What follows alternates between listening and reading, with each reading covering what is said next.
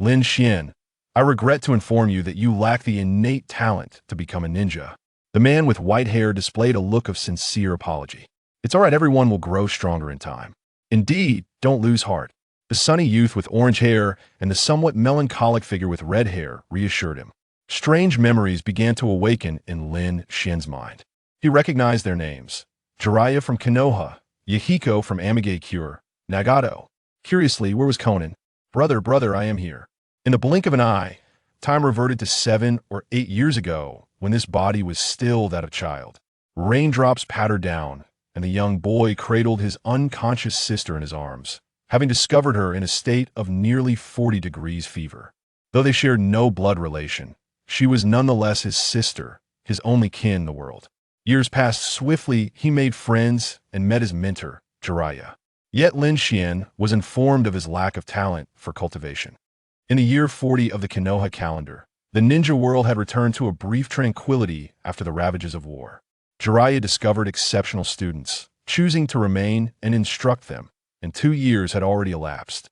Brother, it's time for dinner. Conan, as usual, returned to their dilapidated wooden cabin. Oh, Lin Xian nodded instinctively, though a glimmer of brilliance occasionally flickered in his eyes. Lin Xian? No, he was not the Lin Xian of this world. He was an outsider. He hailed from a land known as Huaxia and bore the legacy of a fading, mysterious bloodline. Explorer, your current mission is as follows. A melodious and graceful voice resonated. The boy instinctively glanced around, seeing no enemies, and the calm expression on his sister's face indicated she had not heard the voice. Explorer, register in the reincarnation space. ID number 5146-5145. This was Lin Xian's identity as a traveler. His inaugural mission world was Naruto, and he must complete certain tasks to return home. Mission world, Naruto. Difficulty, A50. Difficulty level A. The strongest boss does not exceed level 50 current timeline. Year 40 of the Konoha calendar. Description. This is a world of chakra, and ninjas explorers are encouraged to explore independently. Main Mission 1. Participate in personally eliminate Hanzo. Mission details. Hanzo is the current ruler of Amage Cure. Please engage in battle under any faction's banner. Option 1. Participate in the elimination. Difficulty. Easy. Reward. 500 reincarnation points. Option 2. Personally eliminate. Difficulty. Hard. Reward. 10,000 reincarnation points. Failure penalty. None. Brother, why aren't you eating? Conan's voice brought the boy's thoughts back to reality. It's nothing, Xiaonan. Please eat first, your brother is deep in thought. Lin Xian offered his sister a reassuring smile, gently tousling her short hair. He had numerous considerations to weigh, as any decision he made thereafter would profoundly impact the challenges he faced in conquering this world. Explorer 5146-5145 level, 1 lifespan, 1830 vitality, 3 soul, 15 strength, 27 constitution, 35 agility, 22 charm, 1 luck, 0. The level signifies the potency of one's energy, while vitality corresponds to the span of one's life. Is the soul akin to the concept of mental fortitude? As for the other attributes, their names suggest their meanings strength, constitution, and agility are all linked to physical prowess, while charm and luck are auxiliary traits. However, why is my luck 0? Lin Xian felt a twinge of confusion. A lifespan of 18 out of 30? This was not entirely surprising, for there was a concealed attribute panel at the very bottom. Bloodline, divine blood fragmentary. Rating, SS. A tenuous lineage from the deity Emperor Jiang. It enhances physical attributes comprehensively and possesses remarkable compatibility with other bloodlines. Current attribute enhancement. Soul 10, Strength 20, Constitution 20, Agility 20. Development level 3100. Negative enhancement, divine punishment. Lifespan permanently reduced by 90. Evaluation. Despite being an S-level bloodline, is truly a life-consuming player. Curse it all, as if I chose this fate willingly. Lin Xian's lips twitched slightly. From the day of his birth, he had borne the burden of a cursed destiny. Fated to live no longer than 30 years, there was no choice in the matter. Brother, you're not still thinking about the teacher, are you? Xiaonan gazed at her brother, whose expression fluctuated between hues of blue and purple, mistakenly believing he was angry. Initially, Jiraiya had declared that he lacked the talent for cultivation, offering Lin Xian no guidance, instead imparting ninjutsu to the other three children. 2 years had passed, and Jiraiya returned to Konoha a week ago, while the three students reaped their own rewards. How could Lin Xian be content with this in his heart? Xiaonan, dear brother, isn't pondering that matter, he is simply contemplating what to do next. The boy's demeanor warmed, revealing a sunlit gentleness. The house was dilapidated, and the dishes on the table lacked any meat, consisting entirely of vegetables. Xiaonan was a growing child. How could she subsist on such nutritionally deficient fare? The patched clothing, mended countless times, only served to tug at his heartstrings. Where to? Xiaonan blinked her beautiful, large eyes. Her light lavender short hair was both distinctive and striking, soft to the touch and endearing, adorned with a delicate light blue paper flower. With a slender figure and skin as fair as snow, her features were exquisitely delicate, reminiscent of a Barbie doll. Adorned with a subtle lavender eyeshadow, her irises gleamed with a gentle orange hue, exuding a soft charm. She was an exceptionally beautiful, yet fragile child. Were it not for Jiraiya, this child might have gone years without tasting meat. How could Lin Xian possibly complain about that fellow from Konoha? Unable to learn ninjutsu? Then, let it be she would not pursue ninjutsu. Did Naruto rely on ninjutsu? No. His advantages lay in the nine tails, his verbal prowess, the reincarnation of Ashura, and his father, the fourth Hokage. The protagonists of this world are all endowed with extraordinary advantages. Why must he adhere to the path of ninjutsu instead of cultivating his own lineage? To be candid, Lin Xian believed his bloodline to be superior, albeit somewhat life-consuming. In the annals of the Lin family, no man had survived beyond the age of 30. Particularly those who had overexerted their bloodline often met their demise before reaching 20. If not for the limitations of lifespan, surely divine blood should be classified as an S-tier lineage? Lin Xian sighed, filled with poignant reflections. Brother, are you not feverish today? The meal is growing cold. Xiaonan spoke again, scrutinizing the young man. Her brother seemed quite peculiar today, lost in thought and muttering incomprehensible words. Mua, the young man, offered no further explanation, suddenly embracing his sister and leaving a conspicuous kiss mark on her fair cheek. Do not worry, Xiaonan, your brother, is perfectly fine. Lin Xian chuckled. With a physique that surpassed that of a fully grown bear by several fold, he was certainly not weak in the world of ninjas. What a ninjutsu! He would prove that he was indeed the strongest in this realm. And just because he could not wield it now did not mean he would be forever incapable. Is everything truly fine? Xiaonan's cheeks flushed slightly as she regarded her brother with suspicion.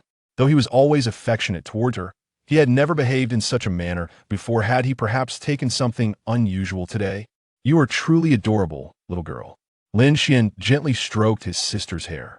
In his eyes burned a barely perceptible flame, and a fleeting glimmer of crimson flickered within his dark pupils. The 124th generation of the Lin family, the clan leader, an illegitimate son, divine blood, a Tier 3 awakener, reincarnation space, explore number 5146-5145. Starting from Naruto to shatter the myriad realms. Chapter 2. The Choice of Allegiance, Akatsuki. Select your faction. Akatsuki in the ninja world. Early the next morning, a pivotal decision lay before Lin Xian. Two young boys, akin in age to Xiaonan, arrived at his home.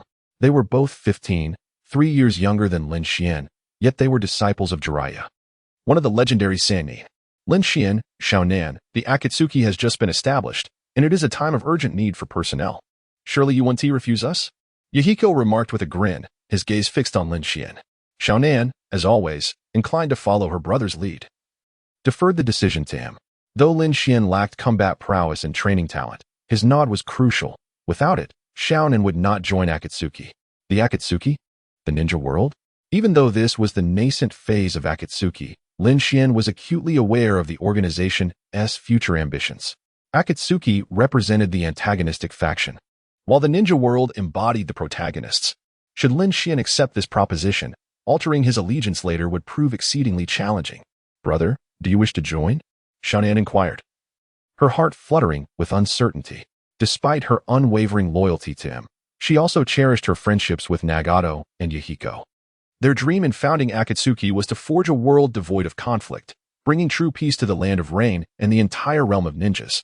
This dream resonated deeply with Xiaonan as well. Lin Xian, there is no need for such trepidation. While you may not be a warrior, your strategic acumen could greatly benefit us. By joining now, you would become a founding elder, Yahiko encouraged with a cheerful demeanor. Under the mentorship of Jiraiya, Xiaonan had mastered the rare technique of paper jutsu, likely the only ninja in the entire realm to do so. Such brilliance, combined with friendship, made it impossible not to recruit her into Akatsuki. Lin Xian, too, was quite intelligent, making him suitable for the role of the organization's strategist. After all, those lacking wit had perished in the ravages of war. Very well, Xiaonan and I shall henceforth be members of Akatsuki. After considerable reflection, Lin Xian ultimately chose the path of the antagonists. Current faction, Akatsuki. World reputation attribute activated. Current reputation, 0. Hidden task, Guardian of Akatsuki. Successfully joined Akatsuki and became an official member. Charm 1, Soul 1. Side quests activated. Quest 1. Recruitment. Task content. For each subordinate ninja, Genin, Chunin, Jonin, recruited into the organization, earn 500, 1,000, or 2,000 reincarnation points. Quest 2. Elimination of enemies. Task content. For each enemy ninja, Genin, Chunin, Jonin, eliminated, earn 500, 1,000, or 2,000 reincarnation points. Quest 3. The Blood Cloud Annihilator. Task content. Personally defeat Hanzo to gain an additional 6,000 world reputation points. Note: rewards for tasks related to superior ninjas will be calculated separately. How wonderful. Brother, from now on, I shall protect you within the organization, Xiaonan exclaimed, her eyes narrowing joyfully, resembling a crescent moon. The young maiden gracefully leaped into her brother's embrace, playfully displaying her delight, while the two young men nearby wore expressions of satisfaction. I, Yahiko, hereby announce the establishment of the Akatsuki today. The youths cheered exuberantly. In the future, I shall continue to support Yahiko. Nagato's voice resonated.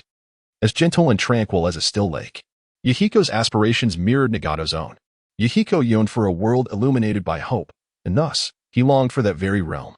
To possess dreams is indeed a splendid thing, Lin Xian murmured softly. Xiaonan and the two young men trained under Jiraiya. Yet the individual he valued most in terms of strength was, in fact, Nagato. Those eyes, radiating a faint purple glow with swirling black patterns, were the legendary Rinnegan of the Sage of Six Paths. However, those eyes did not originally belong to Nagato. Someone had performed a transplant at the time of Nagato's birth, granting him this extraordinary vision. He was but a pawn selected by a shadowy figure. The Akatsuki was not birthed today. It had been inscribed in the invisible tome of fate decades, even centuries ago. Nagato's eyes were entangled in conspiracies that spanned millennia. Yet, as the saying goes, the most perilous places are often the most secure. Joining the ninja world does not inherently signify righteousness, nor does remaining here guarantee danger. Those in the shadows cared for Nagato and had no intention of becoming his adversaries. On the contrary, should he demonstrate formidable power, they might even find joy in it. After all, the Akatsuki necessitated strong individuals as fresh blood. Yahiko alone could not fulfill their ambitions. As noon approached, the foundational matters of the Akatsuki were solidified. Their headquarters was a concealed cave outside the Rain Village, a place suitable for stockpiling resources and convening discussions.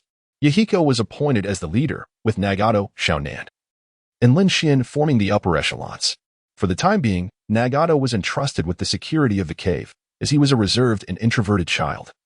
Lacking in verbal prowess, Xiaonan took charge of creating explosive tags using paper jutsu, a commodity that could be sold or utilized by the organization. Though her limited chakra restricted the quantity she could produce daily, with safety and financial stability somewhat assured, the remaining task was to recruit new members. The organization's first adversary was Hanzo, the man revered by ninjas as a demigod. Yahiko was not naive enough to believe that their small group could suffice against Hanzo and his assassination unit. The recruitment efforts were to be spearheaded by Yahiko and Lin Xian. Although Lin Xian's initial role was that of a strategist, he had declined the position. While others deemed him a failure incapable of mastering ninjutsu, Lin Xian understood that, under the right circumstances, he could eliminate a careless jonin in an instant. One force can break 1,000 techniques. When strength and speed reach a certain level, even in the absence of ninjutsu and chakra, he can effortlessly vanquish formidable foes. Ancient divine blood courses through his veins. Brother, Are you truly going outside? Xiaonan remained deeply concerned. Hanzo holds dominion over most of the Rain Village, commanding thousands of skilled assassins. Their previous activities primarily took place in the outskirts, rarely venturing into the village for fear of unforeseen incidents. Moreover, Lin Xian is merely an ordinary person, which heightens the worry. Lin Xian, I understand your eagerness to assist, but in times like this, it is best not to overexert yourself. Should anything happen to you, how could I possibly explain it to Xiaonan? Yahiko also urged caution. After 2 years of training under Jiraiya, the trio's abilities barely reached the level of elite ninjas, yet they lacked combat experience. However, Lin Xian is different. He has not trained at all. How could he possibly resist malevolent ninjas? Frankly speaking, he might not even comprehend how his demise could occur. Sigh. How about you, and I have a spar, Yahiko? Lin Xian raised an eyebrow. There was no alternative. Without displaying some prowess, they would never consent to let him. Their strategist, venture out. Are you certain? Yahiko inquired softly. Could it be that Jiraiya-sensei has secretly tutored Lin Xian? That couldn't be right. Jiraiya had spent most of his time with them, and he had never witnessed Jiraiya training with Lin Xian. Moreover, Jiraiya snored at night, making it improbable that he would sneak out to meet Lin Xian. Blood of the sacred lineage, Lin Xian, I humbly request your guidance. The young man clasped his fists and slightly bowed, adopting a combat stance that Yahiko had never encountered before. A barely perceptible crimson glow flickered within his pitch-black pupils, and the air thrummed with rising combat spirit. Divine Blood, First Tier State. Chapter 3, Astonishment. Lin Xian's Ultimate Violence. Be cautious, Yahiko. It appears Lin Xian is not merely posturing. He is indeed concealing formidable abilities. Nagato's expression turned grave. His unique eyes could perceive what others could not. Each individual's chakra signature is distinct, and the contrast between those who have trained and those who have not is laid bare before him. Indeed, Lin Xian has never trained in chakra or ninjutsu, just as Jiraiya-sensei stated. He lacks that particular talent. Yet, Lin Xian possesses something else. Within Nagato's vision, the young man's blood surged with astonishing fervor. 38 degrees, 39 degrees, 40 degrees, 50 degrees. A colossal energy was erupting within him, propelling his physical capabilities to an unimaginable crescendo. This was a temperature surpassing human limits, yet the young man displayed no signs of discomfort. Instead, his expression radiated a combative gleam, akin to a lion in the jungle fixating on its prey. He was eager to engage, resembling a tyrannical monarch. In that moment, Nagato even believed that Yahiko was destined for defeat. He appeared before that youth like an innocuous little rabbit. Taijutsu? Taught by Master Jiraiya? Yahiko squinted, his expression gradually becoming solemn. Jiraiya had personally fought alongside his students numerous times, and Yahiko was well acquainted with the aura he now sensed. This was the presence of a formidable taijutsu master. No, his brother had scarcely seen Jiraiya, let alone interacted with him privately. Conan refuted this notion. Aside from visiting during her training, Lin Xian had never troubled Jiraiya with other matters. Was the powerful taijutsu that Master Jiraiya spoke of the 8 gates of death? No. Lin Xian still lacked the chakra aura. That force was something unique. Nagato continued to analyze rationally. Lin Xian's physical prowess surged dramatically, yet that power was undeniably not chakra. It stemmed from his very lineage. Let it begin, Yahiko. I can hardly wait to witness your ninjutsu. Do not disappoint me too greatly. Lin Xian still had time for jest. His complexion had taken on an oddly fiery crimson due to the high temperature within, subtly tinged with pink, appearing exceedingly bizarre. His dark eyes occasionally glimmered with a hint of crimson. For a fleeting moment, Yahiko fancied that he stood before an ancient sovereign. Has it already commenced? Lin Xian perceived the shift in the surrounding energies. In the initial stage of divine blood, not only was his physical quality enhanced, but his sensory abilities had become so acute that not even the slightest whisper of wind could escape his notice. Yahiko's heartbeat skipped a beat, and the aura surrounding him subtly weakened. This was not due to fear. Rather, he had silently executed the shadow clone technique. Whoosh! A fleeting shadow sliced through the air, covering the distance of several meters in less than 3 seconds. So swift. Nagato instinctively gasped, and Conan bore an expression of astonishment. Her gentle brother, it seemed, harbored such a fierce side. He struck with ferocity, akin to a lion king extending its claws, instantly shattering the shadow clone left behind by Yahiko, which promptly dissolved into puddles on the ground. Indeed, it was a clone, Lin Xian murmured, seemingly unfazed.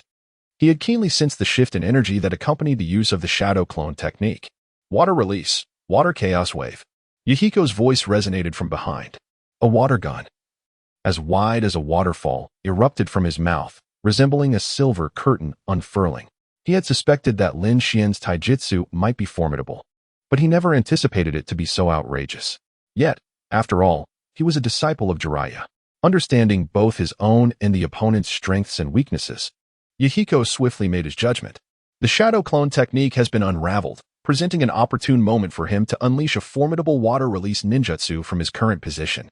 This technique possesses not only an expansive range, but also an incredibly sharp offensive capability. As Lin Xian evades its deadly edge, he prepares to hurl his shuriken, further constricting his opponent's retreat, and once he approaches the explosives he has laid in ambush, the battle shall reach its conclusion. Of course, he has no intention of detonating the explosives. Instead, he will declare the match's end. However, wait. Yahiko's eyes widened in realization. He had miscalculated one crucial aspect. He had underestimated Lin Xian's physical prowess. The young lad audaciously chose to force his way through the water release technique that could effortlessly slice through rock. Brother, Conan's heart raced to her throat, her voice laced with concern. Was this confidence or arrogance? The typically gentle and cautious boy had opted for the most reckless approach. In the blink of an eye, as Yahiko selected his ninjutsu, Lin Xian charged headlong towards the torrent. This transpired in an instant. Boom. The collision erupted with a thunderous explosion. Lin Xian's physique was astonishingly resilient. The water wave, capable of cleaving stone, merely tore through the unknowing coarse fabric of his clothing.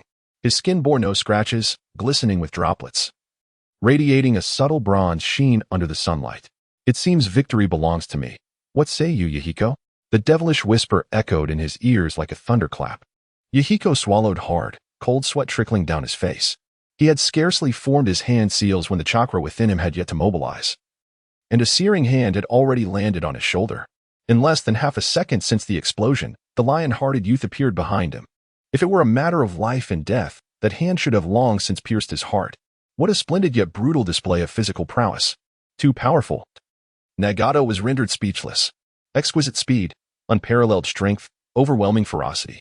Ninja combat always emphasizes timing and wisdom, the cooperation of comrades, the interplay of ninjutsu, bloodline limits, and the advantages of terrain. Yet, in that young man's presence, he could only discern two words: reckless brute. The strength of my brother seems reminiscent of the bloodline limits our teacher once spoke of. Conan regained her composure, deep in thought. Nagato remarked that such explosive power must surely relate to blood, undoubtedly a bloodline limit. However, how could my brother invoke it without chakra? Don't look at me. I have no answers. If Jiraiya-sensei were here, he might have some insight, Nagato replied with a bitter smile. Ultimately, bloodline limits are exceedingly rare traits. While ninjutsu and these abilities may vary greatly, they fundamentally require chakra to activate. Lin Xian clearly lacked chakra. Was he a monster? It had been quite some time since he had engaged in such activity, and he felt as though he might rust. Lin Xian stretched lazily, a languid expression gracing his features. As the divine blood within him receded, his body temperature gradually returned to normal in the blink of an eye. He would transform back into an ordinary youth. Yahiko, with his head hung low, approached from behind, still unable to accept the harsh reality. He had calculated numerous scenarios and devised strategies to counter taijutsu ninjas. Yet, Lin Xian was truly an anomaly, shattering his illusions of victory with sheer, unbridled violence. Chapter 4. The Assassin's Initial Fang's Hidden Rain Village, situated in the Land of Rain, is a small nation bordered by the Land of Fire, the Land of Earth, and the Land of Wind. Consequently, the Land of Rain often becomes a battleground for the great powers. With a surging population and limited resources, the strong nations, dissatisfied with their current gains, naturally ignite warfare. After the battles, new agreements are forged, restoring a semblance of peace.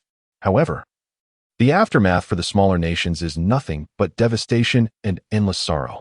During the Second Shinobi World War, Conan, Nagato, and Yahiko lost their parents, becoming orphans of war.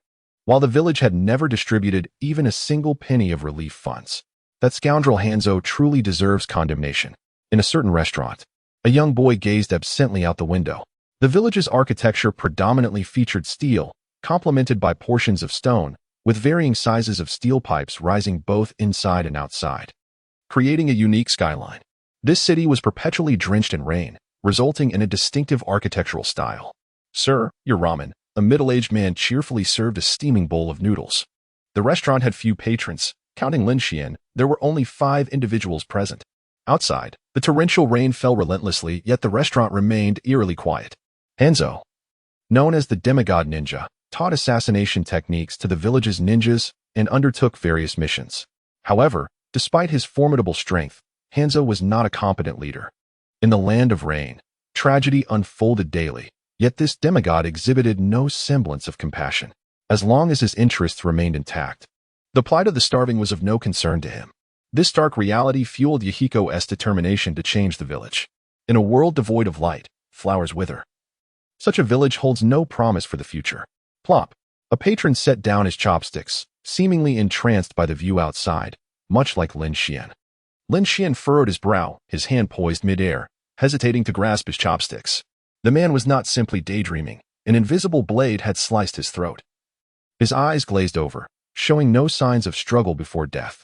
Warm blood soaked through his clothing, yet he maintained an upright posture, gazing out the window. Drip. Another stream of warm blood fell. This time, Lin Xian's slightly reddened eyes seemed to have caught sight of something.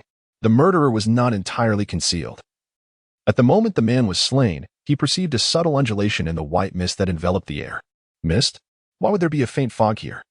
It must be the ninjutsu of a ninja. Rising from his seat, Lin Xian intended to alert the restaurant owner. The figure's speed in committing murder had escalated significantly. And in the blink of an eye, 2 more patrons fell into a pool of blood. In the next instant, the owner of the nearby noodle shop, wide-eyed and clutching his neck, staggered and collapsed, his expression betraying a profound despair in his final moments. "I have heard you are a member of the Akatsuki." The assassin finally spoke, revealing his silhouette beyond the veil of mist. The mist concealment technique. This technique creates fog within a space, achieving an almost flawless invisibility, allowing one to kill silently. "Are you a lackey of Hanzo?" Lin Xian regarded the man before him with a puzzled expression. He bore no ninja headband, rendering it difficult to discern his allegiance. If he were indeed a follower of Hanzo, Lin Xian would be the primary target, rendering the slaughter of innocents unnecessary. If he were a ninja from the village hidden in the mist, why would he appear here? "Have you heard of the wandering ninja?" The slender man's eyes glimmered with a chilling light. In that moment, his form vanished once more into the white mist. "Oh, I see." Lin Xian comprehended the assassin's motive for murder. The so-called wandering ninja are those who do not belong to any ninja village. They may be rogue ninjas, bounty hunters, or untrained misfits. The individual before him was likely one who had once trained in the village hidden in the mist, but had ultimately betrayed his village. The land of rain, with its chaotic order, serves as a paradise for wandering ninjas. Here, as long as one does not provoke Hanzo, one can slaughter countless innocents without consequence. Lin Xian initially believed today's events to be orchestrated, but it seemed they were mere coincidence. "You seem unafraid of me." A sinister voice echoed around him. In the instant he took his first life, the young assassin had sensed his presence. Thus, he understood that this youth was the strongest in the restaurant, having been left for last to relish in the kill. "Why should I be afraid?" Lin Xian replied with a neutral expression, a hint of scorn and derision gracing his smile. "To perish by my blade is your honor." The voice from the mist appeared to grow irate. He could never return to his village, having betrayed his comrades during a mission. But what of it? He possessed mastery over hundreds of advanced ninjutsu techniques, once a distinguished nin in his village, and was on the verge of attaining the title of one of the 7 ninja swordsmen. The life of a wandering ninja was the existence he yearned for.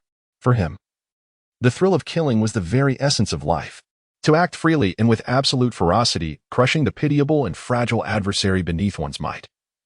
As blood gushes from their necks, such as the most exquisite and harmonious symphony in the world. "It is time to conclude this." Shanchuan Gu, as if taking a leisurely stroll, silently pronounced the demise of the youth in his heart. He silently approached from behind, his left hand wielding a kunai aimed at the defenseless neck of the boy. Defenseless? Defenseless? Clang. The sharp, metallic sound of a break resonated. As Shang Chuangu stared in disbelief at his left hand, he had thrust with tremendous speed, intent on cleaving the boy's skull in one decisive strike. Yet the only thing that shattered was the kunai in his grip. Still wishing to escape? Lin Xian's eyes glowed with a faint crimson hue. In that fleeting moment, Shang Chuangu almost believed he faced a furious lion. The boy grasped his left arm with an unyielding grip, rendering him utterly immobile. Was this the hand of a mere human? 1,000, perhaps even 10,000 pounds of pressure bore down, the sound of cracking bones sending shivers through him. The boy slowly revealed a smile, exposing his pearly white teeth. Who are you? The man trembled, losing even the courage to lift his gaze. He fancied himself a harbinger of death, yet he now encountered a demon from the depths of hell. Who I am is of little consequence. What matters is that I have triumphed, Lin Xian grinned. To perceive this foe's movements amidst the mist, he directly activated his divine blood state. An assassin? Every ninja could be deemed an assassin, yet he feared them the least. The technique of mist concealment was formidable, yet it could not elude him. Perhaps this adversary harbored other hidden cards, but regrettably, with his left hand rendered useless in a single encounter, he would have no opportunity to perform any hand seals.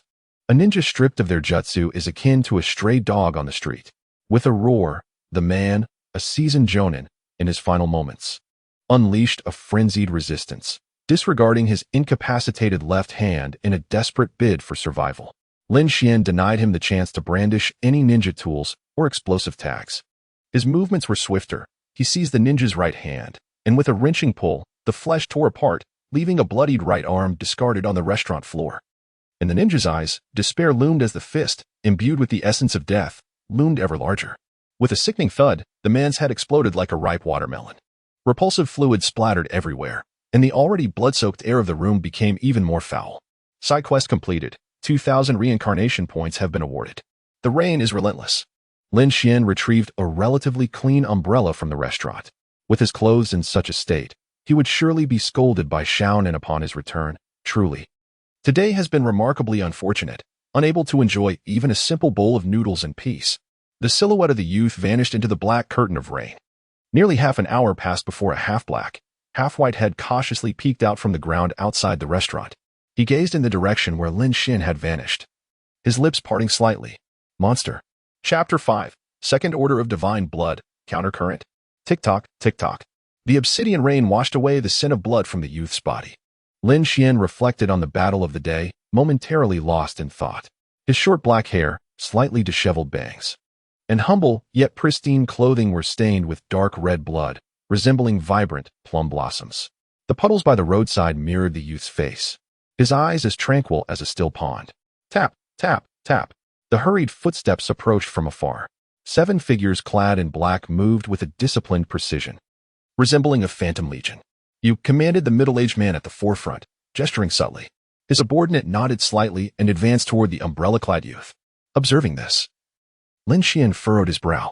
As far as he knew, Hanzo's forces would not concern themselves with such skirmishes. Merely a wandering ninja. He posed no threat to the rulers of the rain-hidden village. Are you from Hanzo? Lin Xian inquired, uncertainty lacing his voice. In the territory of the rain-hidden village, the presence of such a well-trained ninja squad could only point to Hanzo, despite their lack of the village's insignia. Did you kill him? The voice of the black-clad man resonated with an imposing authority. Their backing was Hanzo, and in the rain-hidden village, these ninjas were akin to messengers of the divine. So what if I did? Lin Xian murmured softly. He's just a wandering ninja. Is it really necessary? Leader, it's confirmed. The communication ninja sent by the mist-hidden village was thwarted by this individual, which jeopardizes the plan.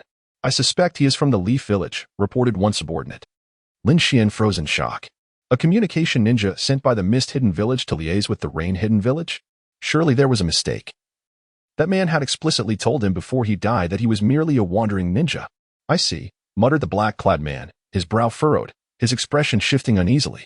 The mist-hidden village was plotting something significant and had promised great benefits to the rain-hidden village. But with the messenger deceased, would the mist-hidden village continue their collaboration? Wait, the man I killed claimed to be a wandering ninja, and he even killed local villagers. Lin Xian attempted to justify himself, sensing the murderous intent emanating from the group. It was not fear of these ninjas that troubled him, but rather his desire to avoid drawing Hanzo's attention so soon. If it wasn't you who killed him, then who did? The man grinned, a mocking expression crossing his face. In that moment, Lin Xian fell silent. The identity of the fool who had perished was of little consequence now, in the eyes of these men. He was merely a corpse. They may be seeking a hapless scapegoat to proclaim they have captured the perpetrator, or perhaps they are merely venting their frustrations.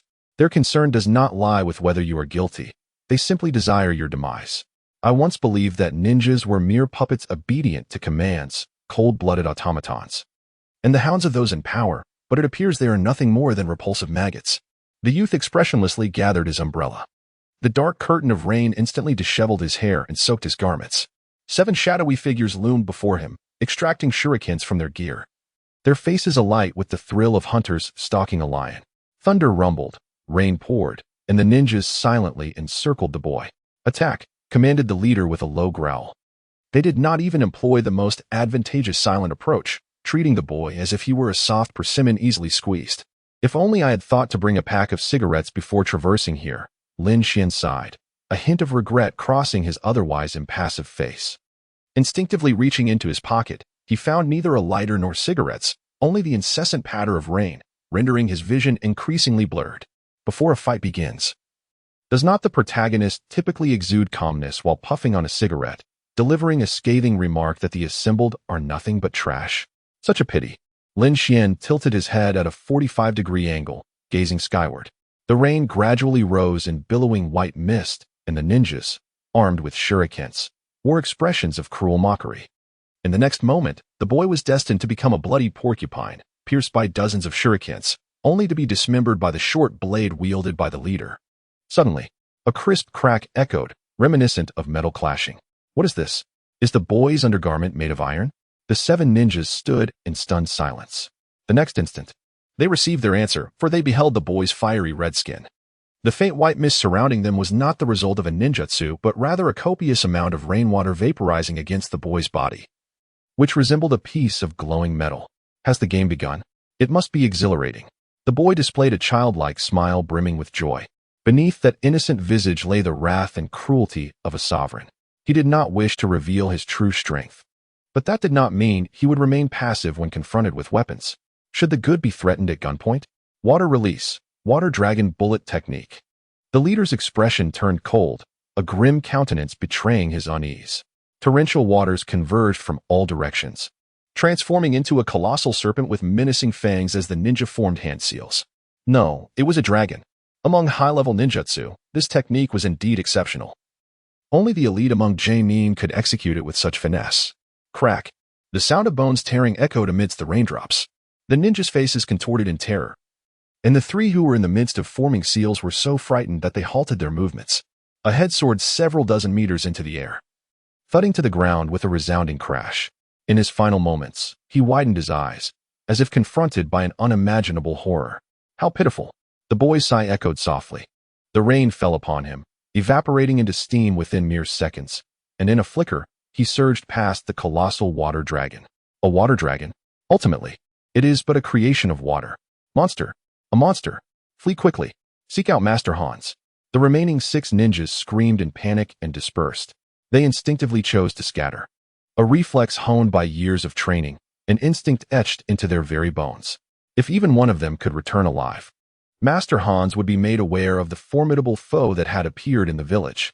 Raindrops cascaded down his brow, and through the mist, a pair of blood-red eyes emerged. The owner of those eyes bore a calm expression, seemingly indifferent to the fleeing ants, as if assured of victory and capable of crushing those insignificant bugs at any moment. Should I recite a lethal technique or something? The rest that drag paw in the water secrets. In that moment, the boy did not forget to jest. Had the ninjas turned back, they would have seen his eyes filled with languor, yawning as if preparing to rise and slice an apple with a fruit knife, exuding an air of leisure and contentment. The water pooling at his feet suddenly stirred, akin to hundreds, even thousands of serpents dancing in a tumultuous flow. Water is lifeless, yet at this moment, it resembled a victorious legion under the command of a sovereign. In a state of divine blood, he was engulfed in rage. His blood, boiling with intensity, elevated his body temperature to nearly 50 degrees, amplifying human sensory perception to monstrous levels. In the second stage of divine blood, he experienced a reverse flow, his temperature nearing 200 degrees, as his bones and muscles underwent a profound evolution beyond humanity. It was as though he had opened the gates of hell, unleashing the most malevolent of demons. In such a state, a scion of divine blood could even master the elements. Shatter. Countless streams of water responded to the emperor's beckoning. One of the 6 ninjas had already fled 300 meters away, yet he remained ensnared within the elemental prison formed by the flowing water. The boy retrieved his black umbrella, his steps light and buoyant. 6 corpses lay sprawled amidst the downpour and pools of blood. Chapter 6. the newcomer of Akatsuki, a Kai-hidden village. Outskirts, forest. In a dilapidated wooden cabin, Conan was preparing breakfast for the day. Her brother had returned late the previous night, his clothes reduced to mere strips clinging to him. With no money to buy new garments, her brother showed little regard for their condition. Yet Conan ultimately chose to remain silent. Although the rain had washed away most of the sin of blood, it could not obliterate it entirely. The lingering smell allowed her to deduce what Lin Xian had endured before coming home. Yahiko had a silver tongue and had recruited 3ch Nin for the organization. Conan remarked casually. The atmosphere during breakfast felt slightly eerie, as Lin Xian sat lost in thought, seemingly pondering something. What about you, brother? She inquired again. I couldn't find them. Lin Xian shook his head. He had wandered around the village for quite some time without finding a suitable target for engagement. He had intended to enjoy a bowl of noodles, only to encounter a deranged murderer. Just as he emerged from that encounter, he stumbled upon one of Hanzo's subordinates, who had just finished a killing spree and was heading home. Were yesterday's adversaries formidable? Xiaonan finally posed the question. She understood that her brother had kept a low profile over the years, yet her concern for his safety remained, as Hanzo's underlings were no trifles. Mediocre, really. Only about 8 elite Jonin-level opponents. It can be considered a preemptive elimination of obstacles for the organization, Lin Xian replied lazily. The more formidable ones were that wandering ninja and the one referred to as the leader. He lacked chakra energy but was capable of sensing the strength of the ninja's chakra, which allowed him to ascertain the overall power of most adversaries. In total, 8 hostile Jonin contributed 16,000 reincarnation points. However, there remained perplexities.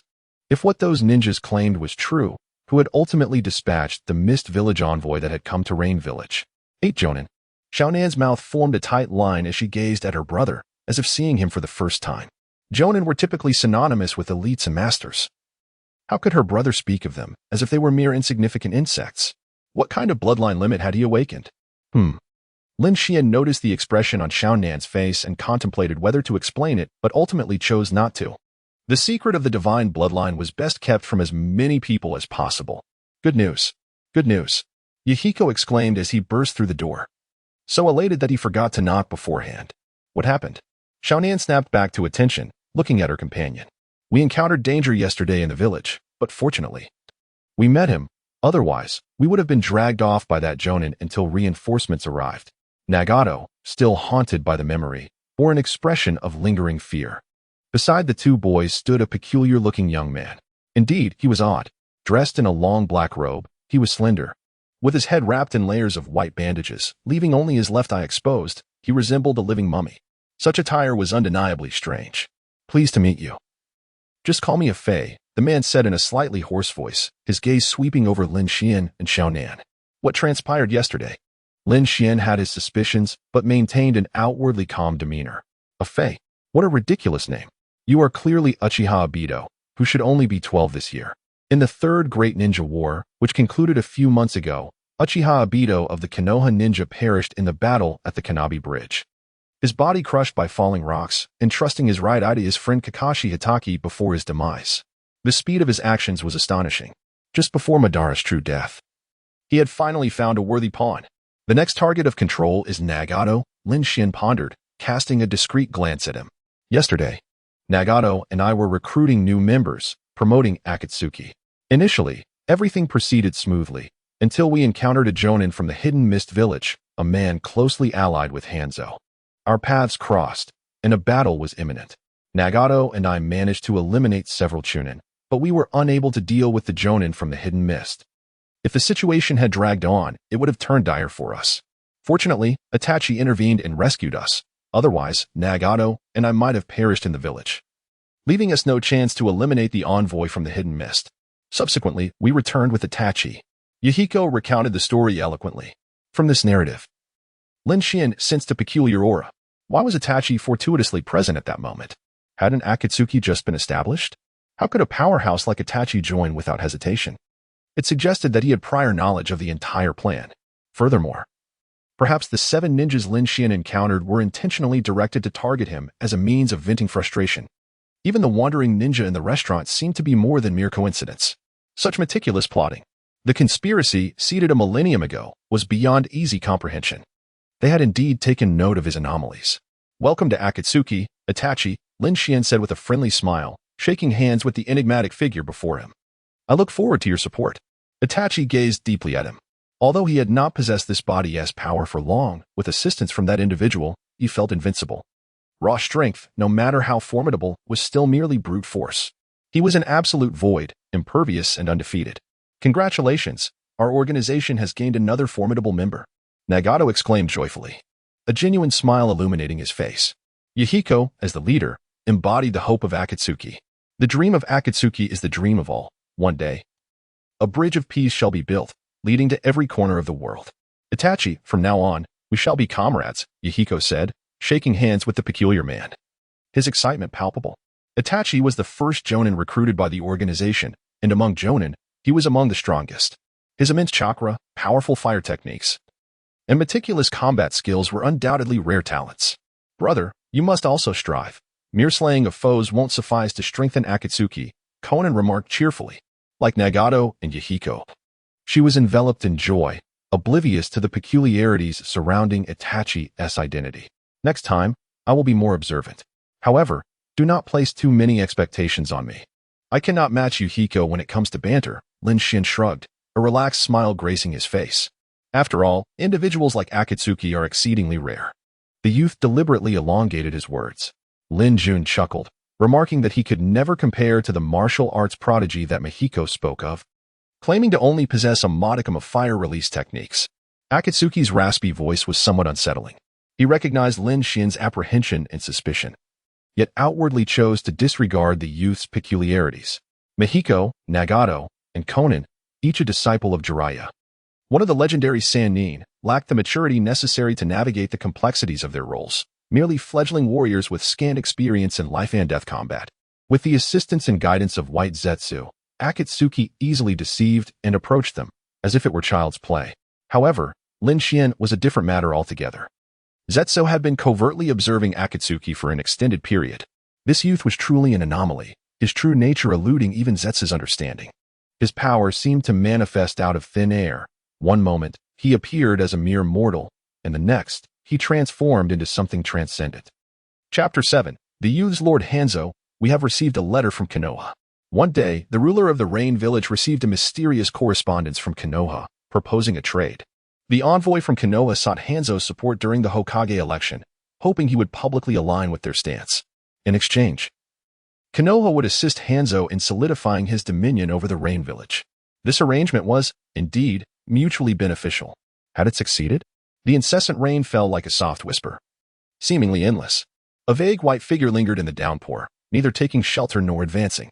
Everything was proceeding as planned. From the figure emanated a distinct voice, originating from the white bandages.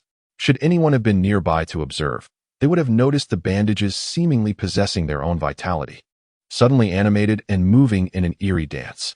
The Akatsuki's growth was flourishing, vibrant, and fervent. All of this unfolded within Mahiko's foresight and the machinations of unseen puppeteers. Years of warfare in the Rain Village had left the common folk neglected, and there were countless who harbored resentment against Hanzo.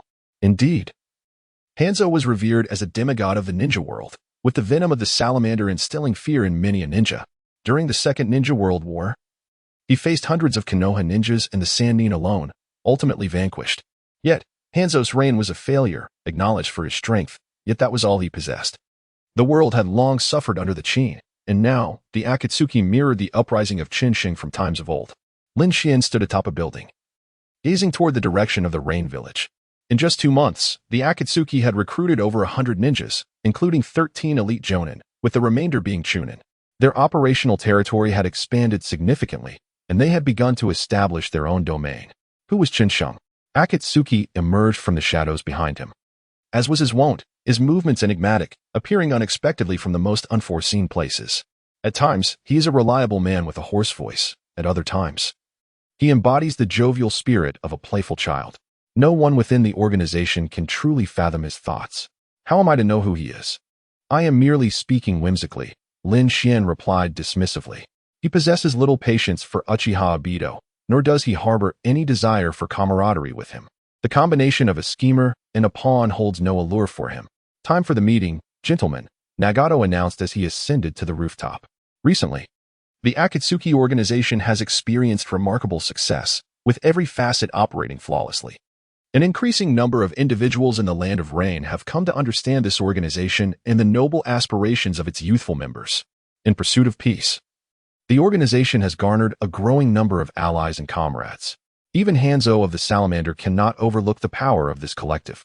The meeting is commencing, Senpai, said Haydn, his body poised, his left eye, the only part of his face visible, slightly squinting. Although his expression remained concealed, it was evident he was smiling, a mischievous grin indeed. Senpai? I hardly consider myself your superior, Lin Xian yawned. Obito's master is none other than Minato Namikaze, who is about to assume the role of the fourth Hokage. And Minato's teacher is Jiraiya. Thus, by this lineage, Konan, Yahiko, Nagato, and Minato belong to the same generation, making Obito their junior. And Lin Xian ought to be addressed as uncle. Of course, standing here is Haydn. Uchiha Obito is merely a vestige of his past identity. The Night Rendo era perished. The name Obito ceased to hold any significance. A brief moment later, in the second-floor conference room, shadows of a dozen seasoned shinobi, each a highly trained jonin with a wealth of combat experience, sat in an orderly fashion within the dimly lit room. Each life could inspire a novel. Now, they are members of the Akatsuki, united in their pursuit of a shared goal, willing to bleed and sacrifice their lives. As the last of the attendees arrived, the meeting officially commenced. Yahiko, as the leader, naturally began to speak. During his address, he cast a fleeting glance at Haydn. A momentary flicker of confusion crossing his eyes before vanishing swiftly. Haydn is indeed an enigma. While he has made considerable contributions to the organization, it is evident that he does not exert himself to the fullest extent. This perplexity is what leaves Yahiko uncertain about Haydn's true intentions and what he might be concealing. This matter is far from ordinary, Nagato remarked, his expression grave. Oh, what has transpired? Lin Xian inquired, maintaining a languid demeanor as he sat beside his sister, gently ruffling her hair. In the world of ninjas, a realm of schemers, such matters hold no relevance to him. The only concern that matters is his sister, whom he will not allow anyone to harm. It is Hanzo, Nagato stated solemnly. Surprise flickered in his Rinnegan, mirrored by the astonishment of the ninjas around the conference table. Hanzo, that fellow intends to end the war with us? Who determines the true master of the Land of Rain? Haha, Afe emitted an excited screech. For a fleeting moment, Lin Xian imagined that he was facing a lustful monkey. But no, Yahiko's expression was grave. The ninja villages of the great nations had already taken notice of Akatsuki's existence, and Hanzo could no longer overlook them. He sent an invitation, hoping to forge an alliance with Akatsuki.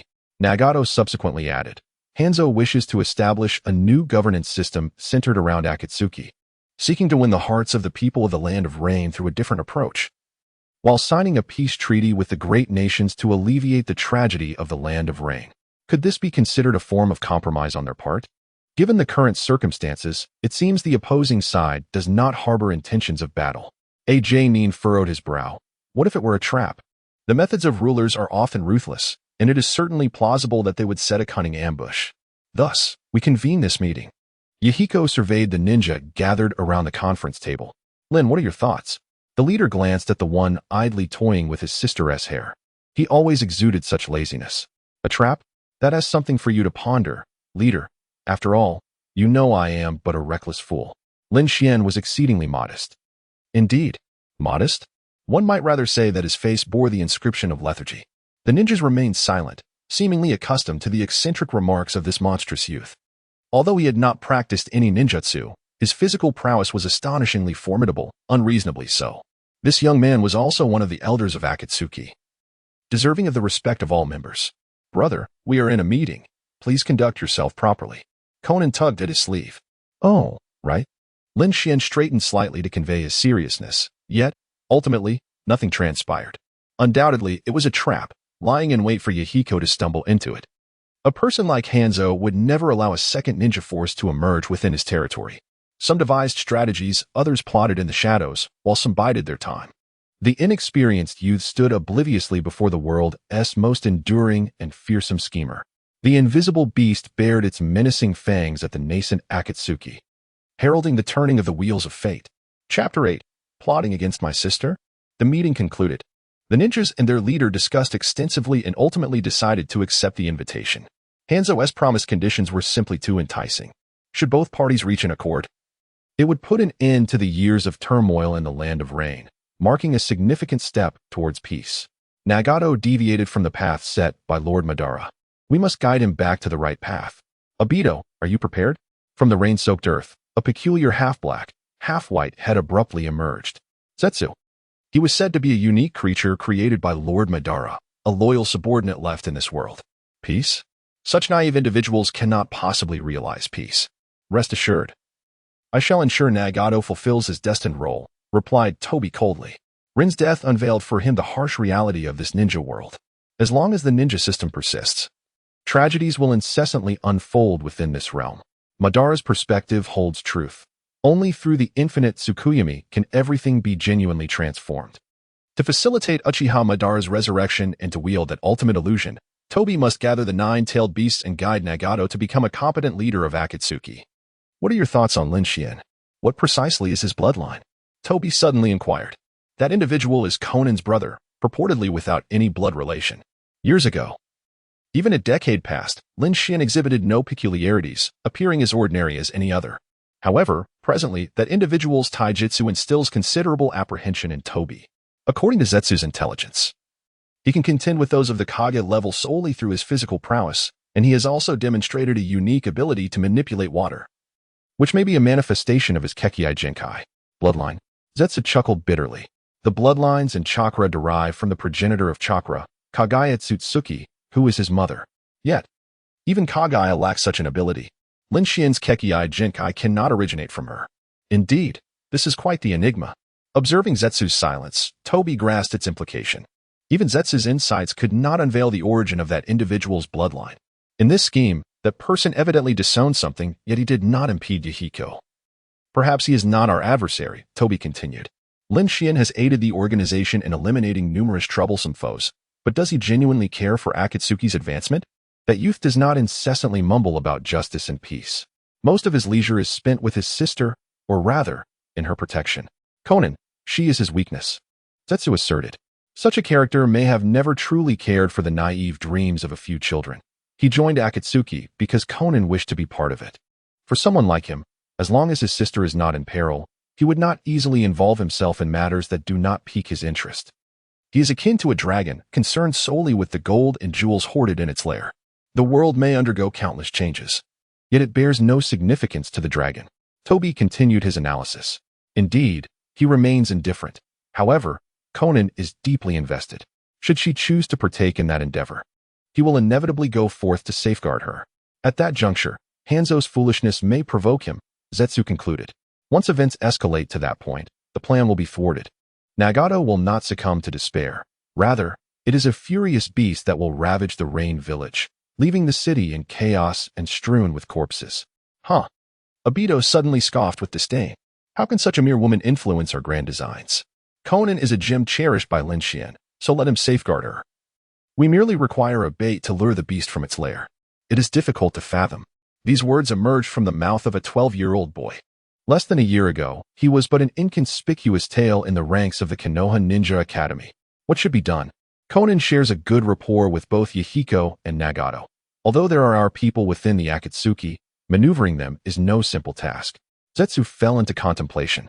Even if Lin Xian were to be eliminated, it certainly cannot happen at this juncture.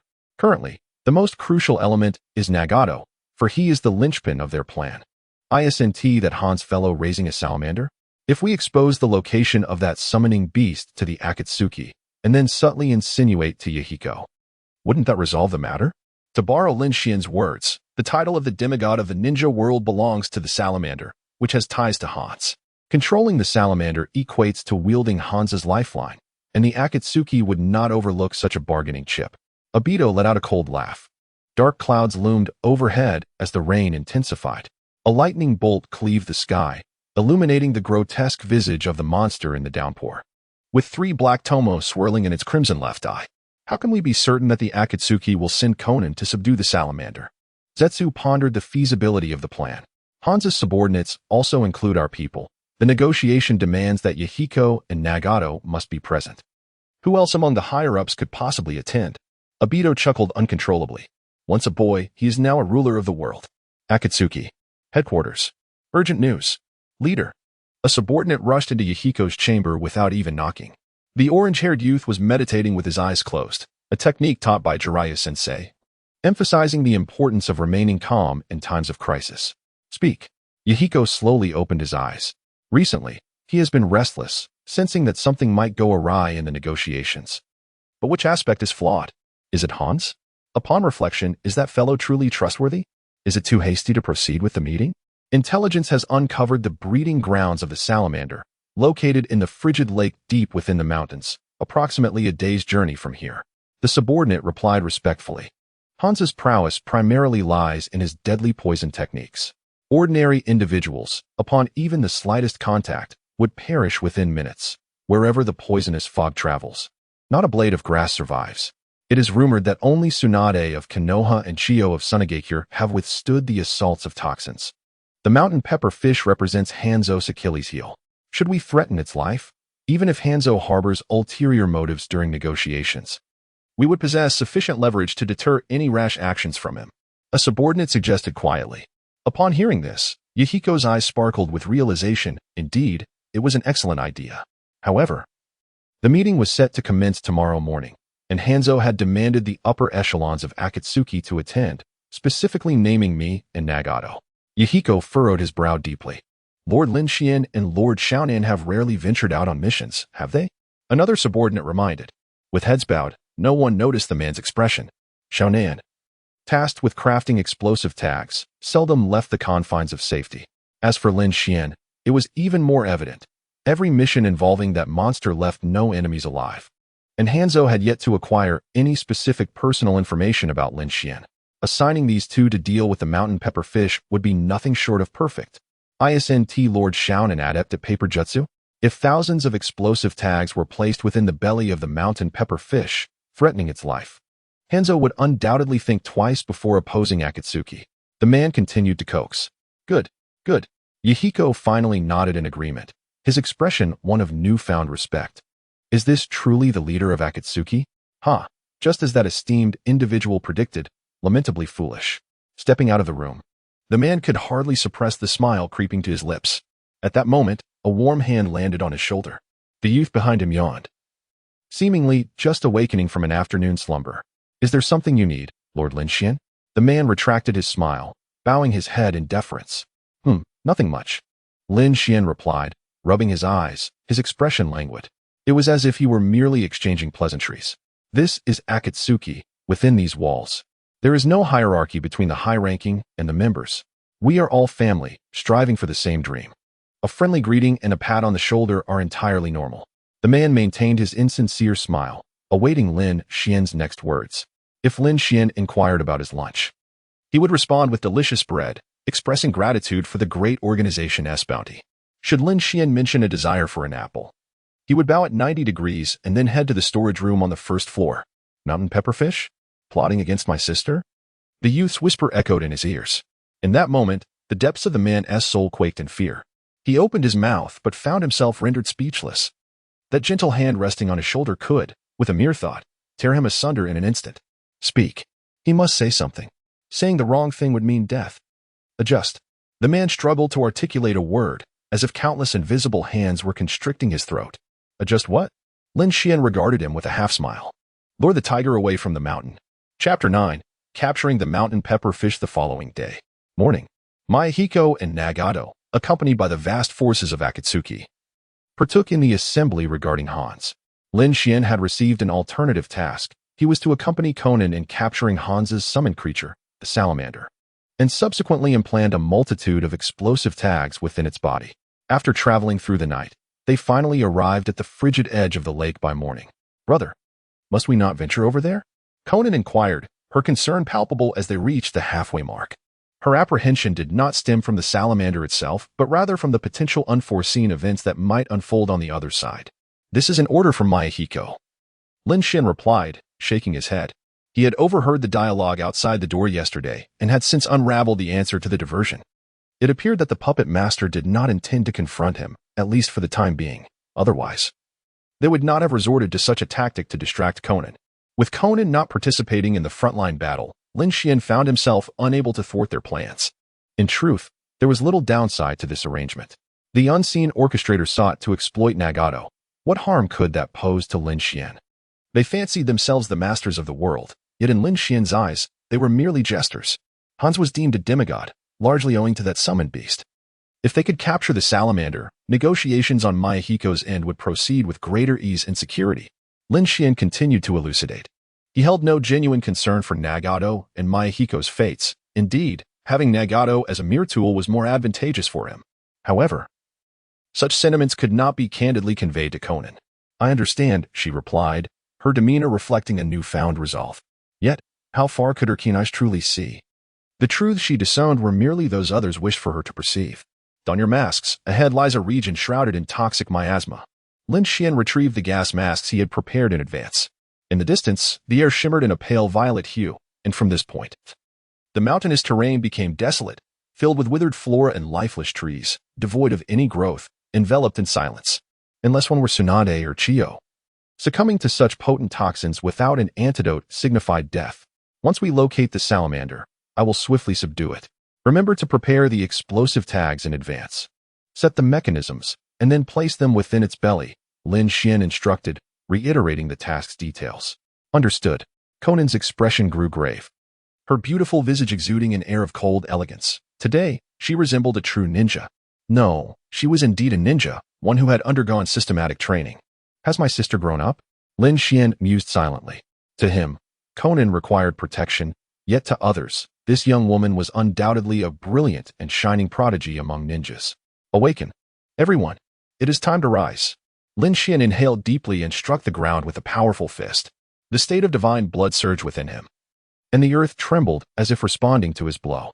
In the depths of the mountains, a colossal shadow suddenly emerged from the lake's waters, a monstrous fish, exceeding 100 meters in length.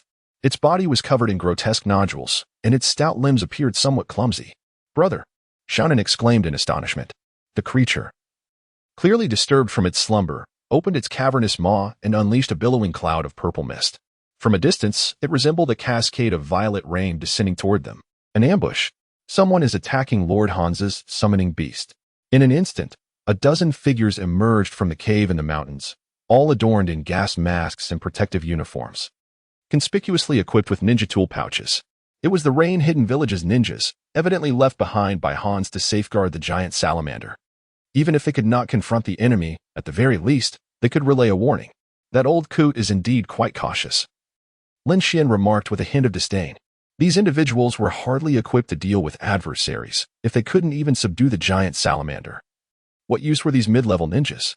Their sole purpose was to convey messages. "Xiaonan, prepare the explosive tags."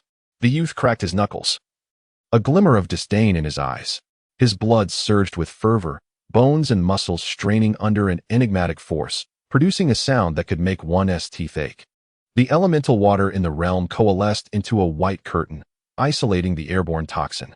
The newcomers were formidable. Hurry and communicate. The ninjas were taken aback by the youth's prowess. He appeared to be merely a child, yet he wielded such water-style ninjutsu with casual ease, not even requiring hand seals.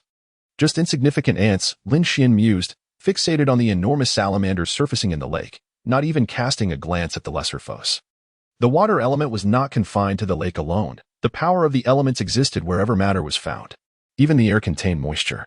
With a splash, like a row of dominoes toppling, the first fell, followed by the second, third, and fourth. Without warning, 15 mid-level ninjas collapsed during their flight, their breaths extinguished. 15 enemy mid-level ninjas eliminated. Received 15,000 reincarnation points. The notification echoed, yet the youth's gaze remained unfazed. "Brother, the monstrous fish seems to be escaping," Xiaonan cautiously warned. Lin Xian snapped back to reality, only to discover that the creature had crawled ashore, its massive body shifting in the opposite direction. The salamander's venom was exceptionally potent, to the extent that Lin Xian too required a gas mask. While his bloodline tier 3 state could disregard such toxins, he would not be foolish enough to make a grand spectacle out of slaying a mere fish. Why employ a sledgehammer to crack a nut? Nevertheless, the giant salamander's stamina was not its strong suit. It was arduous for it to move its several tons of mass. In Lin Xian's eyes, the peculiar fish resembled a toddler taking its first steps, albeit one with a somewhat excessive weight. As a spirit beast, did it not possess a shred of dignity? The confrontation had yet to commence. Lin Xian muttered a sardonic remark before pursuing it with lightning speed. The mountain pepper fish felt a surge of indignation. How dare you? My greatest strength lies in my venom, yet now it serves no purpose. Should I not flee? Am I to await your blade? Though it was not human. It possessed a shrewd intellect. Typically, the mountain pepper fish could vanquish ordinary ninjas through sheer brute force, its weight alone ensuring victory. However, a foe who sought it out could not be trifled with. It sensed a palpable threat emanating from this human. How pitiful. Lin Xian had completely lost interest in the battle. The fish's timidity was a source of disappointment, leading him to sigh repeatedly. Its sole merit seemed to lie in its toxins, for it was nothing but a coward that preyed on the weak. Upon reflection, this fish was quite suited to Hans. Stop right there. The boy's blood-red eyes blazed as if aflame.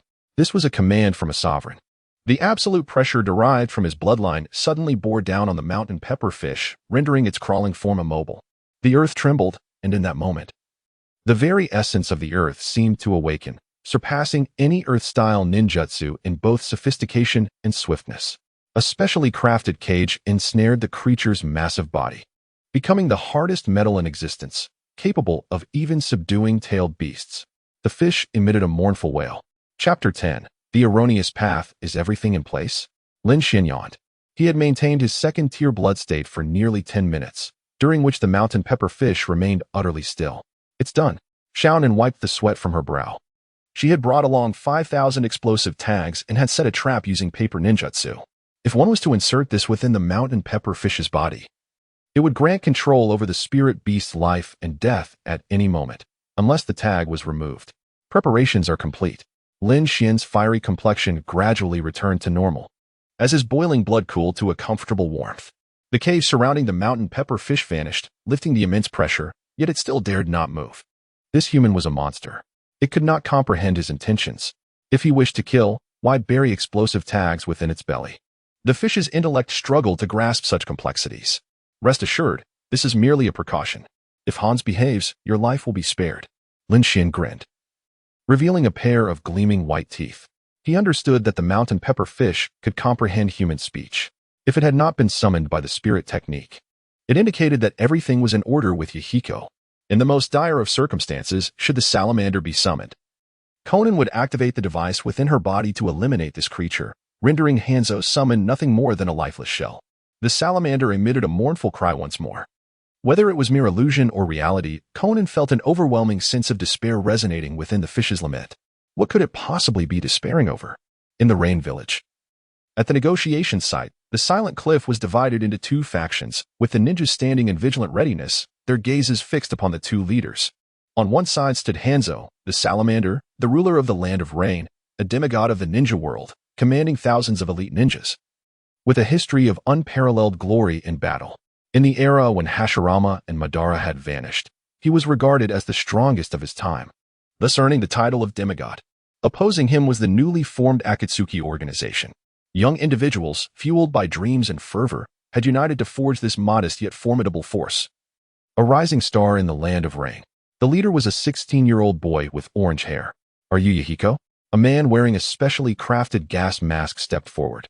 With the Rain Ninja forehead protector, unique scythe ninja tools, and an aura of unyielding authority, there was no doubt he was the legendary figure spoken of. Indeed, I am the leader of Akatsuki. Yahiko stepped forward, locking his gaze onto the man before him.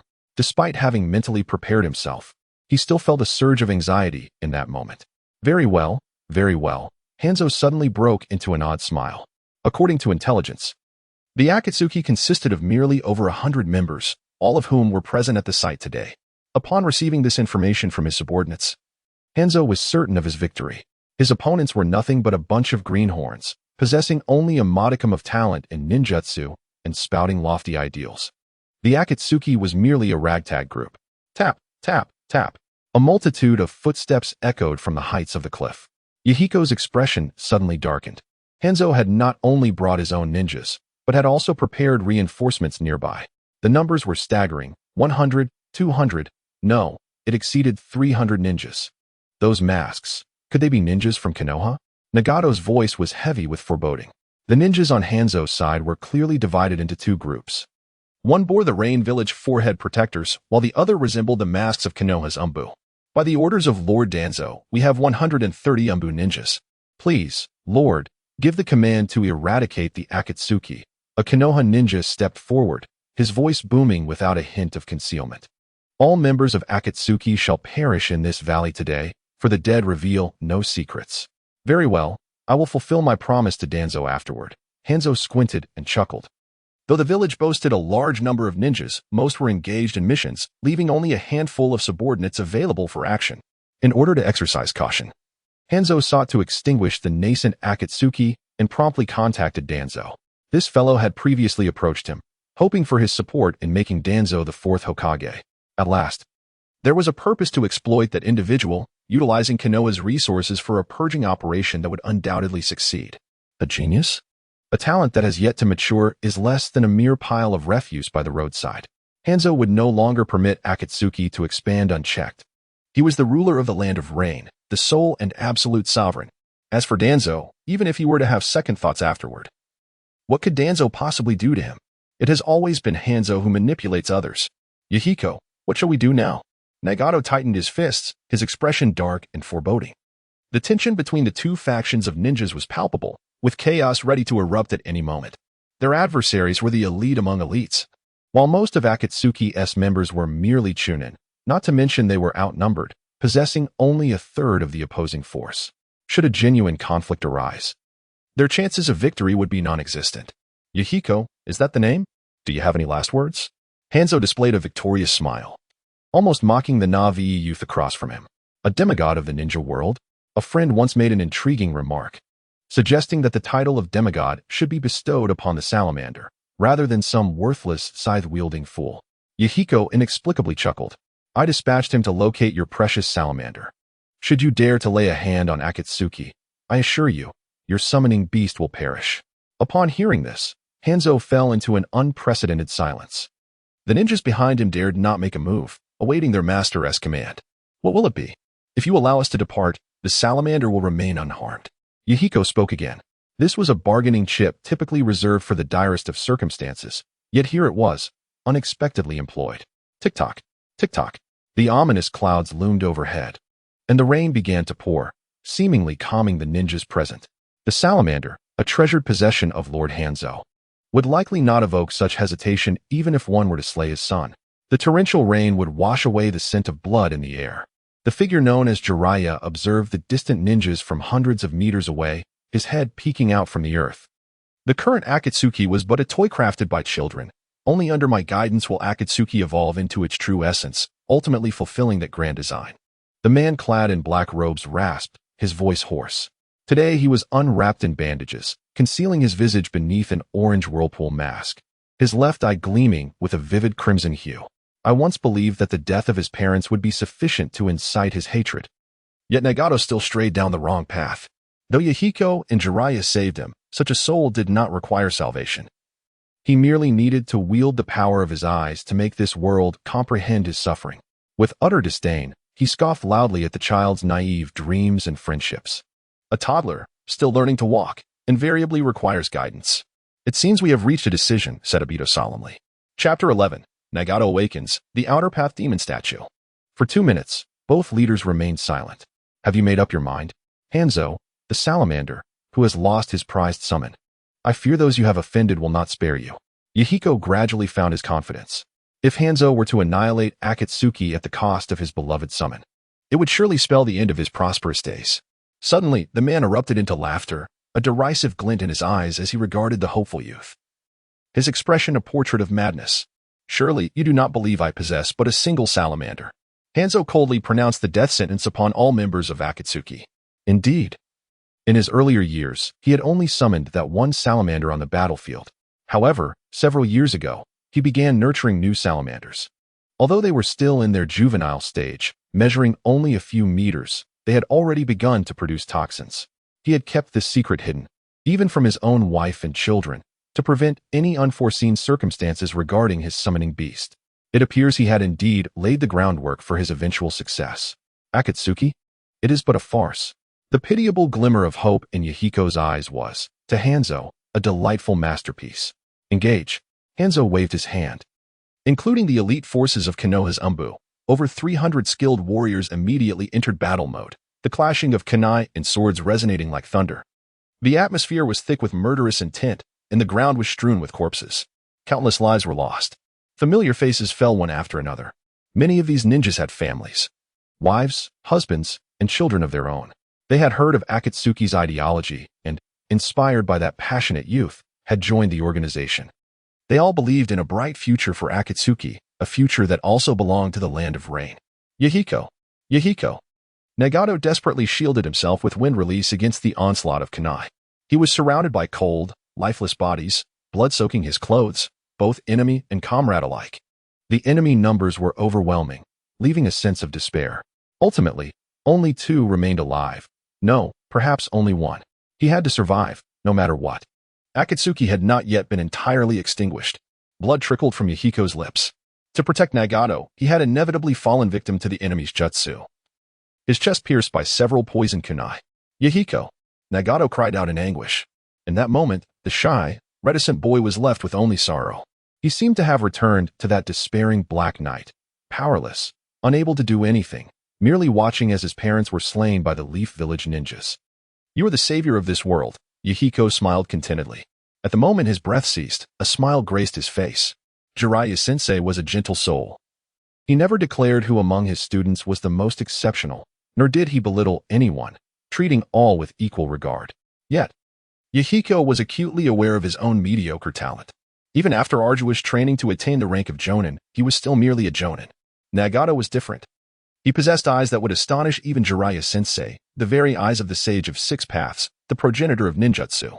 He always spoke grandly of peace and eventually became the leader of Akatsuki. However, deep down, Yahiko understood that the true savior was Nagato. He envisioned a day when he could facilitate Nagato's growth, revealing to him that he was the real hero, the hope of Akatsuki, and the hope of the Land of Rain. Yet, he never anticipated that this day would arrive so swiftly. Yahiko, Yahiko. Nagato's calls could no longer reach him. His companion in his arms had lost their breath. The rain was stealing away the warmth from the corpse, and warm blood flowed incessantly from the wounds. I have an enormous dream, world peace. The red-haired boy asked, is anyone bullying you? It's all right. Eat up, it's on the house. Nice to meet you. I am Yahiko. Ha ha ha, that fruit stall owner, we always stole apples from him.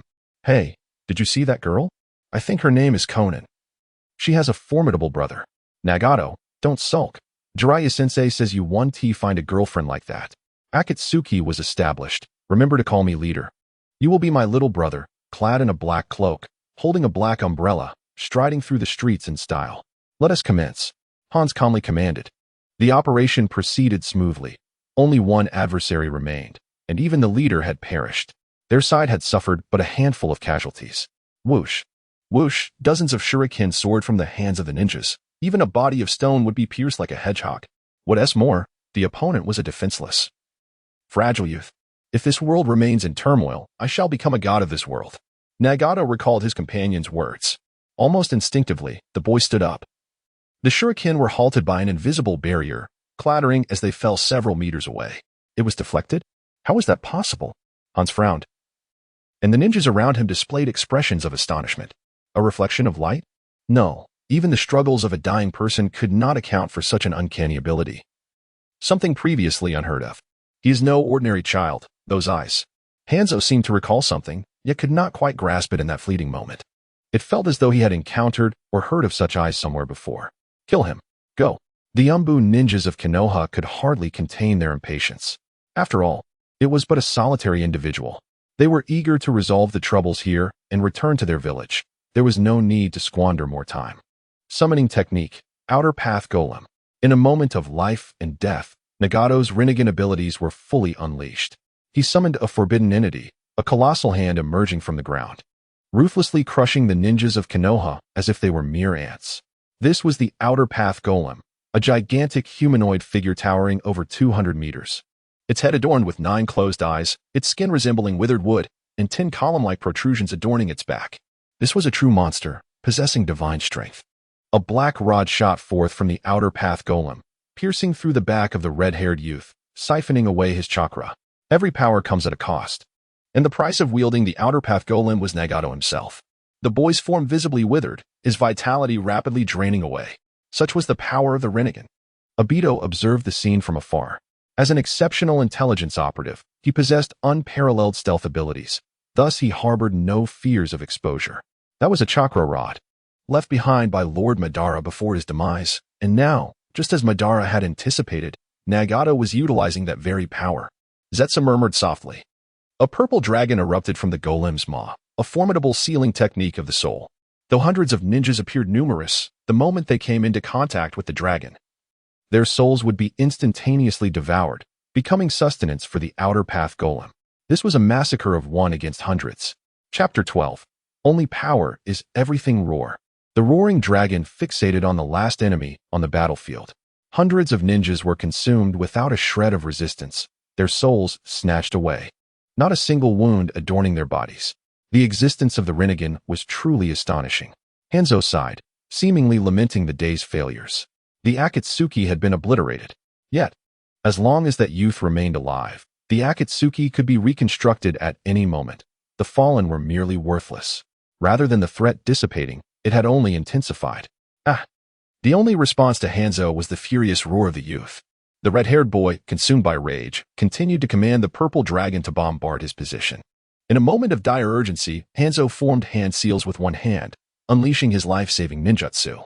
The chaotic battle culminated in a cataclysmic explosion. Only two remained alive. This was destined to be the darkest day in the history of the Akatsuki. Amigakure. Outskirts. The land, recently ravaged by battle, was stained crimson with blood, and corpses lay piled like small hills. The red-haired youth leaned against a rock, cradling the lifeless body of a fallen comrade. What a tragic spectacle it was. A sudden voice broke the silence. Nagato wearily turned his head and beheld the figure adorned with an orange mask. It was Obito, unmistakably. Who are you? Nagato's voice was drained of energy, cold and devoid of emotion. Given the peculiar timing of his appearance, if he could not discern Obito's ulterior motives, it would be better for Nagato to find a tofu block and end it all. Uchiha Madara. Obito's voice bore an unsettling clarity. His left eye glowed with a haunting crimson, 3 black tomo resting within, defiantly meeting Nagato's Rinnegan gaze. What is your objective?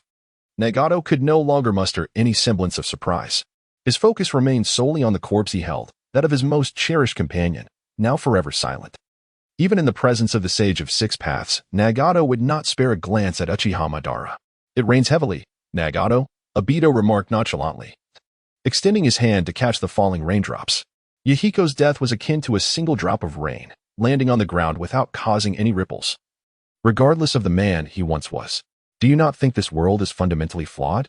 Meanwhile, Lin Xian and Conan had departed from the deep mountains. The salamander had not been summoned at any point, leading them to believe their mission had proceeded smoothly and that they had let that individual go, neglecting to retrieve the explosive tags. However, upon returning to the Akatsuki's territory, they discovered the base was desolate, devoid of any presence. Where could they have gone? A sense of foreboding gripped Conan. To that cliff, Lin Xian's expression darkened slightly. The mastermind had indeed executed the plan. And perhaps Nagato was now in the company of Obito, with Zetsu possibly present as well. If they rushed there now, they would only witness a scene of carnage and bloodshed. The bodies might already have been disposed of. Half an hour later, outside the village. No, how could this be? What lay before them resembled a hellish tableau. The aftermath of numerous jutsu clashing had left devastation in its wake, with dozens of horrific craters reminiscent of being struck by a giant's fist. Corpses and blood soaked the earth.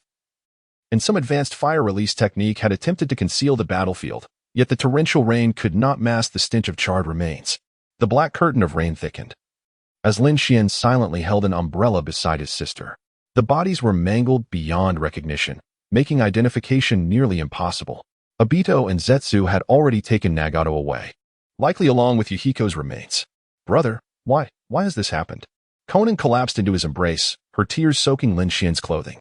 The young man could only hold her close, hoping to provide her with a modicum of solace through his warmth. If only he had opposed Xiao Nan's joining Akatsuki back then, would this evening's sorrow have been averted? A fleeting moment of regret flickered through Lin Xian's mind, but it dissipated almost instantly. No, Yahiko was destined to perish. This was an eventuality that neither Madara nor Obito wished to witness. Tragedy was inescapable. As for Lin Xian, he had no desire to confront the world's greatest antagonist at this juncture, especially not for the sake of Yahiko. One must not feign strength when one lacks it. He was acutely aware of his own limitations. Xiaonan, no matter what transpires, your brother will protect you. I will never abandon you. His tender words lingered in the air. Regardless of the circumstances, he held no qualms about the machinations of those lurking in the shadows. Unless absolutely necessary, he would not sever ties with them. Rather, he would leverage their influence. From the outset, Lin Xian had never been a paragon of virtue, nor did he possess a saintly heart. He had not been one in the past, and he would not be one in the future. Brother, Xiaonan wept. Gradually succumbing to slumber in the embrace of her brother, or rather, she had fallen unconscious. To her, the members of Akatsuki felt akin to family. Yet now they were all gone, separated by the heavens. After observing the spectacle for so long, do you not wish to meet me? Lin Xian, holding an umbrella, carried his sister on his back. Lacking the activation of his divine blood, his perceptive abilities were not particularly acute. However, such acuity was unnecessary, for his counterpart had no intention of concealing their presence. This was neither voyeurism nor surveillance, it was an invitation. Allow me to introduce myself. You may call me Zetsu. The white one is White Zetsu, and the black one is Black Zetsu. Lord Madara wishes to converse with you. A figure cloaked in black emerged from the earth. Barely discernible as human, its form split into two colors, black and white. Madara? Lin Xian raised an eyebrow. Uchiha Madara. Zetsu seemed to anticipate Lin Xian's thoughts. Responding in a gravelly voice, a faint smirk gracing his lips. It was impossible for any ninja to be unaware of the name Uchiha Madara. He was supposed to be dead, having been slain by the legendary ninja, Hashirama Senju. You are correct. Lord Madara suffered a crushing defeat in that battle. However, not only did he survive, but he has also persisted into this era. By the way, he prefers to be called Obito. Zetsu continued unabashedly. He spoke with an air of confidence, clearly predicting Lin Xian's reactions. He was certain that Lin Xian would seek an audience with Obito. Uchiha Madara's affiliation with Akatsuki, I suspect there are ulterior motives at play. Lin Xian regarded Zetsu with indifference. After tonight, does Lin Xian truly fail to grasp the reality of the situation? Only strength is paramount. It is only through formidable power that one can survive in this world. Become a sovereign and seize fate in one's own hands. The newly formed Akatsuki still beckons for your presence, and, of course, your sister S as well. On behalf of Lord Obito and the newly appointed leader Nagato, I extend an invitation for you to join our ranks. Akatsuki shall transform this world. A radiant smile graced his face, though the final words were not his own. A figure emerged amidst the shroud of black rain, gazing at Lin Xian with a scarlet left eye. Lin, you are a wise individual. You comprehend what my invitation signifies. Whether referred to as Obito, Uchiha Madara, or any other moniker, one thing remains paramount. This malevolent child of the Uchiha, possessing the Manjiki Sharingan, undoubtedly harbors sufficient capital and strength. Of course, I shall join. Rather than covertly guarding against your malevolent lot, it is more sensible to ally with you. Thus, if I were to perish, I would at least do so with clarity. Such is the rationale, is it not? The youth responded with a smile. Lin, you possess a delightful sense of humor. Are we not friends? Obito chuckled in response. Perhaps we are, came the reply. Chapter 13. Side Quest. Journey to the Land of Wind. Complete hidden task. Become an official member of Akatsuki. Gain 2,000 world reputation points. Current level, 21. Distributable attribute points, 100. Note, charm and luck cannot be allocated. I see. In the dimly lit room, the youth gazed at the white luminescent screen visible only to him. His finger gently tapped above, repetitively pressing a certain plus sign 100 times. Explorer no. 51465145, level, 21. Lifespan, 1830, blood chi, 3, soul, 16, strength, 127, constitution, 35, agility, 22, charm, 2, luck, 0. Reincarnation points, 43,500, world reputation, 2,000, in previous battles. Lin Xian had eliminated numerous CH Nin and J Nin. However, according to that voice, reincarnation points are utilized for transactions within the reincarnation space. Whereas world reputation holds sway only in the current realm, awakening enhancement attributes once a certain threshold is reached, though it presently serves little purpose. Senior, the meeting is commencing. A sudden voice echoed in the room. A comical man emerged from the void, clad in the newly designated Akatsuki uniform of black adorned with red clouds. Obito, or rather Uchiha Madara, currently a provisional member of Akatsuki, stood as a subordinate to Lin Xian and others, his strength unknown, yet he exhibited the ability of intangibility, rendering any physical assault ineffective. What meeting? Did we not just convene 2 days ago? Lin Xian murmured, his impatience palpable. He preferred the task of taking lives over spending an entire day seated at a conference table with a group of boisterous men. The elder had a notoriously poor memory. Hadn't Nagato gone to find suitable enforcers for the organization? Indeed, he returned with a rather competent rogue, albeit with a rather disagreeable temperament. Fei chuckled softly. Kakuzu? Lin Xian speculated. The current year was 41 in the Konoha calendar, and the newly formed Akatsuki had been established for half a year. Orochimaru had yet to betray the village, and Uchiha Itachi had not even been born. The formidable allies Akatsuki could recruit were indeed limited. First was Kakuzu, who had survived since the era of the first Hokage, perpetually extending his life through the secret techniques of the Earthgrudge fear, boasting an age surpassing that of the third Hokage. The intelligence regarding that individual was courtesy of Jay, an informant within Akatsuki. Secondly, there was Sasori, a prodigious puppet master hailing from Sunagakure, who had only recently gained renown in the ninja world. Sasori's parents were slain by Konoha's White Fang during the Second Great Ninja War. He initially sought vengeance against Konoha, but White Fang inexplicably took his own life. Subsequently, Sasori placed the blame for his parents' demise on the third Kazekage, arguing that had it not been for the latter's negligence, Sunagakure would not have faced defeat, resulting in his parents' deaths. The subsequent events unfolded simply.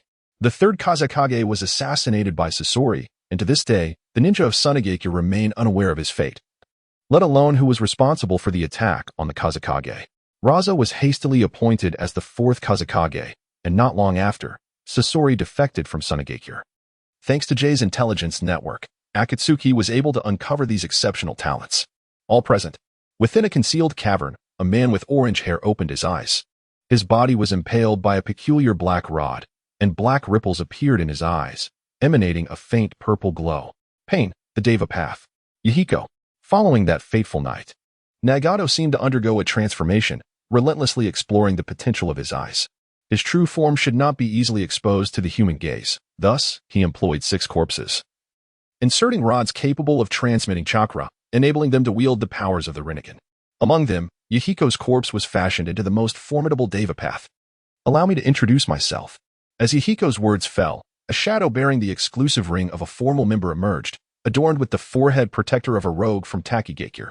His left hand's middle finger bore a ring inscribed with the character for North. Kakuzu will henceforth be responsible for the financial management of Akatsuki. The man spoke in a low tone, surveying his surroundings. He had been invited to join Akatsuki by the Deva path. Captivated by the strength of this formidable individual and intrigued by Akatsuki's ambition to dominate the world, prompting his decision to join. The Deva path, identified as Yahiko, wore a ring inscribed with the character for Zero.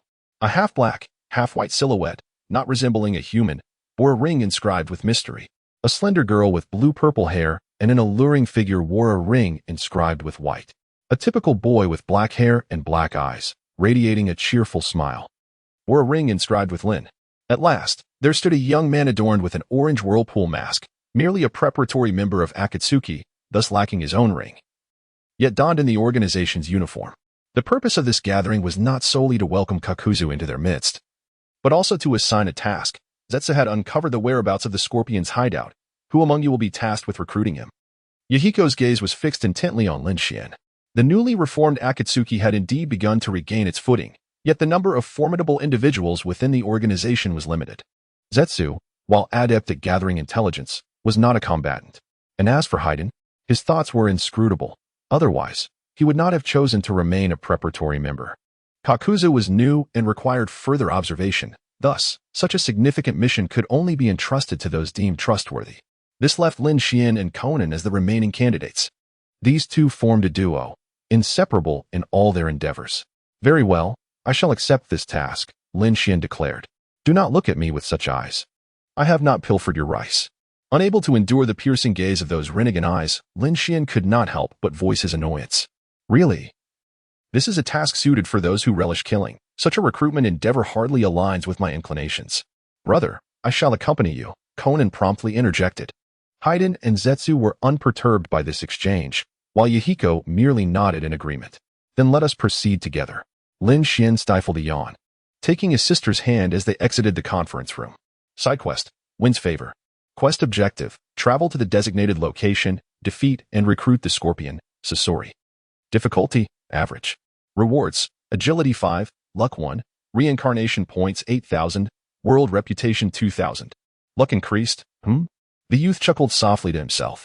Although he doubted the tangible benefits of such an ethereal attribute, one was certainly preferable to none. Wait a moment. Did that last statement carry an ambiguous meaning? 2 days later, in the Land of Wind, the landscape was dominated by endless yellow sands, as relentless sandstorms ravaged everything in their path. In such conditions, one might suddenly find that the days spent in the Hidden Rain village were not so dire after all, Lin Xian mused. This place seemed fit only for ascetic monks to train, rather than a habitat for humanity. Surviving decades here would surely drive one to madness. The Scorpion, Sasori, should be lurking nearby. Conan held the map drawn by Zetsu. The border villages of the Land of Wind had been ravaged by numerous massacres, with hundreds of innocent civilians perishing overnight at the hands of that rogue ninja. Those villages were truly unfortunate, devoid of any potential recruits. Yet, it appeared that fortune was on my side today. A voice, cold and serpentine, suddenly broke the silence. Lin Xian seemed unfazed as he gazed upon the unexpected visitor, a striking red-haired youth with an elegant visage, dressed in a grayish-brown puppeteer's uniform. The exposed arms were wrapped in white bandages, bearing several scrolls of ninjutsu, an apparent testament to this prodigy's collection of puppets. The village near the Land of Wind was said to have been utterly destroyed overnight, or so the rumors suggested. A glimmer of admiration flickered in the beautiful eyes of the young girl, mirroring the expression of her brother. Young man, are you interested in joining the Akatsuki? There's a limited-time offer where Pain is providing rice for new recruits, Lin Xian grinned. Chapter 14. Scorpion, is that all? Who are you? The red-haired youth appeared intrigued. These two seemed to be excellent materials for crafting puppets, yet they bore no fear of him. Perhaps their objective was him? On the orders of our leader, we have come to invite you to join the Akatsuki. The organization can protect rogue ninjas like you, allowing you to fulfill your missions while enjoying the freedom to pursue your interests. Lin Xian assessed his opponents. Scorpion's defection had occurred years prior. He had remained in hiding, with his greatest trump card being a puppet crafted from the body of the third Kazekage. That sounds promising. But is your tone not a tad presumptuous? Scorpion's interest in his two quarry grew, and he retrieved a scroll from his back. Unfurling the scroll revealed a space ninjutsu. As he bit his finger to inscribe his blood upon it, shall we fight? Lin Xian's expression betrayed his anticipation. Geniuses are inherently proud, one might say. Pride runs through their very bones. To submit without a fight is simply inconceivable. You will find that my strength is more than sufficient to protect myself, and after today, I shall acquire 2 more collectibles. Scorpion's fingers extended, releasing colorless threads that connected to the summoned puppet, the third Kazekage. This was Scorpion's most prized creation, at least until today. The third Kazekage possessed the bloodline limit of magnet release, enabling him to manipulate iron sand as a weapon. Anything containing iron could be controlled by him. Although turned into a puppet, he retained that formidable ability. That shadow-level ninja was renowned as a powerful figure in the shinobi world. His abilities are hardly a secret, Xiaonan murmured. Rest assured, when have I ever lost? Lin Xian stretched lazily. The combat prowess of that puppet was impressive, capable of withstanding the assaults of dozens of elite shinobi, its offensive and defensive capabilities nearly flawless. Yet, a puppet is merely a puppet. It is the puppet master who wields true strength. Scorpion himself was simply too weak. Underestimate me, will you? You shall pay the price. Scorpion sneered. At that moment, both sides revealed their true intentions. Lin Xian dashed across the sandy ground like lightning, and Scorpion's puppet sprang into action. Magnet release, iron sand shield. Scorpion exclaimed, pouring a massive amount of chakra into the puppet's form to unleash the ninjutsu. A robust wall of black sand iron, 2 meters thick, encircled the Scorpion in a seamless defense, offering a comprehensive shield with no vulnerabilities. The adversary moved with such swiftness that he was barely discernible to the naked eye, clearly a master of physical techniques. He merely needed to manipulate the sand iron for defense, and thereafter, he could conjure enormous needles or spinning projectiles, with countless methods at his disposal to vanquish his enemies.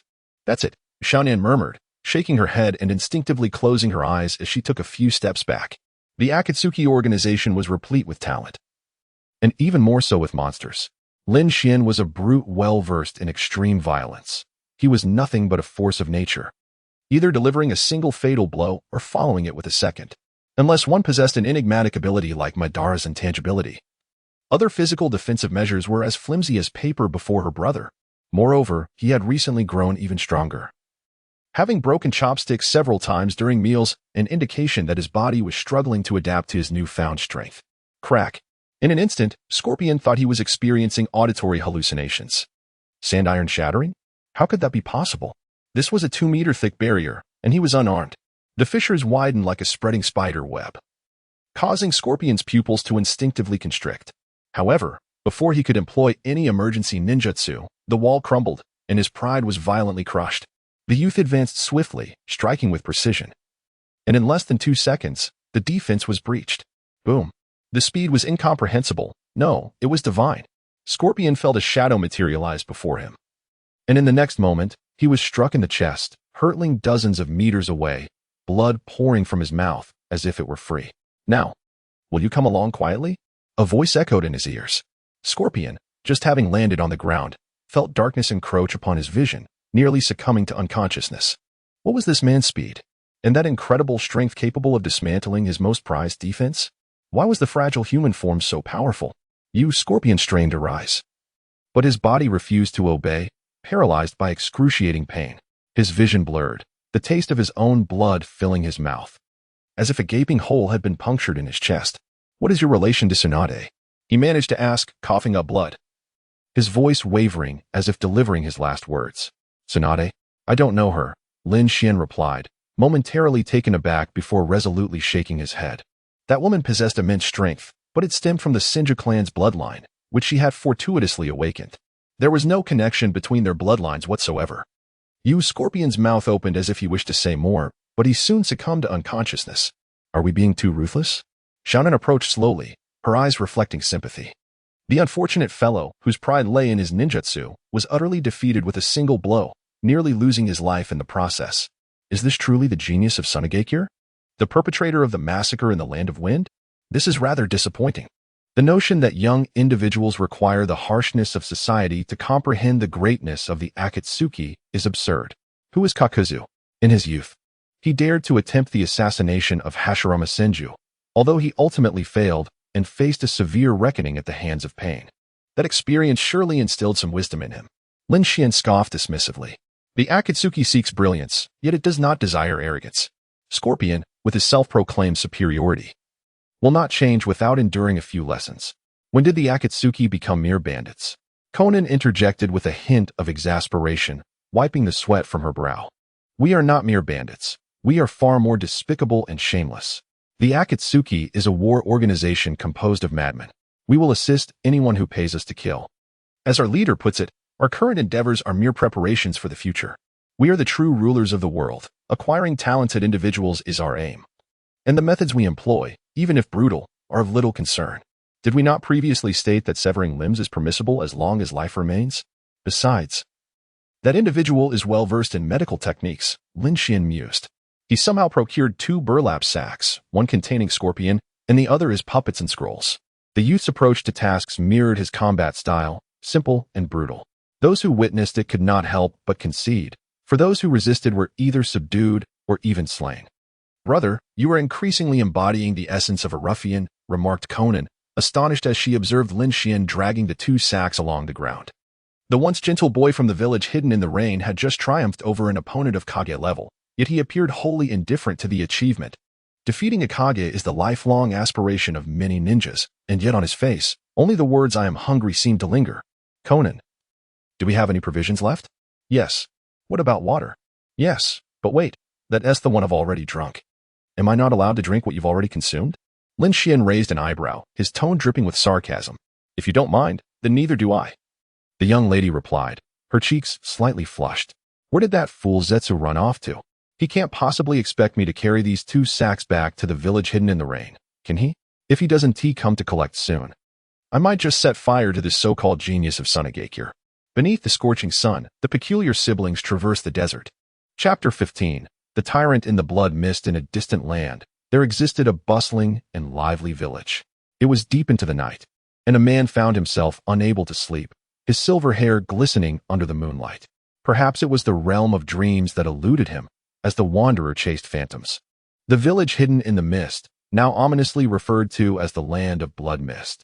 The Land of Water is a nation established upon islands within the sea, situated in a remote region that typically harbors no disputes with great powers, thus maintaining a relatively peaceful state. However, everything changed after the Third Shinobi World War, when the fourth Mizukage, Yakura, returned to the village. This tale begins a few days prior. On that day, a peculiar ninja clad in strange attire arrived in the village, moving oddly as if in search of something. Who could this be? The fourth Mizukage personally set out to greet the visitor. Wielding a black staff-like weapon with a hooked tip, his innocent and youthful visage rendering the renowned warrior akin to a mere 13-year-old child. The weather was indeed dreadful. The village hidden in the mist seemed entirely engulfed in fog. Beyond 2 meters, faces were indistinguishable, and at 5 meters, the distinction between human and beast blurred. While at 10 meters, it was as if one were blind. A rather eccentric individual trembled, incessantly grumbling. "Brother, the Mizukage is watching. Do behave yourself." A lovely young girl with a look of exasperation interjected. With her short blue-purple hair adorned by a delicate white paper flower, perhaps crafted by her own hands. "Mizukage? Is this truly the Mizukage? I would sooner believe he is the son of the Mizukage." The youth rudely pointed and gestured toward the highest authority of the village hidden in the mist. For a fleeting moment, Yakura was utterly bewildered. Were these suspicious foes? He perceived them merely as jesters, accompanied by a charming, albeit silly, young girl. Yakura wished to inquire about the intentions of these ninjas. Perhaps they were merely tourists in the village hidden in the mist. The members of the Umbu seemed overly sensitive, viewing everyone as adversaries. "What were you saying just now?" Lord Mizukage? Emerged a third figure clad in black. This individual donned a uniform adorned with red clouds, yet wore a bizarre orange whirlpool mask. "And nothing," Yakura replied, dazed. As he departed, from that moment onward, Yakura's life would be irrevocably altered, reduced to a mere pawn of the Uchiha clan. "Is this the Sharingan? TSK, TSK, TSK." The youth chuckled. Even the Mizukage could not resist the illusions cast by the Sharingan. Such was the prowess of Lord Madara, as Conan marveled. This time, the three of them had received orders from Nagato to seek out capable individuals in the village hidden in the mist. Merely obtaining Kakuzu and Sasori would not suffice for the organization's demands. According to the anticipated plan, the Akatsuki needed to possess at least 10 formal members. "I cannot be away from Yakura for too long, lest the control of the illusion falters. The recruitment shall be entrusted to you." Akatsuki's figure dissipated into nothingness after delivering his final words. Manipulating Yakura, he seemingly returned to the Hokage's office without incident. Unbeknownst to anyone that the master of the village hidden in the mist had irrevocably changed at that very moment. "Brother, shall we not intervene? It seems Madara has ulterior motives." As I watched Madara walk away, Shounen finally dared to voice her thoughts. "My sister has grown up, indeed," she mused. "You were right. He is not here to recruit talent. Whatever he does is none of our concern. We must simply do what we ought to." Lin Xin replied nonchalantly. "Afei's true identity is a Bido Uchiha, and his purpose here is one of vengeance." During the Third Great Ninja War, an unforeseen event transpired. He was struck by a rock and nearly perished. Before his demise, he entrusted one of his Sharingan to his dear friend Kakashi Hatake, which led to Kakashi becoming the infamous Kakashi of the Sharingan. But that is not the crux of the matter. The essence of the story is that Obito did not die. He was rescued by Madara Uchiha and Zetsu when Madara was barely clinging to life. Obito merged with Zetsu's body and survived. Yet, upon his recovery and return to the outside world, he was met with the tragic news of Rin's death. Rin had been captured by the Mist Village, who sealed the three tails within her, attempting to incite chaos and Konoha through the tailed beast, aiming to obliterate the village. Kakashi was present at the scene, but he could not prevent those ninjas, nor could he bring himself to kill Rin. Ultimately, Rin chose to end her life under Kakashi's jutsu. When Obito arrived at the scene, he was like Nagato on the night of Yahiko's death, his heart shattered. Madara was correct. The Eye of the Moon plan is the salvation of this world. A vengeful spirit, once empowered, would never allow their enemy to live even for a second longer. Lin Xian continued. "Is the Mist Village an enemy of Madara?" Shounen asked, perplexed. "It is of little consequence. You will learn the truth in due time. But now is not the moment to disclose it." Lin Xian smiled, gently tousling her sister's hair. Xiaonan's strength was steadily improving, yet it was still insufficient. Her acting skills were woefully inadequate. If she were to reveal the cruel truth of this world to her, Could she still communicate normally with Obito and Zetsu in the future? She would undoubtedly betray her emotions. The ninjas of the Mist Village had driven Obito's beloved girl to her demise, albeit through the machinations of others. Now, it was time for them to pay their blood debts. The bloodline limit. Who would have thought Madara could be so ruthless? Only a madman would resort to such measures. Xiaonian's face reflected her bitterness. It was the third day since she and Lin Xian had arrived in the Mist Village. Yet the air was thick with the stench of blood, permeating the entire village. Under Madara's manipulation, Yugura issued a decree for the massacre of the bloodline limit clans. Those possessing such cursed bloodlines must perish, regardless of age. From infants merely a year old to esteemed elders. Kill, annihilate them all. The Kagaya clan, bearers of the Shikatsumiyaku, the Akatsuki clan, renowned for their unique water affinity, whose ancestor, Hozuki Mangetsu, was once the second Mizukage. Additionally, there was the Terumi clan, which historically had produced wielders of the Kekkei Genkai known as Dissolution and Boiling Release. These three families are merely a fraction of the victims. The entire clan of ninjas in the hidden Mist Village, particularly those possessing bloodline limits, were relentlessly besieged and slaughtered by their own kin. The once illustrious and revered clans have been reduced to mere remnants under the blade of the fourth Mizukage, with only a scant few surviving, living in obscurity and anonymity. The tyranny of the fourth Mizukage has incited a rebellion, prompting a mass exodus of ninjas, many willing to risk their lives to escape this deranged village. This comes as no surprise. Lin Xian remains as composed as ever, even indulging in tea at this moment. After all, they are merely the deceased. In this world, death occurs daily, and for the vast majority, whether alive or dead, their existence bears no consequence on the world. Such is the lament of the weak. Brother, I retract your words likening him to a bandit.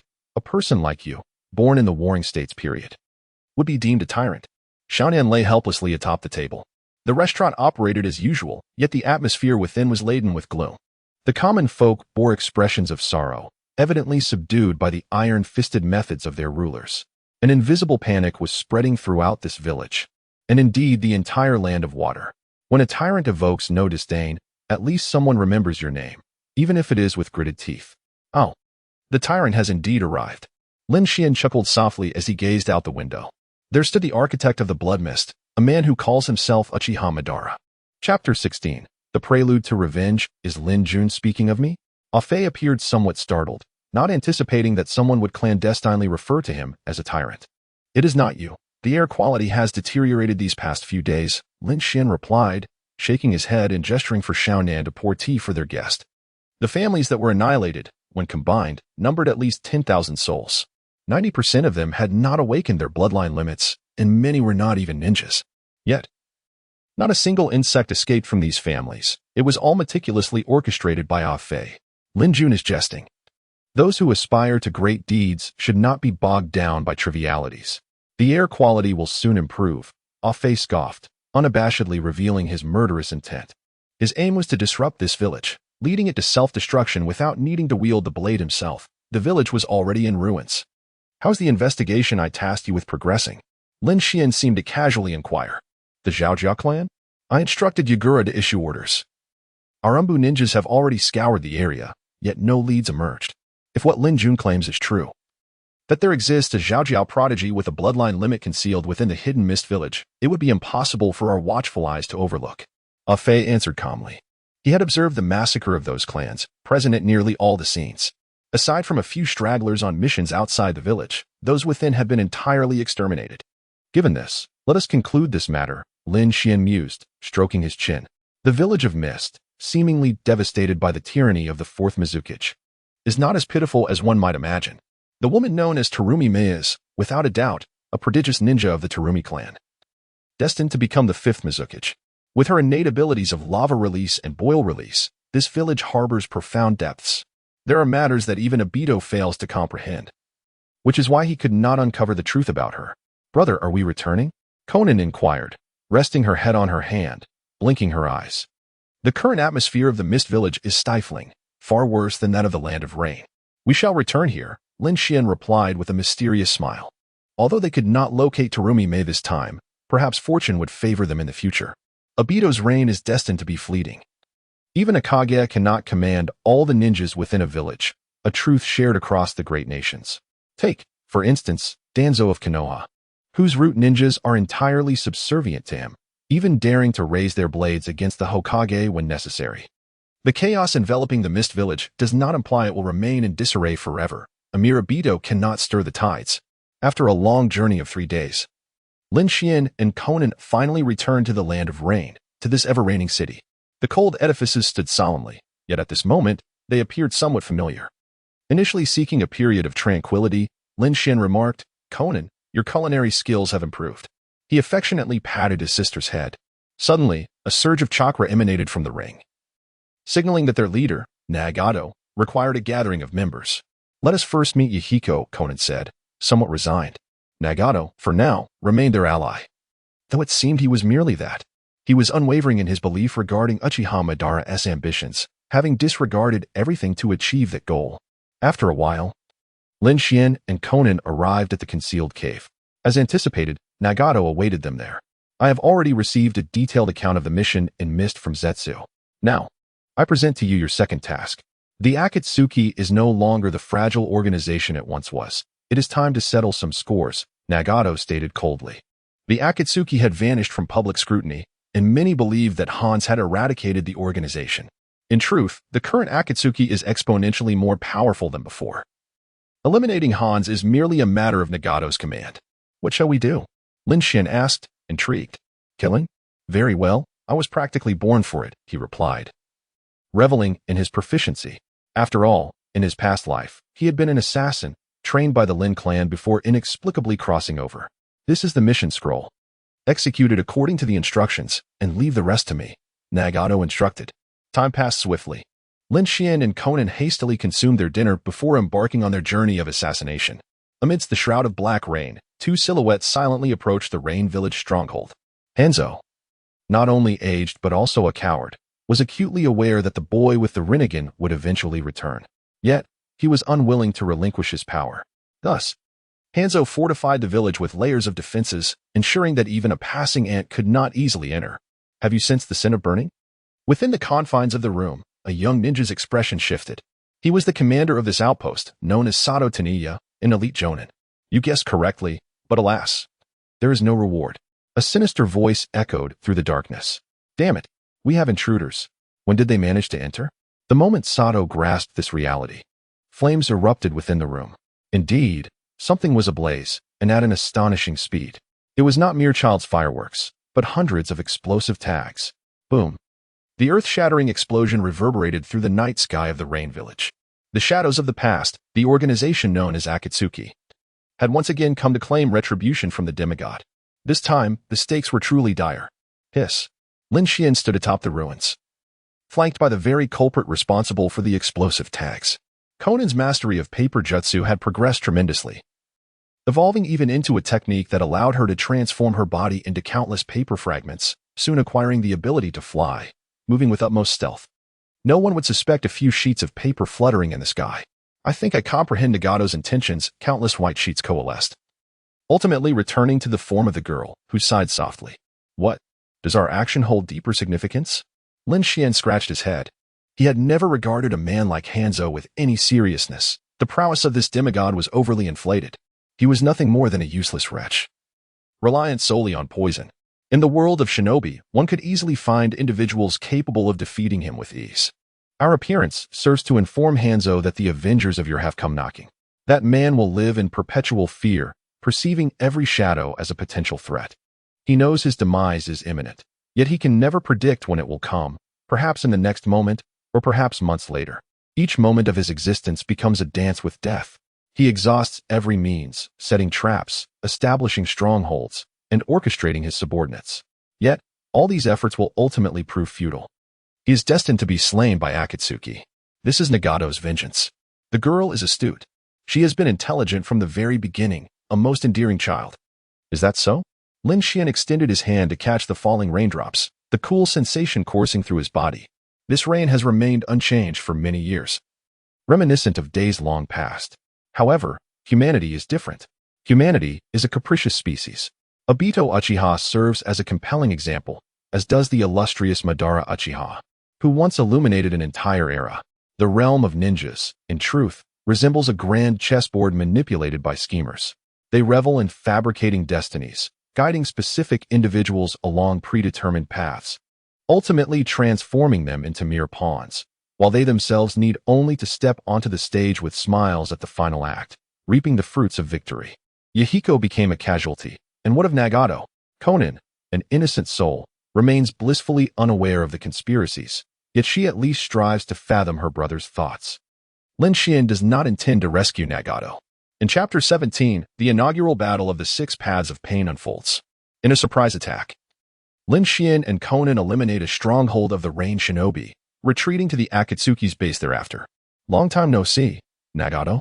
Upon entering the cavern atop the mountain, Lin Xian scrutinizes the red-haired man within the chamber. The Uzumaki clan possesses remarkable vitality, which is part of the reason Nagato was chosen. However, even so, the burden of the Rinnegan remains immense. Nagato's cheeks are sunken, his complexion pale, and his already slender frame has become emaciated. Several black rods protrude from his back, connecting him to the six pains, facilitating chakra transmission and the execution of ninjutsu. Lord Lin Xian, Lady Conan, a white Zetsu clone bows respectfully within the room, fulfilling the dual role of attending to Nagato's sustenance and monitoring him. You have grown thinner, Conan expresses her evident concern. It's my affair. There is no need for worry. The plan proceeds. Nagato interjects with a wave of his hand, silencing Conan's further remarks. This is the Divine's first battle, and the initial step towards Akatsuki's dominion over the world, allowing for no errors. Nagato's gaze is unwavering as he fixates on the two. He aims to gather the tailed beasts and fulfill the ultimate objective of bringing genuine peace to this world, even at the cost of his own life. Understood. Lin Xian responds with a slight, resigned nod. God? Those who self-proclaim as such seldom meet favorable ends. No matter how formidable you may be, can you surpass the protagonist? They possess the ability to outwit you verbally and, when defeated, can berate you, ultimately leading to an intellectual degradation and a philosophical epiphany before their demise. The plan is thus. Nagato's initial step bears resemblance to what Conan articulated, aimed at instilling fear in Hanzo, compelling him to inflict torment upon himself. The subsequent objective is far simpler.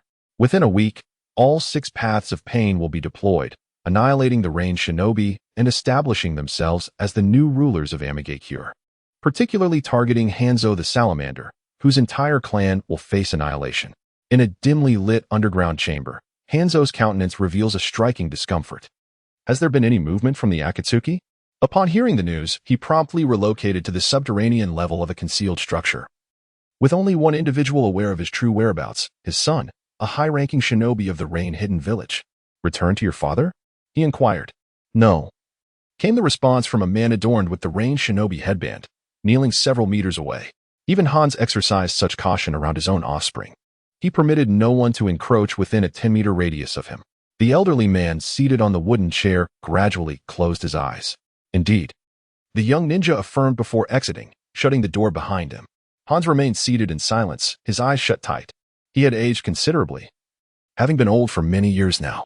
In his youth, he had transplanted the poison sac of a newt into his body, using it as a foundation for his power.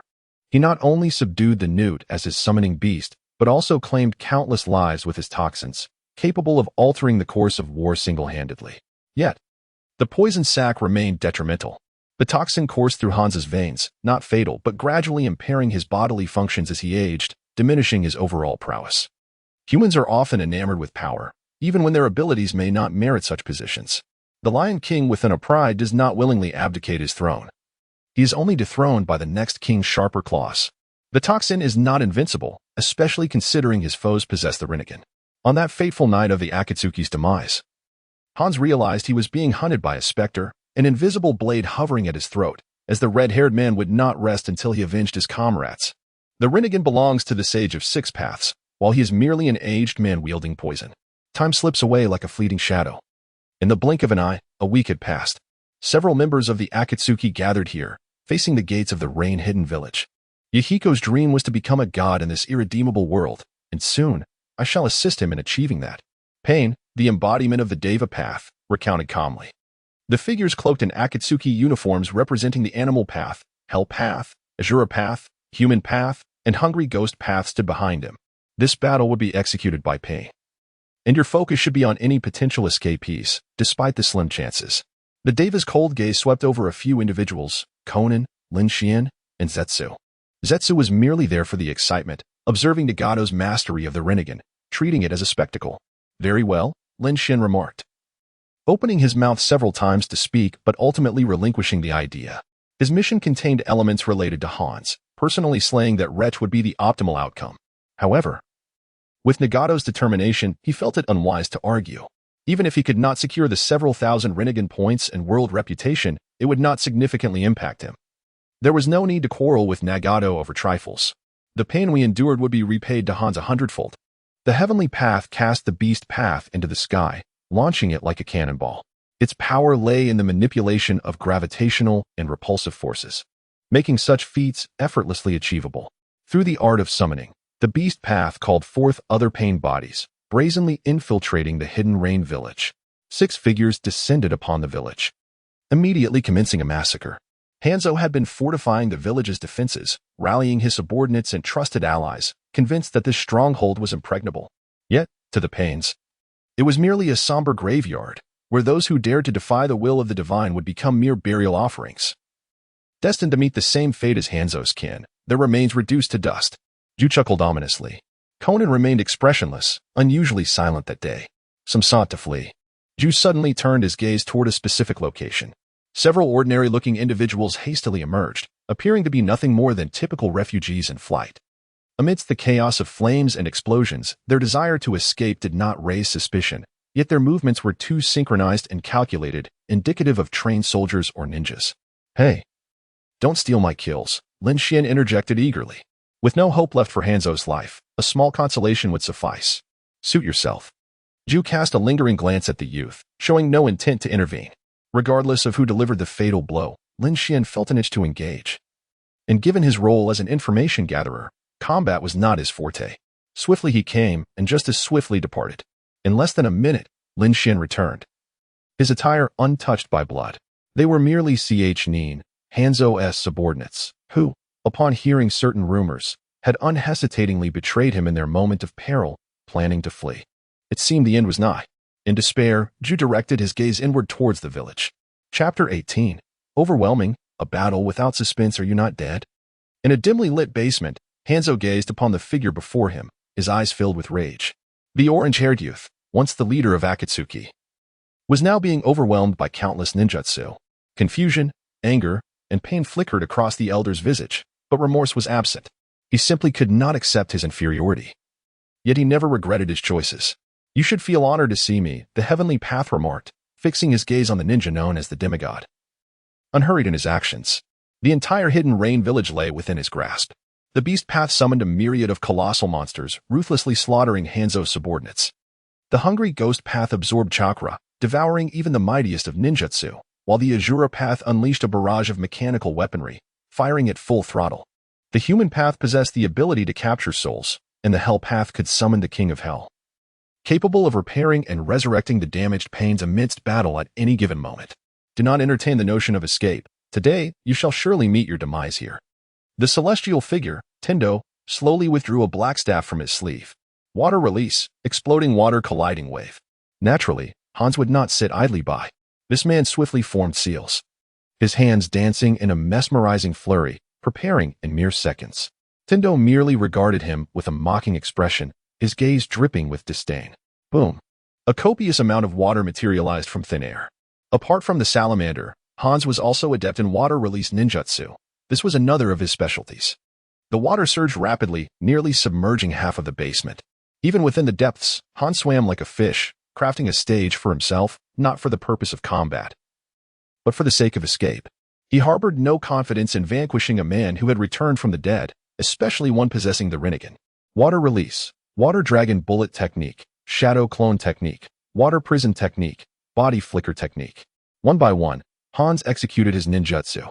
The clones and the water dragon served to buy time, while his true form utilized the body flicker technique to flee at a staggering speed of 50 meters per second. In response to this, Tendo merely raised his right hand slightly. Shinra Tensei.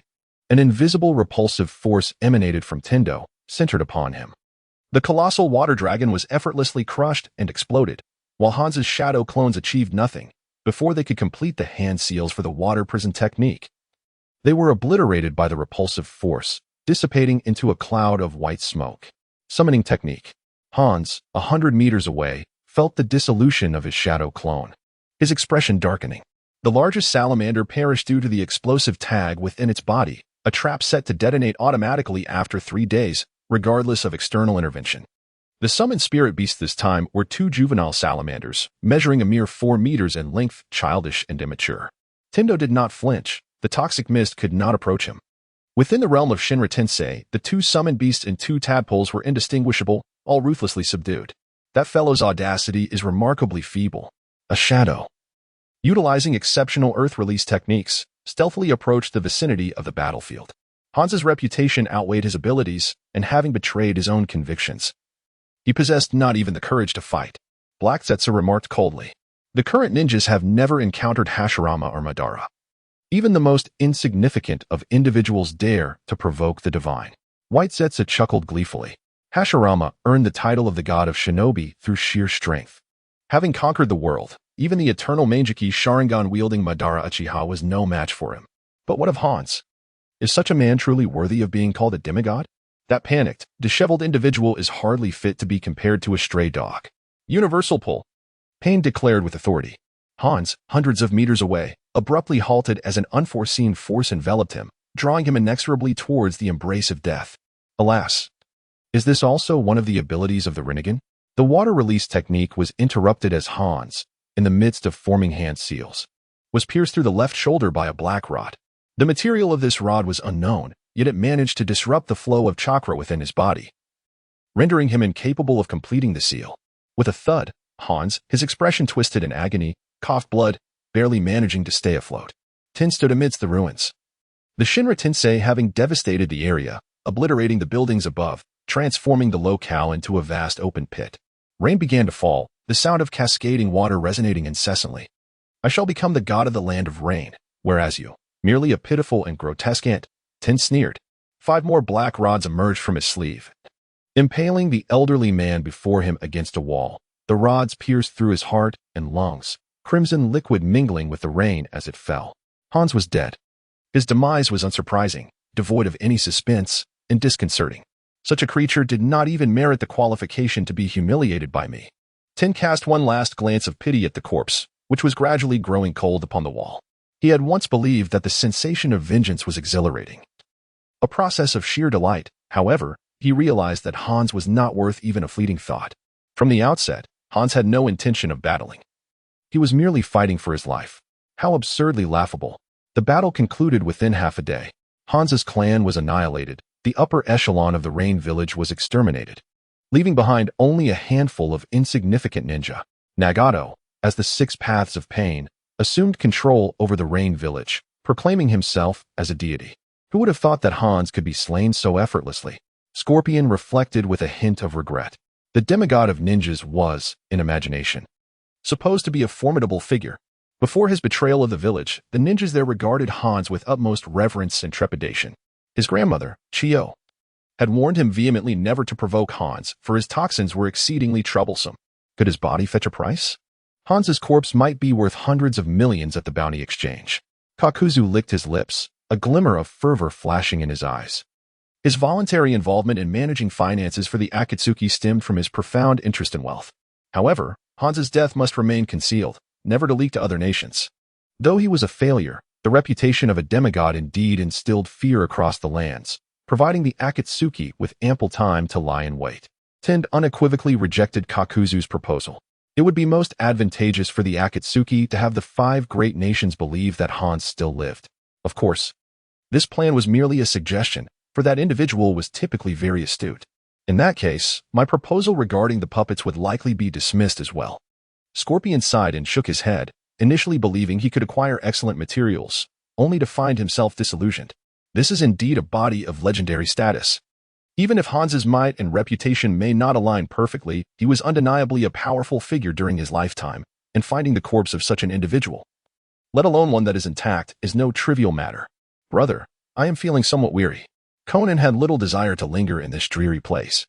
The demise of Hans did not bring her joy. She had already heard the reports of the battle, and she was well aware of the techniques employed during that individual's escape. The once semi-divine warrior had long lost his original intent, lacking even the courage to confront death. But what of Akatsuki now? How much of the current Akatsuki retains the essence of its former self? Chapter 19. Suddenly, clarity emerged. The leadership of Amigakure had changed hands, yet no one had proclaimed the news.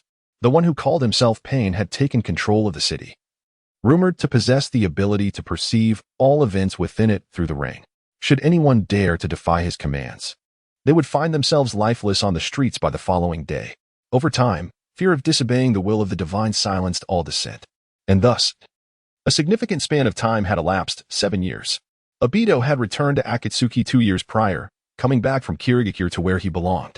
Although he could not completely annihilate that village, he had successfully manipulated Yagura for a full 5 years, leading to the obliteration of the bloodline limit clan and a deep sense of disarray within the village. A woman named Terumi may emerge during this tumultuous period. Among her guards was a ninja named Ao, who had implanted a Byakugan and sought the opportunity to dispel the Jinjutsu afflicting Yagura. Upon regaining his senses, Yagura immediately endeavored to rectify the village's losses. The senior ninjas of the village chose to remain silent about this affair, unwilling to let this scandal reach the outside world. In the 48th year of the Konoha calendar, in Amigakure, a tall man stood by the window, gazing out at the gloomy rain-soaked day. A ring inscribed with the character for forest suddenly trembled twice. "Come, Conan, the leader has a mission for us." "Yes," replied a woman with rare bluish-purple hair cascading down to her waist. Her orange-hued eyes glimmered in the faint sunlight, and as she stretched, her alluring and ample figure was laid bare until she donned the flowing black robe adorned with red clouds, which concealed her charm. "Brother, what are you looking at?" Conan asked with a hint of a smile, gazing at the man before her. "I am admiring my lovely sister," Lin Xian replied with an easy smile. The atmosphere was warm, yet somewhat eerie, as the siblings seemed to harbor their own secrets, sharing an unspoken connection. A melodious voice echoed faintly from the distant heavens. Side quest, Blessing of the Undead. Quest objective, defeat and recruit the rogue ninja Orochimaru of Konoha level. Difficulty, difficult. Rewards, Charisma 1, Soul 5. Reincarnation points 8,000, World Reputation 2,000. Charisma, a rarity akin to luck, is an exceedingly scarce attribute. One cannot enhance their attributes through point allocation. Such benefits can only be acquired sporadically through specific quests. Over the years, Lin Xian has amassed a considerable amount of reincarnation points and world reputation. Regrettably, these have yet to bear any significant fruit. Rather, they seem utterly ineffectual. Witnessing his lifespan extend from 1830 to 2630, Lin Xian's emotions are heavy and complex. He has only just reached level 23. Since surpassing level 20, it appears he has crossed a threshold, making further advancement exceedingly arduous. Explorer No. 51465145, level 23, lifespan 2630, blood energy 3, soul 19, strength 157, constitution 41, agility 35, charisma 4, luck 1, reincarnation points 86,740, world reputation 9,700, bloodline divine blood incomplete, rating a meager bloodline from the deity Emperor Jiang. It amplifies physical attributes comprehensively and exhibits remarkable compatibility with other bloodlines. Current attribute bonus: Soul 10, Strength 20, Constitution 20, Agility 20, Development level 3100. Negative buff: Divine Punishment. Permanently reduces lifespan limit by 90. Evaluation: although a high-level bloodline, it is akin to a life-draining player. All attributes have seen an increase, yet the luck remains stagnant at 1. Furthermore, Lin Xian's divine blood retains a development level of 3,100, not due to a lack of desire to evolve, but rather a profound sense of trepidation. With only 4 years of life remaining, any reckless experimentation could jeopardize his very existence. The pressure from this divine blood is, in many ways, more daunting than that of the reincarnation eye. Though Nagato appears frail and gaunt, he seems poised to live until 30 without issue. In contrast, Lin Xian has received a dire prognosis. What can be accomplished in 4 years? Orochimaru will betray the village and join Akatsuki. Obito will instigate the Nine-Tails incident. Naruto and Sasuke are soon to be born. Akatsuki's period of dormancy spans at least another decade, yet Lin Xian's time is critically short. The thought of dying in such a constrained manner is utterly unacceptable. Wait a moment, did I just mention a certain individual's name? Orochimaru. The man's eyes sparkled with growing intensity, and a mischievous smile crept across his lips. This is promising. Clarity of thought has suddenly emerged. Akatsuki. The meeting room of pain. Nestled at the base of the tallest edifice in the hidden rain village, a special conference room has been established. When communication with members is necessary, Nagato opts to convene here. You have arrived. As he observed a young man and woman entering the room, Nagato's indifferent gaze swept over them. What is the purpose of this gathering? Lin Xian inquired directly. He is currently in urgent need of locating the traitorous rogue ninja who betrayed Konoha. Unwilling to squander precious time on other tasks, securing his life by harnessing that power is of utmost importance. Seek out Orochimaru, answered Pain calmly. The formal members of the Akatsuki organization are often powerful rogue ninjas from various villages, ostracized by the ninja world, yet Akatsuki offers them a sanctuary.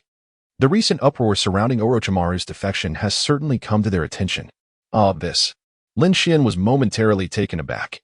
It felt akin to wanting to eat, yet having the spoon already brought to his lips, or desiring sleep only to have a pillow presented to him. Is there a problem? You ought to restrain Orochimaru, Pain remarked in surprise. Lin Xian is a task fanatic, particularly when it comes to assassination missions, accepting as many as are available. With the information Akatsuki has gathered on Orochimaru, he poses virtually no threat to Lin Xian. That cunning snake merely possesses numerous means of survival, and his shallow mastery of illusion techniques signifies no danger to Lin Xian. It's nothing. I just suddenly remembered something joyful, Lin Xian replied with a smile and a nod. Initially, he contemplated declining this mission, unaware that the leader's task was to persuade Orochimaru, then make haste and return promptly. Pain thought little of it. Each member harbors their own secrets and ulterior motives. As long as they do not impact Akatsuki, he would not meddle in their affairs. For instance, Kakuza relishes killing for bounties, while Haiden is enigmatic and elusive. And Sasori often slaughters innocents in search of materials for his puppets. After a while, Lin Xian and Conan return to their modest dwelling to prepare their luggage. Their destination was the Land of Waves, following the intelligence provided by Zetsu to locate Orochimaru. Brother, do you have something to hide from me? Conan suddenly inquired, her beautiful eyes fixed unwaveringly on the man before her.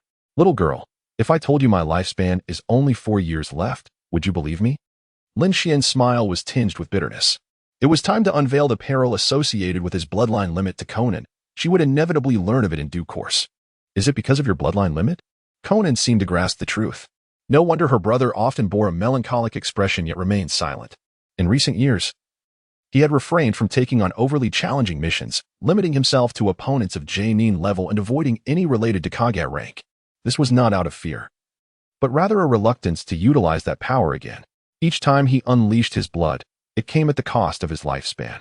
To reach the age of 26 is already considered long-lived within my clan. Lin Xian gazed into the distance, his eyes distant. Therefore, brother, you will seek out Orochimaru. Even if the leader does not mention it, you will still pursue him. Conan felt a mix of joy and sorrow. It is with a sense of relief that I learn my elder brother's ailment can be treated. Yet I am burdened by the knowledge that he remains unwilling to relinquish the power of our bloodline. In a certain sense, this remedy merely addresses the symptoms rather than the root cause. As the saying goes, calamities can linger for a millennium. Individuals like myself ought to live for at least 100,000 years. An untimely demise does not align with the persona I have crafted for myself.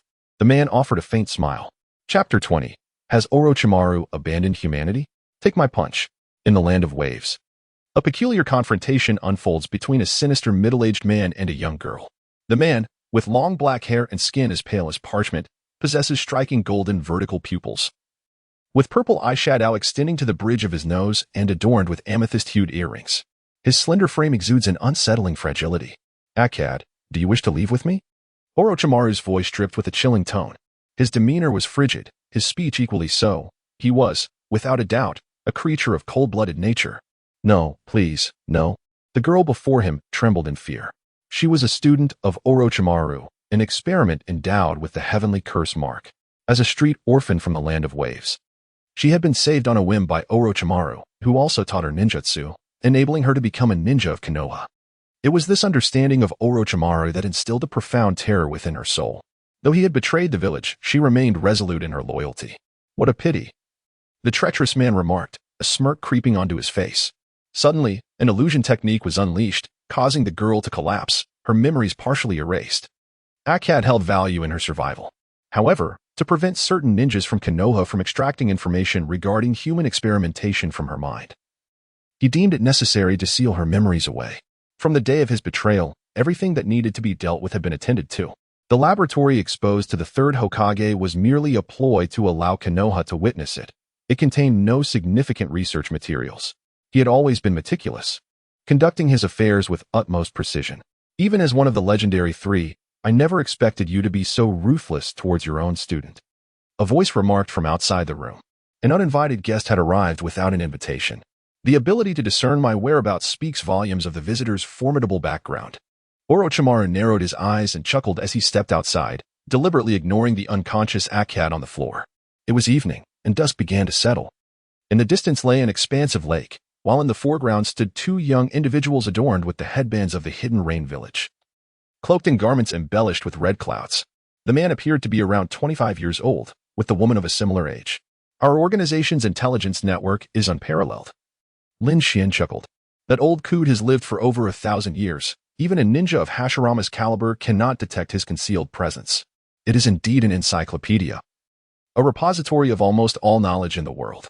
Organization? Orochimaru expressed some confusion. I am Lin Xian, and this is my sister, Conan. We wish to propose a transaction with you, Mr. Orochimaru. Might I inquire if you possess an interest in the Rinnegan? Without hesitation, Lin Xian revealed the leader's intentions. While the Heavenly Path hoped he would attract Orochimaru, it did not specify the means. The Rinnegan? Orochimaru's pupils slightly constricted. It was the fabled eye possessed solely by the Sage of Six Paths, endowed with godlike power and recognized as the most formidable ocular technique.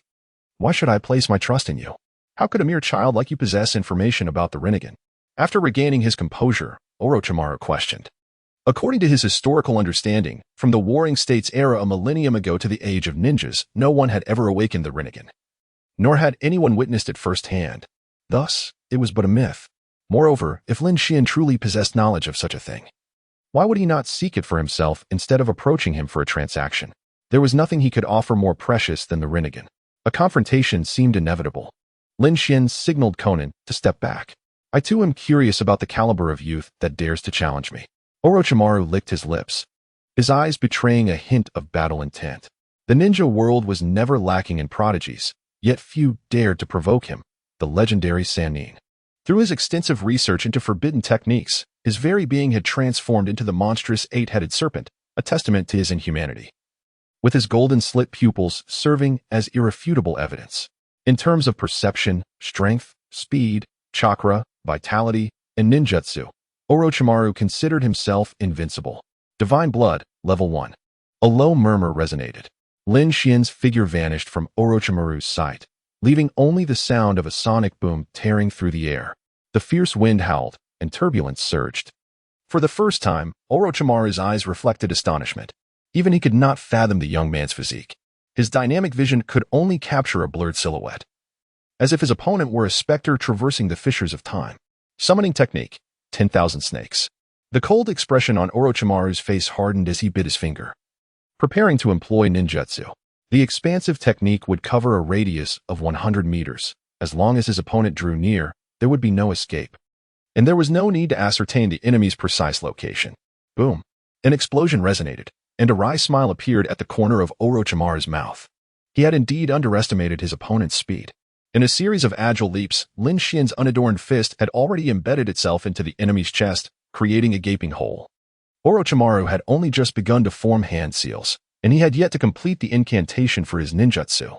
With a thud, Orochimaru's body collapsed to the ground. A vibrant spray of blood fell to the earth, and simultaneously, a notification echoed in his ears. Defeated Orochimaru, task progress 12. He cannot possibly be dead, can he? With slow, deliberate steps, Shaonin approached, surveying the gruesome corpse sprawled on the ground. The heart had been shattered by a singular, brutal blow, leaving no time for any semblance of reaction. He cannot die. Lin Xian's body temperature gradually normalized, and the faint crimson hue in his eyes vanished. Suddenly, as the two watched in horror, a slimy hand emerged from the corpse's mouth, its pale skin betraying the identity of its owner. The mouth of the corpse stretched grotesquely, reminiscent of a snake shedding its skin, as a man covered in viscous fluid crawled forth. The Great Serpent's Substitute Technique, an exclusive jutsu of Orochimaru. capable of activation without hand signs, merely consuming chakra. This technique serves as a flawless means of survival. As long as his chakra remains intact, he can never truly perish. Impressive. You are the strongest taijutsu ninja I have ever encountered. Orochimaru, brushing aside the slime-stuck hair from his face, regarded Lin Xian with evident intrigue. To have taken his life in such a swift manner is not something an ordinary ninja could achieve. Disgusting. Xiaonin rolled her eyes, turning away from the repulsive figure. Orochimaru, hardly distinguishable from a snake. Shall we sit down and converse? Lin Xian offered a slight smile. Of course, I am immensely intrigued by the Rinnegan that you mentioned. Lin Kuan. Orochimaru extended his tongue, over a meter long, performing an even more nauseating gesture as he licked the slime from his skin, maintaining an expression as if nothing had occurred. This fiend has truly forsaken his humanity. Chapter 21. A joke. I am incredibly brave in the dimly lit room. 3 figures sat around a table. On the ground lay a fainted Hong Do, yet none paid her any mind. You seek the cells of the first Hokage? Orochimaru expressed surprise. He had not anticipated that the other party desired materials from his laboratory. Senja Hashirama, the first Hokage of Konohagakure, known as the God of Ninjas, had vanquished all adversaries with his would release in Sage mode. Orochimaru had once researched Hashirama's cells, attempting to implant them into humans to cultivate flesh and blood. The experimental conditions were exceedingly arduous. The cells of the first Hokage possessed an incredibly aggressive nature, akin to cancer cells. Without mastery over these cells' power, a human body would swiftly assimilate, ultimately transforming into a tree. Of the over 300 test subjects Orochimaru sought, only one, designated as survived. And even he was deemed a failure. The boys would release resembled a child's play, a mockery of the term itself. Following that, the experiments were entirely abandoned. Although Orochimaru's laboratory still retained the materials of Hashirama's cells, no further experiments had been conducted. Indeed, I require your assistance for a transplantation procedure. Lin Xian nodded affirmatively. It is said that the legendary Senja Hashirama could create vast expanses of forest in an instant, allowing trees to grow almost without limit, reaching heights of hundreds of meters. The cells of the first Hokage symbolize a formidable and vibrant vitality. In his twilight years, Hashirama battled Uchiha Madara. Although he emerged victorious, he had exhausted his life force, leading to his premature demise. Had it not been for that fierce confrontation, Hashirama would likely have enjoyed an extraordinarily prolonged life as Hokage. Transplantation? Lin, do you truly comprehend the implications of your words? Orochimaru's expression was peculiar. He had conducted such experiments personally, with a success rate of less than 5%. Even if successful, what one would acquire would be little more than a useless wood release, devoid of practical application in combat. The risks far outweigh any potential benefits. Do you desire information regarding the Rinnegan? If so, you must adhere to my instructions. My demise is of no consequence to you. Lin Xian cast a sidelong glance at him, his tone unperturbed. I have previously conducted experiments with dismal success rates, ultimately yielding a survivor who was utterly inept. It was a futile endeavor that consumed months of my time. Orochimaru continued, studying the young man's expression. And then, you should proceed with what you must do. Lin Xian remained resolute. Haha, how delightful, how delightful. It has been quite some time since I encountered such an intriguing young individual. Orochimaru licked his lips, his eyes glimmering with intrigue. Why does Lin Xian seek the cells of the first Hokage? What does he hope to gain, given his mastery in physical combat? There seems to be no necessity for such a perilous endeavor unless there exists a compelling motive. Very well, I accept. After a brief pause, Orochimaru displayed a knowing smile, nodding in agreement to the transaction. The cells of Hashirama are not particularly rare. With a fraction of the necessary materials, one could cultivate more at any time. Assisting with the transplantation procedure in exchange for information on the Rinnegan is an exceptionally lucrative deal. A prosperous transaction. A prosperous transaction. The dark-haired youth and the pale-skinned man exchanged glances, each harboring their own ulterior motives. Xiaonan remained silent throughout, occasionally casting worried glances at her brother, hoping for a favorable outcome. Should this experiment fail, her brother would resort to more extreme measures, such as cloning techniques, or even the use of impure world reincarnation. That night, Lin Xian and Xiaonan journeyed with Orochimaru until they reached a small island located 100 miles away in the sea. A cunning rabbit has many burrows. This rogue ninja from Konoha controlled numerous experimental bases. Even if one base were to be exposed and destroyed, it would not faze Orochimaru in the least. He had already intended to abandon his foothold in the land of waves and was now poised to extract the final value from this base. Are those humans? Xiaonan exclaimed in astonishment.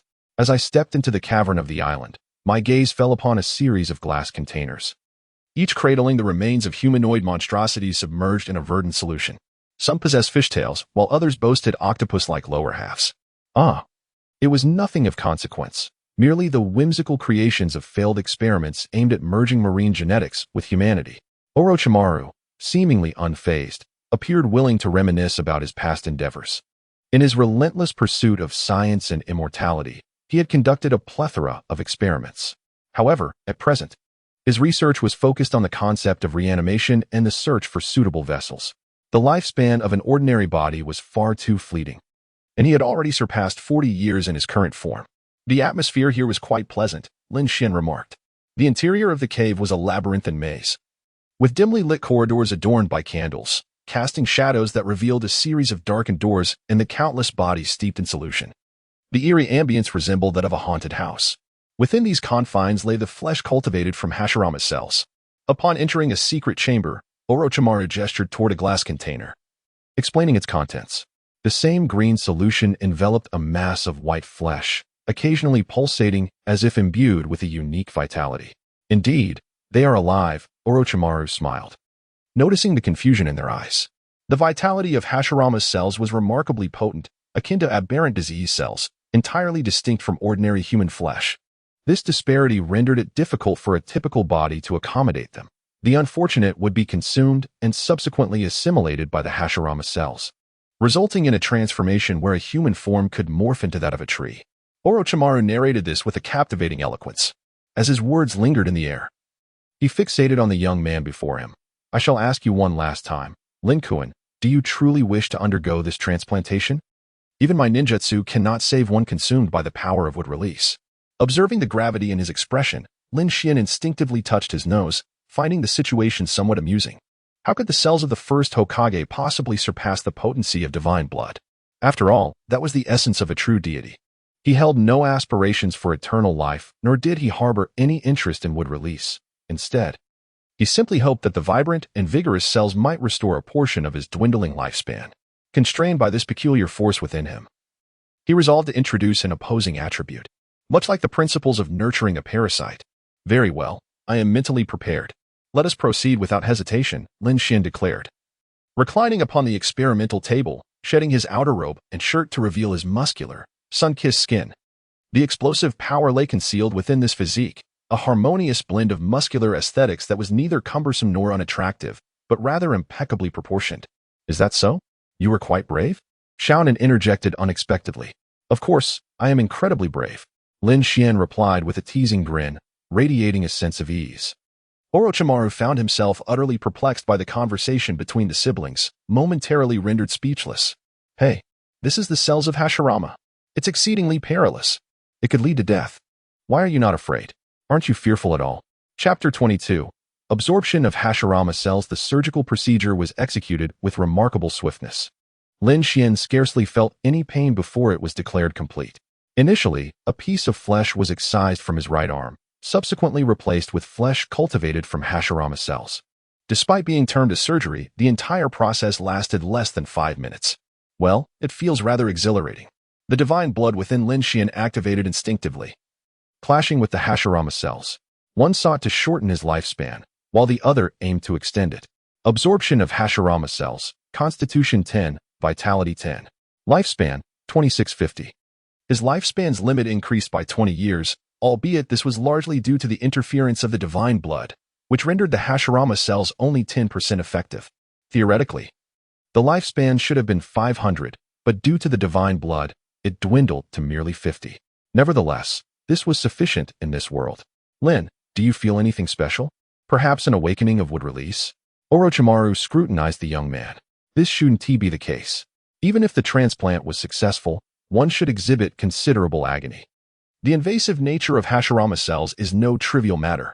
Why is his reaction so composed? Is he devoid of pain? Would release? I don't seem to have it.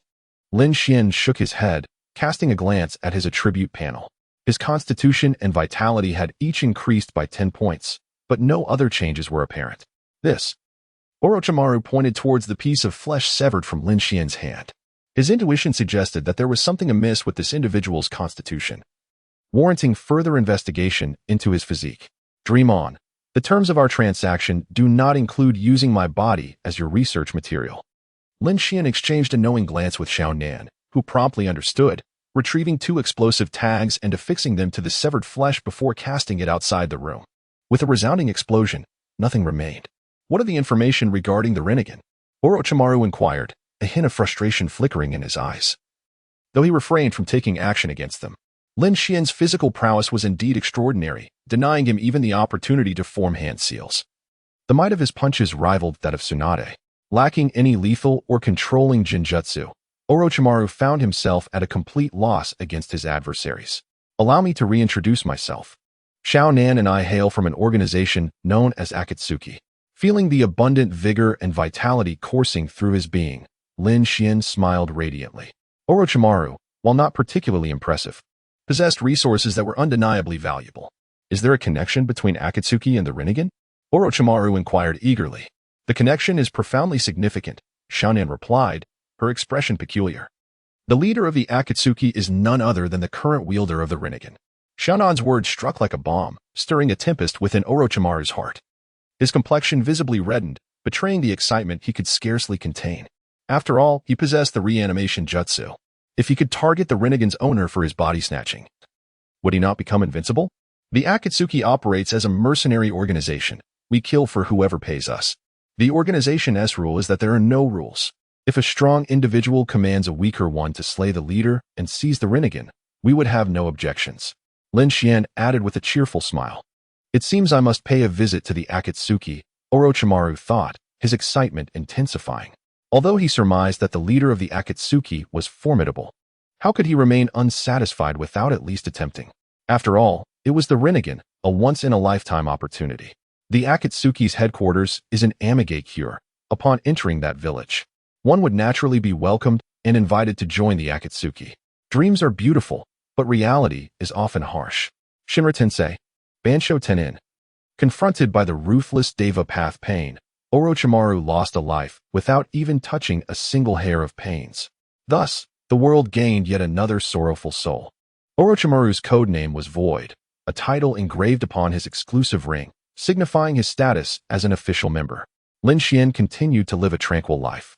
The Akatsuki remained shrouded in darkness, while Kakuzu thrived as a bounty hunter in the shadows of the ninja world, collecting the heads of various village ninjas to exchange for riches. Scorpion was perpetually absorbed in his puppets. Orochimaru immersed himself in his laboratory, and Pain maintained order in Amigakure. To this day, the news of Hanzo's demise had yet to spread. How is your body faring? Xiaonan's face displayed a hint of concern. My brother's bloodline limit is peculiar. Throughout these years of wandering the ninja world, I have collected numerous specialized texts, yet I still fail to comprehend the nature of Lin Xian's blood. When utilized, it raises the body's temperature, significantly enhancing strength and speed, but the side effect is a drastically shortened lifespan. The most extraordinary aspect is that this bloodline is not activated by chakra. Throughout the history of the ninja world, no other example exists. The first Hokage's power is astonishing. Extending life by 20 years should be quite feasible, Lin Xian replied calmly. The first and second stages of the divine blood place minimal strain on the body. As long as the third stage is not activated, all is manageable. Since his arrival in this world, he had completed numerous tasks, greatly enhancing his fundamental attributes. Brother, what are your plans moving forward? Are we to continue serving the Akatsuki indefinitely? Xiaonan inquired, a trace of confusion gracing her delicate features. Nagato was utterly swayed by the words of Uchiha Madara, descending into madness for the sake of that ambition. Would the collection of tailed beasts and the acquisition of war weapons truly bring about peace in the world? Betraying Akatsuki would not end well. Moreover, only those within Akatsuki possess the privilege of being the players in this grand game. With the power to shape the fate of the world tantalizingly within reach, such a prospect is not something I would relinquish lightly. Lin Xian smiled enigmatically. If you wish to go out and have some fun, I have no objections. After all, there's still a long way to go before the real spectacle unfolds. Engaging in a relentless cycle of killing and missions, akin to a madman, only serves to enhance one's strength. Such actions could invoke trepidation from the unseen puppet masters. Although, That group should already be quite wary of me. Let us embark on a journey, perhaps to a dessert shop or a CAF, and hire a couple of charming young ladies as maids. Living a life of comfort, Lin Xian proposed with a grin. Huh. Xiaonan was momentarily at a loss for words. Has my brother finally entered a belated adolescence? How could he utter such words? Do not look at me like that.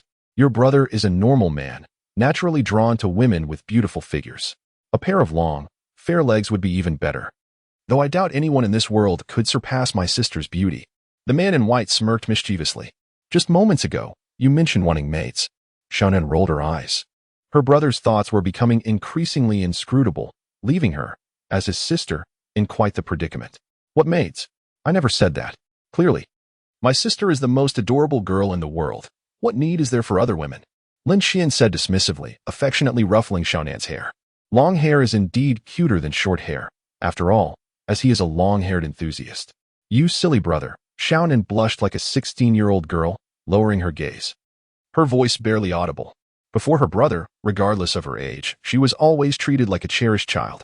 Chapter 23. If there are no bonds, then let us create one. In the 48th year of the Konoha calendar, the Akatsuki member codenamed Lin, also known as Bai, vanished. In the same year, the fourth Hokage of Konoha married Kushina, the host of the Nine Tails. In the 49th year, on the night Kushina gave birth, a mysterious masked man attacked Konoha, summoning the Nine Tails. The couple, Minato and Kushina, sacrificed themselves, and the Nine Tails was sealed once more. In the 55th year, Uchiha Itachi committed the massacre of his clan and defected to join Akatsuki. Each official member of Akatsuki is formidable, yet the internal issues are glaringly apparent. It is unknown which iteration of partners it was, but during a mission, one was slain by Kakuzu, and subsequently, the body was taken to the exchange to become a chest of riches. Such occurrences have transpired countless times. In consideration of the money Kakuzu brought back, no one voiced their concerns. Recently, two significant events transpired. Uchiha Itachi and one of the 7 ninja swordsmen, Kisame Hashigaki, were dispatched to the Hidden Mist village for a mission. 2 individuals were besieged by the 4th Mizukage, Yagura, and his entourage. In a bid to safeguard Itachi, who had been immobilized by Yagura's coral palm technique, TZ valiantly confronted the tailed beast transformation of the 4th Mizukage wielding a decapitation blade. Unfortunately, the blade met with misfortune, as it was struck back upon its wielder, leading to TZ's demise. Itachi, employing Amaterasu, vanquished Yagura and subsequently fled. Such events, though significant, are ultimately trivial. Succumbing to death due to insufficient strength while on a mission merely underscores one's own inadequacy. The second matter pertains to Orochimaru becoming Itachi's new partner, ostensibly with the ulterior motive of acquiring Itachi's Mangekyou Sharingan. During their confrontation, Orochimaru was swiftly eliminated by Itachi's Genjutsu, after which he proclaimed his defection from the Akatsuki organization. This betrayal was intolerable to the Akatsuki. Orochimaru possessed numerous secrets that, if unveiled, would gravely jeopardize the organization. Yet, Orochimaru's escape techniques were notoriously adept, rendering even the efforts of Pain, who pursued him personally, ultimately fruitless. One could only hope that he possessed sufficient cunning. Pain's expression was one of discontent. In this moment, he once again felt the palpable void created by his subordinates' inadequacies. Should Orochimaru be resolute in his desire to flee, even the entirety of the Akatsuki would be incapable of subduing him. Orochimaru would not divulge any secrets unless he genuinely intended to provoke the Akatsuki. Go fetch Lin and Bai, suggested Kakuzu with a sigh. That pair of siblings has been on vacation for far too long. It's time they returned to contribute to the organization. Scorpion lamented, expressing his frustration. Since the disappearance of a certain individual, the pressure of missions had intensified, compelling even him, a puppeteer, to traverse the globe. A ninja identifying himself as a disciple of the so-called evil god cult had emerged in the Land of Water, known as Haiden, who allegedly possessed immortality. The local ninja were powerless against him and had issued a high-level bounty seeking assistance from the 5 great nations. Such an individual would be a fitting partner for Kakuzu. Therefore, Kakuzu could pursue him himself. Zetsu produced a bounty notice depicting the image of a white-haired youth, laughing maniacally. He better truly be immortal, Kakuzu scoffed as he turned to exit the Akatsuki's meeting chamber. The second individual was Kisame Hashigaki, a ninja from the Hashigaki clan in the Land of Water, known as the Monster of the Mist. Like TZ, he was one of the 7 ninja swordsmen, wielding the sword known as the Samahata. Zetsu continued to unveil details about this second individual. "Oh dear, senior. Kisame is indeed a talent I discovered in the Hidden Mist Village," exclaimed Haydn, exuberantly waving his arms and dancing with childlike glee, as if awaiting praise.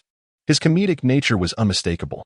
Naturally, no one believed that the possessor of the Meijiki Sharingan could truly be a fool. It was merely a guise. Itachi happened to be in need of a partner, so let Kisame accompany him on missions.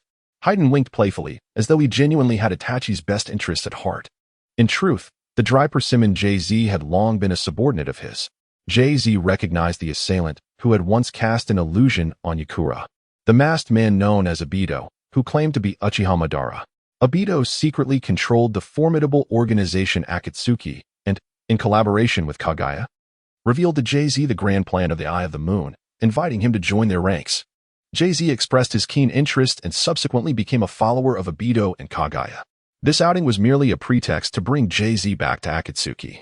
Moreover, he was to serve as a partner to Itachi Uchiha, tasked with surveilling the somewhat perilous Uchiha youth, who would approach dry persimmon JZ. Is he not still a rogue ninja? Pain pondered for a moment, his gaze sweeping over the gathered individuals. According to intelligence, JZ's mission in Kirigakura was to eliminate his own comrades, and he had grown weary of such a life over the years. With a single word from Akatsuki, would he dare not defect? Obito continued to smile cheerfully. Aren't Lin and Bai just outside? Let them make a trip to Kirigakura and bring back JZ. Zetsu looked at Pain. Regardless, he was the nominal leader of Akatsuki, and the final decision lay in his hands. Very well, I shall assign this task to them. Pain acquiesced. The abilities of Lin and Bai were beyond question. Even if they had not progressed in strength over the years, they could certainly handle a mere JZ. Scorpion, you will seek the whereabouts of Orochimaru. Pain assigned Scorpion another task. If I encounter him, may I kill him? Scorpion squinted his eyes. That scoundrel had once established a laboratory within Akatsuki, stealing a considerable amount of his experimental funding while deriding Scorpion's puppet technique as inferior to his forbidden arts.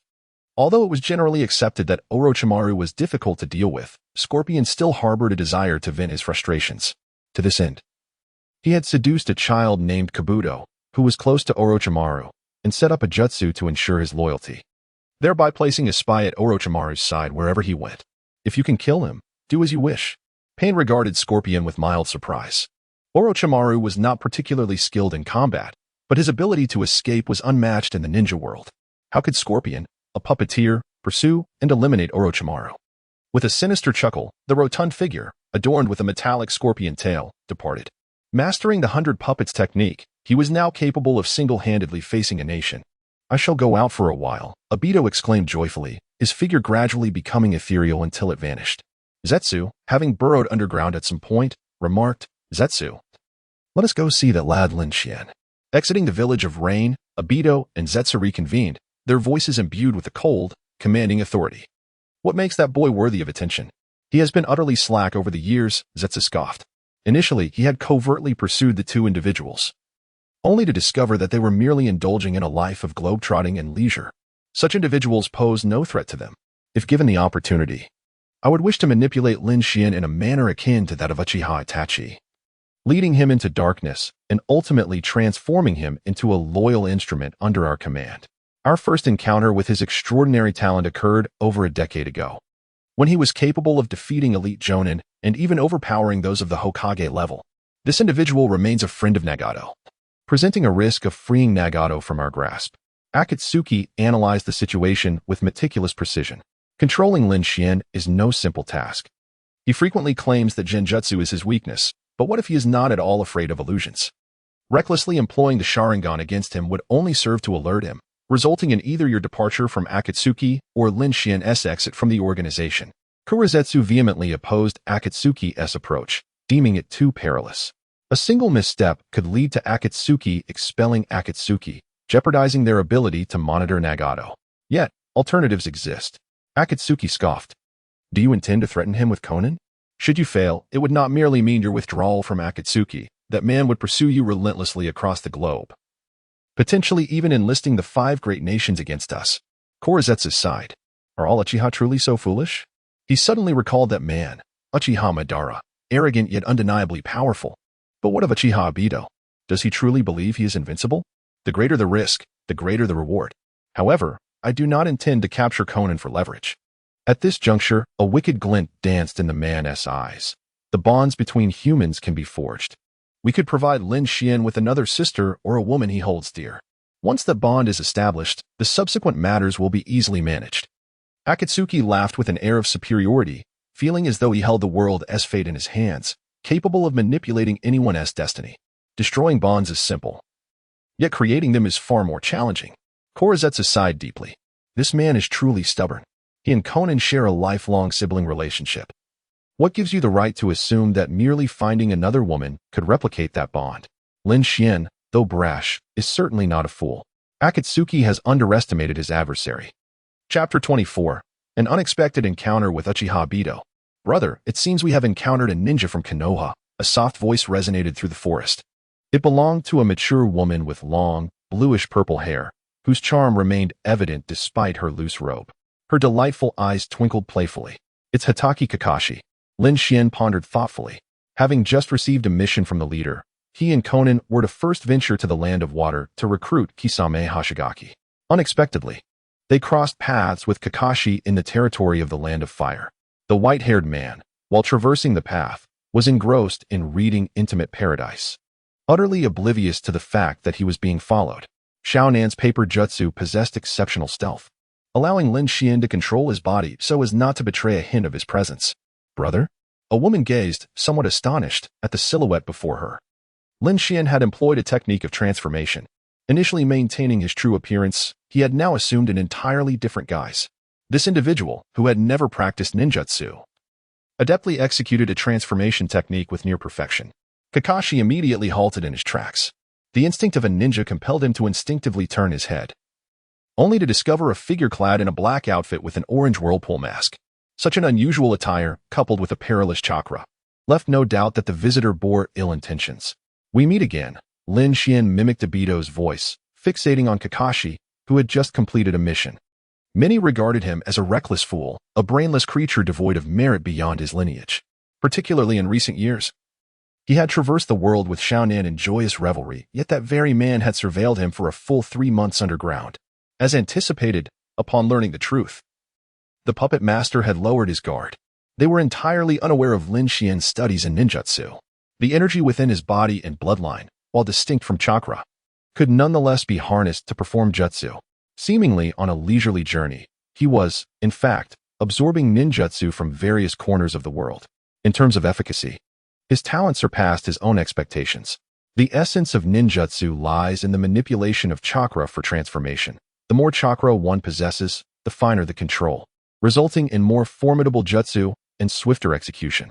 He did not require chakra manipulation. He merely needed to harness the power within to manifest his techniques. Who are you? Why are you following me? Kakashi brandished a kunai, eyeing the mysterious figure with trepidation. His instincts warned him that this person was no mere underling. The Land of Fire is my homeland. Might I not walk the same path as you, Lord Kakashi Hitaki of Konohagakure? Lin Xian mused, observing both Kakashi and the surrounding forest with a tinge of wistfulness. His acting prowess was remarkable enough to earn an Oscar. Yet few were privy to this facet of his being. Do you know me? Kakashi stepped back in astonishment, adopting a defensive stance that revealed the 3-tomo Sharingan hidden beneath his mask. Clad in a mask and the uniform of the Umbu, he found it unsettling that this individual possessed such intimate knowledge of him. His mind raced, contemplating all conceivable possibilities.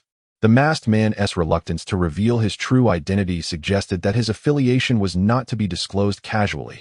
From his tone, it appeared they had a prior acquaintance. Was he a ninja from the root? Yet, Danzo would not resort to such means to contact him, as that man would have directly summoned him to the root's conference room. Aside from Root, there was another potential candidate. The man before him, a former member of Konoha's Umbu, is none other than Uchiha Itachi, a traitor of his clan. Yet, Itachi's demeanor remains one of humility and composure. Thus, the individual standing before Kakashi could not possibly be him. However, the Uchiha clan is not known for its normalcy. Are you Uchiha Itachi? Kakashi inquired, taking a deep breath as he arrived at his conclusion. His Sharingan fixed intently on the man, he remained vigilant against any potential attack from this perilous figure. Huh? Lin Xian shook his head. Through the mask, Kakashi could sense the disdain etched across that face.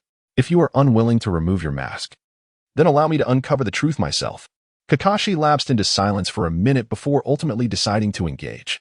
The masked man moved with an eerie swiftness, leaping onto a nearby tree as Kakashi made his move, his gaze gradually becoming menacing. Kakashi, after all these years, you remain unchanged. Kakashi's pursuit abruptly halted upon witnessing a visage that should not have been present before him. The masked man, perched on the branch, removed his mask, revealing a face marred by scars, as though it had endured the ravages of war. And indeed, it had, for this was the face of Uchiha Obito. Kakashi, do you not recognize an old friend? Lin Xian's lips curled into a mocking smile. Kakashi gritted his teeth, his body trembling violently, the kunai in his hand having fallen to the ground with a clatter. In that moment, memories of anguish resurfaced in the man's eyes.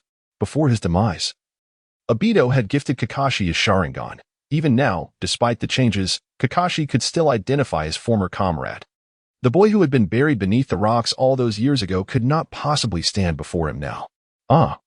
It seems our Sharingan Kakashi has finally recalled his once underperforming teammate. Ah ha ha. The masked man laughed heartily, a mixture of arrogance and melancholy threading through his mirth.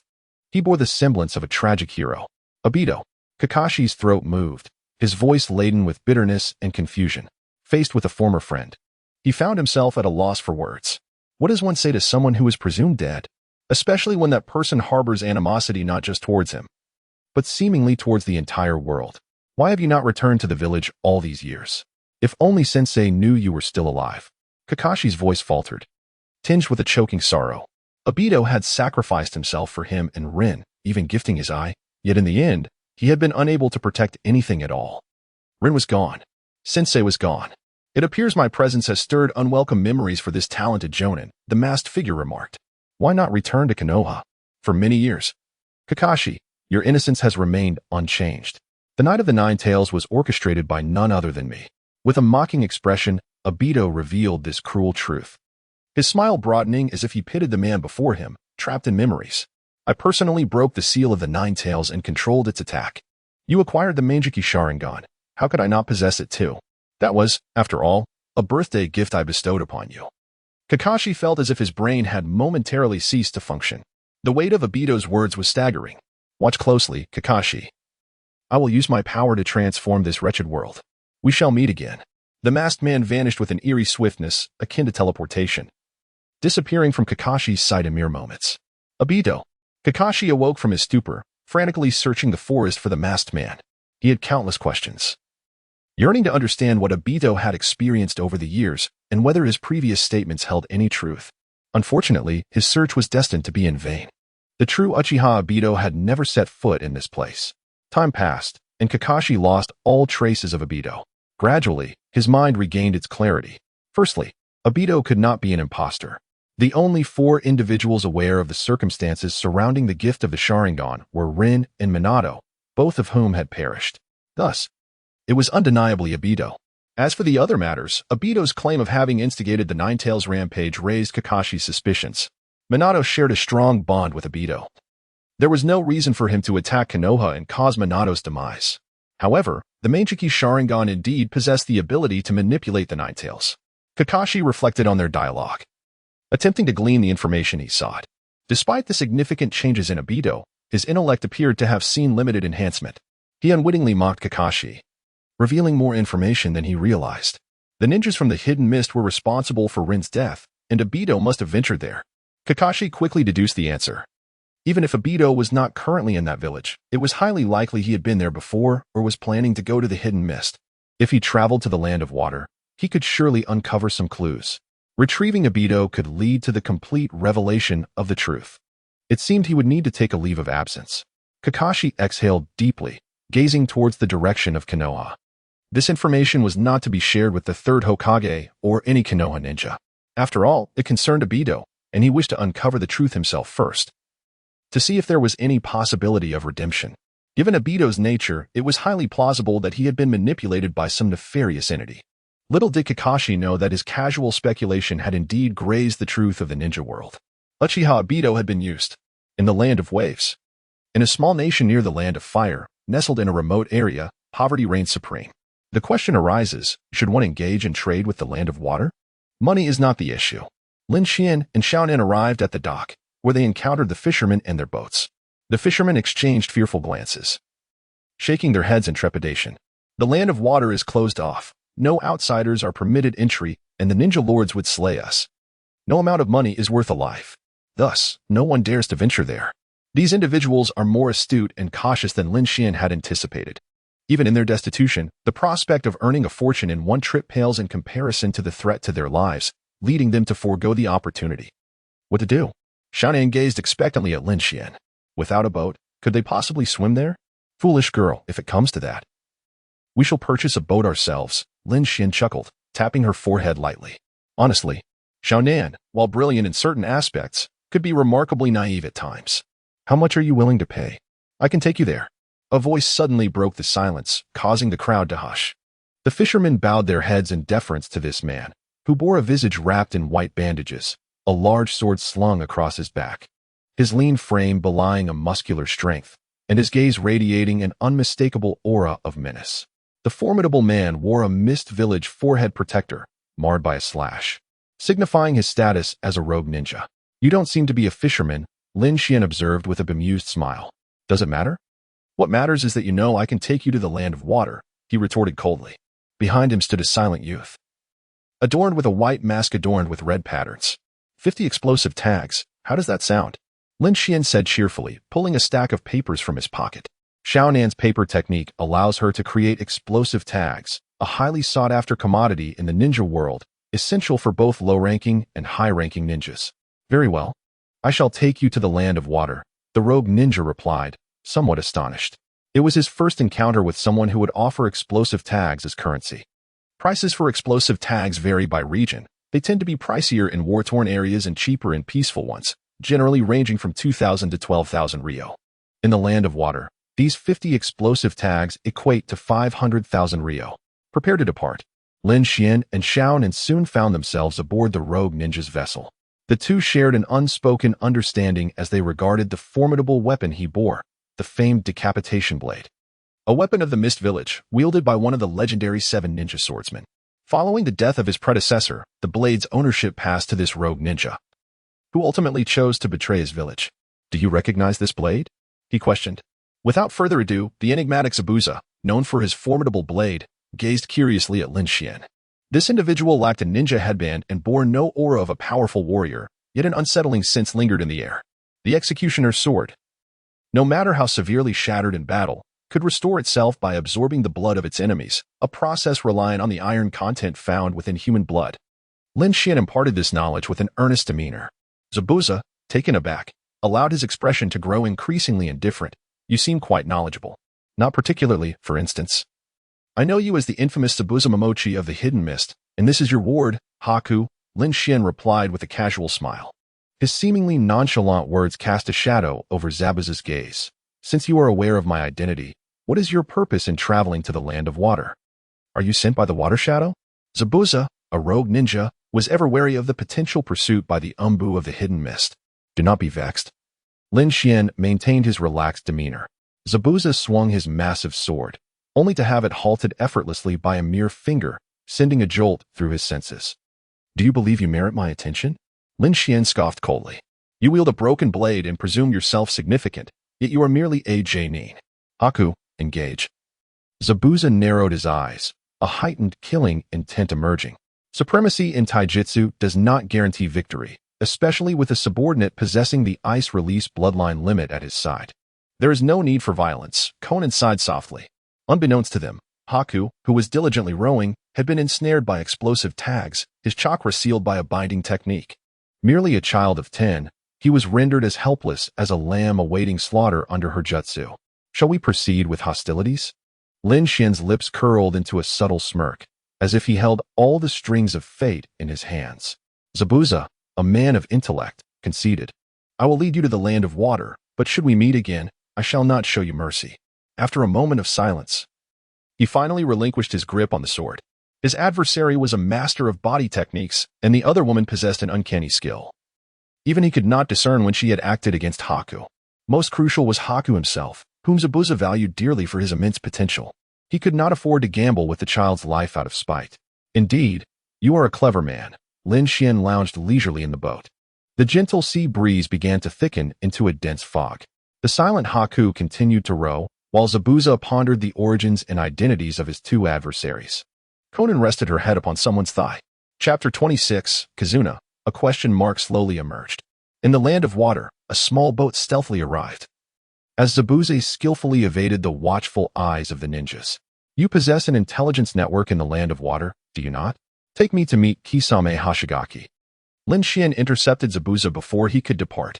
Our collaboration has come to an end. The mist phantom furrowed his brow. What is this? A breach of promise. He was merely responsible for escorting these two individuals to the land of water, unless additional compensation was provided. If you lead us to find Kisame Hashigaki, these 500 explosive tags shall be yours. Conan's expression remained impassive as she retrieved the corresponding number of explosive tags from her space scroll. As the wealthiest member of the Akatsuki organization, she casually carried over 1 million explosive tags, a significant portion of which she had crafted herself, while others were purchased. Only she knew the exact amount. Zabuza Momochi's countenance fluctuated between dark and light. These two rascals had threatened him on the way, and he could not forget that debt. However, upon seeing the thick stack of explosive tags in Conan's hand, he hesitated. Initially, his discontent with the village had driven him to assassinate the fourth Mizukichi, resulting in his downfall as a rogue ninja. To make a comeback, he needed to amass more wealth. Only with money could he attract more ninjas. I will take responsibility for locating Kisame's whereabouts. You two can pursue him on your own, Zabuza stated solemnly. Kisame Hashigaki is the current wielder of the Samahata, a formidable opponent. Even he would not dare to confront that man lightly, especially since Kisame remained loyal to the Mizukichi. Very well, Lin Xian nodded with a smile. This serves as a deposit. You will receive the other half upon acquiring the information. Conan divided the explosive tags into 2 portions, temporarily offering half. We shall meet here on this coast in 3 days, at which time I will provide you with news regarding Kisame. Zabuza took the explosive tags, inwardly cursing the two of them. Had it not been for the allure of money, he would never have offered them assistance. The next time they meet, he would surely take their heads. Offending the Mist Phantom does not end well. The land of water is vast, yet the Mist Village is not. The Blood Mist era concluded long ago, and the current 4th Mizukichi has regained his sanity, though the order of lockdown remains in effect. This lockdown is intended to restore the vitality of the village.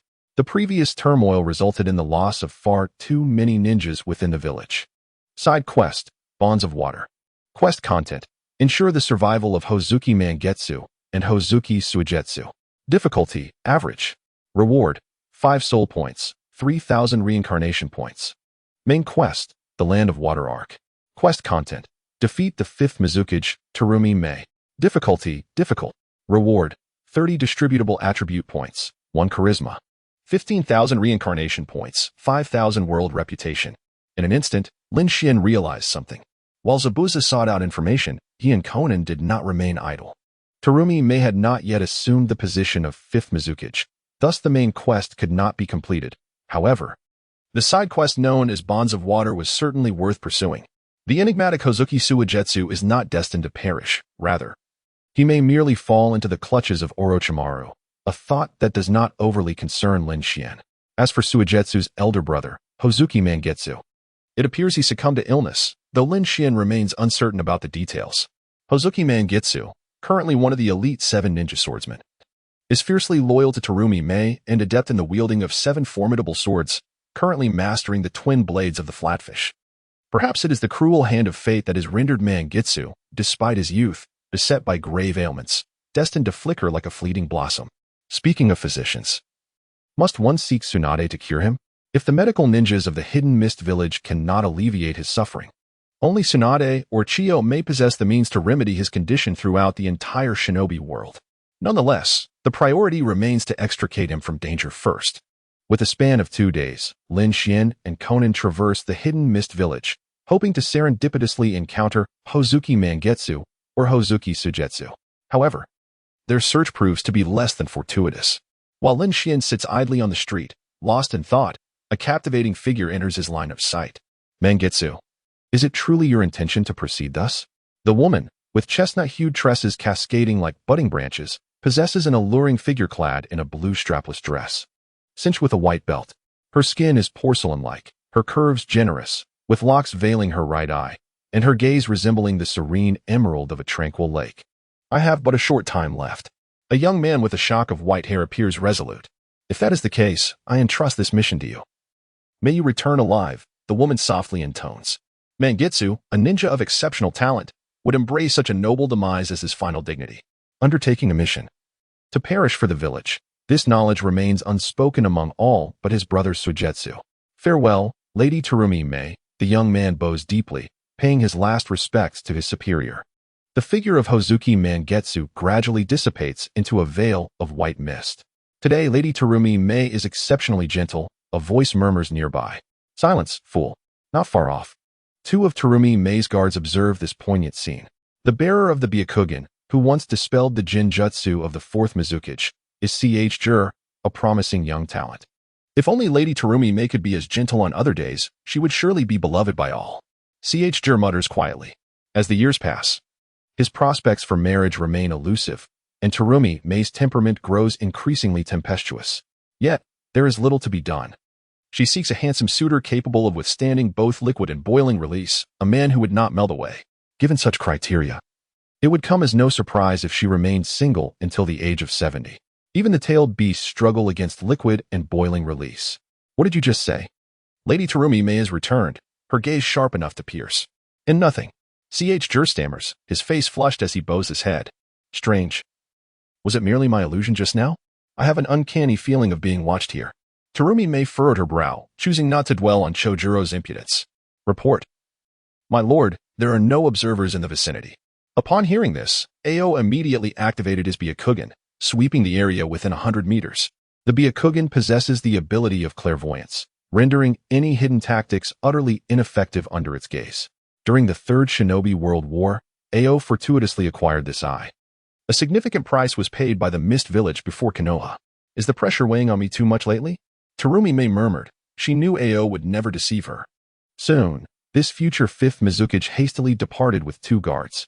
Unbeknownst to them, the 2 watchers left with the full moon. Had Ao utilized his Byakugan a moment earlier, he would have discovered the enemy lurking perilously close. For a while, why was Hayakawa searching for Hozuki Mangitsu? The mysterious masked man emerged slowly from the void. Beneath the earth, a figure of absolute certainty appeared. Mangitsu's talent is decent, yet merely decent, unworthy of joining Akatsuki. Let my revenge commence. Do not go too far, Obito. He warned. Rest assured, it is merely the assassination of a Mizukage. The tailed beasts regenerate swiftly. During the Third Shinobi World War, the temporary Jinchuriki Noera Rin was slain. Yet, within a year, the 3 tails resurrected, sealed within Yagura. Obito returned to the mist to monitor Hayakawa, simultaneously contemplating the demise of Yagura, a further act of retribution against the Mist Village. After all, the tailed beasts would soon revive, posing no hindrance to Akatsuki's plans. Can your Akatsuki even act like humans? Chapter 27. The battlefield comparable to a magnitude 9 earthquake along the way. Hayakawa intercepted Hozuki Mangitsu. You certainly made us wait. Your Excellency, are you interested in Akatsuki? Or to rephrase, I can ensure your survival, provided you betray the mist and obey my commands. The enigmatic youth flashed a grin. The mist has no traitors. Hozuki Mangitsu immediately employed the technique of liquid transformation, his body becoming a fluid form. He harbored deep resentment towards the fourth Mizukage. For that scoundrel had ordered the destruction of his family, even if he was being manipulated. Yet, his loyalty to Terumi Mei was unwavering. Will you truly not surrender? Hayakawa raised an eyebrow. Mangitsu refrained from further dialogue, swiftly forming hand seals to execute his jutsu. Water release, water iron cannon. A barrage of water bullets erupted, cascading relentlessly towards his opponent. Hayakawa stood motionless, willingly becoming a target for the opposing jutsu. Hozuki Mangitsu felt a twitch at the corner of his mouth. Was his adversary a monster? How could they withstand his jutsu with mere flesh and blood? The water iron cannon could pierce even rock. This is rather unsatisfactory. Hayakawa sighed regretfully, waving his hand towards Konan. One must reciprocate in kind. Let the adversary experience the sensation of bombardment. The technique of the paper god. Shounen promptly activated the trap. They followed the trail of Akatsuki, setting an ambush in advance along this narrow path. Explosive tags? Akatsuki's expression gradually turned grave. The surrounding forest, the ponds dotting the roadside, and even the very ground beneath him all were disguised explosive tags. He was encircled by hundreds of thousands of explosive tags. Was that woman insane?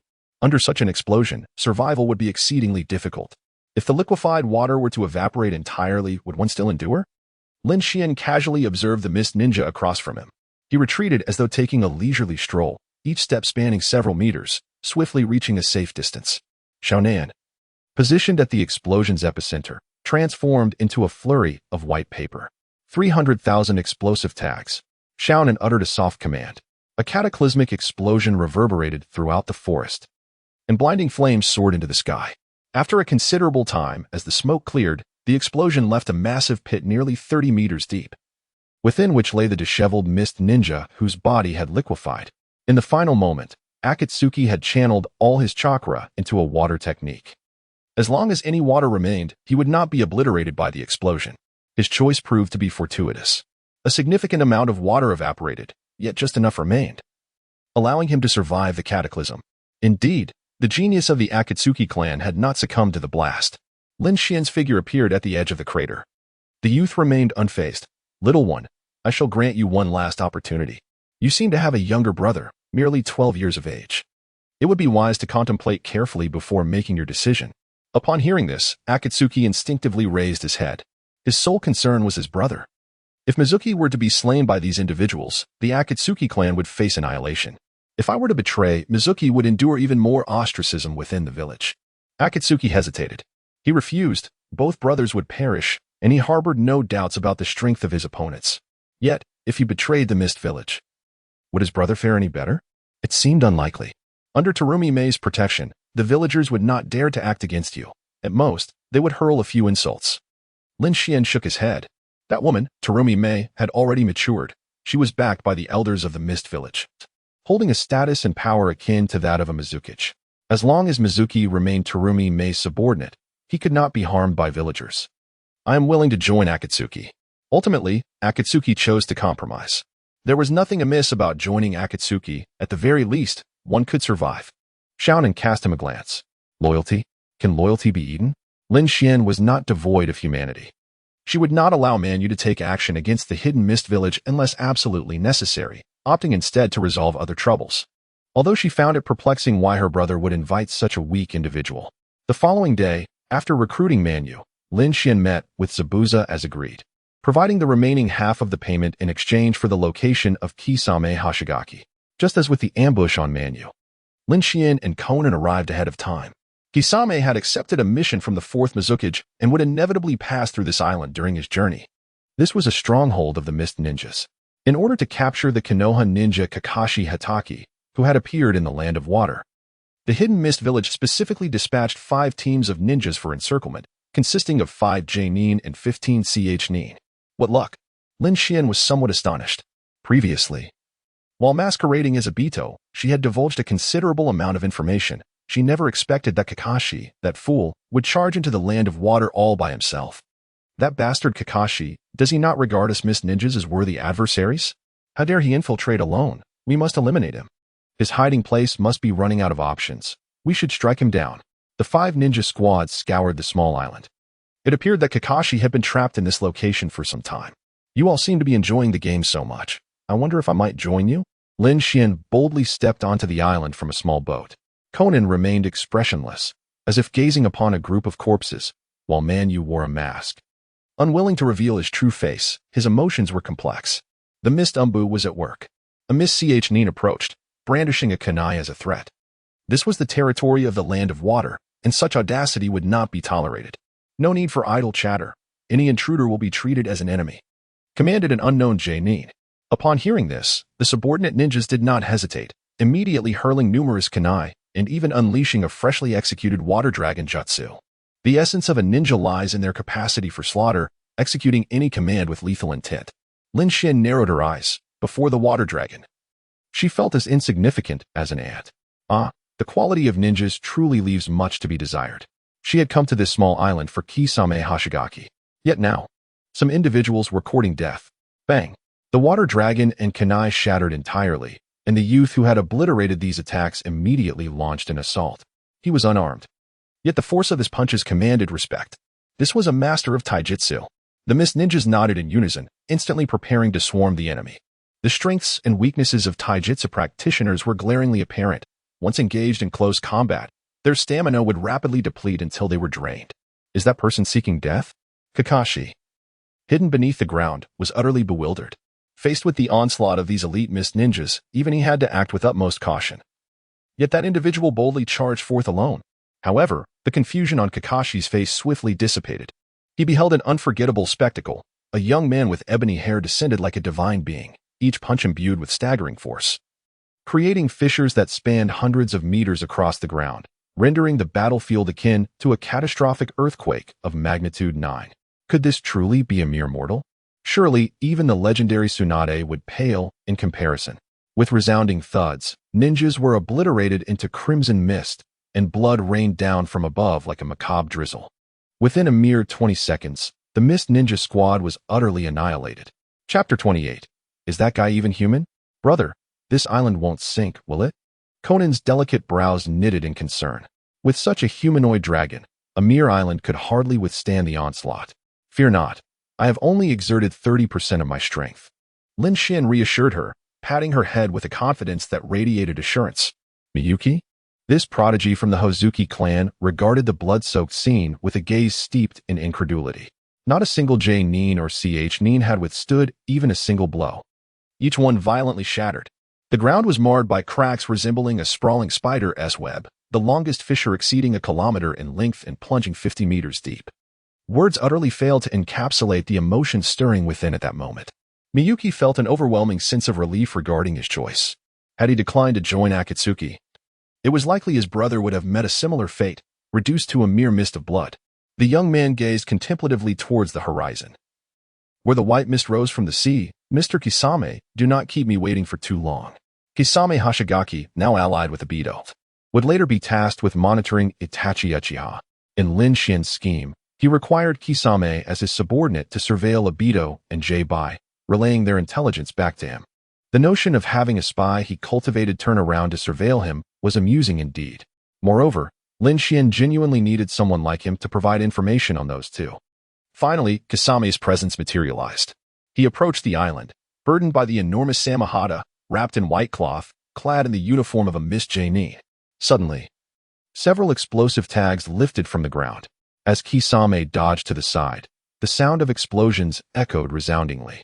Allow me to introduce myself, Mr. Kisame, Lin Xian said, stepping forward leisurely, a casual smile gracing his lips. I invite you to join Akatsuki, or perish here. Oh, what a unique welcoming ceremony your organization has, Kisame grinned, revealing teeth reminiscent of a shark, his smile slightly unnerving. Where might Mr. Uchiha Madara be? It was he who initially extended the invitation for me to join Akatsuki. He acknowledges only Uchiha Madara and Zetsu as his superiors, the only two individuals deserving of his recognition. As for the other members of the Akatsuki organization, they are merely tools in Madara's eyes, completely oblivious to the truth of the world. Once you join the Akatsuki, you will inevitably encounter Uchiha Madara, Lin Xian stated calmly. I shall not entertain invitations from the weak. Kisame unsheathed his sword, the Samahata. This blade is not a mere beheading sword. It possesses the ability to absorb the enemy's chakra, heal its wielder's wounds, and even merge with its master to assume a merman form. Weak? Lin Xian's expression turned peculiar. Conan stifled a laugh, her body trembling with mirth, while Fiwa quaked at the thought of what fate awaited the esteemed Kisame. I hope the weak you speak of does not lead you to despair. Regardless of Kisame's intentions in battle, Lin Xian intended to allow this future subordinate a glimpse into the methods of his superior. With a swift motion, the youth's figure flickered like a specter through a rift in time. Kisame had no time to comprehend the action before he felt a tremendous force strike his jaw, sending him flying 100 meters away, crashing into the sea with a resounding splash. He nearly lost consciousness from that blow.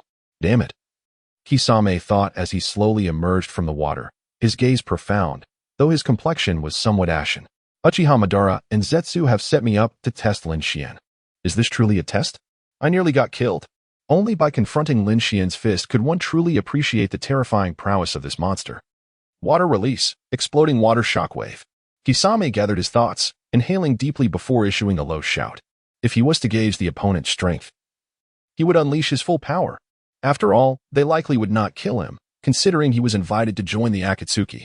Indeed, Kisame-senpai is remarkable, Fuyue thought, gazing up in admiration. Kisame's mastery of water-release ninjutsu was said to astonish even the fourth Mizukage. Witnessing it firsthand, Fuyue understood why. The waters of the entire sea surged violently, forming a 30-meter-high wave that seemed poised to obliterate the world, engulfing the small island entirely. Even in the absence of water, this jutsu could conjure a lake. Now, in the coastal region, Kisame could submerge an island. Boom. The endless sea submerged the island, creating a unique arena for their duel. In the water, Kisame was as comfortable as a fish, with his ninjutsu amplified, while his adversaries would find every movement arduous, even breathing becoming exceedingly difficult. Paper jutsu. Konan employed her special substitution technique, transforming her entire being into white paper within the water, resistant to it, though her sole weakness lay in oil. Kakashi attempted to break through with Chidori but soon faltered, his expression troubled. The full moon is of little consequence. He can transform into water, and here, there is no danger to life. This is my domain, water release, great shark bomb technique. The ghost shark swiftly formed hand seals, a dazzling display for onlookers. This colossal shark jutsu, crafted from chakra, possesses the characteristics of the same shark skin blade, capable of devouring the enemy's chakra, thus empowering the shark further. This technique could give even shadow-level warriors a headache, but alas, he is up against a brute. Lin Xian sees no need to employ any jutsu, for he harbors a disdain for such tactics. If a fist can resolve the conflict, why resort to jutsu? My fists contain no chakra for you to absorb. Is that fellow even human? Countless questions flooded the mind of the ghost shark, regardless of the means or jutsu employed. They all appeared feeble against the might of that brute's fists. Even in the ocean, within his watery prison, that fellow's speed remained astonishingly swift. Damn it! In that moment, the ghost shark felt an urge to curse. He had always grown stronger in the presence of formidable foes. The more humans there were, the greater his jutsu became. Yet, that monster opposite him defied all conventions, opting not for jutsu, but rather stubbornly choosing to pummel him with brute strength. A collision ensued. The vast water prison trembled as Lin Xian obliterated the ghost shark's great shark bomb technique with a single blow. The ghost shark, wielding his shark skin blade, attempted to consume the opponent's chakra in close combat. But, to his astonishment, the blade informed him, the opponent has no chakra. Bang, bang, bang, bang. Like kicking a ball in the water, that man ruthlessly ravaged the ghost shark. The man, once victorious in the realm of water, now faced the terror of being dominated. He suddenly recalled the day he had executed his comrades on the village's orders, numbly carrying out his task, including the girl who had harbored feelings for him. She had not dared to believe he would strike. On that day, he lost all his ties, his vanished youth. Bang! Another explosion erupted in the water. The ghost shark's blade slipping from his grasp, as the surrounding seawater shattered, cascading back into the ocean. As the water receded, the dry-gilled ghost shark lay battered and breathless upon the sandy shore. At that moment, his figure appeared rather forlorn. The full moon seemed to see its own reflection in the figure of this elder, lowering its head subtly. Kakashi, resembling a thief, awkwardly scratched his head, uncertain how to speak. Had he seen too much that he shouldn't have? Chapter 29. The revelation of Akatsuki's identity. Can one now honestly join Akatsuki? Lin Xian nonchalantly found a cigarette, dangling it from his lips. Smoking is prohibited. The fair-skinned hand reached out and swatted the young man's cigarette away, just as he had barely managed to strike a match. Xiaoning gazed at him with an impassive expression. Hey, girl, show me some respect out here. Lin Xian was exceedingly vexed. Honestly, is it so easy to act pretentiously? Show some reverence for your elder brother. I joined the Akatsuki. The mood of the character known as Kisame Hashigaki was profoundly complicated. He was 1,000 times more troubled than Lin Xian. His initial mission was to gauge this person's strength, yet he had nearly been killed in the process. That Uchiha Madara nearly brought about his demise. Lin Xian had evidently not neglected his training over the years. What on earth was he thinking? Obito felt an urge to curse. He had just assassinated the useless Yagura, then instructed Zetsu to take the body away from the hidden mist village. Upon arriving here, he was taken aback. Assigning Kisame to test Lin Xian was intended to assess his limits. Yet he never anticipated that his own operative would be on the verge of being beaten to a pulp. Wasn't he that person supposed to be indulging in frivolities? Was he said to have neglected his training? This was not the script. Just as Obito hesitated in the shadows, he failed to notice another figure had suddenly appeared behind him. It was Kakashi Hitaki. This former friend stared at the masked man with a complex expression. Calling out that name, Obito, reveal the truth to me. I came to the land of water for you. Kakashi held his kunai, his gaze resolute. As he locked eyes with the Sharingan that belonged to him, Obito's expression began to reflect a growing sense of existential doubt. What the hell? How does Kakashi know my identity? Only Uchiha Madara and Zetsu were aware of his true self, yet Madara was already deceased. Zetsu was counting on him to realize the Eye of the Moon plan. How could he possibly betray him? The Akatsuki had yet to commence capturing the tailed beasts. Besides Zetsu, there was someone else who knew his identity, and just the thought of it sent shivers down Uchiha Obito's spine. Had someone been observing all his actions over the years? Was he also a member of the Akatsuki? Full moon, he muttered softly. Lin Xian and Xiao Nan wore dark cloaks adorned with red clouds, and the masked man referred to as Obito by Kakashi donned a similar garb. Obito? Kisame murmured. His shark-like eyes filled with confusion. Was he not Uchiha Madara? How had he transformed into Obito? Ah Fei, your true name is Obito? Lin Xian seemed equally astonished. Turning to gaze at the two peculiar men, Kakashi was visibly agitated, his tension palpable, while Ah Fei remained silent, his body rigid. Mr. Kakashi, perhaps you forgot to take your medication today. Ah Fei endeavored to keep his voice steady.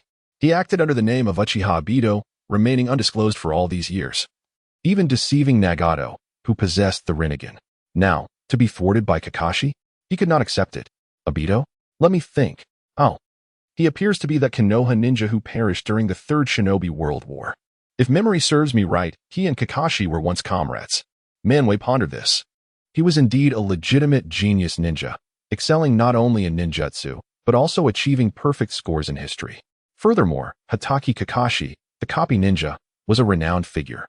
His exploits known across the 5 great nations. Obito's mindset underwent a peculiar transformation. Lin Xian indeed had a knack for discerning individuals, immediately uncovering his true identity through Kakashi's words. The more one knows, the swifter their demise. Did Manwen not comprehend this principle? Oh, he was afflicted with a terminal illness, seemingly destined for a short life.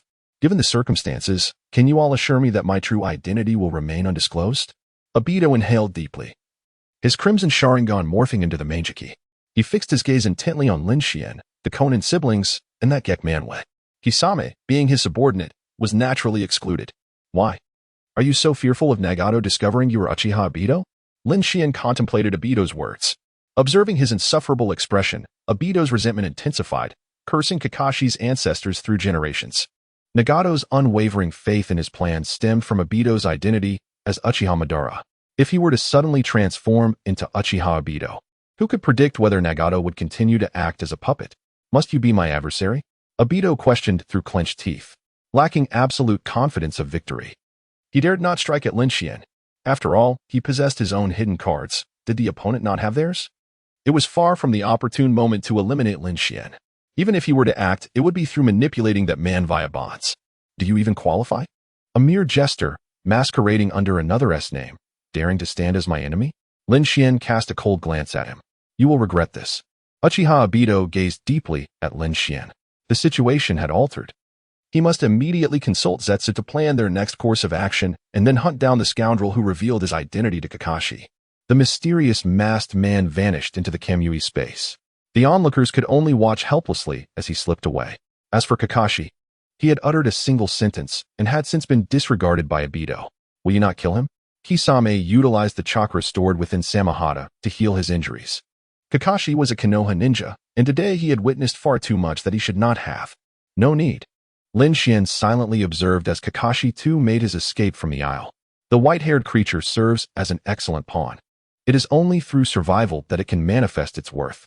The youth's countenance suddenly darkened. Now, can you divulge to me the details regarding Fei? During the time he claimed to be Uchiha Madara, what exchanges did you have with him? Oh, do you harbor doubts about me? Kisame seemed taken aback. In that moment, he felt as though all his disguises had been stripped away, and no secret could elude that man's gaze. Mr. Kisame, do you believe that the Eye of the Moon plan represents the ultimate truth of this world? Uchiha Madara is merely a child masquerading as a jester. Even now, do you still intend to trust him and Zetsu? They are merely exploiting you. Lin Xian's expression remained indifferent, seemingly unwilling to engage in further dialogue with Kisame. You possess a wealth of knowledge, my lord. On the surface, Kisame maintained his composure, yet a tempest surged within his heart. The Eye of the Moon plan was something Zetsu and Obito had initially revealed to him, asserting that only the 3 of them in the world were privy to it. Yet now, Lin Xian casually exposed their conspiracy. Was it true that the Akatsuki organization consisted solely of pawns? Surely, those scoundrels could not have deceived him. Did this Lin Xian exhibit even the slightest semblance of a mere pawn? The identity of that scoundrel Obito had been inexplicably unveiled. Kisame had initially believed he had grasped the true essence of the world. However, Lin Xian evidently possessed far greater insights, even knowledge that Obito himself was unaware of. Chapter 30. The truth of the shinobi world is a Matryoshka doll game. After a moment's pause, can you reveal the truth to me? Concerning the Eye of the Moon plan, as well as Zetsu and Obito, Kisame chose to align himself with Lin Xian's faction. He cared little for whom he must obey. Whoever could unveil the truth shrouded in the world's mist would command his allegiance. At present, it was clear that Obito had deceived him. He was not Uchiha Madara. And the plan they had discussed was fraught with issues. Do you truly wish to know? I shall have Conan place a sealing technique within your mind. Should you ever entertain thoughts of betrayal, you will hear the exquisite sound of your own brain matter exploding.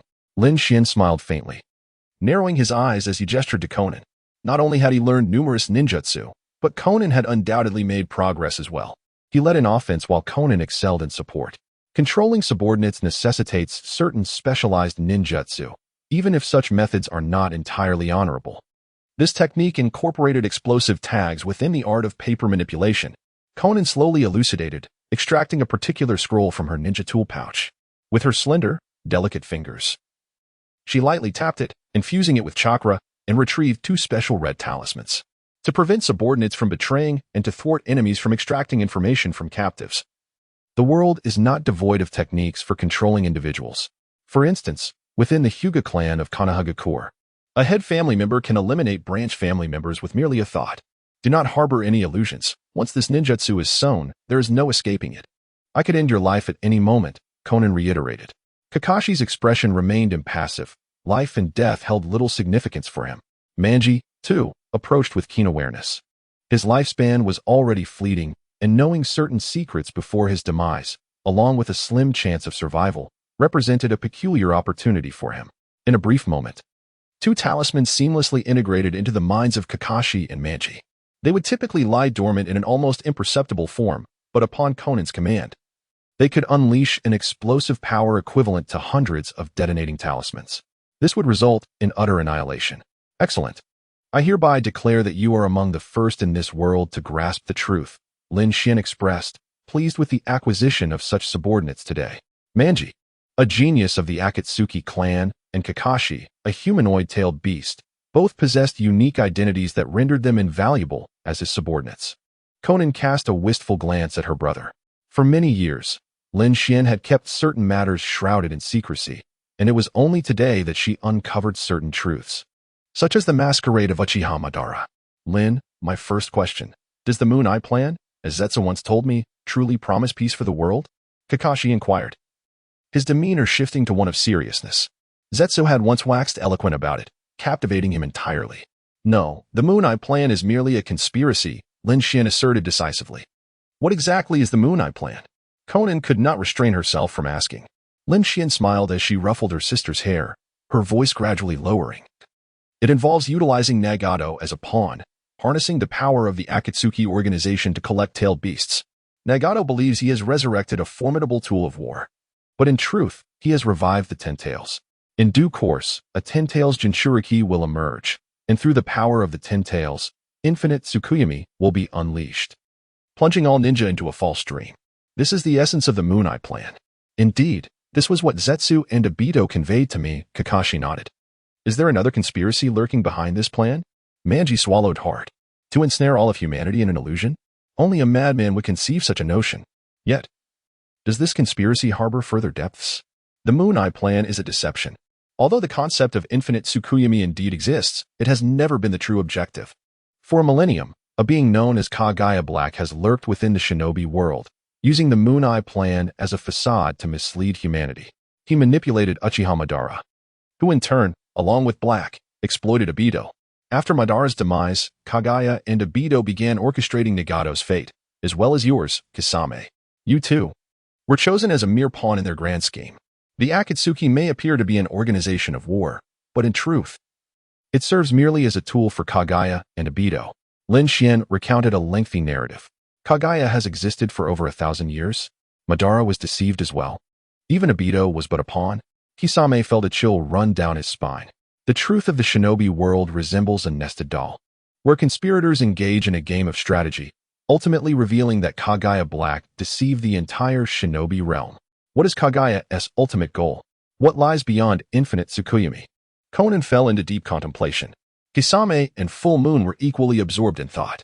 The intention is to resurrect Kagaya's mother, or rather, her master? After all, Kagaya's true essence is but a fragment of that woman's will, a manifestation fused with the power of yin and yang. It is worth mentioning that this woman is the mother of Sage of Six Paths. Lin Xian stroked his chin, his tone remarkably calm. Kisame's mind was engulfed in chaos, utterly unable to comprehend the information presented. He was not alone. Conan and Full Moon shared the same bewilderment. In just a few short passages, the terrifying conspiracy of Kagaya was unveiled, yet many details remained elusive. What about us? If Kagaya intends to resurrect a certain woman, is our goal to prevent her revival? After a prolonged pause, Kisame finally posed this question. That woman must possess some extraordinary significance, otherwise Kagaya would not have orchestrated such intricate plots over a millennium. Wrong guess. Conan perceived the profound smiles exchanged among the nations and instantly grasped the answer. Lin Xian's thought process diverged entirely from that of an ordinary individual. If his sole purpose was to thwart Kagaya, why then did he join the Akatsuki? Would it not be more advantageous to infiltrate the 5 great shinobi villages directly? Perhaps he could even attain the rank of Kage, for instance, in the Hidden Cloud Village. Given the existing precedents, the youth's response was indeed unexpected. What shall we do? Nothing at all, for as long as Kagaya remains unaware of our presence. The plan is deemed successful. Therefore, Kisame, you must continue your assigned duties, monitoring Itachi Uchiha, and obeying the commands of Obito and Kagaya. At this juncture, Kisame and Full Moon finally grasped their superior's words. Firstly, Kisame must persist as a pawn for Kagaya and Obito. Simultaneously, he is to provide Lin Xian with intelligence. A double agent. The Akatsuki is bound to become increasingly lively. Xiaonan sighed softly. She possessed an unparalleled understanding of Lin Xian. Yet she too was not privy to all his secrets. Her brother, who concealed himself so deeply, was, in certain respects, far more terrifying than Ju and was more suited to operate as a shadowy puppeteer. To this day, the identity of the one who had divulged the secret to Lin Xian remained a mystery. Chapter 31. Obito is a spy sent by Konoha. The technique of the Phantom Lantern. One of the abilities of the Rinnegan, the Heavenly Path Pain, received the thought waves emitted by the Akatsuki members, transformed from chakra, amplifying them into a dazzling spectrum of illusions. Is there something you need? The Heavenly Path inquired, slowly opening his eyes to gaze upon Lin Xian's ethereal form. Many years prior, Lin Xian had roamed the world with Xiaonan, and this was the first time he had reached out to him of his own accord. An unexpected turn of events had occurred during their mission. Xiaonan and I had encountered the Konoha ninja Kakashi. When Akatsuki appeared, Kakashi referred to him as Uchiha Obito. Lin Xian recounted the events of the past few days. Obito is unwilling to reveal his identity to me, and he even threatened you? The Heavenly Path fell into deep contemplation. Nagato suddenly felt as if he had become ensnared in a grand conspiracy. At his most desperate moment, it was Obito and Ju who had appeared before him, revealing their plan and even guiding him in harnessing the true power of the Rinnegan. Yet, Akatsuki was not Uchiha Madara, it was Uchiha Obito. Calculating the timeline, when Nagato first met Akatsuki, the other had been merely 12 years old. Had he truly been deceived by a child? Could that scoundrel Obito be a spy sent by Konoha? Nagato's voice turned cold. He suddenly recalled the recent recruitment of Uchiha Itachi into his organization. That fellow was also from Konoha and belonged to the Uchiha clan. His parents had been slain by Konoha ninjas, and the death of his friend Yahiko was also tied to Shimura Danzo of Konoha. When it came to Konoha, all that filled Nagato's heart was unrelenting hatred. Bring Kisame back with you and leave the matter of Obito to me. I will personally interrogate Uchiha Itachi. They are, after all, of the same clan. Nagato gradually regained his composure. Regardless, he would not waver from his objective. He needed to uncover why Obito had deceived him and why he had originally joined Akatsuki. Furthermore, there was Ju, who had always maintained a peculiar relationship with Obito. Perhaps Ju was also a spy for Obito. Uchiha Itachi, you say? Lin Xian narrowed his eyes. As it happened, this year, Uchiha Itachi was only 13. To borrow the words of the second Hokage, The Uchiha clan were all born as inherently wicked little devils. What a remarkable lineage they possessed, far removed from the mere pawn that was Uchiha Obito. Uchiha Itachi was, without a doubt, a genuine spy sent by Konoha. The man who once referred to himself as Tobi has unexpectedly transformed into the fallen hero of Konoha, Uchiha Obito. One can only imagine the vivid expression on Itachi's face upon hearing this news. During the night of the massacre, it was Obito who played a pivotal role, while Itachi merely served as a supporting player, claiming few lives. In the land of rain, within the hidden village of Amigakure, the Akatsuki stronghold, Haiden has been brought back by Kakuzu and, after undergoing trials, has officially become a member of Akatsuki, forming a partnership with Kakuzu. Kakuzu has an insatiable urge to trade the corpses of his comrades for money, yet unfortunately for him, Haiden is immortal. These two are truly a match made in chaos. Scorpion, having found no leads on Orochimaru's whereabouts, has returned to Amigakure. Recently, Itachi Uchiha has been without missions. His new partner, Kisame Hashigaki, has yet to arrive, leaving him to seclude himself and rest within the village. The leader, sensing an overwhelming chakra presence, slightly nodded. Only the wielder of the Rinnegan could exert such formidable pressure upon him. You hail from the Uchiha clan. Are you familiar with the name Obito? The leader inquired directly, his expression chillingly austere. Obito? Itachi replied, somewhat taken aback. He momentarily recalled a senior he had encountered in his clan, who had been on the same team as Kakashi. That man perished during the Third Great Ninja War, bequeathing one of his Sharingan eyes to Kakashi.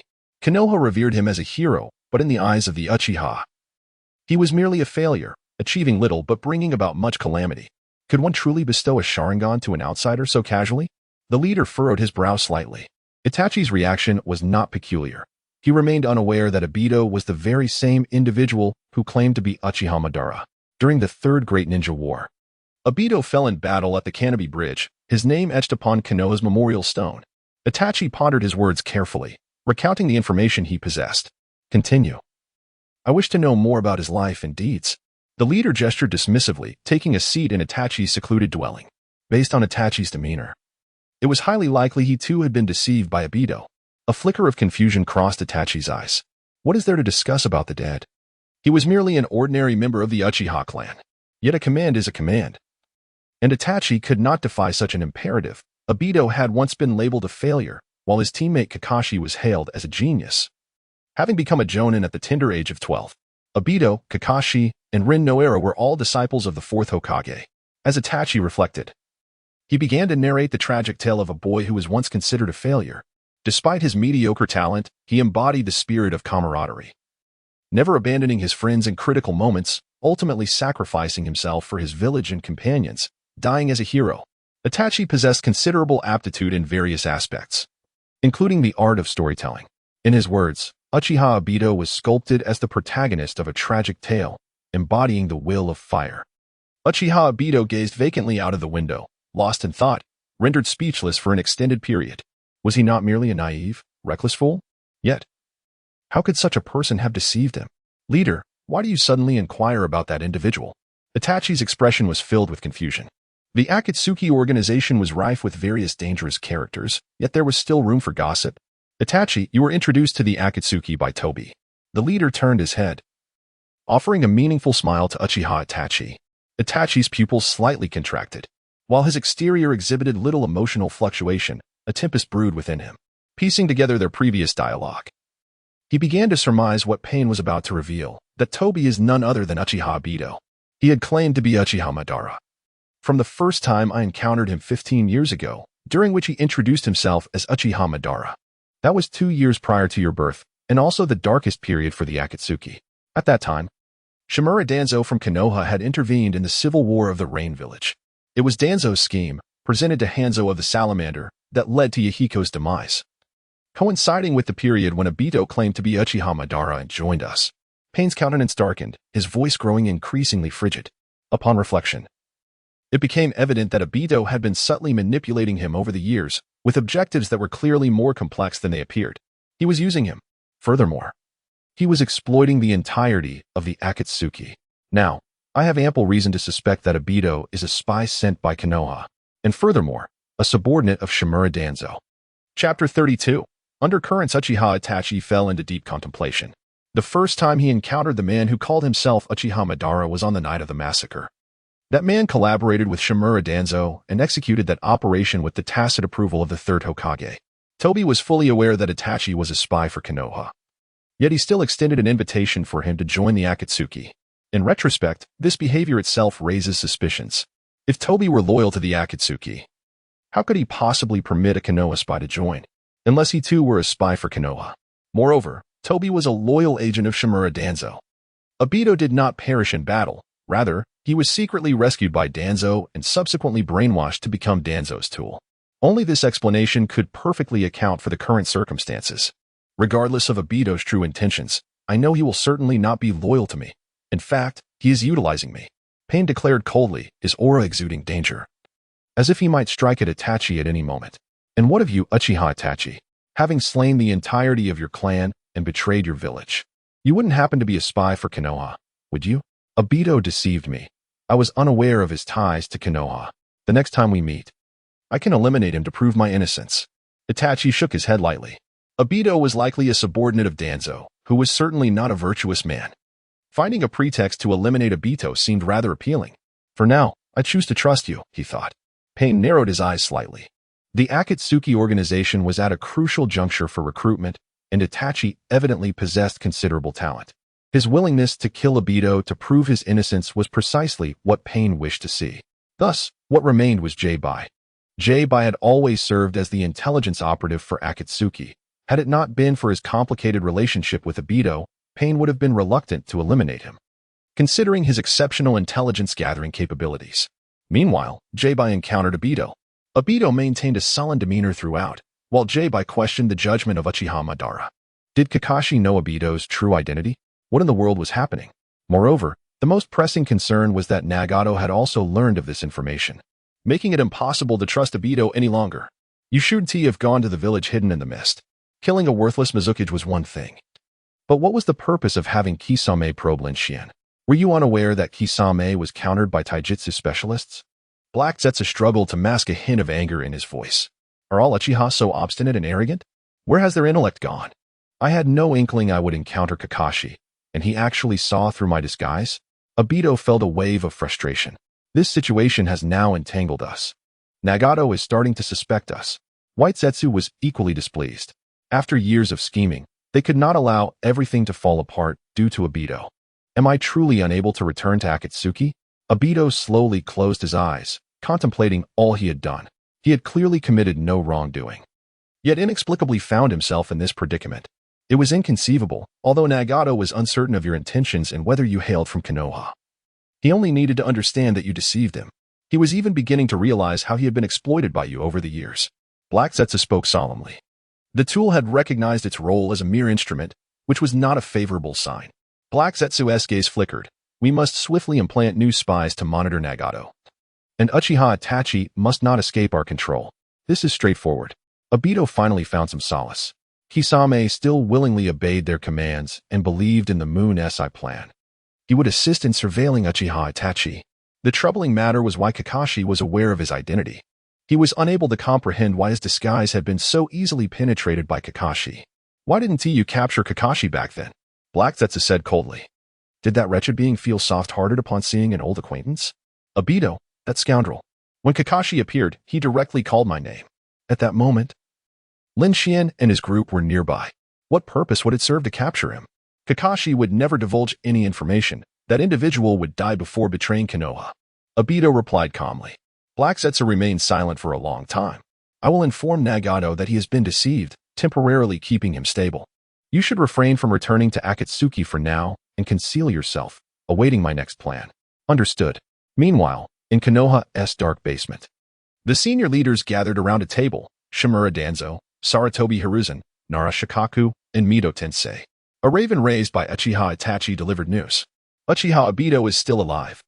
The plan targeting the Uchiha clan involved him collaborating with the root organization on behalf of Akatsuki, and surprisingly, Akatsuki was completely unaware of his true identity. Danzo furrowed his brow tightly. Uchiha Obito, in existing records, appeared to be an inconspicuous minor character. Yet, such a person has joined Akatsuki and possesses the Manjiki Sharingan? The third Hokage and the two elders were equally speechless. What is the meaning of this? Uchiha Obito has emerged in Akatsuki and is being regarded as a spy sent by Konoha? Konoha will not bear this blame. They had clearly dispatched Uchiha Itachi. How can they tarnish his reputation? If I recall correctly, this Obito was a student of Minato, right? Danzo casually tossed the information scroll into the fire pit to incinerate it. Minato's teacher is Jiraiya, and Jiraiya's teacher is the third Hokage. In this light, Obito is indeed affiliated with the Hokage faction, yet he now appears to have betrayed Konoha. What is Obito's hidden agenda within Akatsuki? Those within Akatsuki suspect Obito to be a spy for Konoha, yet we are completely unaware that he is still alive. The third Hokage disregarded Danzo's provocation, slowly exhaling a puff of smoke. Why has Obito survived? What schemes has he devised over the years, possessing the Mangekey? It was even mentioned in the intelligence that Obito seems to have been manipulating Akatsuki all along. Not long ago, Kakashi acted independently in the Land of Water. It seems that Fellow has also received news of Uchiha Obito, yet he did not report back to Konoha but instead went alone. Hiruzen sighed softly. However, the third Hokage could never have imagined that Kakashi was too afraid to report. Obito himself had confessed to orchestrating the Nine-Tails incident, without confirming the truth of such claims. Kakashi dared not inform the third Hokage. Even ninjas possess their own selfish motives, and Hatake Kakashi is reluctant to abandon his former comrades. Obito is merely a fervent idealist. A fool caught in the throes of youthful delusion. How could he possibly commit such acts? Surely, someone must be manipulating him. At least, that is Kakashi's perspective. Chapter 33, a slightly overprotective lunatic 2 days later, in the village hidden in rain. Lin Xian and Conan had met the new members and returned to a semblance of tranquil life. Yet, their days were not devoid of purpose. Manyu was gravely ill, and only Tsunade and Chio among the ninja world could attempt to remedy the situation. Thus, Lin Xian resolved to journey to the Sand Village. Tsunade, a formidable woman, was not to be trifled with. She even suffered from hemophobia. Moreover, compared to Konoha, the Sand Village appeared significantly more vulnerable. What are you planning to do, Lin Xian? Questioned the beastly figure responsible for governing the Rain Village, a hint of confusion gracing his features. The orange-haired man was somewhat bewildered, while Nagato, pulling the strings from behind, pondered why Lin Xian had suddenly appeared in such an office. Provide me with some subordinates from the Rain Village. I intend to orchestrate something grand. Lin Xian stated without a hint of courtesy. The beastly figure, serving as the temporary mouthpiece of God and leader of the Rain Village ninjas, inquired. What do you intend to accomplish? Lin Xian's thought process diverged considerably from that of ordinary individuals. His actions were perpetually unpredictable. I shall seek out Chio in the Land of Wind, allowing her to examine Manyu's ailment. If those ninjas are ungrateful, I shall not hesitate to eliminate the fourth Kazekage as well. Oh, and I plan to present myself as the heir of Hanzo, using this identity to navigate the gaze of the 5 great nations and exploit the residual value of that fool. Lin Xian shrugged nonchalantly. Among the 5 great nations, the Land of Wind could be deemed the most inconsequential and easily intimidated. You may manage the team of hydrangeas, he declared. The beastly figure rifled through the roster of village ninjas. After all, given Lin Xian's prowess, a few rain ninjas would merely serve as placeholders. Their combat strength was of little consequence. With this in mind, Nagato arranged for a squad of freshly graduated youngsters. Hydrangea, 12 years old. Hibiscus, 12 years old. Water Lily, 12 years old. All 3 girls had just passed their exams to become genin, their combat abilities negligible. Yet Lin Xian did not require subordinates of remarkable strength. Hey, are you stirring up trouble? Lin Xian remarked, accepting the 3 ninja profiles handed to him by Nagato, raising an eyebrow in surprise. Hydrangea was a petite girl with short purple hair. In her photograph, she donned simple attire that was neat and unruffled, her somewhat frail frame failing to conceal the brilliance of her eyes. An aloof and proud ninja prodigy, she instinctively evoked thoughts of someone like Uchiha Sasuke. Although her talents were undoubtedly inferior to Sasuke's and her strength lacking, she possessed an undeniable charm. Her faintly orange eyes mirrored those of Conan. The other 2 young ladies are rather straightforward. The first girl, Furong, has long, flowing black hair that obscures the left side of her face, and her striking purple eyes are slightly squinted. Her figure is pleasing, yet her expression reveals a hint of languor, marking her as a rather indolent little creature. The second, Shui Lian, possesses a tousled mane of green hair, adorned with a hood, and her face is partially concealed by a black mask, only hinting at a slender visage that suggests she is an attractive girl. Xiaonan, aware of the nature of his subordinates, couldn't help but wonder if they would indeed be the death of him. Lin Xian's mind began to wander. Have you not always held a disdain for traditional ninjas? Therefore, I have arranged for you these vivacious and youthful maidens, spoke Nagato, his voice emerging from the mouth of the beast. In that moment, the leader of the Akatsuki organization seemed to reveal a trace of schadenfreude. Ah, indeed, Lin Xian found himself at a loss for a rebuttal.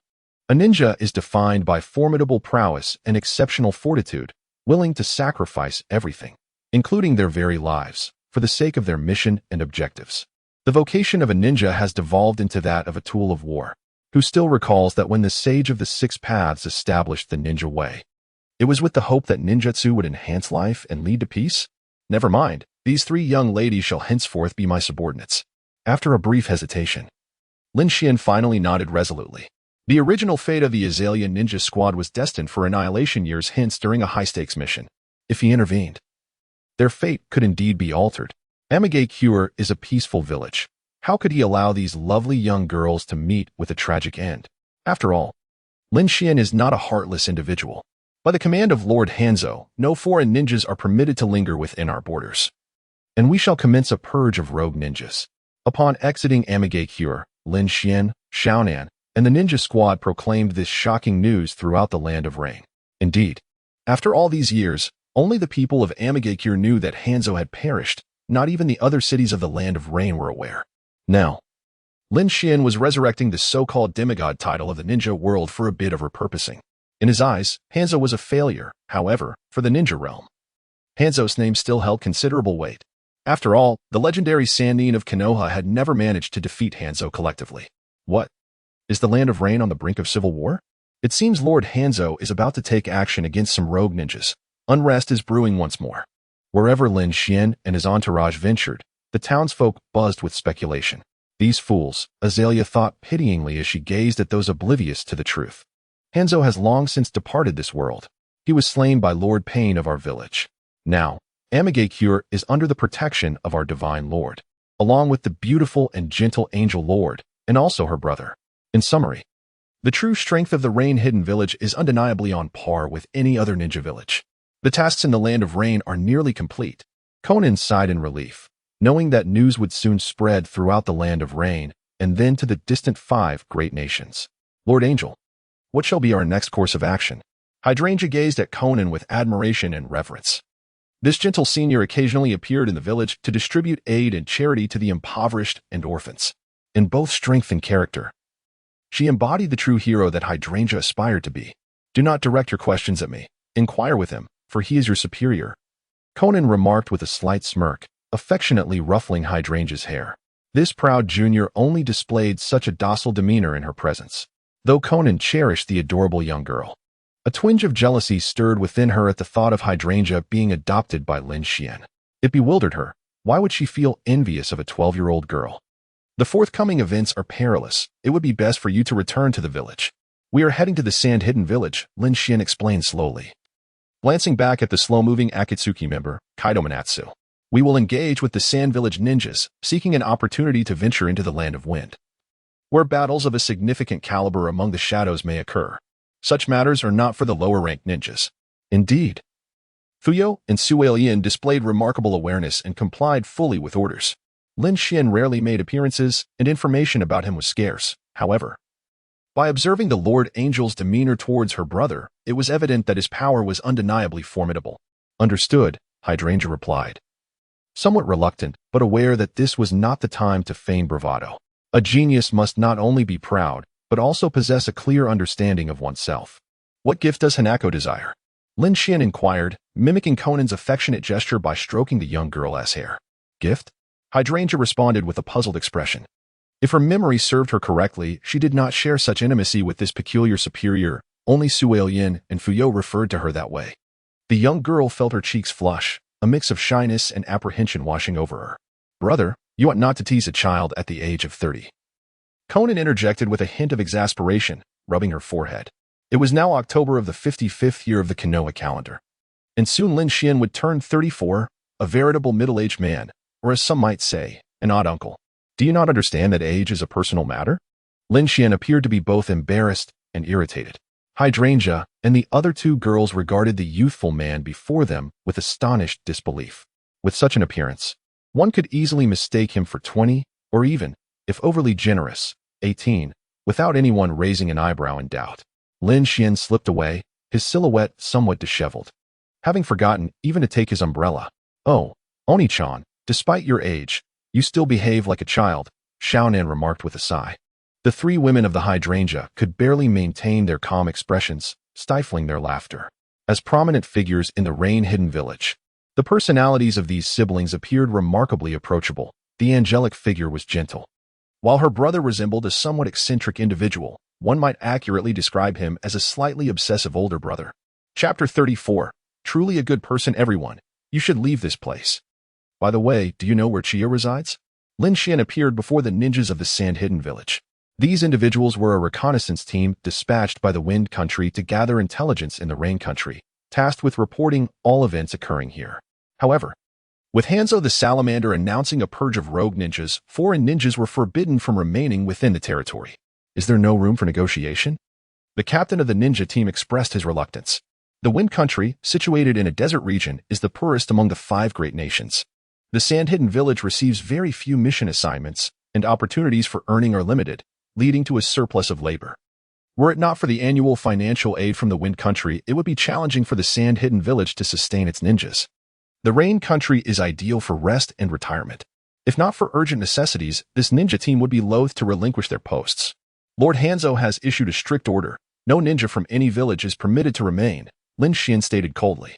Now, he represented the will of that demigod of the ninja world. His status was akin to that of the heir to the rain-hidden village, necessitating a display of appropriate authority. To establish his dominance, he had swiftly subdued 2 upper ninjas upon his arrival, which rendered the ninjas of the sand-hidden village unusually compliant. "I understand," the sand-hidden ninja replied, frowning, seemingly resentful. Despite the Wind Country's weakness, it remains one of the 5 great nations.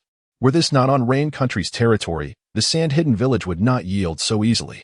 Do you sand-hidden ninjas enjoy playing with puppets? Each one of you is pathetically weak, Lin Xian remarked nonchalantly as he released the 2 upper ninjas from the team. This squad comprised 10 members, 3 of whom were puppet masters.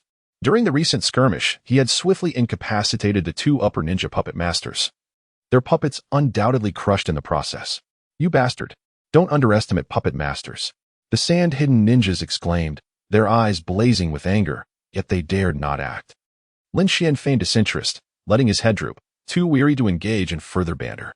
Years ago, he had bested Scorpion, once deemed a puppet genius by the sand-hidden village, who ultimately turned traitor. This served as evidence that the profession of puppet master was indeed lacking. "I will ask once more, do you know where Chiyo resides?" "I have matters to discuss with her," Lin Xian reiterated. Chiyo is the grandmother of the Scorpion, while Ebizo is her younger brother. Both are venerable figures of the Sunagakure. After the Scorpion's defection, Chiyo chose to retreat into seclusion, withdrawing from any involvement in the affairs of Sunagakure, and her brother Ebizo followed suit. The Sunagakure ninjas were perplexed. Why seek Lady Chiyo? What could the Amagakure possibly want with her? Suddenly, the captain's expression shifted dramatically. "Surely, you do not intend to assassinate Lady Chiyo?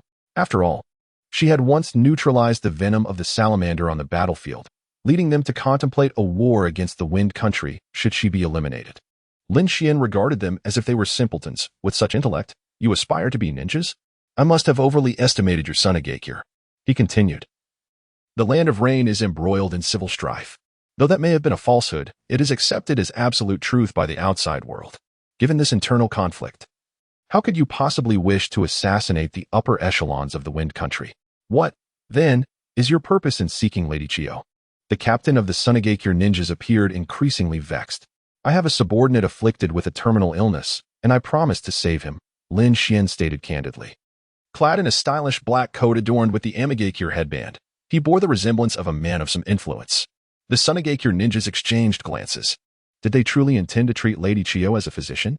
That esteemed recluse had long since distanced herself from the mundane world. It was exceedingly unlikely that she would tend to someone from Amagakure. "Pray tell, who might you be?" the captain inquired once more, despite the peculiarity of Lin Xian's request. If his status were indeed significant, then such a scenario was not entirely implausible. Moreover, his desire to aid his subordinate lent him an air of benevolence, leading them to perceive him as an admirable superior. I must admit, I am but a diplomatic envoy designated by Lord Hans, Lin Xin humbly gestured. The Sunagakure ninjas were taken aback once more. This young man was no ordinary individual. He had garnered the recognition of the formidable Hans of the Salamander. In a certain sense, a diplomatic envoy was akin to an heir. Considering Hans's advanced age, it was only natural for him to appoint a representative to gradually assume his influence. Only Lord Kazakage knows the whereabouts of Lady Chiyo and Lord Ebizo. If you are determined to meet Lady Chiyo, you may accompany us to Sunagakure to see Lord Kazakage, the captain remarked with newfound respect. He was likely conversing with the next leader of the Land of Rain, and thus, courtesy was essential. This young man's enigmatic techniques were beginning to make sense. How could the chosen successor of a demigod be anything but exceptional? A few days later, Lin Xian and Xiao Nin journeyed with the ninjas from Sunagakure towards the Land of Wind, while the full moon silently trailed behind his new superior. This man appeared genuinely intent on rescuing him, even willing to seek out a retired elder ninja in the Land of Wind. What a complex and intriguing individual he was. A leader bold enough to risk everything to save a life was nearly extinct in the ninja world. Once despondent in Kirigakure, the moonlight seemed to rediscover the meaning of existence at that moment. Terumi Mei would take good care of her brother, and with that assurance, he felt unencumbered to venture forth with his new superior, determined to once again elevate the reputation of the H-Zuki clan within the ninja realm. Unfortunately, the moon would never fathom that Lin Xian's thoughts were fixated on the main quest, the Land of Wind arc. Quest content: defeat the 4th Kazakage, Raza. Difficulty: hard. Rewards: 30 attribute points, 20 agility, 12,000 reincarnation points, 5,000 world prestige. Side quest: the glory of the pioneers. Quest content: witness Chiyo utilize a forbidden technique, life rebirth. Difficulty: easy. Rewards: cracked forbidden technique, life rebirth, share one's life force with another, but cannot reverse the act to reclaim another's life. Lin Xian was not merely motivated by his regard for the moon. He was primarily driven by the allure of these two quests. Moreover, just recently, he had received another notification: complete hidden quest, blessing of the H-Zuki, gain the loyalty of a H-Zuki clan member. Reward: vitality 2. Current lifespan updated from 3350 to 3355. Lin Xian discreetly cast a glance at H-Zuki Meikai. What a good brother he was. Having joined the team not long ago and already achieving significant merit, though he remained unaware of it. The reward for defeating the 4th Kazakage, Raza, was already substantial. And yet there was an unexpected delight awaiting him. Chapter 35, Ambush in the Land of Wind, Sunagakure. The 4th Kazakage, Raza, sat in his office, contemplating the intelligence scroll in his hands. Numerous significant events had transpired recently. The Uchiha clan had been annihilated. The 4th Mizukage of Kirigakure had abruptly stepped down, announcing that a woman named Terumi Mei would inherit the position of the 5th Mizukage, and a civil war had erupted in the Land of Rain. Was that young man, Lin Xian, truly the designated heir of Hanzo? Raza furrowed his brow slightly. Lord Kazakage, I have confirmed this matter repeatedly. The ninjas from the Land of Rain hold that young man in high esteem, and Lin Xian's strength indeed reaches the level of a Kage, replied Maki respectfully. As a trusted subordinate of the Kazakage, he could surmise Raza's thoughts. Raza was a true genius ninja, a leader with fierce ambitions, and under his guidance, the status of Sunagakure was steadily rising. Go and welcome the guests from the Land of Rain, and be sure to bring Gaara with you, Raza commanded indifferently. Lord Kazakage, now is not the time to engage in war with the Land of Rain. Maki couldn't help but interject. Engage in war? What gives such a diminutive nation as the Land of Rain the audacity to challenge us? Are they not embroiled in civil strife? Surely, it is not unreasonable for us to eliminate a mere heir, Raza scoffed. The actions of the Land of Rain indicated a state of utter disarray within their borders. At such a critical juncture, the heir of Hanzo dared to venture alone into the Land of Wind merely to tend to his subordinates? Even if Raza were to slay that heir, what could the Land of Rain do in retaliation? Would Hanzo, the salamander, dare to wage war against Sunagakure? They would not.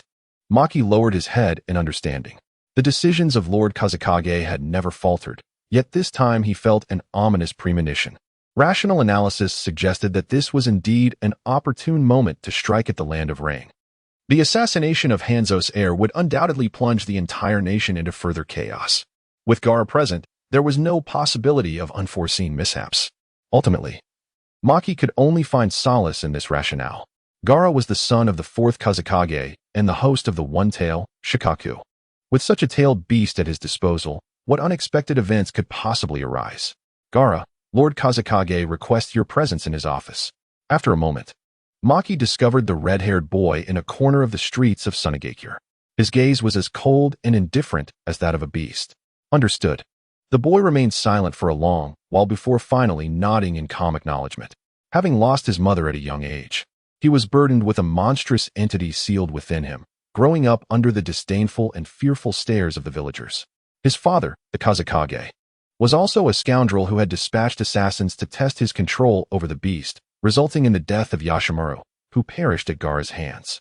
Gaara lacked any semblance of human emotion. The only concept he comprehended was that of killing. It mattered not who the target was. All that mattered was the act of murder itself. Just as the kanji for love was etched upon his forehead, he needed only to love himself. In the Land of Wind, at the borders, Lin Xian was revisiting familiar grounds with Conan. They had once journeyed to the Land of Wind to recruit Sasori, and this marked their second visit. Conan furrowed her brow slightly and whispered something into Lin Xian's ear. Her paper clones sensed a group approaching, which included Raza, the fourth Kazekage of Sunagakure, and a boy with an exceptionally peculiar chakra signature. What a splendid welcoming ceremony! Lin Xian's expression suddenly turned unfriendly. He had yet to devise a reason to confront the fourth Kazekage, and now Raza had unexpectedly come to him. What was the meaning of this? Just as I began to feel an itch in my hands, Lord Kazekage voluntarily leaned his head forward. Is this really appropriate? Such courtesy. Oh. He even offers a Jinchuriki for free. A buy one, get one deal. You must be Lin Xian, am I correct? Shortly thereafter, Raza appeared in the desert, accompanied by a squad of Umbu ninjas. This group displayed no pretense of hostility, regarding Lin Xian and his companions as mere corpses. With the turmoil in the Land of Rain, you dare to appear in the Land of Wind. Should I commend your audacity or deem it foolish? Raza scoffed. Hanzo of the Salamander dreamed of attaining the title of Rain Shadow, wishing for the Land of Rain to rise as a great power. Yet that person is destined for disappointment, for the heir he chose will soon perish at the hands of the fourth Kazekage. The foolish one remains oblivious to who that is. Conan curled her lip, facing two formal members of the Akatsuki and still managing to smile so easily. Raza is likely the first. Suddenly, a sand ninja beside Lin Xian collapsed, a shadow swiftly passing by and snapping his neck. Lin Xian slaughtered these sand ninjas as effortlessly as harvesting straw, fluid and unhesitant. Just as reported in the intelligence, this individual is indeed a beast of taijutsu. However, it's a pity my techniques specifically counter taijutsu users. Raza's expression grew slightly serious. As the fourth Kazekage, he inherited the magnetic release from the third Kazekage, yet with a distinction. While the third mastered magnetic sand and iron, Raza's ninjutsu is magnetic release, gold sand, which is denser than ordinary sand and exhibits a myriad of transformations. The One-Tail Shikaku had erupted in the village multiple times, revealing its complete form, each instance suppressed solely by Raza. Magnetic release, golden sand burial. Raza slowly formed hand seals, unleashing this ninjutsu towards Lin Xian and his group. The desert began to shift, a dazzling sea of golden sand forming a sinking mire. Anyone above the ground would be engulfed 200 meters beneath the desert, or even deeper, faced with such high-density, high-pressure gold sand. Even the mightiest taijutsu user would find themselves powerless. The full extent of this ninjutsu spans a radius of 1,000 meters. My lord, Manu said, her heart racing as she scanned the surroundings. As the fourth Kazekage, Raza thrived in this desert combat environment, creating conditions far too disadvantageous for them. Their position was continuously sinking, with only 5 seconds left before being submerged by the tidal wave of gold sand. Confronted by towering waves of gold sand exceeding 20 meters, Lin Xian and his companions appeared as insignificant as ants. This is the power of the fourth Kazekage. If Kisame were here, you'd witness the terror of an artificial ocean. Surely a splendid battle would ensue. The sand waves were closing in, yet Lin Xian remained motionless. In that moment, even Manu felt a surge of anxiety. Even if Lin Xian possessed immense strength, being submerged hundreds of meters beneath the earth posed a perilous threat. Luo Sha, having the advantage of both time and terrain, unleashed his ninjutsu, and being the wind shadow himself, was it truly wise to underestimate his adversaries? Never doubt an elder brother. His caution surpasses that of anyone else. When he appears reckless, it merely indicates that he perceives his foes as lacking in challenge. Why should a lion concern itself with the provocations of a mere reptile? A swift strike would suffice. Xiaonan observed the approaching waves of sand and gold with an air of calmness, as they danced in the wind and transformed into countless white papers. In an instant, Man Yu activated her life-saving bloodline limit, her entire form shifting into droplets of liquid water in a bid for survival. Chapter 36. The Man Who Exploded Shoha comes to a close. Gaara gazed with a hint of regret at the now motionless golden desert. He was acutely aware of his father's capabilities. The three individuals appeared commendable, yet he lamented the lost opportunity to end their lives with his own hands. Buried beneath hundreds of meters of desert, even deities would find it challenging to intervene. The forces of nature are not something humanity can resist, are they? Is the adult truly unharmed? Water droplets coalesced, restoring Man Yu's form upon the desert. He still harbored concerns for his superior's safety. Not dead, Xiaonan replied nonchalantly. Lin Xian's constitution is beyond the comprehension of ordinary beings. Luo Sha found it preposterous that this young man could casually crush a Jonin. Yet, he could never fathom that Lin Xian could swiftly eliminate Orochimaru and effortlessly overpower Kisame Hashigaki. To speak candidly, could the legendary sage of six paths achieve the feat of slaying a powerful shadow-level opponent with mere physical might, devoid of any ninjutsu? Perhaps so. What Luo Sha faced might be a being of saintly flesh at the six paths level. Yet, he dared to attempt to suffocate such an entity with nothing but sand? Who is truly the naive one here? Today's events must remain confidential. Luo Sha, still oblivious to the gravity of the situation, issued orders to the ninjas surrounding him. Yes, the ninja squad led by Maki nodded in agreement. Gaara felt a twinge of dissatisfaction. Although he had failed to claim any lives during this outing, he ultimately acquiesced. He hoped to capture both Man Yu and Xiaonan as prey. Boom. A thunderous explosion echoed from deep within the earth. Luo Sha's calm demeanor quickly morphed into disbelief as he beheld the golden desert he had crafted. How could anyone emerge from such depths? Bang! Lin Xian's muscles tensed as he forged a path with his own flesh. While it was impossible for a human to perform such a feat while bearing the weight of a mountain, he was the scion of a deity. Without the activation of his divine bloodline state, he relied solely on his innate capabilities to break free. Magnet release, sand gold spear. Luo Sha inhaled deeply. Regardless of the monstrous presence lurking beneath the surface, he would not relent. The golden desert morphed, transformed under the infusion of the fourth Kazakage's chakra into hundreds, even thousands, of resplendent golden spears, each one a gleaming blade ready to strike. Yet, Lin Xian's swiftness surpassed them all. The attire of the Rain Village ninja became tattered, exposing the faintly bronzed, muscular form beneath. The young man surged against the current, his eyes flashing with a sovereign's lethal intent. The golden spears descended like raindrops, intent on intercepting him mid-course, but he charged forth unabated, employing the most straightforward and brutal approach. The techniques of Gaara did not even graze a single strand of his hair. In the face of overwhelming force, all tactics appeared as pitiful struggles.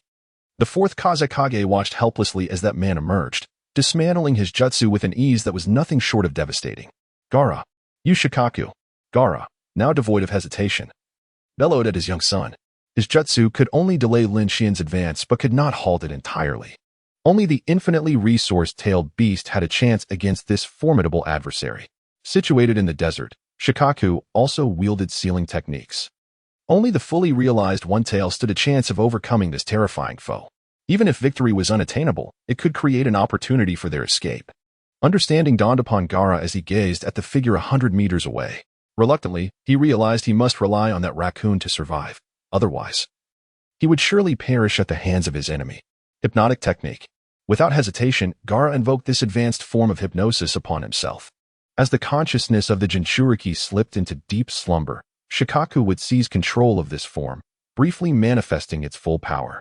Within Lin Xian's sight, countless grains of sand coalesced around Gaara, and suddenly a colossal creature, as imposing as a mountain, arose, the one-tailed Shikaku. Prepare to retreat. Gaara gestured with determination, issuing the command without wavering. Shikaku would not regard Tsunegekure as allies. It would unleash its fury upon all present. Wind release, vacuum bullet. Indeed, Shikaku, in a mindless frenzy, unleashed a vast array of wind techniques, though not as potent as the tailed beast ball. The vacuum bullet was formidable in its own right and could be fired in rapid succession. Oh, is that not the little raccoon? How disappointing.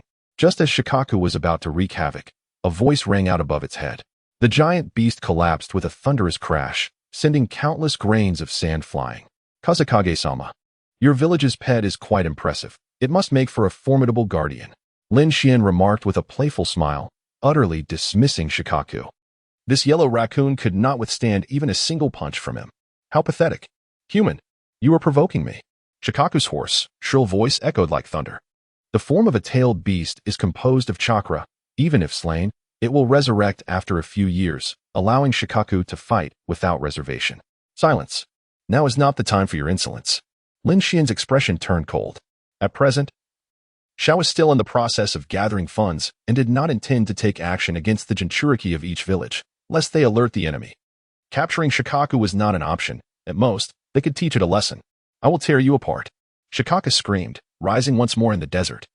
Its corpulent form surged with an astonishing amount of chakra, the yin-yang chakra condensing in the air to rapidly form a massive deep purple sphere.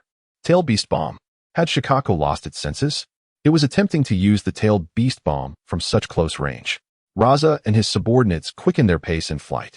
At zero distance, even Shikaku would be caught in the blast. That explosion could obliterate an entire city. Pets must learn to be obedient. Otherwise, their masters will not take a liking to them. Lin Xian vanished in an instant, reappearing beneath the tailed beast bomb. The use of such a technique required considerable preparation time, and Shikaku was destined to be interrupted. Go home, little raccoon. Lin Xian unleashed a mighty punch upon Shikaku's head. The immense body shattered into a cloud of yellow sand. The tailed beast bomb it had just prepared extinguished in an instant.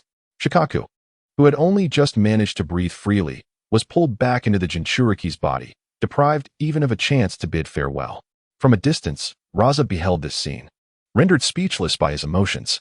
Was that still a person? Even he could only suppress Shikaku with sand and seal it away. Yet that man had obliterated Shikaku with a mere fist. Lord Kazekage, now we can have a proper discussion regarding the reparations owed by Sunagakure as the defeated party, as well as the ownership of the one-tail, Shikaku. Conan suddenly appeared ahead, blocking the escape of Raza and the other ninjas.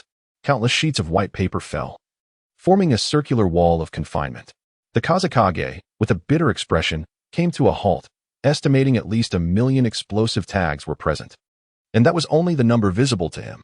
This road is blocked. Lord Kazekage, I am quite satisfied with your welcoming ceremony. A disheveled man flicked his hair, revealing a harmless, sunny smile.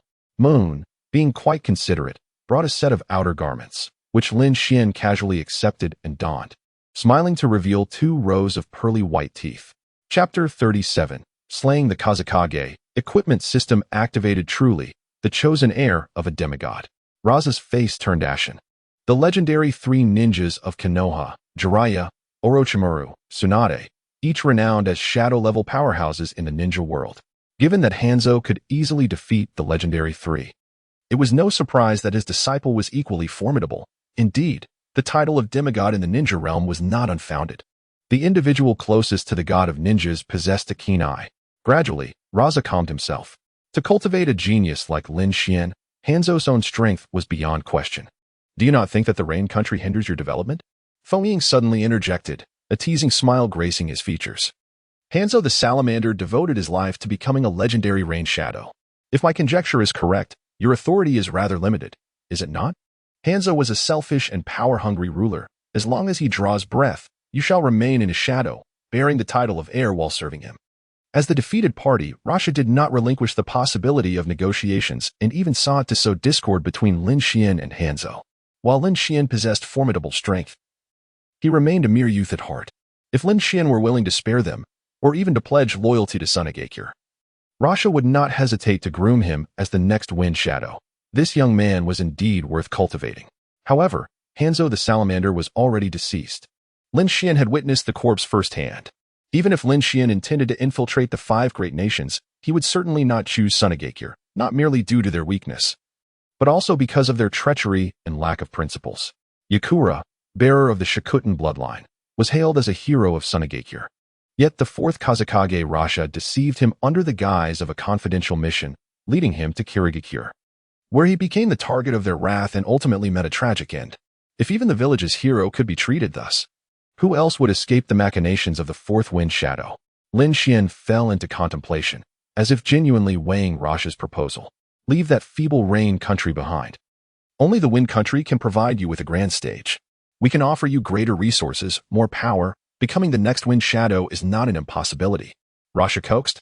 There are no eternal enemies in this world, only everlasting interests. What worth does the impoverished land of the Rain Country hold? We, the Wind Country, are one of the 5 great nations. Hey, Xiaonan, this man dares to insult Lord Hanzhou. How shall we punish him? Lin Xian snapped back to reality, a playful smile curling his lips. Xiaonan, unfazed by her brother's mischievousness, merely cast a cold glance at the Wind Shadow. The Sunagakure ninjas appeared as if they had seen a ghost, their faces pale as death. Even Rasha refrained from acting rashly, let alone this group of J. Neen and Ch. Neen. As Lin Xian drew ever closer, Rasha's complexion grew increasingly grim. His rhetoric bore no fruit. His opponent was utterly impervious to reason, resolute in their intent to kill him. Do you truly wish to wage war against my Wind Country? This is hardly what Hanzhou the Salamander would have desired, is it? You are still embroiled in internal strife. Rasha's pupils constricted slightly as he lowered his gaze in disbelief at the arm that had pierced through his chest. This decisive young man had audaciously taken his life. Had he truly considered the consequences? Did he not fear igniting a new round of conflict within the ninja world? How could such a ninja possibly exist? Thud. Lin Xian retrieved a clean handkerchief from his pocket to wipe away the bloodstains, while the 4th Kazekage lay lifeless on the ground, his expression frozen in shock. Thus, the 4th Kazekage's life came to a delicate end, having not harmed a single strand of hair from his adversary before his demise. Kazekage. Maki's eyes blazed with fury. His fists clenched tightly, yet he found himself unable to move his feet. The Kazekage was dead, but Gaara still remained. They, as ninjas, must ensure Gaara's safe return to the village. Even if the odds were slim, they had to try. It seems you are quite eager for this Jinchuriki, Lin Xian remarked, approaching and placing his foot on the head of the unconscious boy, flipping him over. Does my lord have something to say? Maki inhaled deeply, struggling to maintain the last shred of clarity in his mind, and quickly reached out to stop his companion from acting rashly. Gaara was a Jinchuriki of the One Tail and a weapon of war for the Land of Wind. Though a new Kazekage could be cultivated, a tailed beast, once lost, would be exceedingly difficult to reclaim.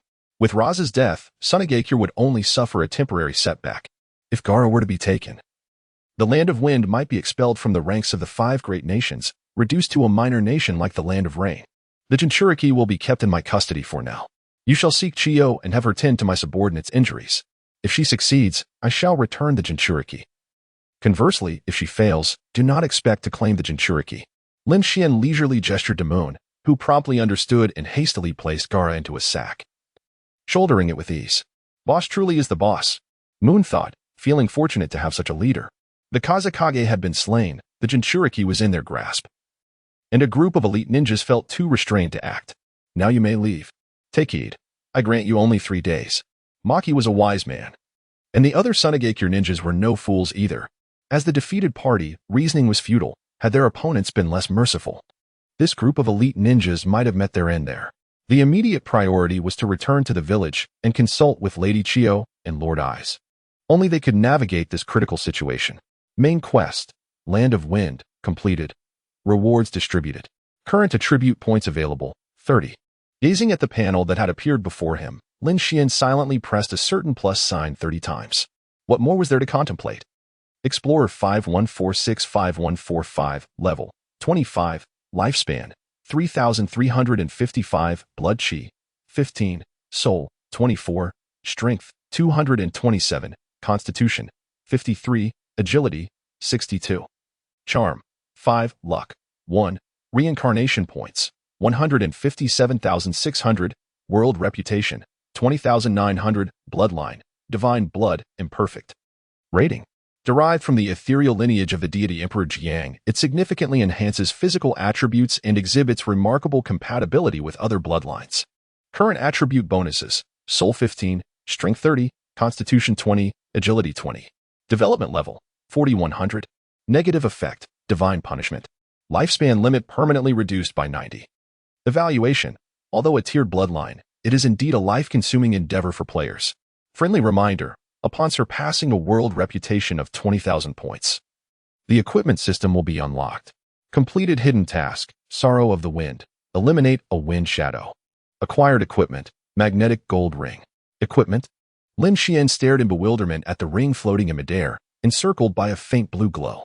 The ring, resplendent in golden hues, was exquisitely crafted, exuding an air of ostentation. Magnetic gold ring. Origin, derived dimension of Naruto. Quality, rare, blue. Wearing requirement, level 20. Details, probability of drop upon killing a wind shadow in the land of wind. Equipment attributes, agility 10. Equipment skill, magnetic gold sanjutsu is fully accessible to the wearer. Equipment rating, 350. Chapter 38. Full moon, the barbecue burned to ashes as the night deepened. 2 tents were erected in the desert, with ample supplies of fresh water and food stored in spatial scrolls. Lin Xian's team faced no concerns regarding sustenance. Today marked the second day following the assassination of the fourth wind shadow, and it appeared that the Sand Village was acting swiftly. With Luo Sha's tragic demise, the entire Sand Village was left leaderless. No, rather, it was a swarm of insects without a head. Chio had no choice but to emerge from her retreat to rescue the village, assuming the role of acting wind shadow to wield authority. If even she hesitated to take action, the land of wind could brace for its doom. Ah, guests, I thought we would have to wait a while longer. Lin Xian and Conan sat around the flickering campfire, listening to the distant sound of footsteps. Bound by ropes, Gaara remained silent, feeling a mix of fear and hatred towards these bandits existing in a corner with little presence. Man Yu was diligently preparing the barbecue using his lifelong skills, occasionally wiping the sweat from his brow. In the village, he was an unparalleled genius, yet under Lin Xian's command, he had suddenly transformed into a chef and a laborer, capable of handling any menial task. However, Man Yu bore no complaints, even feeling fortunate to have such a superior. Is this Lord Lin Xian? That old Hans truly has trained a remarkable disciple. The elderly woman with white hair approached slowly, a glint of coldness flickering in her eyes. Lord Chio, how could Lord Hans not require your assessment? Lin Xian lazily cast a glance at Chio and the other ninjas. Sunagakure was indeed cautious. Dispatching 20 elite ninjas to accompany Chio, were they truly so fearful of him? Who was the ailing child mentioned earlier? Chio snorted softly. According to reports, their Kazekage had been brutally slain by this young man, whose strength was unfathomable. Indeed, Sunagakure seemed to be declining with each generation. Despite her discontent, Chio could not bear to watch her village fall into despair or destruction. Thus, she temporarily assumed the role of Kazekage and prepared to reclaim the village's Jinchuriki. Lin Xian raised his head slightly, his expression growing serious as he pointed to the boy grilling meat nearby. Kisame Mangitsu, the inheritor of the hydration Kekiai Genkai. For now, he is merely assisting me. If you intend to take the Jinchuriki, ensure you cure his ailment first. Otherwise, you shall remain here. Do not doubt my prowess. Upon hearing this, Chio's expression turned icy, yet she refrained from retorting. Come here, child, she beckoned, signaling the elite ninjas to remain calm as she approached Mangitsu alone. Casting a sidelong glance at Gaara. Is that the son of Raza? Truly unfortunate. Lady Chio, Mangitsu greeted politely. Do not move. Do not resist my chakra probe. The old woman approached the boy's back with a calm demeanor, her hands emanating a faint green glow. Chio was proficient in medical ninjutsu, poison techniques, and puppeteering. She had cultivated the likes of Sasori, after all, and was his grandmother. If even she could not heal Mangetsu, it was likely that no one in this world could. Perhaps it was worth attempting Orochimaru's forbidden techniques? Half an hour passed. The campfire continued to burn slowly, and Conan added more firewood. The desert night was cold. Chio occasionally furrowed her brow, lost in contemplation. 1 hour. 2 hours. 3 hours. As time neared midnight, the ninjas of Sunagakure stood shivering in the biting wind, unable to lower their guard against Lin Xian and his companions. They were indeed a pitiful bunch. Ninjas, such complex beings. Lin Xian casually glanced at the unfortunate group. Are you not the true culprit? Does your conscience not ache? Child, how do you feel now? Chio asked, beads of sweat trickling down her face. Mangitsu's condition was intricate, and she had expended considerable effort to manage it. That rascal had truly found the right person. There were hardly any capable of curing such a terminal affliction within the entire ninja world. Report, my lady, my ailment is resolved. The full moon illuminated the physical transformations, banishing any lingering sense of weakness. Every cell in the body seemed to exult, and even the flow of chakra quickened perceptibly. Lin Xian nodded contemplatively. Side quest, Bond of Water, completed. Soul level 5. Reincarnation points 3,000. My lord, I have fulfilled my promise and healed this little spirit. Should I return the Jinchuriki now? Chio exhaled deeply, her gaze fixed intently on Lin Xian. despite harboring deep animosity towards him. She found herself compelled to compromise in the current circumstances. The hidden sand village was now marked by forbearance. "Leave, and do so without delay," Lin Xian replied, his attention unwavering from the peacefully slumbering Xiaonan. The campfire cast a soft glow upon her enchanting visage. Her delicate lips were lightly pursed. Resting on his lap with a gentle smile, truly a charming girl. With the matter of the full moon resolved, there was no longer any need to linger in the land of wind. He held no interest in these insects. "What are you dawdling for? Come and take away the Jinchuriki." Chiyo disregarded Lin Xian's scornful words. A ninja's fundamental virtue is to cultivate patience in situations where one cannot act. One must absolutely refrain from doing so. A gentleman seeks revenge. 10 years is not too late, and for a ninja, even 30 years is not too late. Two elite jonin stepped forward, cautiously untying Gaara's bonds. The young boy's expression was one of stark indifference, devoid of any joy at being rescued.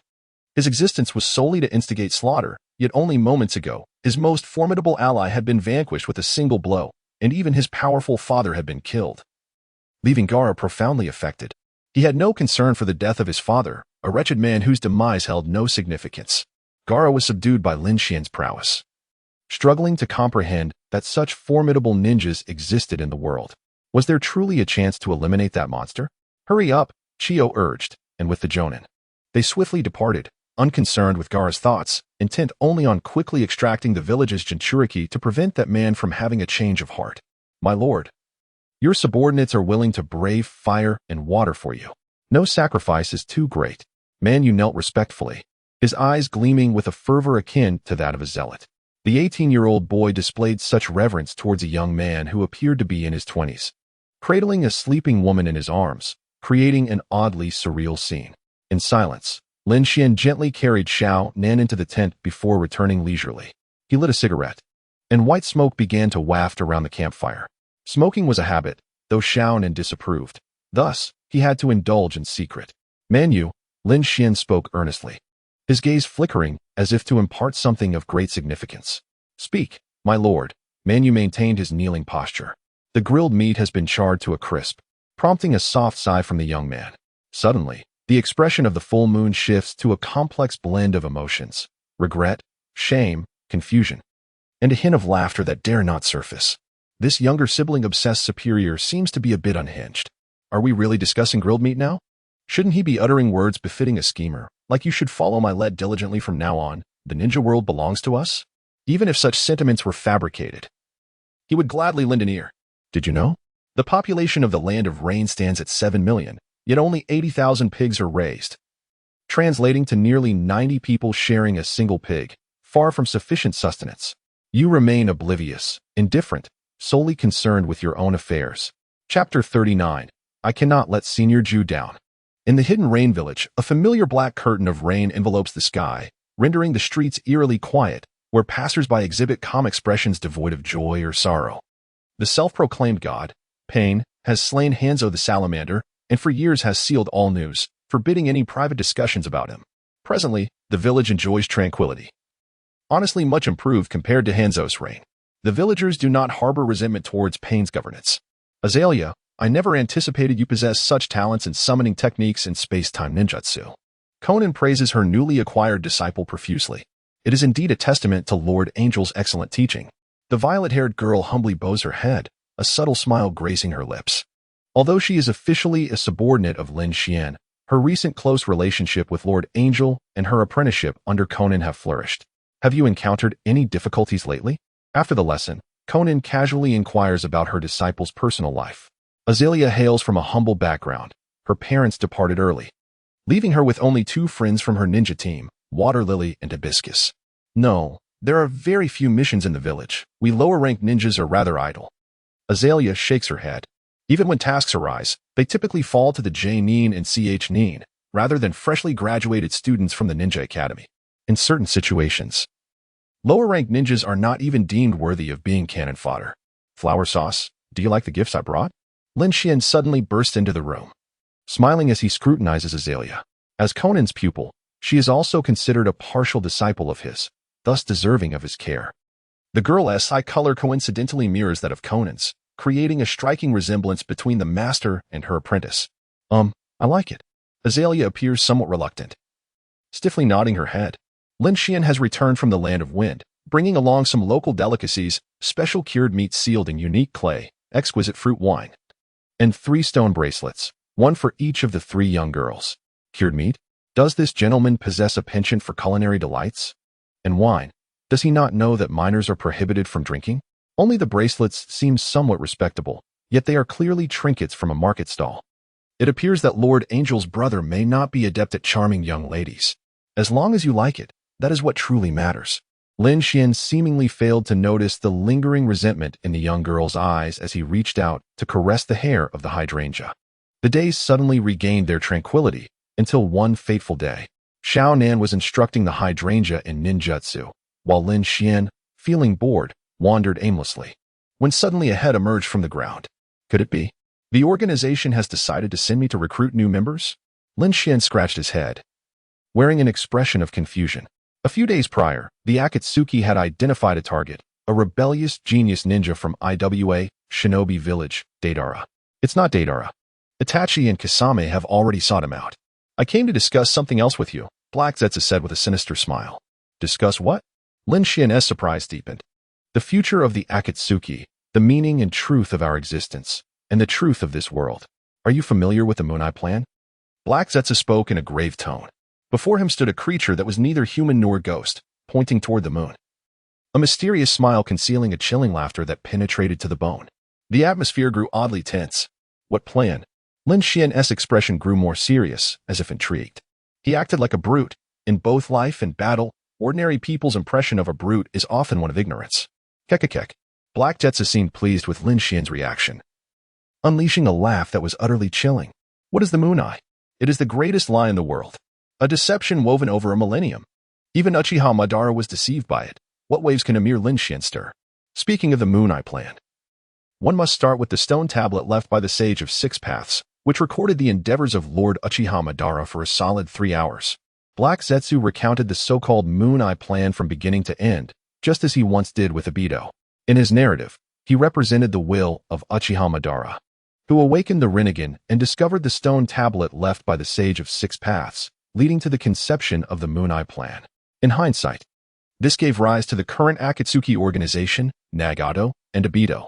Of course, he concealed the conspiratorial elements within, failing to mention his misdeeds, such as plotting against Yahiko, the deaths of Nagato's parents, or the incident involving Rin Noera. I never expected it to be this way. The Moon Eye can indeed create true peace. Lin Xian's eyes ignited with fervor, excitement coursing through his entire being. Observing this reaction, Black Zetsu felt even more satisfied.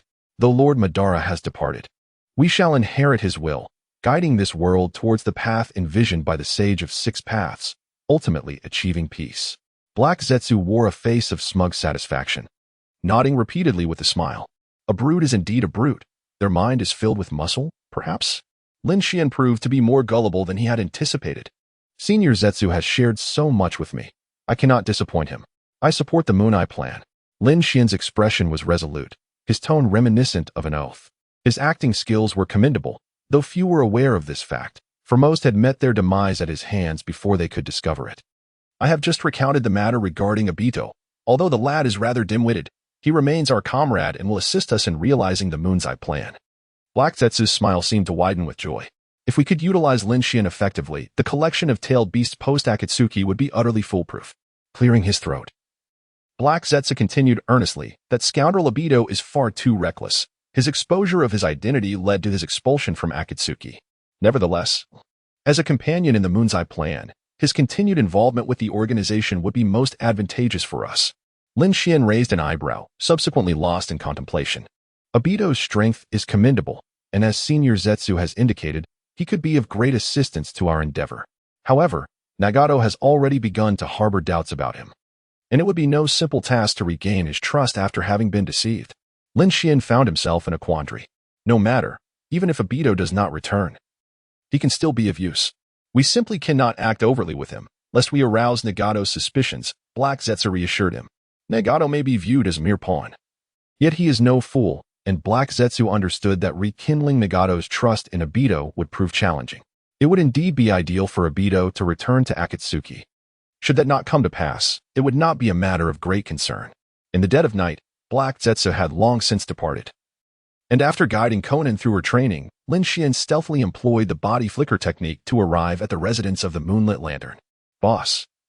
The young man had barely entered the room when the lantern's light flickered open, and he greeted Lin Xian with utmost respect. Lantern, I have a task for you. Lin Xian casually tossed a scroll, found a chair to sit upon, and poured himself a glass of water. The lantern remained silent, awaiting his superior's orders. Though disturbed at this late hour, he bore no semblance of anger, instead feeling a flicker of joy. At last, a task worthy of a ninja. After spending time cooking, cleaning, and taking out the trash, he had nearly forgotten his true identity. You are to infiltrate the village hidden in the mist and gain the trust of Terumi Mei. During your assignment, you will be defeated by the enemy, who will then use their medical expertise to heal your ailments. Subsequently, you will act as an undercover agent by my side, ever ready to relay intelligence back to the village hidden in the mist. You will have successfully unearthed a staggering secret and will hastily return to the village, Lin Xian said with a light chuckle, instructing the lantern on how to proceed and how to earn Terumi Mei's trust. Though the lantern was his subordinate, he was now to masquerade as a spy dispatched by them, tasked with monitoring Lin Xian within the Akatsuki organization. Chapter 40, The Common Enemy of the Ninja World. Uchiha Obito. Understood, boss, but what exactly is this intelligence? The lantern inquired, raising a question. He harbored immense confidence in his acting skills, deeming it not difficult to deceive the hidden mist. This intelligence pertains to the information on Uchiha Obito. You may peruse it first. Lin Xian's smile bore a hint of the sinister. It was the first time Manu had witnessed such an evil grin from her superior, as if he were an entirely different person. Uchiha Obito, the wielder of the Manjiki Sharingan, once manipulated the fourth Mizuka Jigura, instigating the blood mist incident. The youth felt increasingly alarmed, his brows furrowing tightly.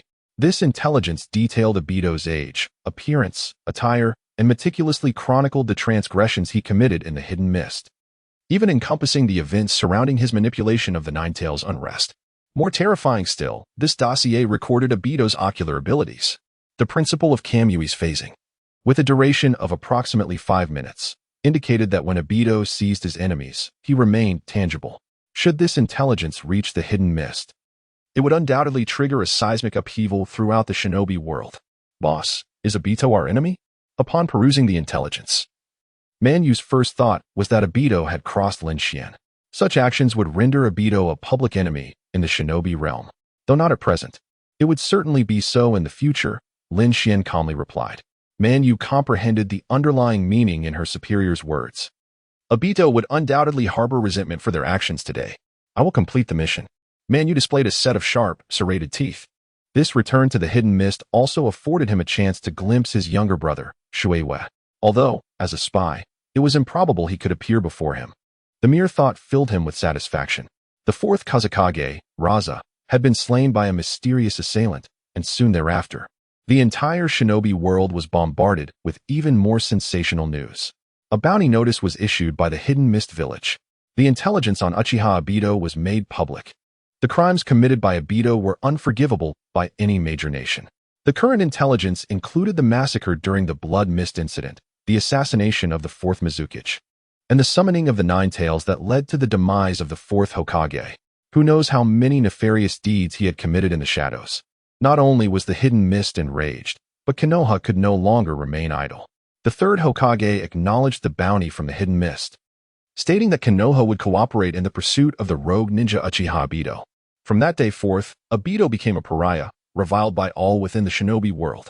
In the hidden base of White Zetsu, Uchiha Obito gazed at the bounty notice, his expression dark and brooding, nearly grinding his teeth in frustration. He had envisioned himself orchestrating the fourth great ninja war, yet before he could do so, he found himself exposed, branded a global enemy. How had the Hidden Mist obtained this information? No matter how hard he tried, he could not fathom it. He had not revealed any vulnerabilities. What had gone awry at which juncture? Lin Xian? Even if that scoundrel knew his name and identity, it was implausible that he could comprehend his abilities, let alone possess intimate knowledge of his phasing duration. More importantly, Lin Xian had no reason to provoke an enemy for no apparent reason, especially one who had recently been brainwashed by Kurojitsu. Who leaked the information? Was it Kakashi? Had that scoundrel betrayed me? Obito was becoming increasingly frantic.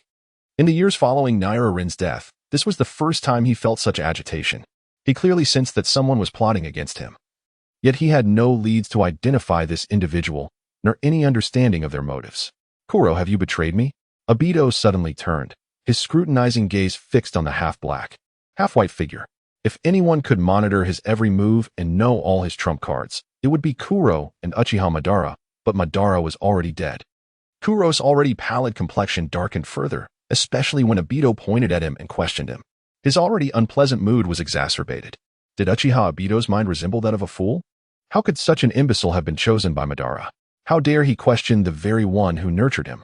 This was utterly absurd. This pawn was not only ineffectual and dim-witted, but now he even dared to doubt his benefactor. Was he and Uchiha Madara raising a foolish white-eyed wolf? Kuro and I will investigate the mastermind behind the information leak. You must act discreetly in the meantime and await my intelligence before taking action. Kuro barely managed to suppress the anger swelling within him. Now was not the time for infighting, and quarreling with Uchiha Obito was utterly pointless.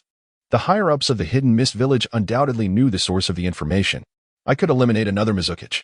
Obito, in a fit of rage, seemed to be losing his grip on reality. Obito, the entire ninja world is searching for you. You cannot afford to be exposed. Kuro frowned. Acting impulsively and solely seeking revenge, he was disregarding the teachings imparted by him and Madara in moments of anger, which was hardly the behavior of a competent pawn. What Uchiha genius! He was nothing but a foolish pig. What if he was exposed? I could escape, and no one could catch me. Obito remained unwilling to yield. He had always been the one orchestrating schemes. When had anyone dared to ensnare him? Calm down, Obito. The enemy is leveraging the strength of the 5 great nations. You should not provoke those hidden villages. The ninja world has never lacked individuals skilled in deception, Kuro implored with earnestness. If Uchiha Madara were still alive, he would have desired to slap Obito soundly. With so little skill and such a tempestuous temper, it would be disastrous if our collusion were exposed. It could lead directly to an investigation of the Moon Eye plan. Kuro, who had always been cautious, would not allow even a single flaw in his plans. To successfully resurrect Kagaya Otsutsuki, he had meticulously orchestrated his scheme for over a millennium. These last crucial years could not afford any unforeseen incidents. Even the slightest risk could not be entertained. I understand. In the cavern, the man adorned with a whirlpool mask slowly lowered his head. The Moon's Eye plan was the ultimate objective. What did it matter to endure a few more years if it could be realized? In the face of absolute power, any conspiracy becomes a mere jest. No one knew of the conversation between Zetsu and Obito within the cave, nor did many care. Despite the 5 great nations dispatching ninjas to investigate, they could not uncover any clues. White Zetsu and his clones constituted the finest intelligence network in the world. With White Zetsu covertly shielding him, the ninjas of the 5 great nations would never dream of locating Obito, not even a single strand of hair. In the year 56 of the Konoha calendar, the ninjas were unable to find Uchiha Obito and remained oblivious to who had slain the 4th Kazekage. The matter faded into obscurity, yet life continued. The bad news was that Uzumaki Naruto had failed his final exams last semester. The good news was that Naruto had successfully advanced to the 3rd grade of the Ninja Academy. The bad news was that Uchiha Sasuke, whom Sakura admired, was once again the top student of the entire grade, having received Sakura's 57th love letter. The good news was that Sasuke discarded Sakura's letter. The bad news was that Sakura also lost Naruto's gift. The unfortunate news was that Lin Xian had arrived in Konoha in the year 60 of the Konoha calendar. During the annual graduation exam, Uzumaki Naruto, having navigated the complexities with Mizuki, ultimately secured the Konoha Genin headband, while also learning the multiple shadow clone technique under the 3rd Hokage's guidance. The ninja world remained as tranquil as ever. The Akatsuki organization continued its operations, and Uchiha Obito seemed to have vanished from existence. Naruto, Sasuke, and Sakura became students of Kakashi, and as Lin Xian had anticipated, they triumphed over Zabuza in the Land of Water. Following this, the Chunin exams commenced, hosted in Konoha and inviting ninjas from various villages to participate or observe. Amigakure was no exception. Sir, the envoy from Konoha is waiting outside the village. Not long ago, the newly promoted Chunin, Aoi, sought out Lin Xian. Pain was responsible for the village's governance, while Lin Xian, leveraging his identity as a descendant of Hanzo, managed Amigakure's diplomacy. Konoha, indeed, had the audacity to extend an invitation. Lin Xian was somewhat astonished. The Land of Rain had remained closed for many years, yet it still found itself a target of Konoha's invitation. The Chunin exams served as an unspoken competition among the villages. The strength of a village was reflected in its next generation through the genin cultivated by each village. One could glimpse the figures that might emerge in the future. The great nations were fond of showcasing their prowess. Conan sighed and shook her head. For years had passed, and her sister had not changed much, save for her physique maturing further. Calculating, Conan realized that she was now 35 years old. Since Lin Xian had traversed to Amigakure, 2 decades had quietly slipped by for the brother and sister. Once a sprightly youth, he remains vibrant, his exterior seemingly forever frozen in the essence of 20. Yet, Xiaonan has gained an air of maturity, resembling Lin Xian's older sister. The 5 great nations aspire to showcase the brilliance of their next generation, presenting not merely a declaration of war, but a probe into the advancements of our hidden rain village over the years. Lin Xian chuckled softly, narrowing his eyes. Seated at his desk, he idly twirled the pen in his hand, his gaze fixed on the letter dispatched from Konoha, a smile gradually blossoming on his lips. This presented an opportune and legitimate chance to enter Konoha. Huajiang, prepare several sets of CH-Nin materials. I wish to personally partake in this CH-Nin exam. He commanded decisively. Soon, Lin Xian resolved firmly. This CH-Nin exam, rife with a M-lang of individuals, promised to be an event not to be missed. Brother, are you participating in the CH-Nin exam? Shannon queried, taken aback. Even though Jainin could hardly withstand a single strike from Lin Xian, was he not merely intending to bully children? When did you develop such a cruel sense of humor? It is not that I desire to go, but rather that I must, Lin Xian replied enigmatically, shaking his head. The likes of Orochimaru, the 3rd Hokage, Naruto Uzumaki, Sasuke Uchiha, Kabuto Yakushi, Jiraiya, and even the clandestine Danzo Shimura awaited him. Lin Xian needed to engage with these figures for certain purposes. I can serve as your leading Jainin. But how shall we arrange your other 2 companions? Xiaonan posed another inquiry. Each participating village must designate at least 1 Jainin as a representative. Yet a CH-Nin exam team comprises 3 ninjas. Lin Xian could not possibly attend alone. In terms of age, it posed no issue, as Lin Xian's appearance was quite deceptive. Many adults participated in the CH-Nin exam, and being 20 was entirely commonplace. How about this? Xiaonan can use transformation jutsu, and alongside Huajiang, we can form a ninja team, Lin Xian suggested after a moment of contemplation. I am already a CH-Nin, sir, Zihua blinked innocently. She had recently passed the internal assessment of the Hidden Rain Village and had become an official CH-Nin. Must she now retake the exam? Although, it was not entirely objectionable to accompany 2 adults. Excellent, let us arrange it this way. Manuet, you shall be our Jainin captain, Lin Xian proclaimed with a smile, disregarding Zihua's protests. The so-called intention behind the drunken man's words was not merely about the wine. The CH-Nin exam was not truly an examination. It harbored ulterior motives. Main quest, Land of Fire Arc. Quest details, defeat the 3rd Hokage, Hiruzen Sarutobi. Quest difficulty, hard. Rewards, 30 distributable attribute points, 10 constitution, 15. 000 reincarnation points, 8,000 world reputation. As anticipated, Lin Xian had also triggered the main quest of the Land of Fire Arc. Seizing the opportunity presented by the CH-Nin exams, Orochimaru intends to advance his plan for the destruction of Konoha, while Lin Xian seeks to navigate the turbulent waters to achieve his own ambitions. Side quest, The Burning Will. Quest objective, eliminate the Hokage of the Land of Fire. Difficulty, difficult. Reward, Divine Robe. Drop rate, 30, guaranteed drop on the 3rd kill, Divine Robe. Origin, derivative dimension of Naruto. Quality, rare, blue. Wearing requirement, luck level 1. Details, killing the Hokage of the Land of Fire has a chance to yield this item. Equipment attributes, agility 50. Equipment skill, the Flying Thunder God technique is fully accessible to the wearer. Equipment rating, 980. Undoubtedly, this is one of the finest pieces of equipment Lin Xian can currently acquire, boasting a remarkable rating of 980. Significantly surpassing his previous magnetic release gold ring by a staggering 630 points. Rarity classifications include common, white, precious, green, rare, blue, relic, purple, and epic, orange. The drop rate for such equipment is exceedingly low, unless it is tied to a quest that explicitly involves item drops. Over the past 4 years, Lin Xian has only managed to update his equipment twice, with his level barely increasing by a single tier. For those 2 items, He had to obliterate 11 hearts of Kakuzu and behead Haiden more than 30 times, a journey fraught with challenges. In truth, it is Kakuzu and Haiden who bear the brunt of the turmoil, while Lin Xian remains blissfully unaffected. He finds great joy in the process.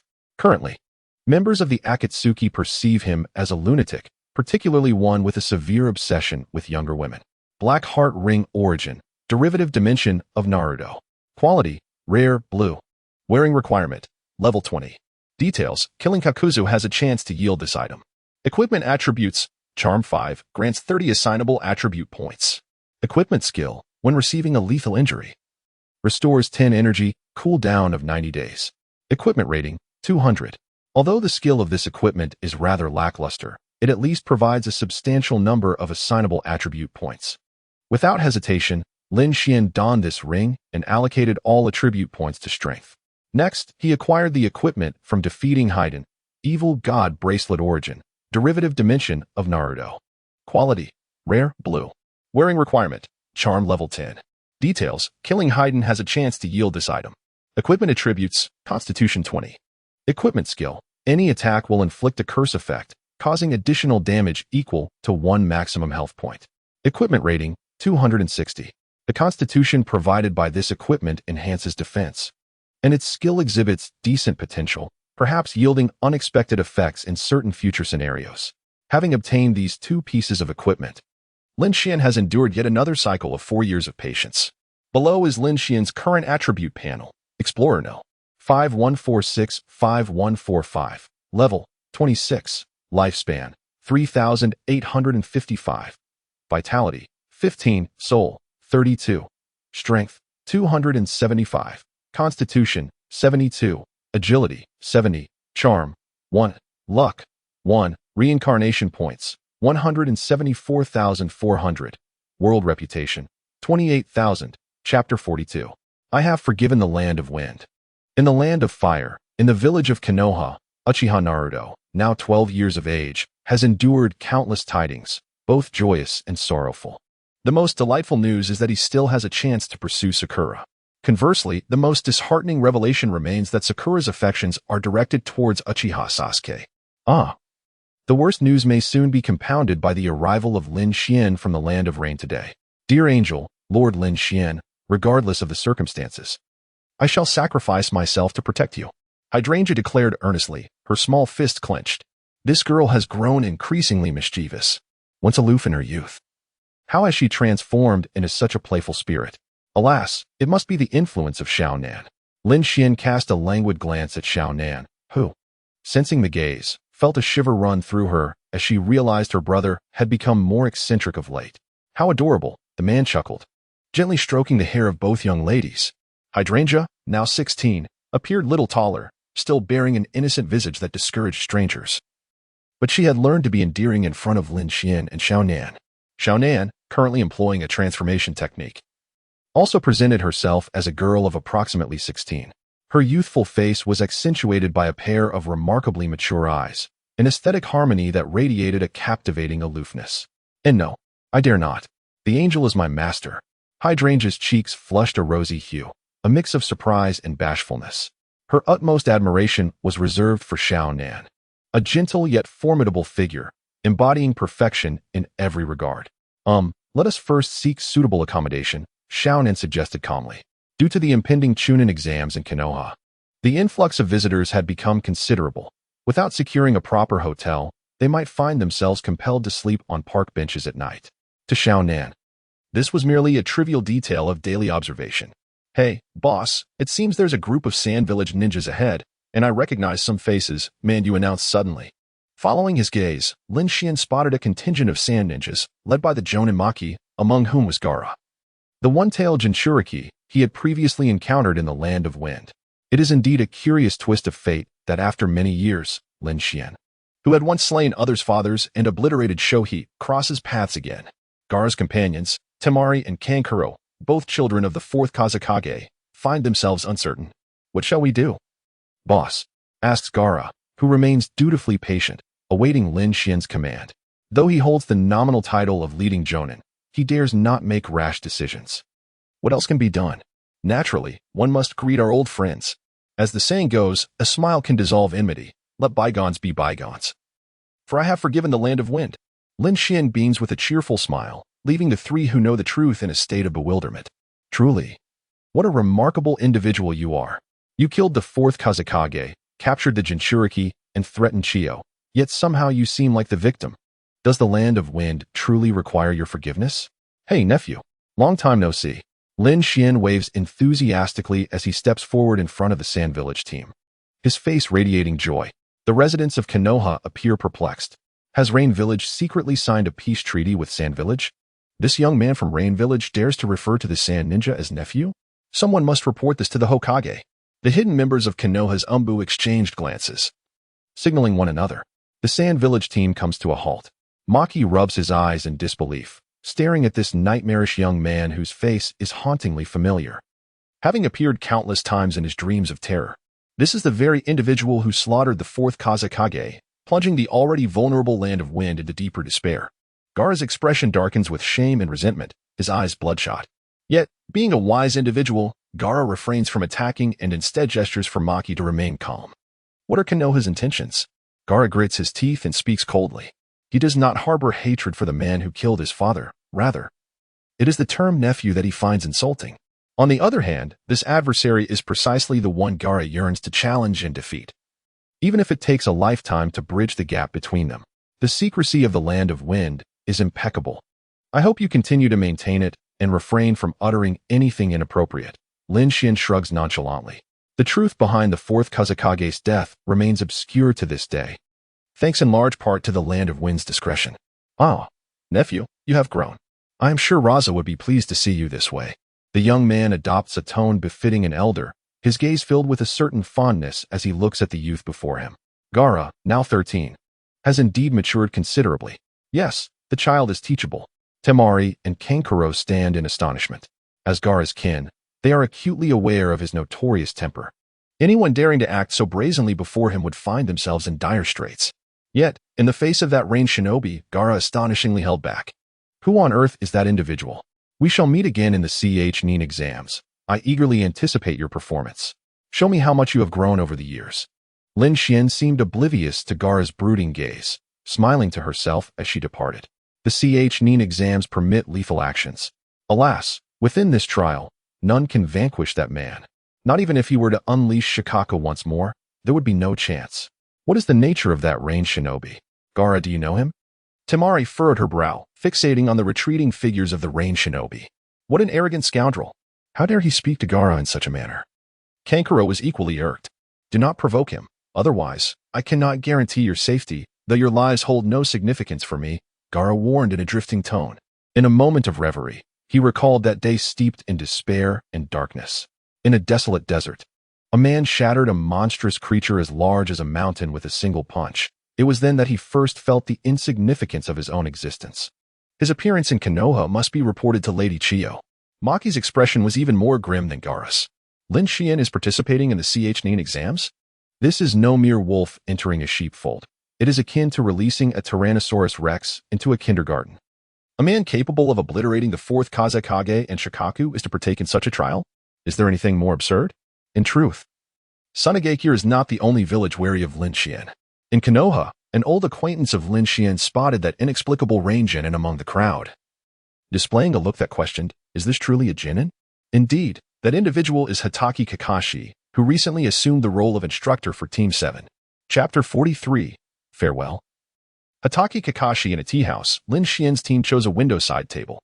The leading jonin, Full Moon, occupied the edge, while the three genin congregated, their expressions relaxed and amiable.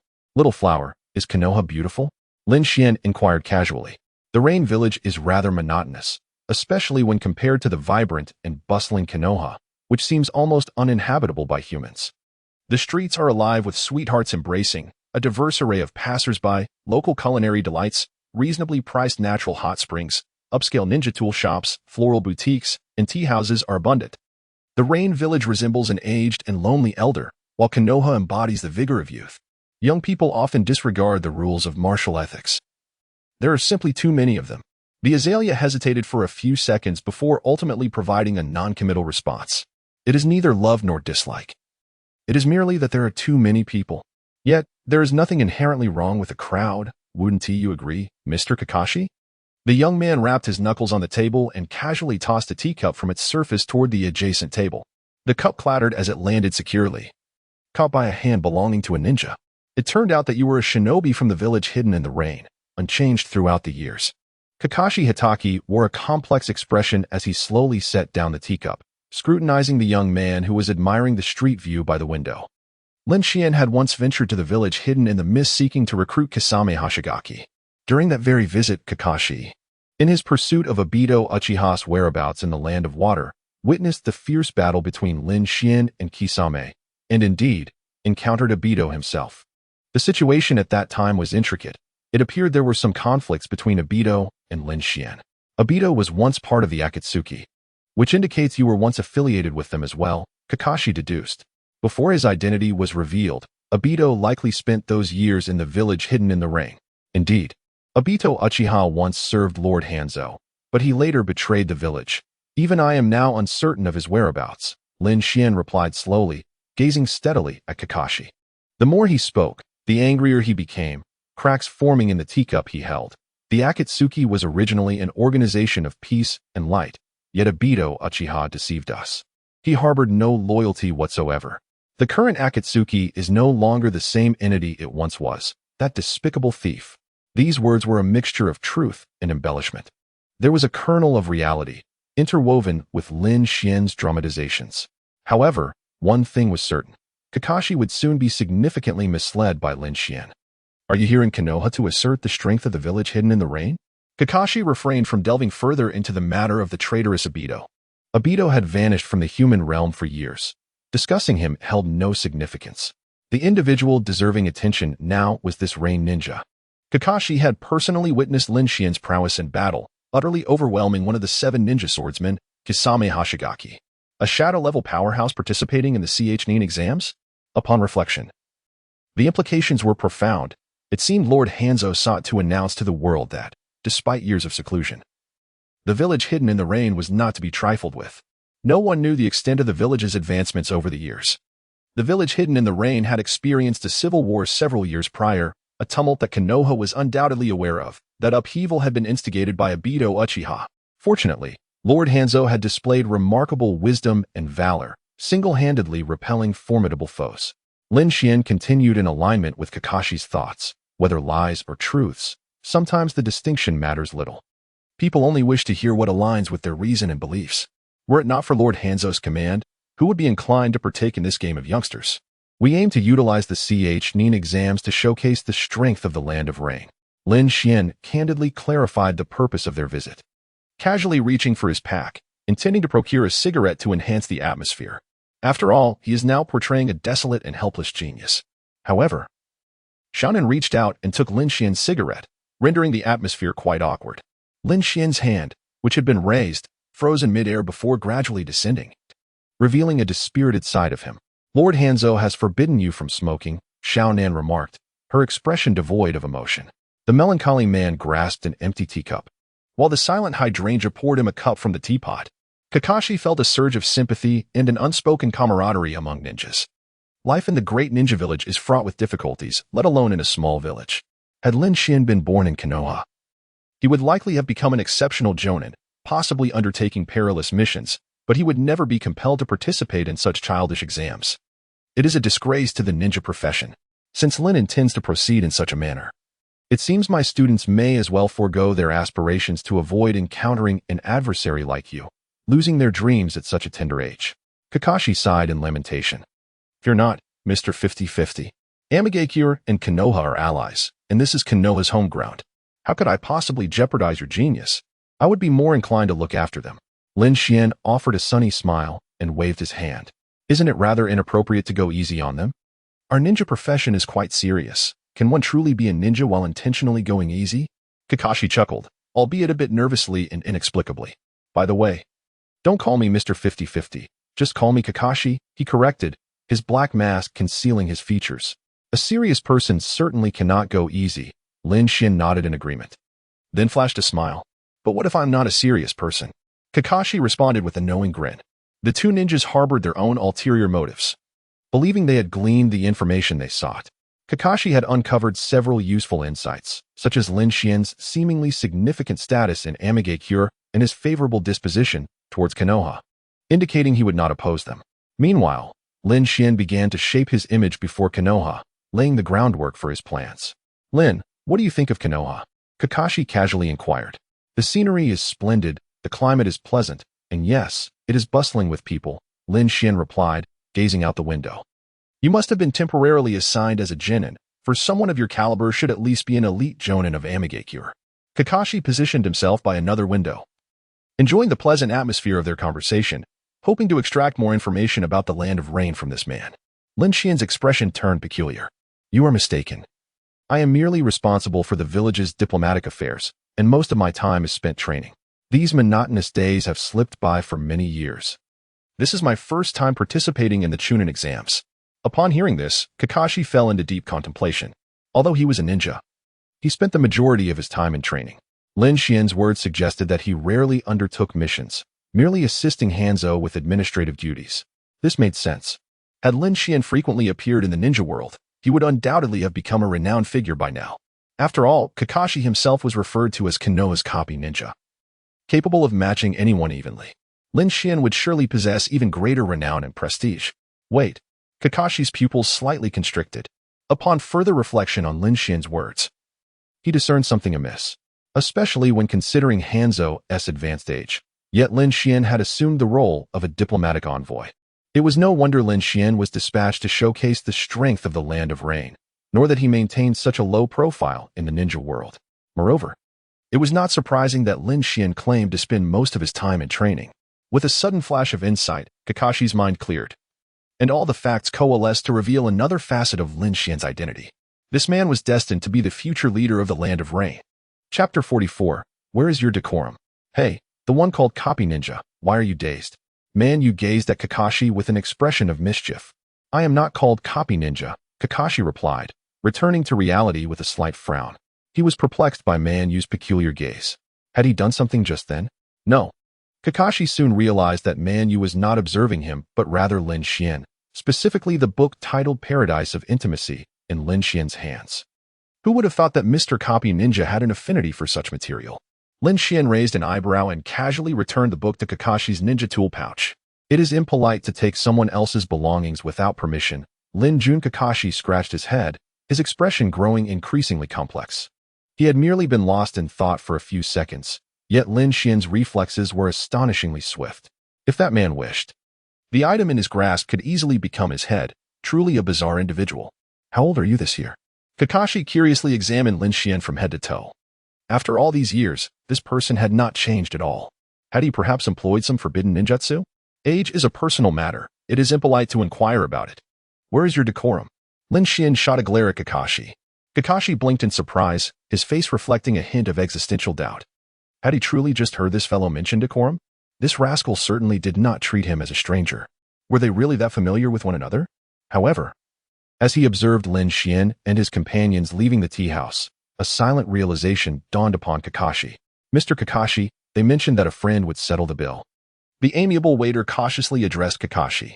"Damn, was this also part of your scheme?" The man reluctantly retrieved his wallet, preparing to pay for Lin Xian's tea. Having become somewhat acquainted, they might as well be considered friends, merely a trivial matter of tea expenses. However, Kakashi soon realized his naivety. "Lin, this is excessive." The masked man shook his wallet, revealing it to be utterly devoid of coins, a state so pitiful that even the server regarded him with a puzzled expression. He suddenly recalled Lin Xian's gesture when returning Intimate Paradise, the fleeting smile that had danced in his eyes. That fellow wasn't mocking his taste. He was laughing at his own ignorance of being robbed. How infuriating. "Lin Xian, you truly are a piece of work." "Sir, perhaps we have gone a bit too far," Zhianghua remarked, stifling a laugh. Lin casually tossed the money he had extorted from Kakashi to Manua, flashing a bright smile that revealed a set of pearly whites. Those who achieve great things do not concern themselves with trifles. "Mr. Wu Kai surely wouldn't hold this against us." The young man from the Rain Village displayed a sunny disposition, drawing the attention of several girls along the street. The previously silent group descended further into silence. "Brother," Xiaonan said, pulling her collar tighter, her eyes betraying a hint of disdain. "Could you not be a bit more mature?" Lin stroked his chin. feigning deep contemplation before his face broke into another smile. I am quite mature, indeed. As night fell, visitors participating in the Chunin exams and representatives from various villages began to rest, while the Hokage building remained brightly lit. In a modest office cluttered with scrolls, the elderly figure of Sarutobi Hiruzen, donning a Hokage hat, appeared weary, a pipe clutched between his lips. Kakashi, you performed admirably this time. Sarutobi exhaled a thick cloud of smoke, obscuring his expression. His voice, as steady as ever, brought comfort to the ninjas. That individual is far too young. I merely did what was required of me. Kakashi displayed remarkable humility, which could also be interpreted as a veiled self-praise. The internal conflict within the Rain Village was complex. Had Uchiha Obito instigated the turmoil, even Hanzo would have struggled to contain it. The lad spoke lightly. Yet he alone understood the true cost of lives sacrificed in the Rain Village. Were the village not so weakened, why would they hastily seek to assert their strength? Even allowing Lin Xian to participate in such a juvenile contest. Sarutobi's tone remained neutral, devoid of overt emotion. Lin Xian is formidable. Today he consciously demonstrated to me that should he choose, he could take my life in mere seconds. As one who had witnessed Lin Xian in battle, Kakashi fully comprehended the terrifying prowess of that man's physical abilities. His companion, Might Guy, was also a master of taijutsu, yet in Kakashi's eyes, Guy would need to unlock at least the 7th gate to stand a chance against that man, perhaps even the 8th gate. What do you think of that individual? The third Hokage's tone suddenly lightened. The Land of Rain is a small nation, yet it possesses a power that cannot be easily overlooked. Supporting a new leader of the Rain Village who is amicable towards Konoha would indeed be beneficial, especially as the Land of Rain shares borders with the Land of Wind, the Land of Fire, and the Land of Earth. Hanzo of the Salamander is already half buried in the earth. How many more years can he possibly live? Forgive my candor, Hokage-sama, but Lin Xian is an exceedingly complex and inscrutable individual. He could never be merely the boorish brute he appears to be. If we were to discuss his disposition towards Konoha, I believe he harbors a friendly sentiment, Kakashi stated earnestly. A simple-minded ruffian could hardly survive in such a world. Very well, let the Umbu refrain from disturbing him, the third Hokage commanded, setting down his pipe. Understood.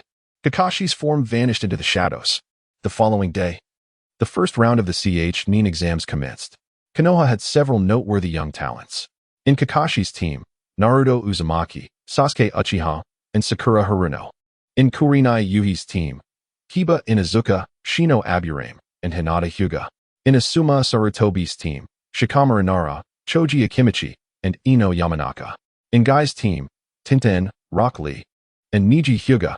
All 12 of Konoha's young elite were present, although their current prowess seemed somewhat pitiful in Lin Xian's eyes. Senior Do, is that Gaara truly so formidable? Sakura, along with Sasuke, Naruto, and a cluster of curious ninjas, watched intently. Do had participated in numerous Nin exams and was well acquainted with the abilities of ninjas from various villages, down to the number of missions they had completed. The young man with white hair, Yakushi Kabuto, was observed by Lin Xian with a smile.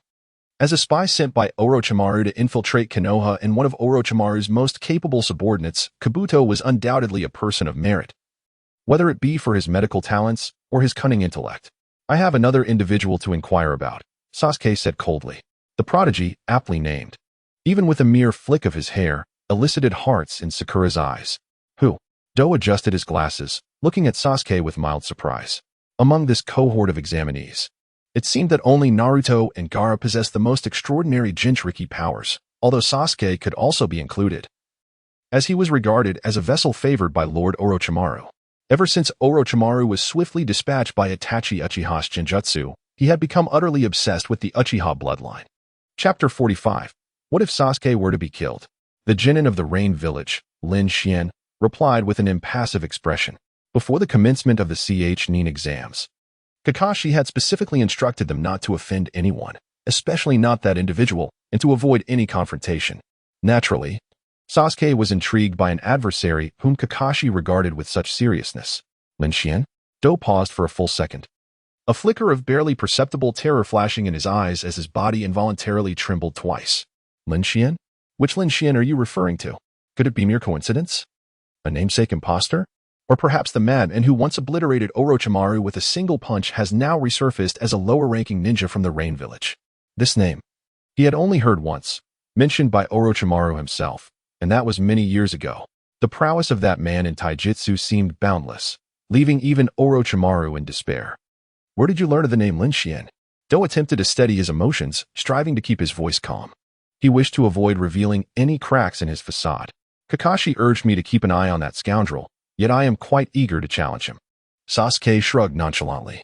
Kakashi-sensei seemed to advise us not to provoke him. Naruto chuckled heartily. Your teacher speaks wisely, if it is indeed the individual I have come to know. He could crush all the candidates present with but a single finger. Do's expression turned somewhat bittersweet. This was not a favorable turn of events, Lord Orochimaru. That scoundrel has returned at a most inopportune time, just as they were about to initiate the Konoha destruction plan. If that individual stands with Konoha, it would surely infuriate Lord Orochimaru, wouldn't it? Nonsense. Uchiha Sasuke felt displeased. He had previously thought Do possessed some skill in gathering information. But now it seemed he was merely a buffoon. What kind of candidate could possibly have the abilities Do spoke of? Such a ninja could not participate in the Ch-Nin exams. Most importantly, Uchiha Sasuke believed he would not be bested by anyone. Yet not everyone shared this sentiment. Sakura's expression was complex, for she understood that Kakashi would not deceive his students. Shikamaru's face was grave, as he knew all too well how much weight Kakashi's words carried. Oh, come now, do not wear such long faces, everyone, Do said with a faint smile, his tone lightening.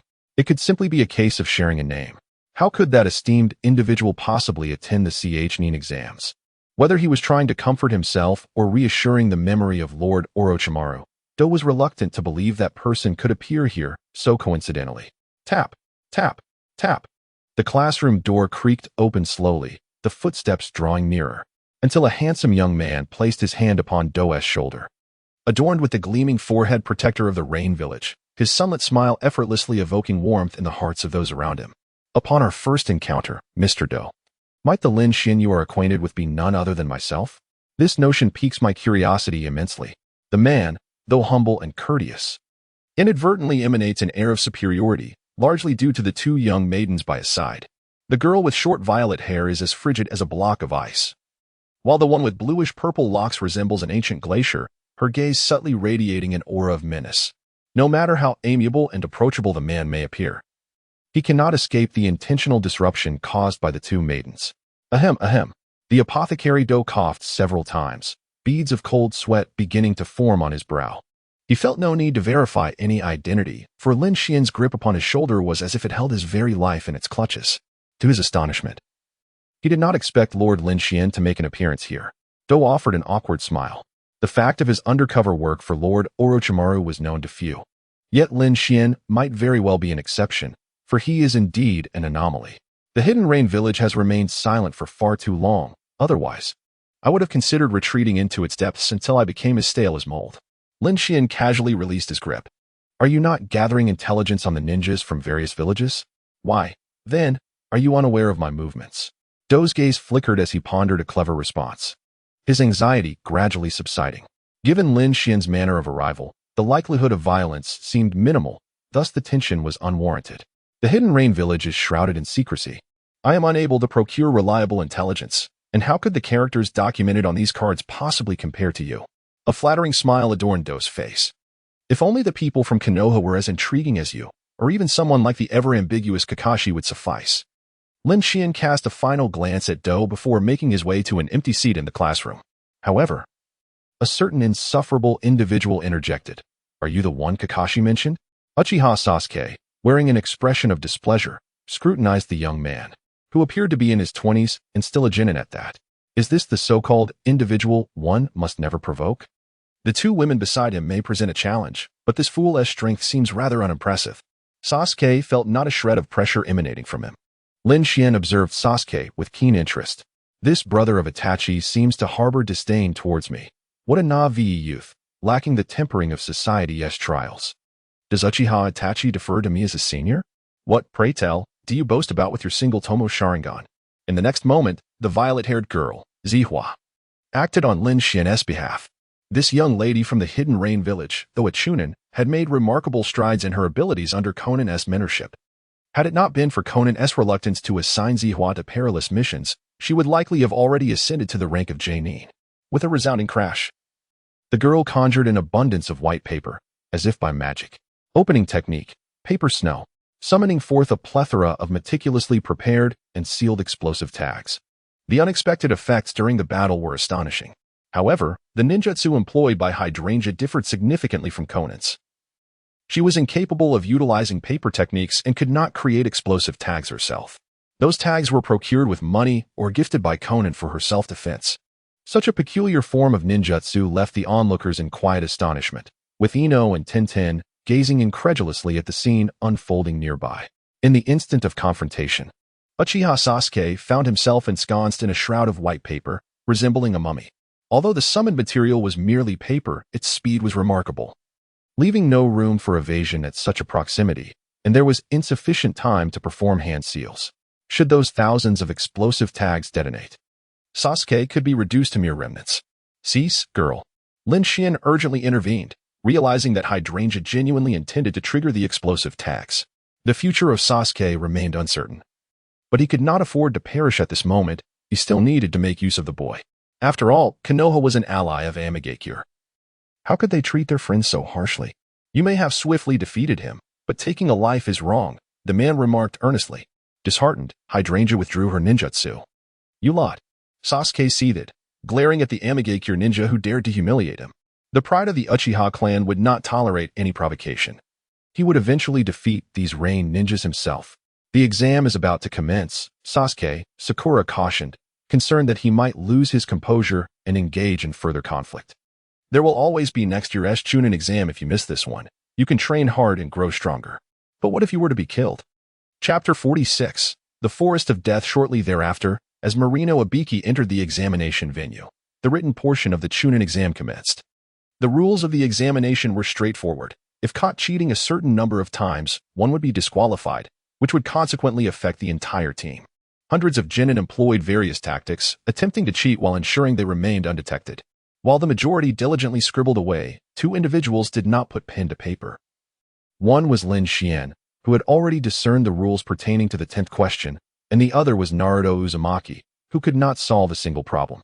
When the examination concluded, Lin Xian and Naruto successfully passed with blank papers, as the 10th question assessed courage. Choosing to answer meant continuing in the examination. But an incorrect answer would result in a lifetime ban from participating in the genin exams, while opting not to answer would necessitate waiting for the next year's Chunin exam. With the first written exam complete, there remained 78 genin, comprising 26 ninja teams. The second examination would soon commence in the afternoon, a contest for the Heaven and Earth Scrolls within the Forest of Death. A total of 26 teams would be allocated 13 Heaven Scrolls and 13 Earth Scrolls to pass the second phase. They must assemble a complete set of scrolls within 5 days and reach the central tower of the Forest of Death. The chief examiner of the second round is Mitarashi Anko. Each team leader receives a scroll, and Lin Xian acquires the Earth Scroll. Lord Lin Xian, what scroll do you require? Our team possesses the Heaven Scroll, Kabuto cautiously inquired. Orochimaru is concealed within the Grass Ninja team and intends to seek out Uchiha Sasuke within the Death Forest. It would be prudent for Lin Xian, a perilous individual, to clear the exam expeditiously. Are you instructing me on my duties? Lin Xian retorted, casting a cold glance at Kabuto, his expression devoid of emotion. He was acutely aware of Kabuto's ulterior motives. Orochimaru would prefer that Lin Xian not disrupt his plans. However, Lin Xian was resolute in his intent. Uchiha Sasuke was also among his targets. What a pity. I hope those children do not become despondent upon witnessing your prowess, Kabuto mused, shaking his head slightly, refraining from pressing further. This man was neither an ally nor an outright enemy. It was best to avoid provoking him, as per Orochimaru's explicit orders. Orochimaru possesses something of great interest to me. Convey to him that we shall meet again, Lin Xian remarked enigmatically, casually patting Kabuto on the shoulder. Understood, Kabuto responded, beads of cold sweat trickling down his face. The mere hint of Lin Xian's murderous intent rendered him motionless, extinguishing any thoughts of resistance. Over there. No fighting permitted before the exam. The chief examiner swiftly approached upon noticing the commotion. Anko narrowed her eyes, scrutinizing the two young men, Kabuto and Lin Xian. Once you enter the Death Forest, you may do as you please, but if you cause a disturbance before the exam commences, your qualifications will be revoked. Do you understand? Her smile bore a hint of cruelty, tinged with coldness. Is this not a case of adolescent delusion? Lin Xian squinted. Understood. We will not cause any trouble. He replied with an air of sincerity, almost appearing obedient. Kabuto merely adjusted his glasses and lowered his head, refraining from rebutting Anko's words. She was a discarded pawn of Orochimaru, yet still a concealed piece in his game. As long as you behave. Just don't perish during this exam, after all. I have a fondness for handsome young men, Anko said with a friendly demeanor, casting a lingering gaze at Lin Xian. Lin Xian instinctively touched his chin. The purple hydrangea chuckled with a hint of malice. Conan's expression subtly hardened. In the silence, Anko sauntered away, muttering about men who lack romantic sensibility. Kabuto felt a sense of helplessness. How could someone like Anko become Orochimaru's student? Did she not perceive Lin Xian as a dangerous figure, concealed within the grass ninja ranks? Orochimaru's gaze shimmered with intrigue. Truly, ignorance breeds fearlessness. Anko dared to converse with that man, whom she deemed a man devoid of charm, yet in reality, he was a veritable monster. After a moment of contemplation, all teams gathered at the entrance of the Forest of Death, collecting scrolls and signing life and death agreements. The second round of the Chunin exam commenced, with a time limit of 5 days. As Akane announced the start, the ninja squads entered the forest through various entrances. Lin Xian, don't die so easily. I will challenge you later. Just as Lin Xian's team was about to enter, the voice of Uchiha Sasuke echoed. Kakashi advised Sasuke and his companions not to provoke Lin Xian, yet he did not forbid them from challenging him. Sasuke's ambition was to eliminate that man. If he could not emerge victorious even in the Chunin exam, how could he ever hope to defeat Uchiha Itachi in the future? You wish to challenge me? Lin Xian couldn't help but smirk. If you manage to win, I shall divulge information about Uchiha Itachi. The sky cleared and the rain ceased. As Sasuke felt a surge of confidence, he had no qualms about teasing this young challenger. You know Uchiha Itachi. Sasuke's voice turned cold. Filled with fury and murderous intent, his expression dark and brooding. Sakura and Naruto were taken aback by his reaction. Indeed, Lin Xian's smile grew brighter.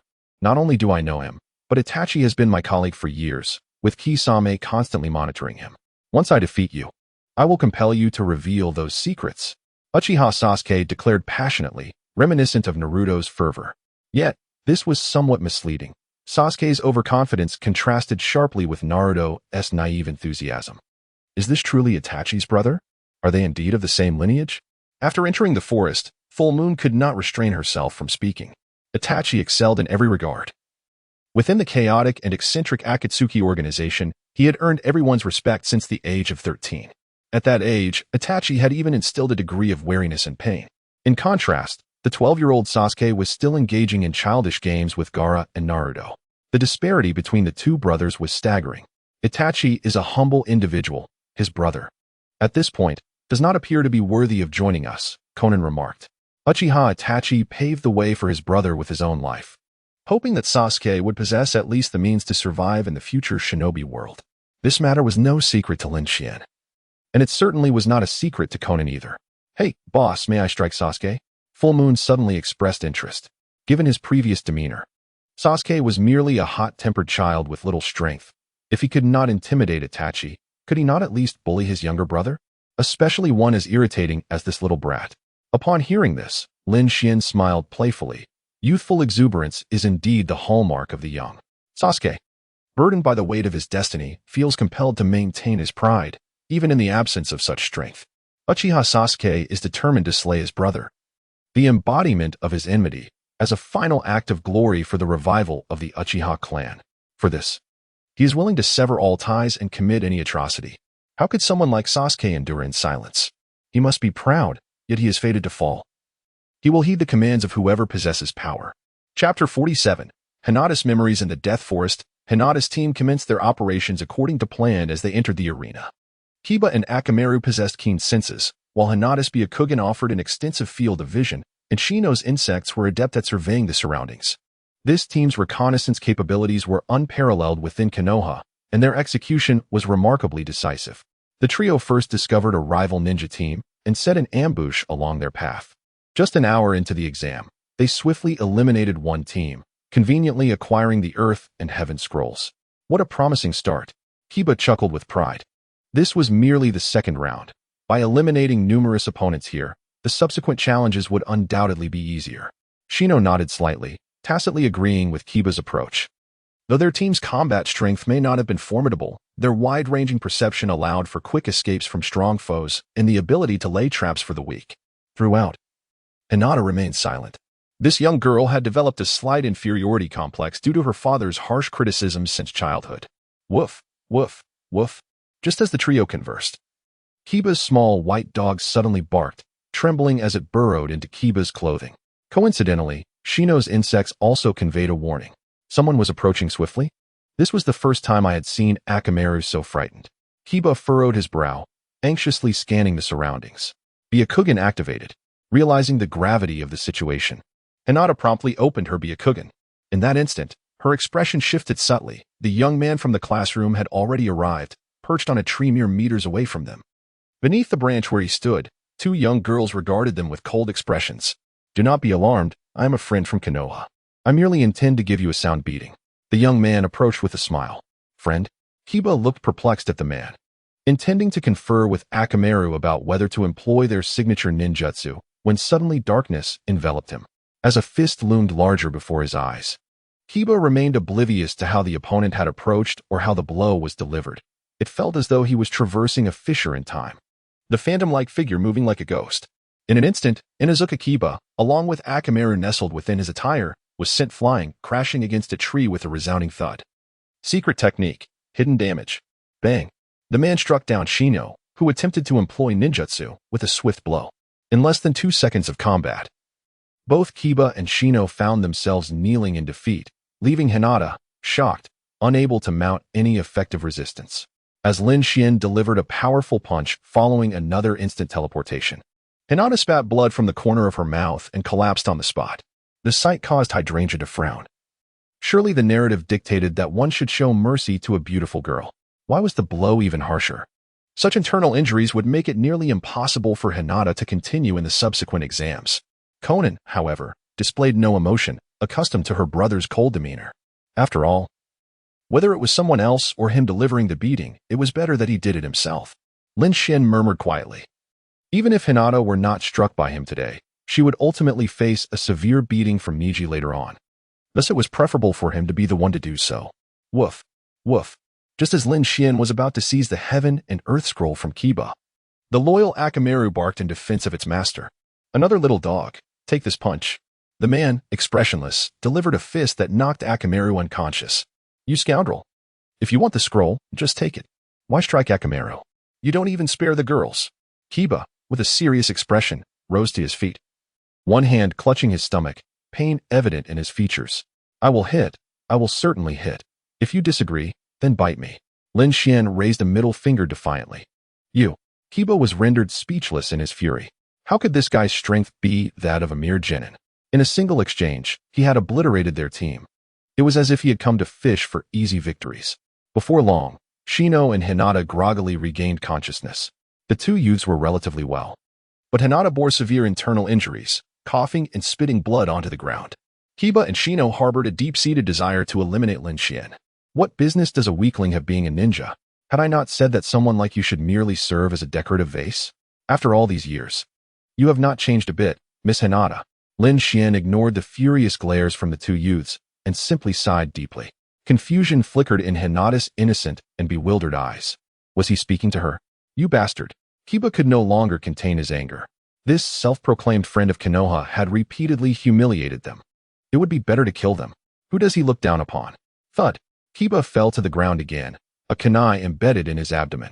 Do you think you can speak to anyone like that? Hydrangea's cold voice cut through the air as she ominously cast a glance at Shino. Fortunately, Shino managed to remain calm, unlike Kiba, quietly observing the severely injured Hinata. Unless they intended to kill, Shino would reserve his final card for a desperate gamble. The current situation was not as dire as it seemed. You. In her pain, Hinata appeared to recall something. She seemed to have seen that person somewhere before. A long time ago. Miss, someone like you is not suited to be a ninja. It would be better to play the role of a decorative vase. Lin Xian's expression revealed little emotion as she shook her head and departed, with Xiao Nan and Zihua following closely behind.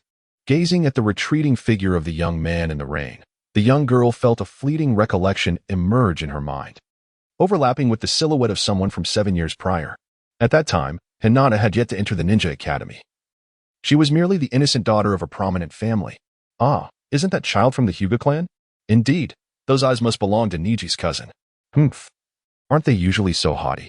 This one must have a vile character too, flaunting their talents simply because of their esteemed lineage. After receiving a scolding from her stern father, the weeping girl fled down the street, accidentally knocking over an ice cream cone held by another child, which led to her being surrounded and bullied. Generally, people were wary of offending the Hyuga family, but a lone child was a different matter, especially one who appeared so fragile. Wasn't she just inviting trouble? And she wouldn't even report it. I am not like this. The rosy-cheeked little girl lowered her head, uncertain how to navigate the situation. The older children smirked maliciously, filling her with deep unease. How dare you try to escape without an apology? Unforgivable. Hey, apologize. 3 mischievous boys seized the girl's hair, compelling her to kneel. The little girl simply cried, repeatedly murmuring her apologies. Though her Byakugan and gentle fist technique could easily subdue these children, she was oblivious to her own potential. Too frightened to even lift her head. The education of the Hyuga family is truly a failure, a voice remarked lazily. The summoning technique of Elder Kisame Shark is rather impressive. TSK, TSK, TSK.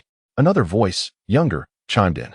Suddenly, a brief and urgent scream resonated, followed by the swift appearance and disappearance of a chilling aura.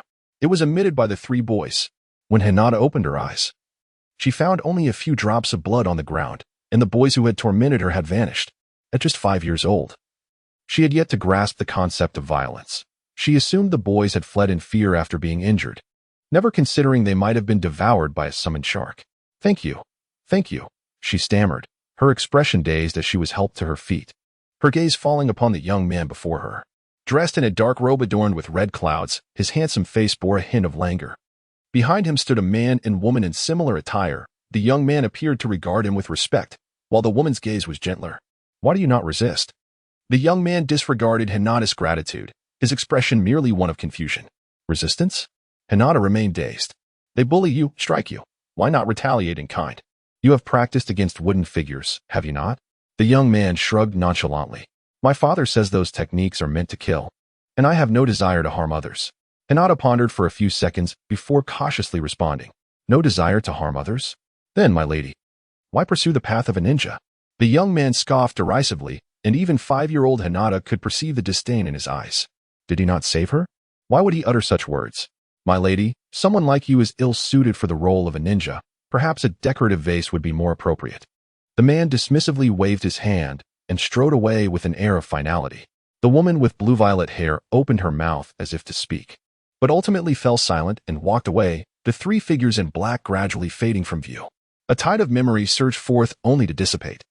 Hinata's consciousness shifted from a blur to clarity and then back to chaos. Was she truly unfit to be a ninja? Chapter 48. You have always been smiling. Side quest, The Fallen White. Quest objective, gain the loyalty of Hyuga Hinata. Progress, 25100. Quest difficulty, difficult. Reward, Sutsuki bloodline injection. The pure-eyed Sutsuki clan will awaken the Rinnegan. Once Lin Xian completes this task, the bloodline within will strengthen, allowing him to combat even in the presence of formidable foes without excessively relying on divine blood. Side quest, historically darkened, tripled. Quest objective, utilize any means to persuade Uzumaki Naruto to join the Akatsuki and embrace darkness. Quest difficulty, hellish. Reward, crystal of the Naruto world. The crystal of the world. One who possesses this crystal will secure the current dimension and gain permanent ownership. Undoubtedly, this is a coveted goal for Lin Xian. Should an explorer conquer the entire dimension, that dimension will forever exist as a unique entity, ensuring that even if he departs, it will not reset or replicate, but instead transform into his private domain. He is the first to arrive in the Naruto dimension and may well be the last. In the Death Forest, Gaara's team from Sunagakure had just eliminated a squad of ninjas. Gaara San provided an invincible defense as he ruthlessly slaughtered these feeble ants. Young man, how could you take a life? Bold enough to kill at merely 12. What will you become when you grow up? A mocking voice echoed. Gaara's pupils constricted, his face gradually paling. That guy truly was relentless, having come to stir up trouble once more. What do you want? The scrolls can be taken away. The red-haired youth manipulated the sand gourd behind him, generating a thin veil of yellow sand that enveloped his body as a form of defense. While speaking, he tossed 2 heavenly scrolls towards his adversaries. Sunagakure had allied with Orochimaru this time, with the objective of annihilating Konohagakure.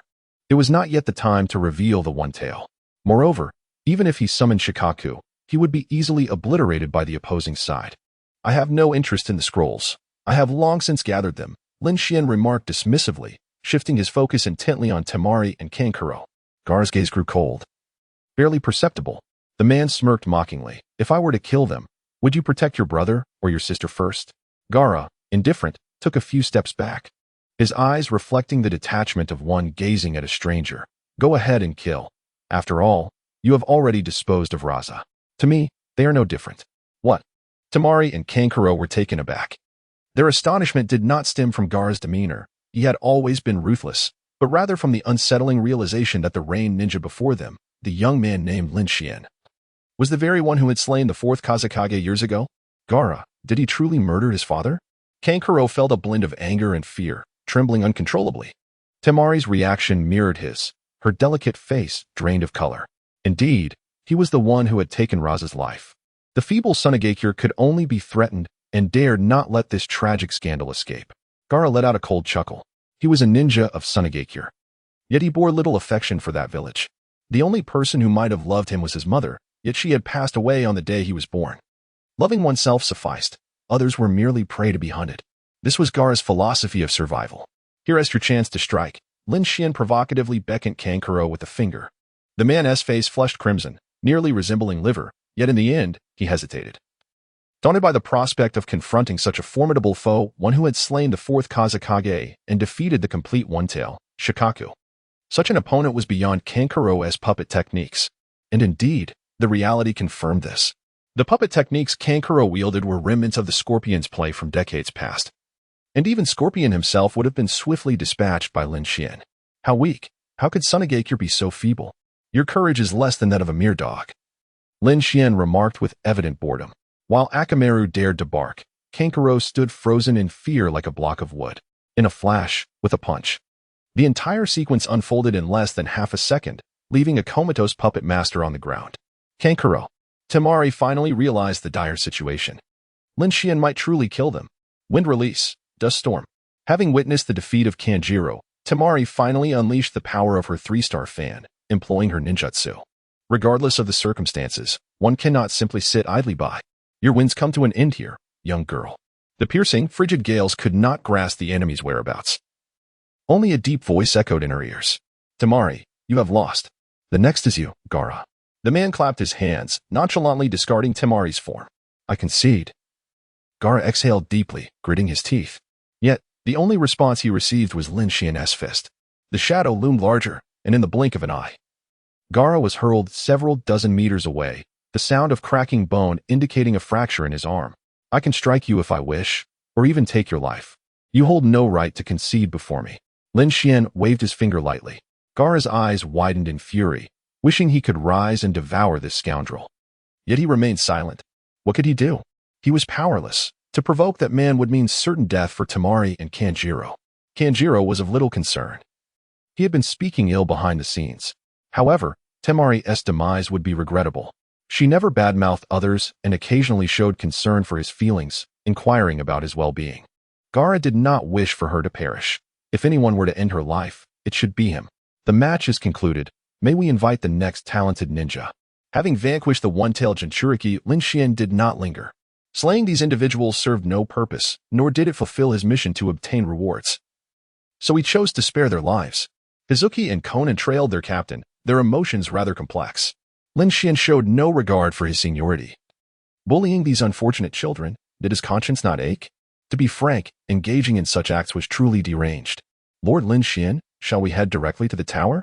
We have gathered all the scrolls, Hizuki whispered. Do you think I am engaging in futile endeavors? Lin Xian raised an eyebrow. The girl hesitated before nodding gently. The man shrugged. This is all for the sake of theatrics. Who would willingly engage in such tedious activities if not for performance? You seem to be enjoying this. You have been smiling all along. Hizuki could only feel resigned within. Under the guise of Konan's paper clones, the trio soon discovered a nearby squad of leaf ninjas. In the forest, Shikamaru, Ino, and Choji were playing hide-and-seek. Their ninjutsu leaned towards control and support, making it difficult to excel in direct combat. Ino's temper flared easily, and Choji lacked intellect, relying entirely on Shikamaru to orchestrate their actions. Currently, The optimal strategy was to hide and see if they could stumble upon a weaker team to pass the second phase of the exam. Hey, good evening, everyone. Chapter 49. He may have simply been frying fish, but he also struck a woman. Who? The Nara team was taken aback, gazing incredulously at the man beside them. Dingji discovered it was Lin Xian, who was obliviously clutching a bag of potato chips, while Ino responded with exaggerated shock, rendered speechless by her anxiety. Surely, he is a friend of Konoha? Shikamaru exhaled softly, feeling a slight easing of tension. Truly, as expected of a member of the Nara clan, he remained remarkably composed. Lin Xian cast him an appreciative glance. The Inuzuka, Nara, and Akimichi clans have thrived since the founding of Konoha, with each generation producing remarkable heirs, particularly the astute Nara lineage. I believe in equitable treatment. Thus, whatever privileges others enjoy, you shall partake in as well, Lin Xian said with a mischievous grin, igniting an unsettling premonition within Shikamaru. This man bore no ill will towards them, yet that did not preclude him from engaging in other antics, such as tormenting them. I can provide you with the scroll, Shikamaru pleaded pitifully, gazing at the man across from him. Lin Xian remained silent, instead choosing to convey his intent through action. Thud. Thud. Shikamaru and Dingji fell to the ground, having received a solid punch. Mind transfer jutsu. Inuzuka Ino seized the opportunity to form hand seals, invoking her clan's secret technique. However, what was this absurdity? Was he intentionally sparing me from a beating? Lin Xian observed the unconscious blonde girl, a wry smile playing at the corners of his lips. The mind transfer jutsu allows the caster's spirit to invade the enemy's body, briefly controlling their physique. Yet the prerequisite for this technique is that the caster's mental strength must surpass that of the opponent. How could a 12-year-old girl possibly possess greater mental fortitude than Lin Xian? The jutsu backfired. Lin Xian emerged unscathed, while Ino succumbed to unconsciousness. Excellent. May the next challenger step forward, the man hummed a tune as he slipped away. Conan and Hydrangea silently trailed behind, both wearing expressions of resignation. Had they known, they would have refrained from accompanying Lin Xian, as he seemed to relish in bullying children, which was hardly amusing. Konoha team, Niji, Tenten, Lee. Niji was the strongest newcomer among the previous year's ninja school graduates. Tenten was a wealthy girl, always equipped with countless ninja tools, while Lee inherited Might Guy's taijutsu. Sharing a similar exuberant disposition with Naruto, often perceived as a passionate fool. Hey, you branch family waste. What are you staring at? Hinata and Niji paused mid-action while fishing by the riverbank. Their team had effortlessly defeated a participating ninja squad, fortuitously gathering the heaven and earth scrolls. As evening approached, the trio found a spot to rest and prepare for the night's endeavors, only to unexpectedly encounter an unwelcome visitor while Niji was fishing. Who are you insulting? Niji's hands clenched, veins protruding, for nothing irked him more than someone using his status against him. The head of the Hyuga main family might be a fool, but it seemed the branch family was not much better, merely a bunch of scoundrels. Lin Xian was exceptionally brazen and insolent. In the next moment, his figure vanished from Niji's sight. Instinctively, Niji activated his Byakugan, assuming the stance for the 8 trigrams gentle fist. Byakugan activate. As soon as Niji engaged his Byakugan, he immediately discerned a disheartening reality. He found himself bereft of even the time to form a defensive seal. At the instant he opened his eyes, the shadow of a fist had already appeared before his face. The Rain Ninja ruthlessly struck the Byakugan youth down, then displayed a sneer of derision. Impossible. How could the disparity be so vast? This is clearly the Nin exam. The genius of the High GA branch was flushed with indignation. Was his opponent concealing their strength, or was he simply too weak? He intended to claim the top position in this examination. How could he fall now? My fists are designed to target all manner of geniuses, Lin Xian remarked nonchalantly, casually discarding the Byakugan youth onto the grassy bank by the river, before leisurely making his way towards the flickering flames in the distance. 2 minutes later, the recently appeared Rain Ninja swiftly dispatched the fire-tending Tion with a swift chop, sending her into unconsciousness. If I recall correctly, your name is Lin Xian? The young Li, clad in a green jumpsuit, stood ready. Faced with this sudden adversary, he exhibited no signs of retreat. Instead, he brimmed with fighting spirit. Little fellow, are you not afraid? I just knocked Niji out with a single punch. Lin Xian couldn't help but tease him. This was the disciple of Might Guy, a diligent commoner ninja, lacking a bloodline limit, ninja technique aptitude, or a prestigious background. Li had achieved great strides, earning Lin Xian's respect. Niji? Li visibly quivered for a moment, his eyes flashing with hesitation before swiftly regaining their resolve. Teacher Guy once said that youth will forever blaze on. No matter the formidable foe, one must not retreat. We must use our strength to protect our comrades. This is the essence of a ninja's existence. The green-clad youth took a deep breath, earnestly preparing his stance to strike. He launched into a 360-degree spin, landing upright, his eyes alight with fervent flames. Rock Lee, I humbly ask for your guidance. A radiant smile broke across his face, revealing a set of gleaming teeth. Rain Ninja Lin Xian, the man on the opposite side, remained somewhat languid. It was not that he lacked seriousness. Rather, there was no need to take this lightly. If my guy were to come at him with the 8 gates open, that would be a different matter altogether. What merit did a mere child possess to warrant earnestness? Leaf Great Whirlwind. Without hesitation, Lee unleashed a wide-ranging spinning kick, his fists and feet moving with a wind-like grace, as if aided by divine intervention. Yet, to Lin Xian, such power was a triviality. Violence. No one understands violence better than I. Lin Xian straightforwardly met Lee's attack head-on, delivering a kick that sent Lee flying, swiftly following up with a punch to his abdomen. Confronted with a creature likely to achieve sanctity in flesh, Xiao Li appeared as nothing more than a novice monster at the village gate. The words spoken were eloquent, yet alas, youth possesses its limits.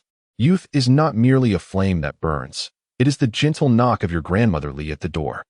Lin Xian casually lifted the unconscious Xiao Li and Tian, carrying them to the grassy bank by the river, and unceremoniously dropped them beside Ning Xi. Are you bullying girls? Hinata Ning Xi gazed incredulously at the unconscious Tian. How can such a person exist in this world? He may fry fish, but he also strikes women. Does he not feel a pang of conscience? What's wrong with bullying girls? Do you know that Hinata was nearly beaten to death by me? You ought to thank me. I dealt with someone from the main family for you. Lin Xian's expression remained indifferent, unperturbed by the words he uttered. Yet, these sentiments stirred a bitter taste within Ning Xi. Logically speaking, as a servant of the Branch family, it was his duty to protect the young lady. Her being assaulted was a dereliction of his responsibilities.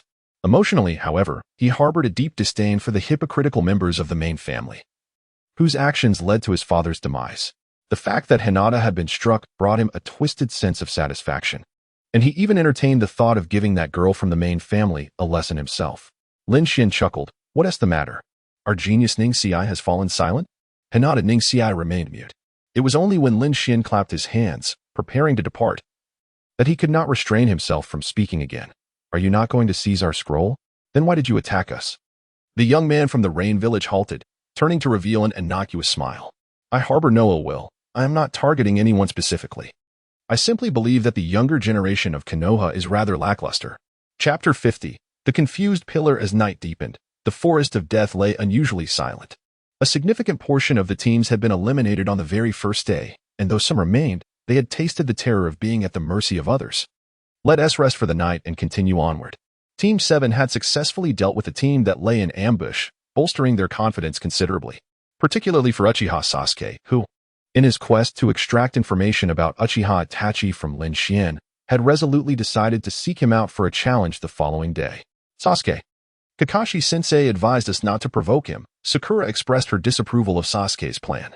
I must confront him. You need not accompany me. This is a personal challenge. Sasuke replied calmly. I believe Sasuke is correct. We cannot yield merely because the enemy is formidable. Only by overcoming stronger adversaries can we prove our Nindo. Vortex Naruto surprisingly sided with Sasuke rather than Sakura. How can someone aspiring to be Hokage retreat? Naruto's words resonated. Retreating in the face of adversity is the mark of the weak. If I cannot even overcome this enemy now, how will I ever defeat Itachi in the future? Sasuke could not help but regard Naruto with renewed interest. This once overlooked companion had grown increasingly agreeable. Very well, then. Tomorrow we shall seek out Lin Xian's team. Within the team, 2 individuals were resolute, and despite Sakura's efforts, she could effect no change and could only nod in agreement. You, the Uchiha brat. Do you also aspire to defeat that man? A chilling voice echoed. Sasuke and his companions turned to behold a slender man with pallid skin, a rogue from the hidden grass village. Orochimaru was also scrutinizing his prey. The chasm between Uchiha Sasuke and his brother was immense. How dare he entertain the thought of overcoming Lin Xian, a ninja not even Itachi could afford to offend? Yet, Orochimaru was determined to acquire the bloodline of the Sharingan, and Sasuke was his sole candidate. There was no alternative. Is this all you can muster, Sasuke-kun? Orochimaru quietly unleashed a technique of malevolence, maximizing his murderous intent. Sasuke and Naruto were both paralyzed by fear, while Sakura stood in stunned disbelief. Was this truly the aura mere Chunin could emanate? Even Kakashi would pale in comparison to this individual. As he watched the man approach, Sasuke's heart roared in protest, his hand gripping the kunai trembling uncontrollably. Move. Move. Move. Is this all you can do? Orochimaru's hands moved languidly to form seals, a flicker of disappointment crossing his gaze. He began to regret his decision. Although Uchiha Sasuke was the last of the Uchiha lineage, he seemed unworthy of becoming Orochimaru's vessel. This boy's talents and temperament were woefully inadequate. One might say he did not deserve to be Itachi's brother. Suddenly, the sound of blood gushing pierced the night, so vividly clear. At the very brink of despair, Sasuke plunged his kunai into his thigh, forcing himself to confront the pain and dispel the terror within. He then retreated, clutching the immobilized Sakura and shoving Naruto aside. Wind release. Great breakthrough. Orochimaru exhaled a tempest that Sasuke narrowly evaded. Do not underestimate the Uchiha. Sasuke's eyes, now crimson, transformed from a single tomo to a double. Orochimaru smiled with satisfaction, suddenly intrigued by the boy. If Sasuke could accept his curse seal, he could be cultivated into a worthy vessel. It was time to test his limits. Sharingan. Manipulate the windmill blades. Fire release. Dragon fire technique. Uchiha Sasuke unleashed a flurry of techniques, calculatingly exploiting a flaw to incinerate his opponent. Yet, even as the trees burned and a gaping hole was created, the man stood unfazed. Sasuke-kun, you were beginning to impress me. Orochimaru discarded the melting visage he had worn, revealing his true form. It was a sickly pale face, and his smile plunged Sasuke and his companions into despair.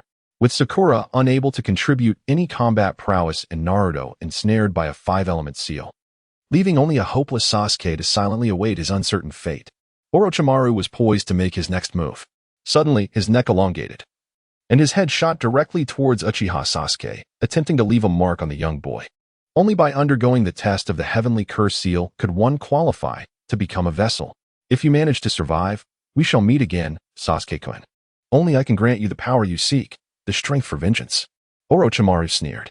Just then, someone intervened, standing in front of Sasuke and effortlessly sending Orochimaru flying with a mere slap. In the chaos, Orochimaru bit into the person's arm. Lin Xian, must you stand against me? Orochimaru's expression darkened ominously, almost dripping with malice. This individual had indeed come to oppose him in Konoha. Sasuke, Sakura, are you both unharmed? Lin Xian, dismissing Orochimaru with indifference, greeted the two young ones with a smile.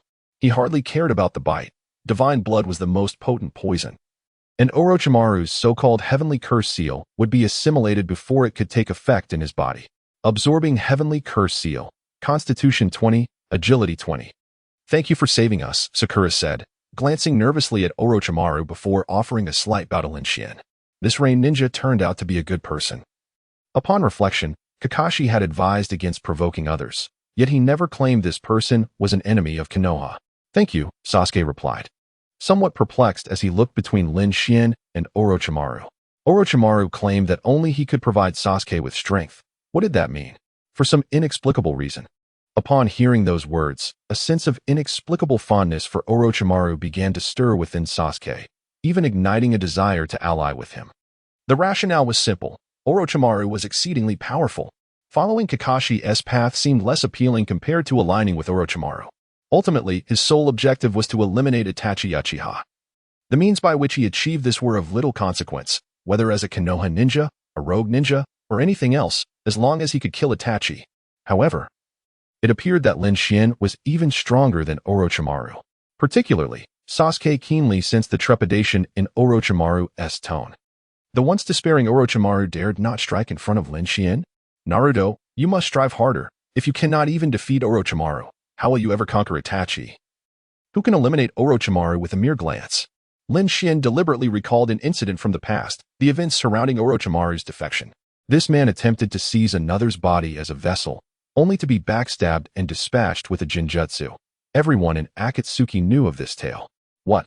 Uchiha Sasuke, feeling provoked, felt his pupils constrict once more. Lin Xian maintained a congenial demeanor, his tone dripping with sarcasm.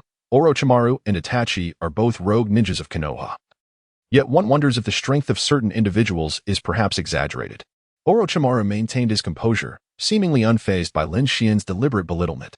It was well known that Itachi, a master of illusionary techniques, had a natural advantage over most ninjas. Unless one possessed a deeper understanding of genjutsu, losing to Itachi was not a disgrace, but rather a realization of one's own limitations for Orochimaru.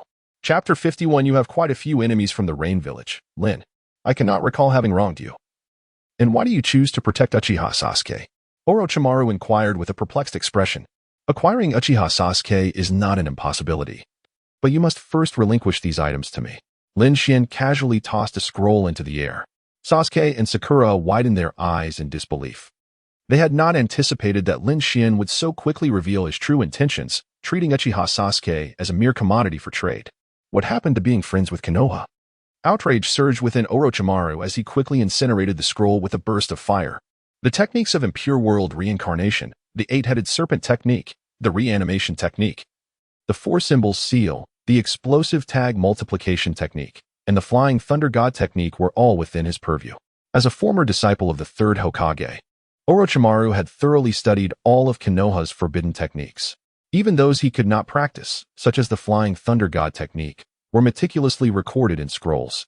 Lin Xian's demand for such an array of ninjutsu transcended mere robbery. It was a threat to Orochimaru's very existence. The impure world reincarnation technique, originally conceived by the second Hokage and refined by Orochimaru over decades, had only recently reached perfection.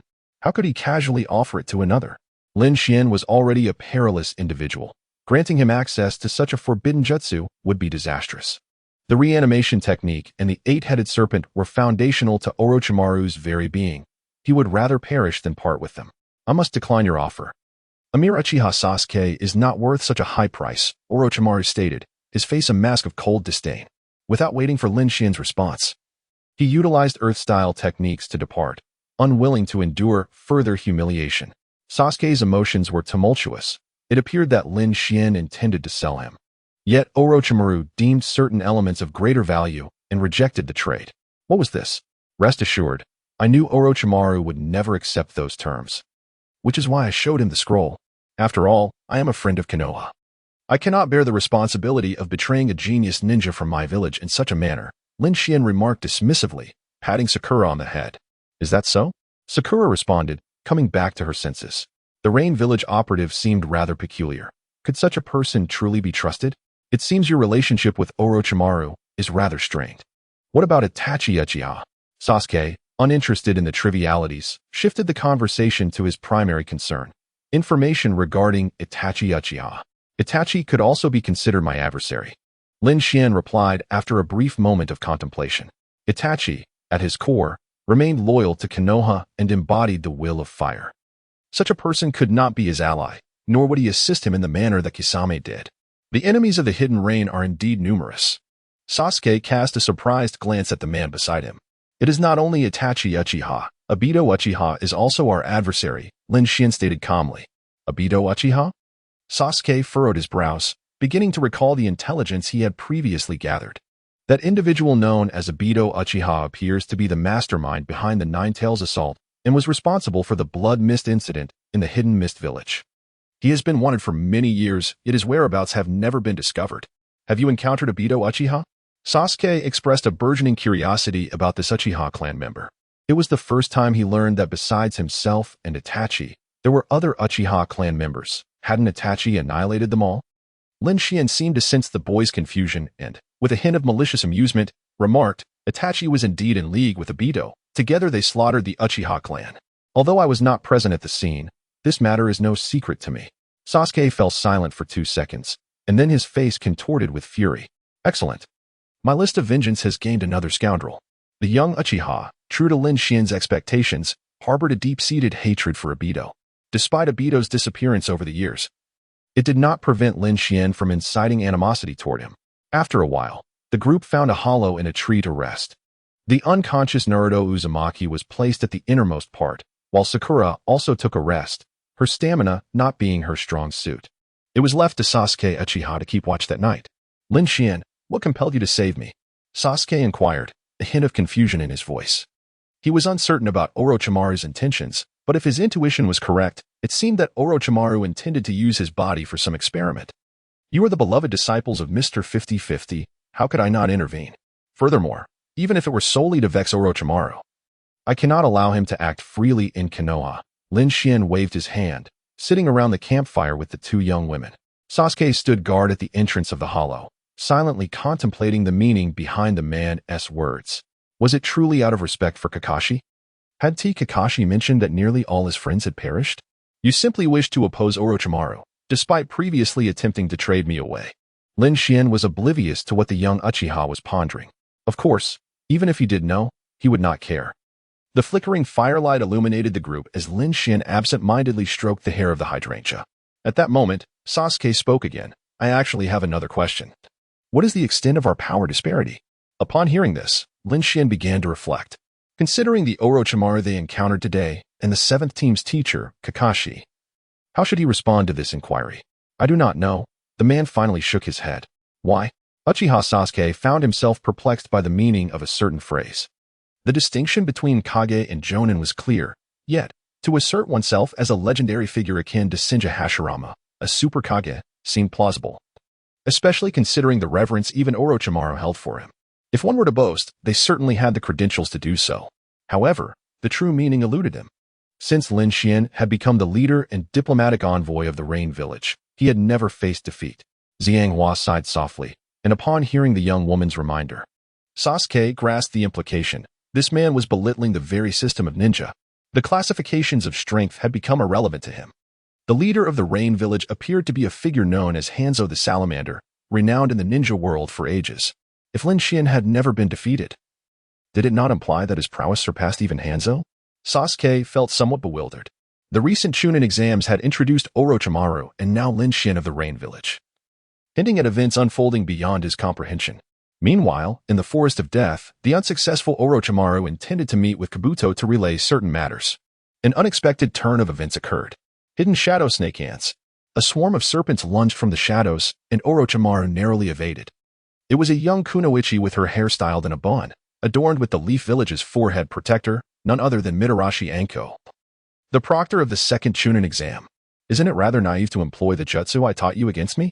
Orochimaru assessed his former disciple, narrowing his eyes slightly. Anko bore the heavenly curse mark on her neck, once a promising test subject, but regrettably, she had forsaken his side during the village's betrayal. Chapter 52. I trust in Lin's character Orochimaru. What brings you back here? Anko pinned Orochimaru against a tree, rendering him immobile, readying the twin snakes' mutual destruction technique. It was a jutsu destined for mutual demise. Are you contemplating self-destruction?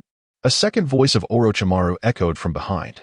The individual Anko had captured suddenly transformed into a mound of earth, merely a diversionary earth clone, extinguishing her intent to execute the twin snakes technique. Are you angry? Do you still blame me for abandoning you?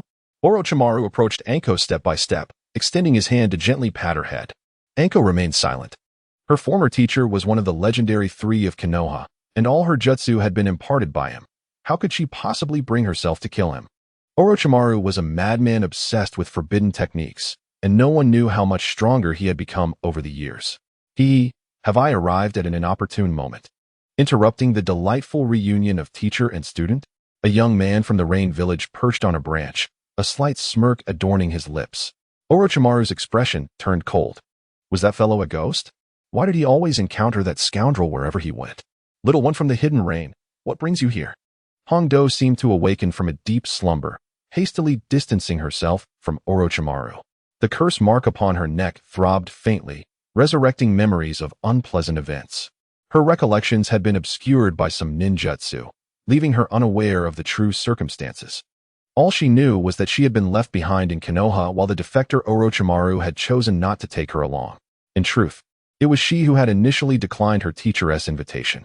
I am a participant in the Chunin exams. Why should I not be here? Moreover, I do not believe the proctor possesses the strength to contend with Orochimaru. You should hasten to inform the higher-ups of Konoha. Lin Xian remained unfazed by Hongdo's tone. Can you handle Orochimaru? Hongdo subtly edged closer to Lin Xian. He was correct. The immediate priority was to alert the Hokage of Orochimaru's presence. This rogue ninja, returning after so many years, must be plotting something in the shadows. My teacher is Hans of the Salamander, who is quite pleased with my talents. Otherwise, I would not have been sent to Konoha representing the Hidden Rain. The man maintained an air of languidness. However, Hongdo's heart surged with tumultuous waves. A student of a demigod of the ninja world? No wonder this man exuded such confidence in the face of Orochimaru.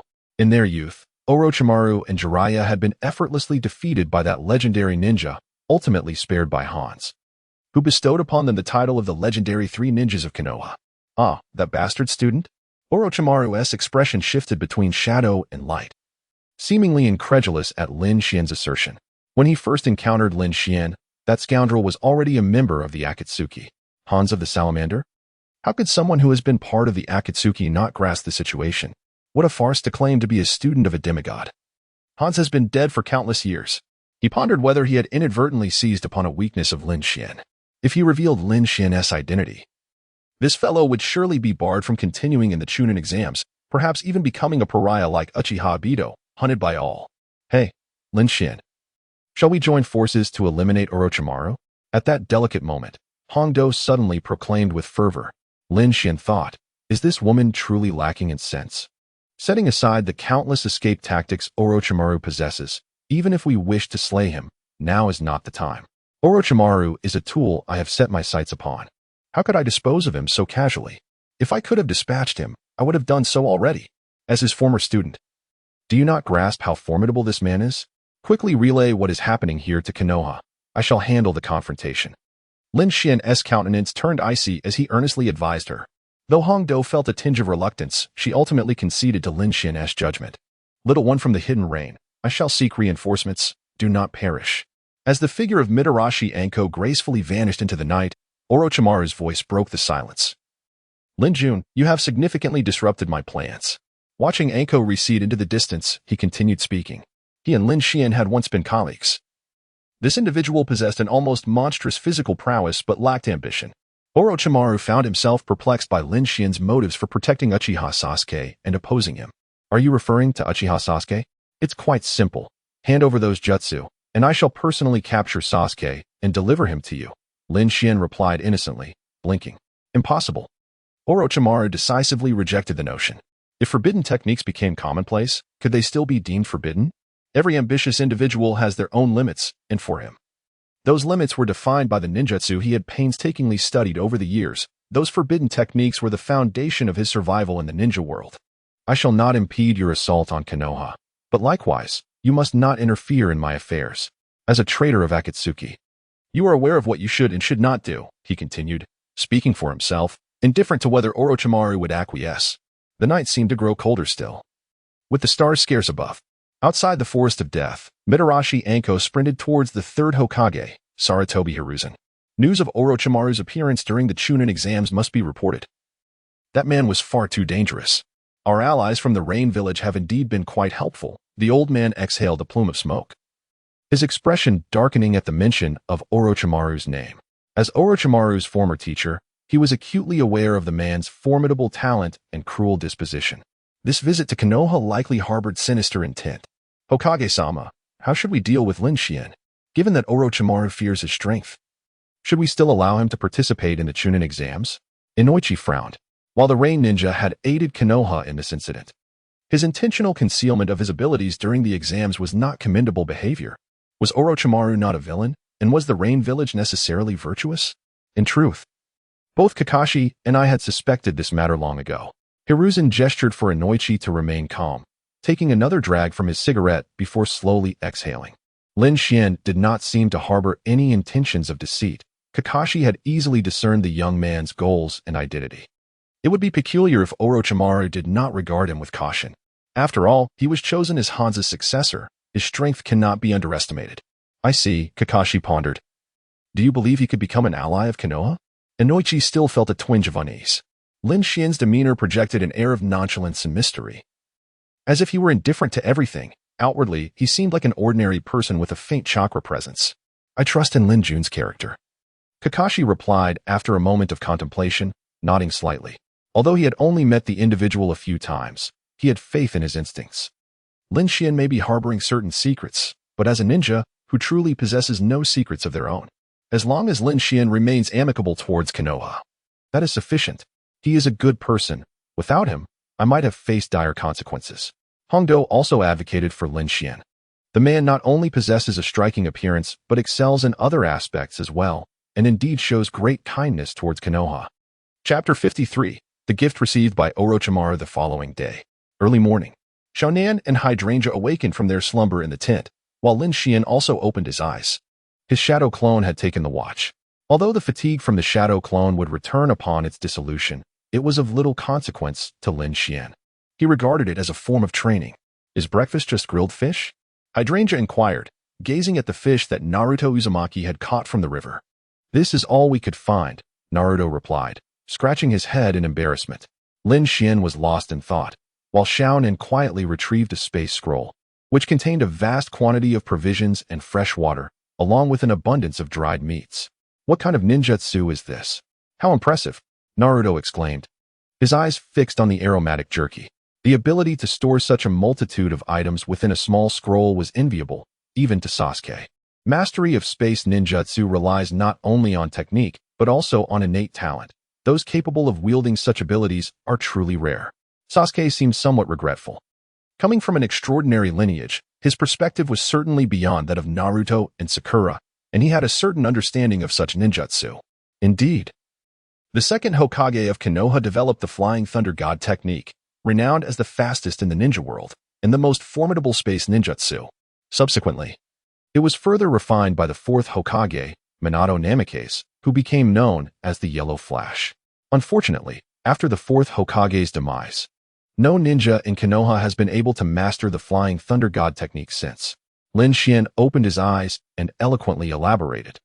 Space ninjutsu is entirely dependent on personal talent. The legendary three ninjas of Konoha each have their strengths.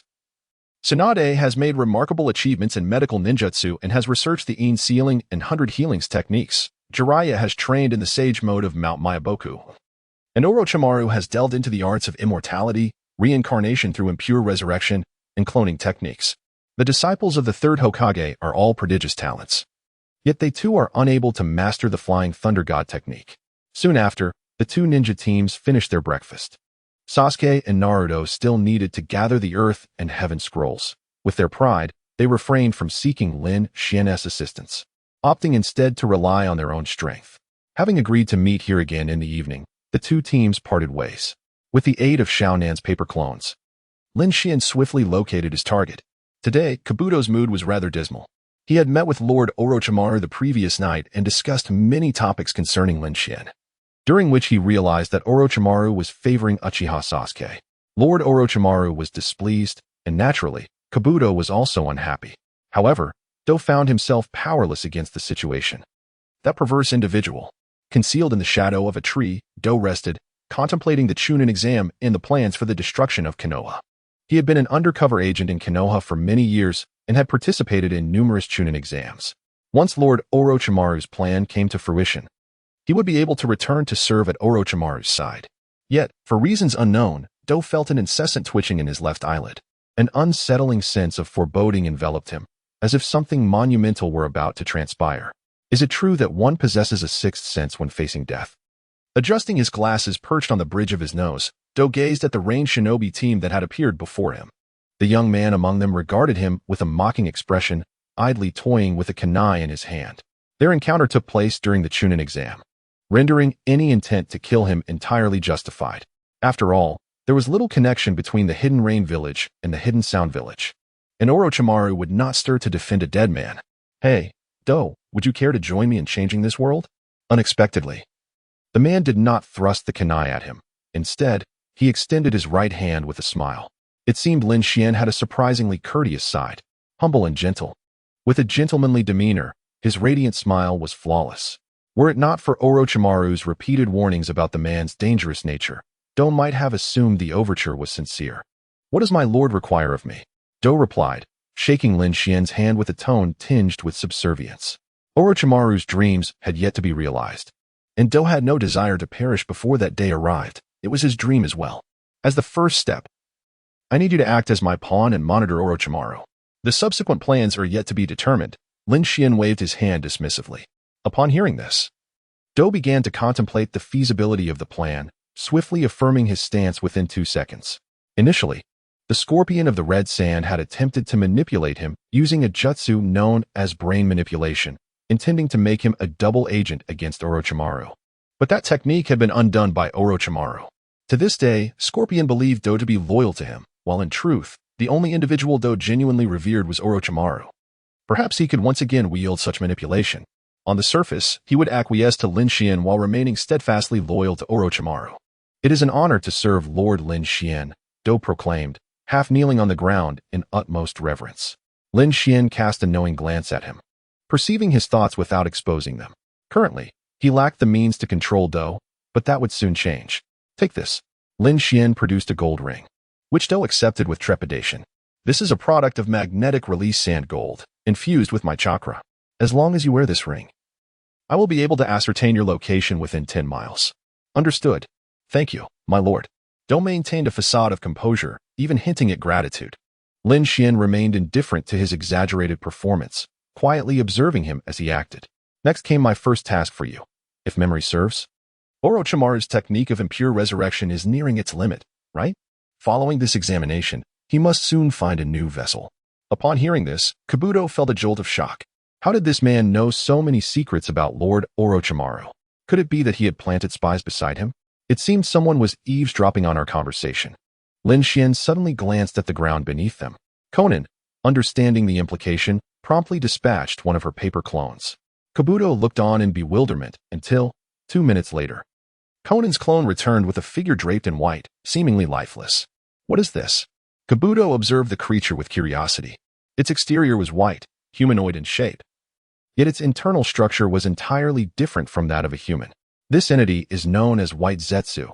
Zetsu serves as the Akatsuki's intelligence operative. Orochimaru should be aware. But in fact, Zetsu is divided into Black Zetsu and White Zetsu, with the former being more enigmatic. White Zetsu, however, can create countless clones of itself.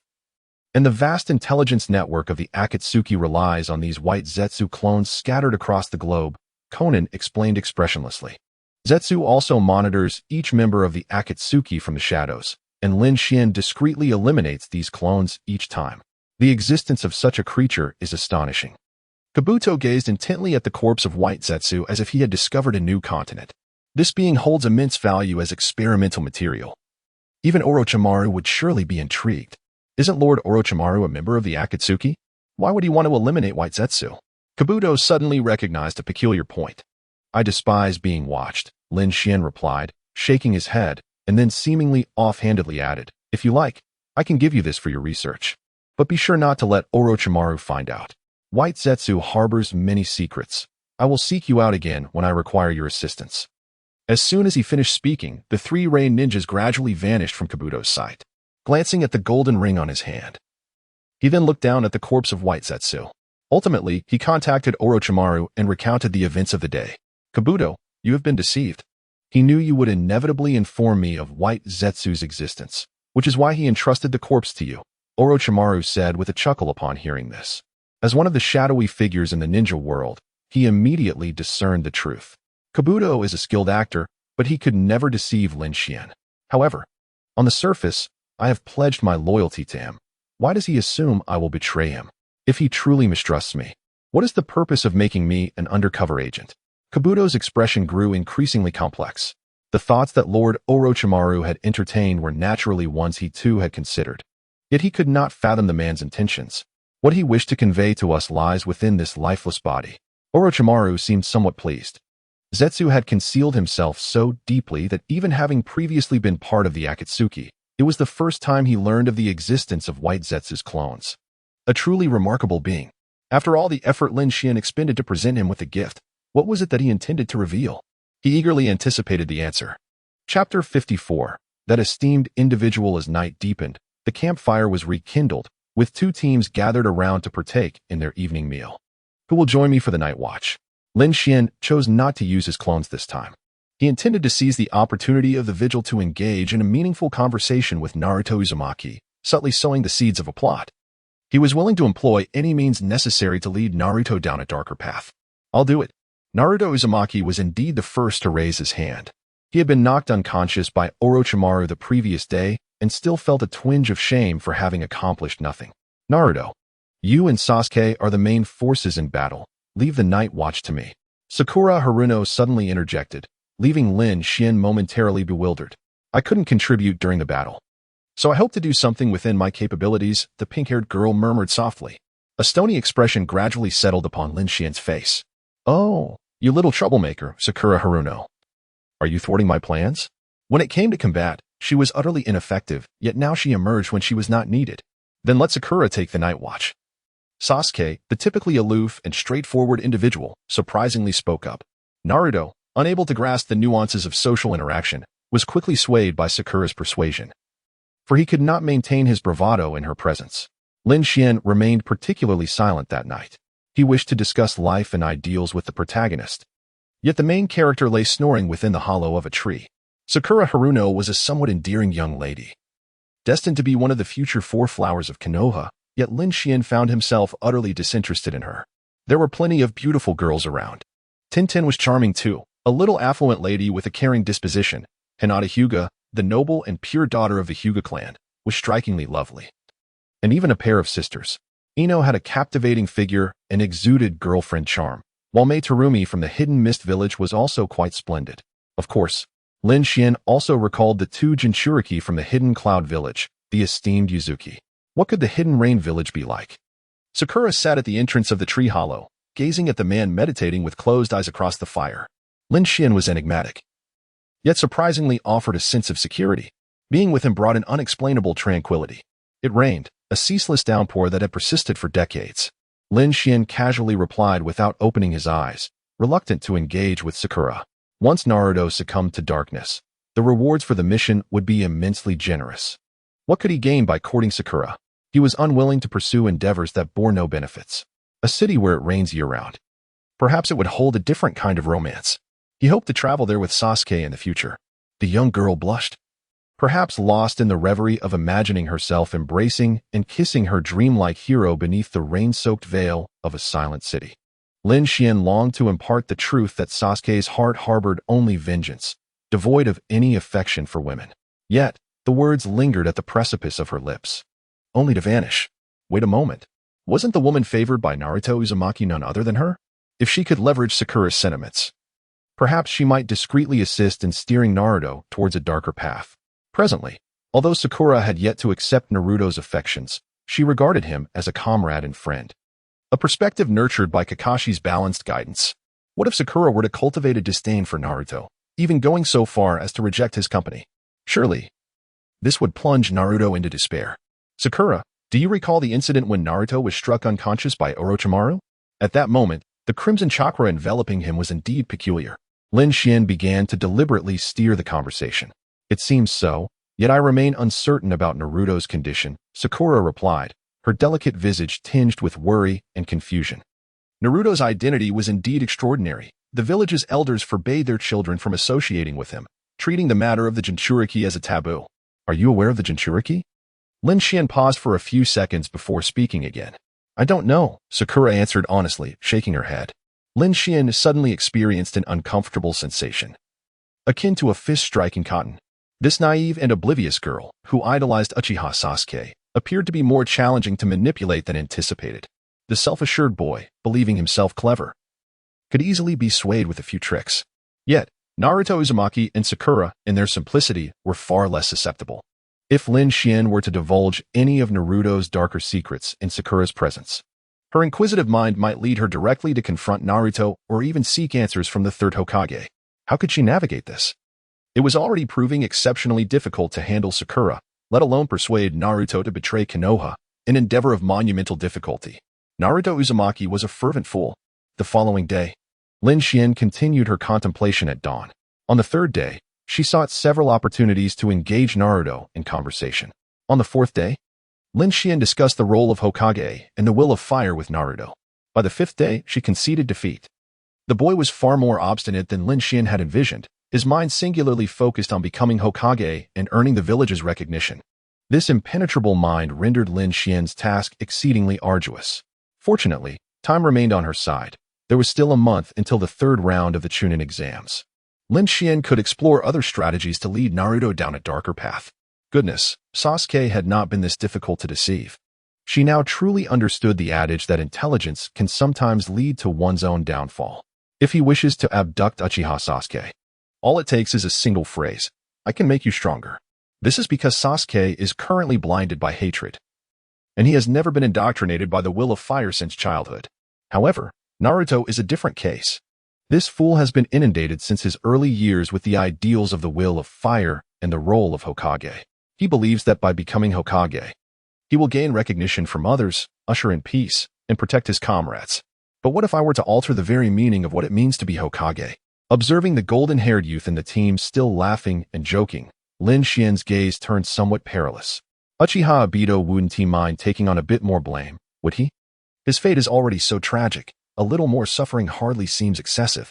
After all, it is not I, Lin Xian, who will endure the pain. Meanwhile, Kabuto received Lin Xian's second command. He hurriedly made his way to the Death Forest, where he found a red-haired girl fleeing from a pack of bears. She was being relentlessly pursued. A ninja from the hidden grass village, Karen. With her companions slain, she was left to escape alone in the forest. As a fragile medical ninja and sensory-type ninja, the venomous creatures and wild beasts here posed a lethal threat to her.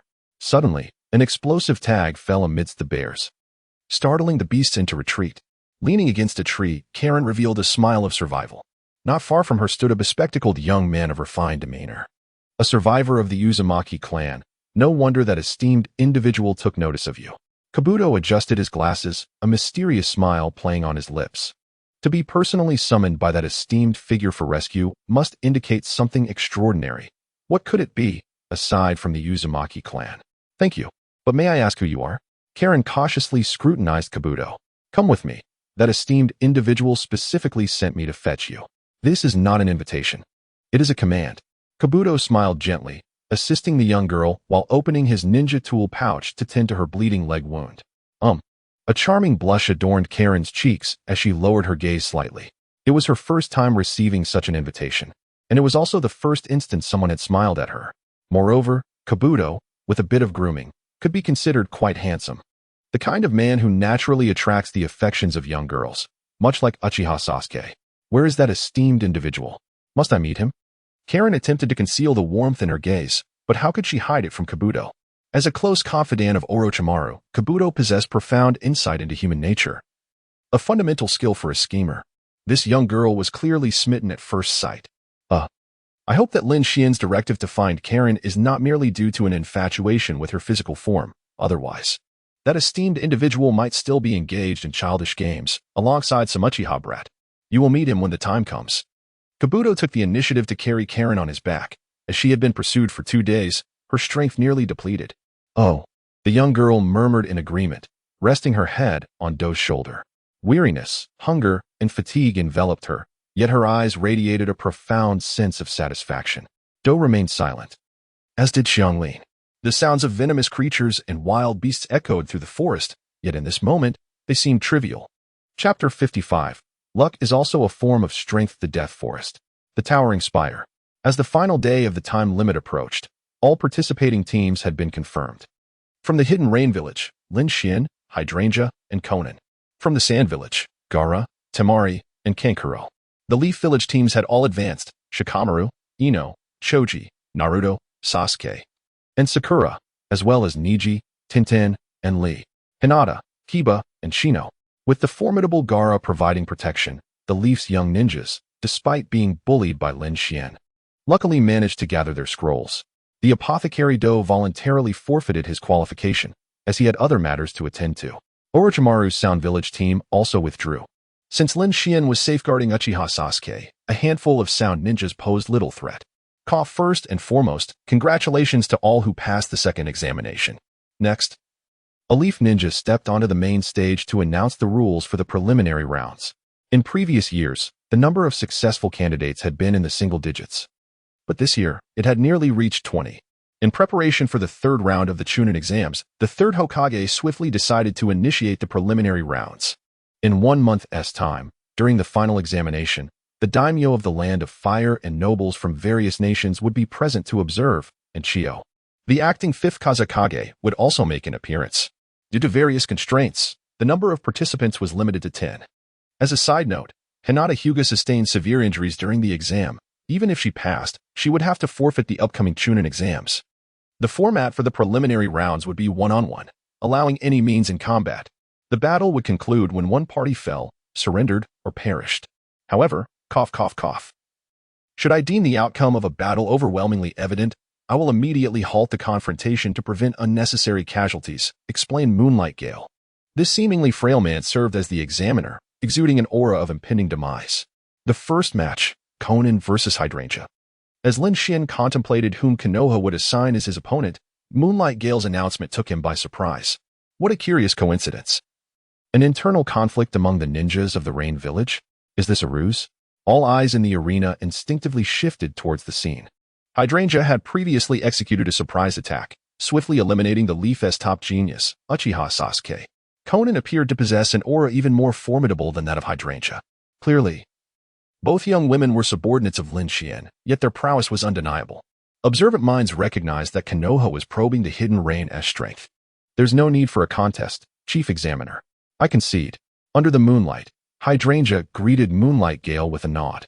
Xiaonan was her mentor, and no matter how one viewed it, she would never consent to this battle. Moonlight Gale, with an expressionless demeanor, promptly declared Xiaonan's advancement to the preliminary rounds. Followed by the next match, the second round, Ino versus Sakura. After the announcement, the two young ladies swiftly entered the arena.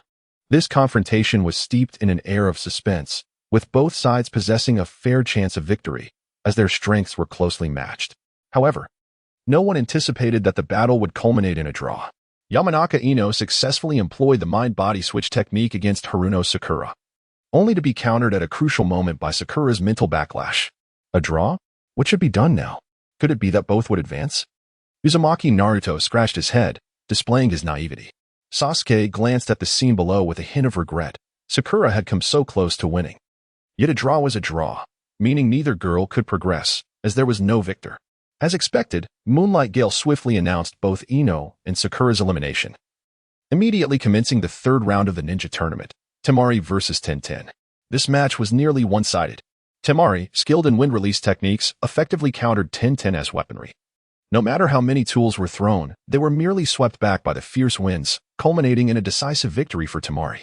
In the fourth match, Uchiha Sasuke faced Nara Shikamaru.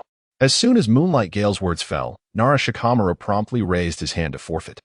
Despite Sasuke often appearing to be on the receiving end of blows, his strength was formidable, particularly in comparison to Shikamaru. Additionally, Shikamaru, being inherently lazy, was disinclined to engage in a strenuous battle, knowing there would be future CH9 exams. The fifth match featured Kankor against Akimichi CHG. The puppet master from Sunagakure confronted the heir of Konoha's prestigious clan. The outcome reaffirmed that CHG was indeed ill-suited for solo combat. Faced with puppets armed with blades and poison, Kankor calculated his moves with precision, swiftly incapacitating CHG with anesthetics, thus securing his place in the preliminaries. The sixth bout was between Uzumaki Naruto and Inazuka Kiba. In the preceding battles, Naruto had suffered considerable defeats. Even with his shadow clone technique, he struggled against Kiba. However, at a critical juncture, Naruto unleashed a forbidden technique, releasing a foul stench that overwhelmed Kiba, whose sense of smell was magnitudes more acute than that of an average human. This unexpected turn of events allowed Naruto to advance to the preliminaries. In the seventh match, Lin Xian faced Hyuga Neji. Moonlight Gale announced the conclusion of the previous matches, signaling that the competitors were prepared. One was a young man from the Rain Village with a warm smile and dark hair, while the other was a genius from the prestigious Hyuga clan of Konoha. This genius had recently been humiliated by Lin Xian. Little brat, shall we fight? Lin Xian casually gestured an invitation to Neji. No way. I forfeit. Hyuga Neji, visibly incensed, was forced to begrudgingly decline the challenge.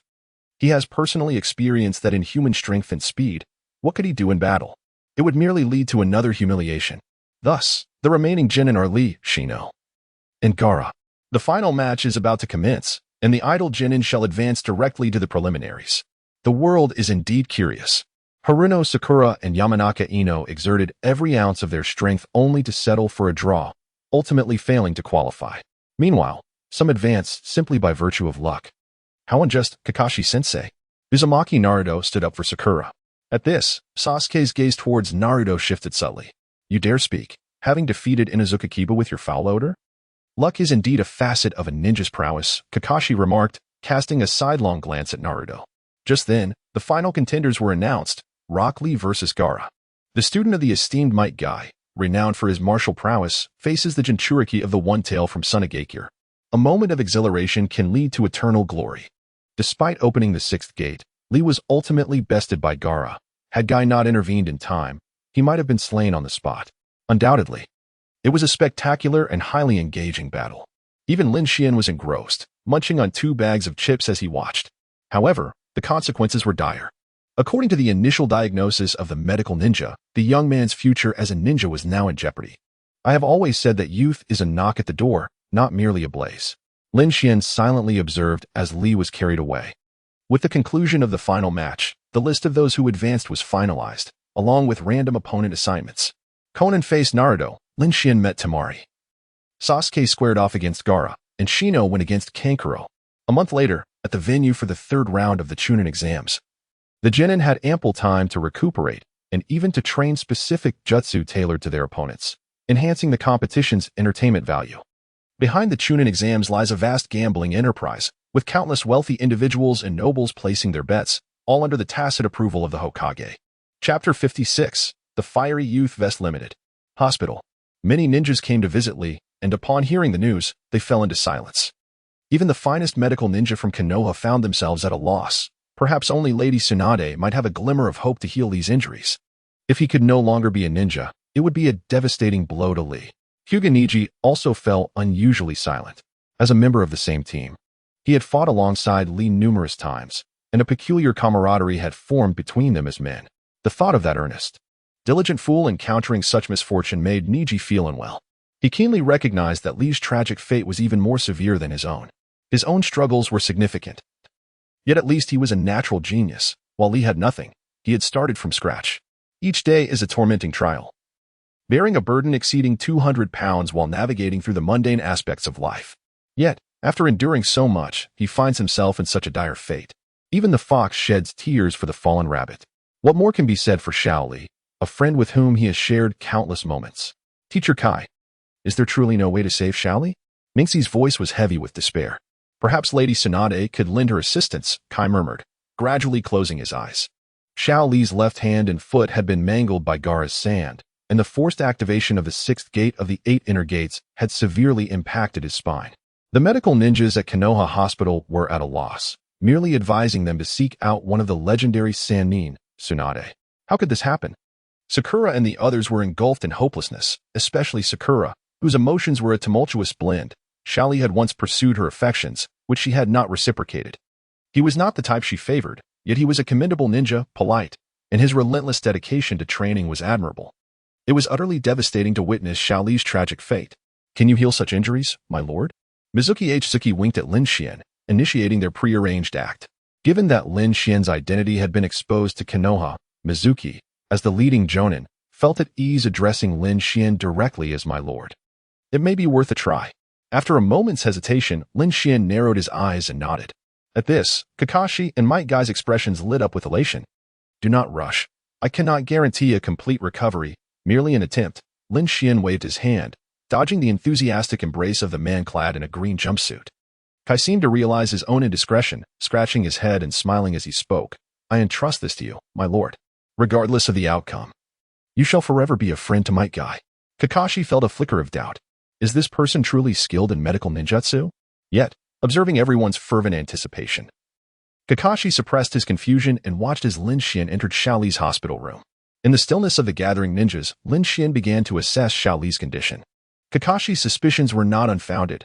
Lin Xian had little understanding of medical ninjutsu. However, what does saving a life have to do with medical training? The answer is, it has no relation whatsoever. Since his arrival in this world, Lin Xian had acquired exceptional equipment, a prolonged lifespan, and even learned ninjutsu he once disregarded. Yet, his greatest asset remained unchanged, the divine blood coursing through his veins, inherited from ancient deities, imbued with the essence of the Emperor Jiang. It is both the most potent poison and the finest elixir known to man. This divine blood permanently reduced Lin Xian's lifespan by 90% while bestowing upon him a nearly perfect physique, capable even of regenerating severed limbs. For a long while, the brows of the young Rain ninja furrowed and then relaxed, lost in contemplation, only to be ignited again with a glimmer of hope. Senior, how is it? Is there any hope for Xiao Li's injuries? Hinata Niji asked softly, trembling slightly. Lost in thought about Shaoli, he even addressed Lin Xian with a respectful title. Indeed. Humans are fickle beings, swiftly forgetting the humiliation of being beaten. Xiaonan, how much blood ginseng do we have left? Lin Xian, ignoring Niji, calmly inquired, seemingly contemplating the medicinal formula. Xiaonan's lips twitched. What blood ginseng? I was unaware we possessed such a thing. What on earth is my brother up to? Is deceiving the Konoha ninjas truly that amusing? 30 pieces, Xiaonan replied casually. What about the Tian Shan Snow Lotus? Lin Xian asked again, a hint of dissatisfaction flickering in his eyes. Can't you see my brother is busy with something significant? How could you say 30 pieces?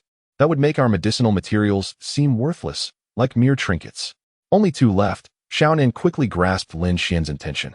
To enhance the performance, she feigned a pained expression, as if the so-called Snow Lotus were an exceedingly rare treasure. The primary materials are gathered. The rest can be provided by Konoha, correct? Lin Xian fixed his gaze on Kakashi and Guy, his tone noticeably more relaxed. No problem. As long as it's something Konoha can provide. I would exhaust my entire fortune to ensure Xiao Li's recovery. Guy responded resolutely. Xiao Li was not just his student. He regarded him as a son. And any sacrifice would be justified. Side quest, Rekindled Youth. Quest details. Heal Xiao Li's injuries after opening the 6th gate. Quest difficulty, average.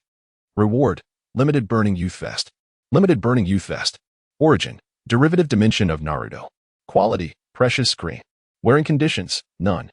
Details, obtained by completing the side quest Rekindled Youth. Equipment attributes, Spirit 3.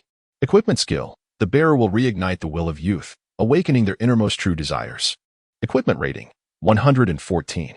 Prepare these medicinal materials according to the required quantities and hand them to me. I will brew the medicine tomorrow morning. Leaving a note. Lin Xian departed the hospital with Xiao Nan and Hydrangea. The Konoha ninjas exchanged glances. With a mindset of trying anything as a last resort, no one gave up. Even Xiao Li, upon awakening, expressed his willingness to take the medicine. After all, who knows where Tsunade is at this moment? That esteemed individual seems to have not returned to Konoha for over a decade. Rather than waiting for an elusive hope, it would be wiser to try the remedy Lin Xian has proposed. Konoha, as night deepened, in a hotel room. Sir, that prescription must be a fabrication, right? Hydrangea felt a twinge of sorrow for the Konoha ninjas in her heart. Goji berries, deer antlers, angelica, jujubes? With merely a cursory glance, she discerned the unreliability of the prescription. Are you concocting a soup? What sort of remedy is this? Lin Xian replied enigmatically with a leisurely smile, of course. The prescription is a fabrication. Nissen, how do you intend to save Rock Lee? I do not recall you having studied medicine over the years. Xiaonan appeared somewhat disheartened. It seemed her brother had been rather reckless in indulging himself, agreeing to assist those individuals and treating little Lee. Do not call me Nissen. Refer to me as Oni-chan. Lin Xian playfully flicked his sister's forehead. Xiaonan, feeling aggrieved, puffed up her cheeks. I am no longer a child. The young girl gazed at the man with a hint of melancholy, adorably pouting her lips. You must trust your brother. I am the greatest medical ninja in the world. With but a drop of my blood, any terminal illness can be cured. Lin Xian remained unconvinced, tousling Xiaonan's hair. The chakra interference disrupted her transformation technique. And in an instant, the 16-year-old girl matured severalfold, her charming visage flushed, with a striking figure that drew Lin Xian's gaze. That is not a medical ninja. It is merely a walking feast, is it not? Embarrassed and cradled in her brother's embrace, Xiaonan was rendered bashful by the presence of a curious hydrangea peering in. I am not a feast. I am a venomous serpent, Lin Xian chuckled self-deprecatingly. A kunai sliced his finger. A few drops of crimson liquid fell onto the potted plant on the table. The vibrant blossoms, resplendent in their beauty, were consumed by flames in mere seconds. The intense heat resembling a miniature explosion, leaving only a trace of ash in the soil. The hydrangea and Xiaonan suddenly grasped a troubling question that had crossed their minds on numerous occasions. Is Lin Xian truly human? Chapter 57. Orochimaru seeks immortality. What of you? The following day, the medicine arrived. In truth, it could hardly be termed medicine. It was merely a concoction infused with a few drops of Lin Xian's blood. Thank you, senpai. Little Lee gazed at the bowl of dark liquid. Determination etched upon his face. Under the watchful eyes of Might Guy, Kakashi, and others, the ailing youth consumed the enigmatic liquid. A surge of formidable energy coursing through his limbs. Little Lee felt enveloped in flames. Streams of sweat cascaded down his form, his skin reddening, with wisps of steam rising. The entire experience resembled a rebirth through fire. Huh. Little Lee endured the agony within, his brows furrowed. Yet, through Niji Hyuga's Byakugan, an entirely different scene unfolded. Little Lee's body healed at a visibly astonishing rate. Congratulations, Little Lee, Lin Xian beamed, waving at the young man. Side quest, rekindled youth. Completed. Rewards have been distributed. That fellow truly conceals his depths. Uchiha Sasuke observed the ninja from the Rain Village, his gaze imbued with newfound respect. Not only was he immensely powerful, but he was also adept in the healing arts. The senior is indeed a good person. Yes, Naruto Uzumaki and Sakura Haruno are also quite happy, and Lee, as a fellow Leaf Ninja, is their companion. I shall never forget the kindness the senior has shown to Lee. To my surprise, the usually proud Niji Hyuga has lowered his head. Frankly, he does not feel sorrow even after Hinata has been harmed. He remains unaware of the truth surrounding his father's demise. Should you encounter any difficulties in the future, the proud Azure Beast of the Leaf will surely face death without hesitation. Kai embraced his fists, overwhelmed with mixed emotions and excitement. Thus, Lin Xian was incessantly hailed as a good person, receiving dozens of such praises throughout the morning, to the extent that this news reached both the Hokage and the Kazekage. Yet, Lin Xian merely smiled, seemingly unfazed. He had already garnered enough rewards, successfully infiltrating under a false identity while completing his tasks. The vest he acquired proves to be quite useful, especially for a certain type of individual at this moment. There remains 1 month until the finals of the Chunin exams. As for that esteemed individual, Kabuto Yakushi gazed at a floating grain of sand gold, murmuring softly. He remains a Leaf Ninja, his identity undisclosed for the time being. Concealed alongside Karen in an inconspicuous corner of the leaf. 2 minutes later, a guest arrived at Kabuto's quarters. In contrast to Kabuto's calm demeanor, Karen clutched her hands nervously. Kabuto's intelligence and depth are the most formidable Karen has ever encountered. She pondered what kind of person her superior truly is. Good afternoon to you both. Would you care for some juice? A slightly languid yet magnetic voice resonated. Immediately after, an unremarkable man's hand pushed open the door. He was a young man clad in a white short-sleeved shirt and black shorts, appearing to be around 20 years old. With neatly trimmed black hair and a pair of piercing black eyes, calm and collected, tall and lean, with a sun-kissed complexion. His muscles were gracefully sculpted like a work of art. His face was not stunning, but remarkably pleasing to the eye, exuding a clean, gentle, and sunny demeanor. His smile was profoundly infectious. Thank you, sir, Kabuto said dutifully, accepting the chilled watermelon juice. He then nudged Karen's shoulder, prompting her. Aren't you going to thank the gentleman for his gift? Thank you. Karen, as if awakening from a dream, timidly accepted the glass of juice. The young man seemed unfazed by the slightly naive girl, as he casually walked into the spacious and bright hotel room and pulled up a chair to sit. Besides the 3 glasses of juice, he had also brought a bag. Casual, languid, gentle. This was Karen's first impression of the man, as the mastermind behind the scenes. He did not appear sinister at all. Rather, he seemed to be a good person. Karen felt somewhat puzzled. Hey, Kabuto, how's the research on White Zetsu progressing? Lin Xian casually inquired, sipping on his watermelon juice. Responding to the esteemed adult, the experimental research has been conducted privately at a limited pace, and thus far, I have not uncovered any noteworthy findings. Standing several meters from Lin Xian, I replied, surely, that entity is currently at Orochimaru's experimental base, is it not? To what stage have you advanced in your research? Lin Xian, nonchalantly sipping his juice, casually unveiled my disguise. Indeed, it appeared that Orochimaru had anticipated my betrayal from the outset. Yet, why did he still seek me out? I fell into contemplation. The body of White Zetsu possesses remarkable adaptability, capable of assimilating various bloodlines, rendering it an exceedingly unique organism. Orochimaru intends to reignite the wood release experiments. Observing Lin Xian's composed demeanor, I ultimately divulged a portion of our findings. It seems you are not lacking in intelligence. Lin Xian set down his juice and suddenly burst into laughter. White Zetsu is, in fact, the most suitable vessel for the impure world reincarnation. Able to accommodate all kinds of Kekkei Genkai, including the wood release represented by Hashirama's cells. By offering this gift to Orochimaru, he aims to persuade Orochimaru to abandon Sasuke Uchiha, who is merely a pawn in his game. Of course, in some sense, Orochimaru is also a piece on his chessboard.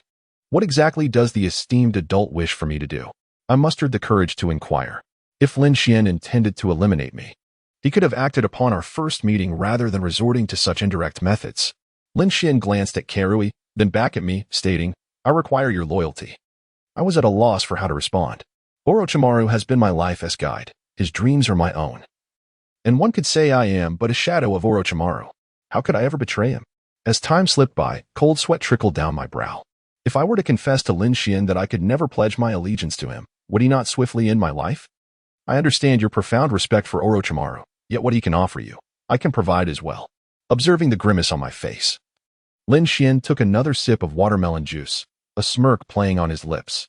As mere mortals with lifespans of but a few decades, while Orochimaru seeks immortality and truth, yearning to comprehend and possess all, ultimately aspiring to become a true deity, I shall stand as his witness.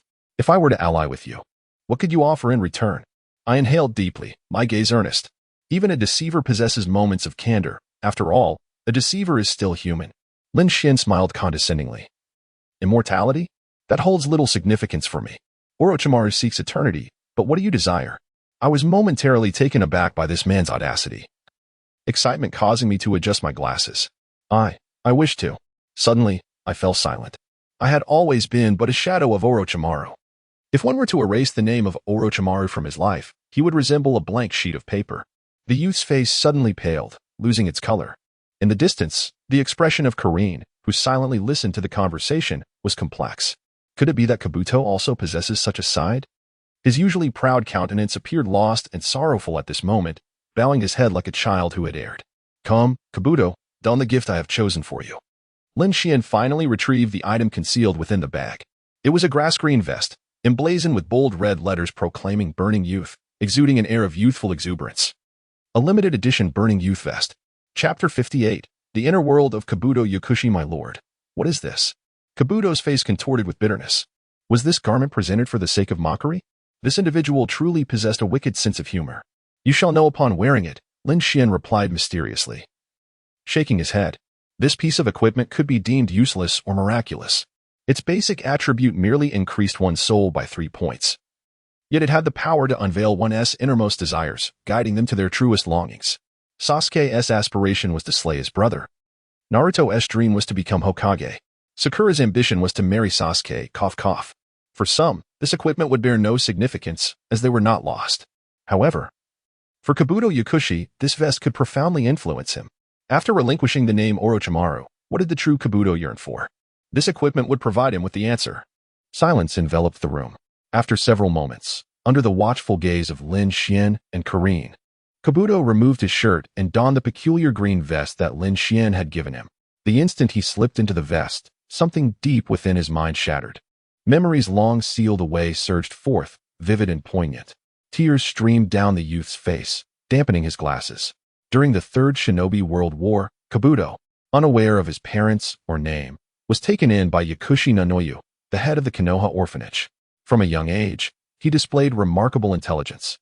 But due to poor eyesight, the headmistress gifted him her glasses and taught him medical ninjutsu. In an effort to aid injured Konoha ninjas, Kabuto first encountered Orochimaru, who recognized his latent talent.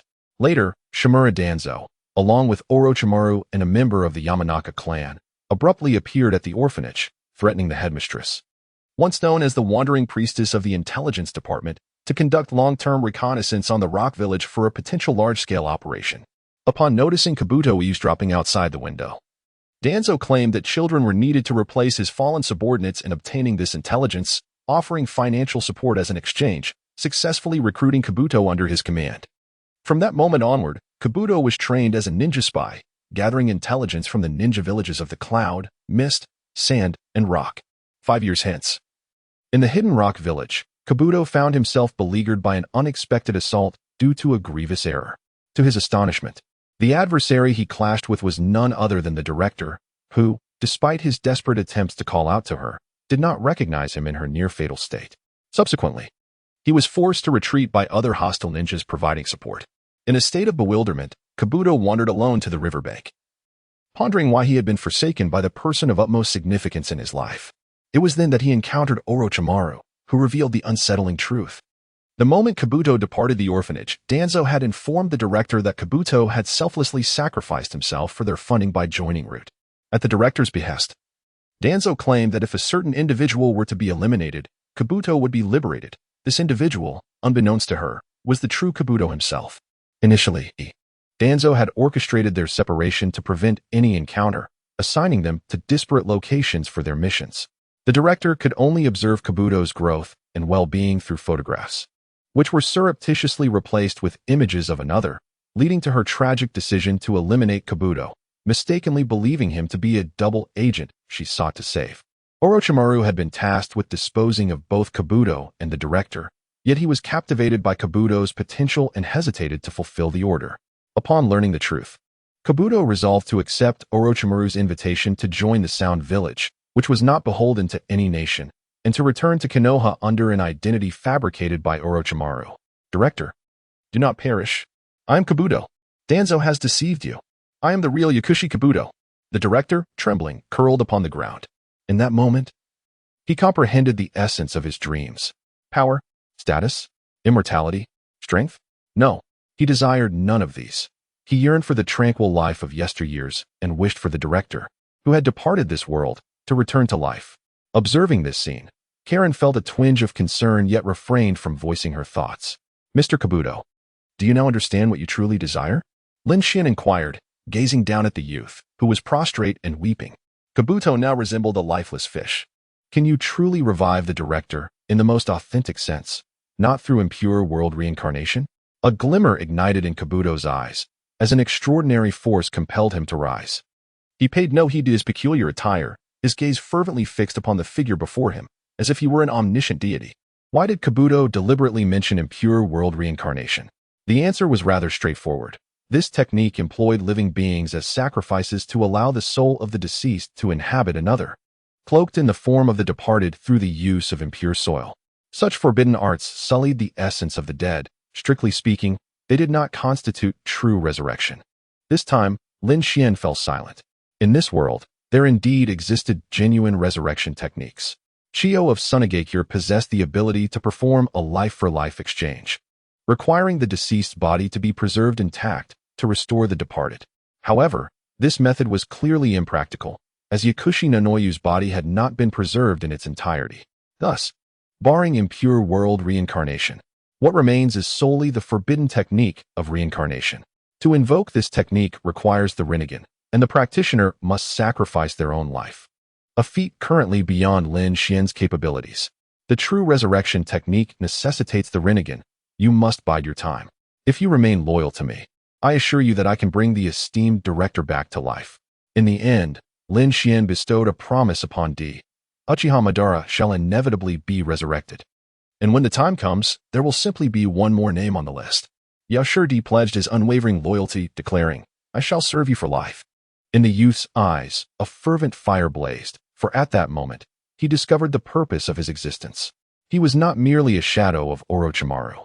He was Yaoshi D. I shall resurrect the director and live a tranquil life with him, and I will eliminate Shimura Danzo. D clenched his fists, filled with passionate resolve. In that instant, a shadow of a youthful Lee seemed to appear behind him, symbolizing the inheritance of youthful ambition. Now, return my clothing. It is a divine artifact, Lin Xian smiled.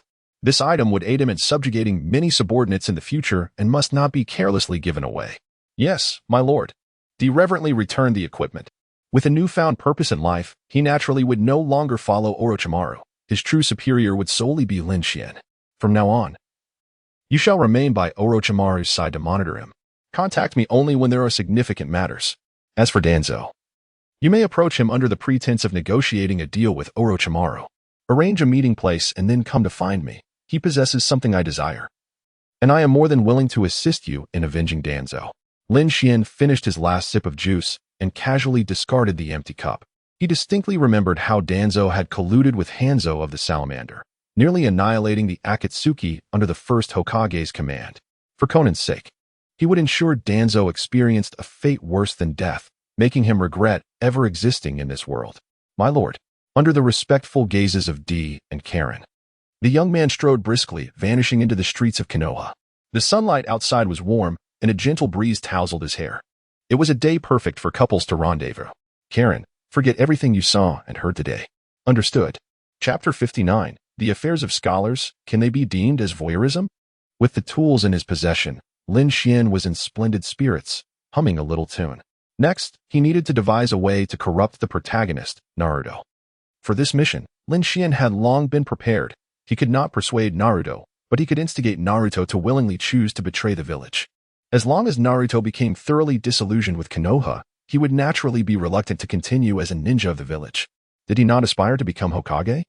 Very well, Lin Xian would ensure Naruto understood the true meaning of Hokage and the multitude of dark, unsightly truths hidden beneath it. Regardless of what Sarutobi Hiruzen had done or failed to do, he would tarnish his reputation with accusations. When Naruto discovered that his dreams had become a mere jest, realizing he had been exploited, scorned, and despised by the village since childhood, it dawned upon him that it was all part of a sinister scheme, one that had even led to the demise of his parents at the hands of villagers. Would Naruto still remain in Konoha? At that point, Lin Xian could merely beckon with a finger, and Naruto's enlistment in the Akatsuki would become a natural progression. In Konoha, at a Chiraka ramen, Lin Xian was unexpectedly intercepted by an elderly man and a young boy. What a coincidence, Lin Xian. Would you like to have some ramen? It's on me, exclaimed Naruto Uzumaki, his bright and sunny smile betraying no hint of the man's ulterior motives lurking across from him. Naruto, this is the legendary Jiraiya, one of the Sannin of Konoha, isn't it? Lin Xian remarked with a subtle smile. Standing beside Naruto was a tall, white-haired elderly man, his imposing presence accentuated by an air of inexplicable authority. You must be Lin Xian. I've heard about you from Naruto. Jiraiya assessed the young man, his demeanor gradually softening.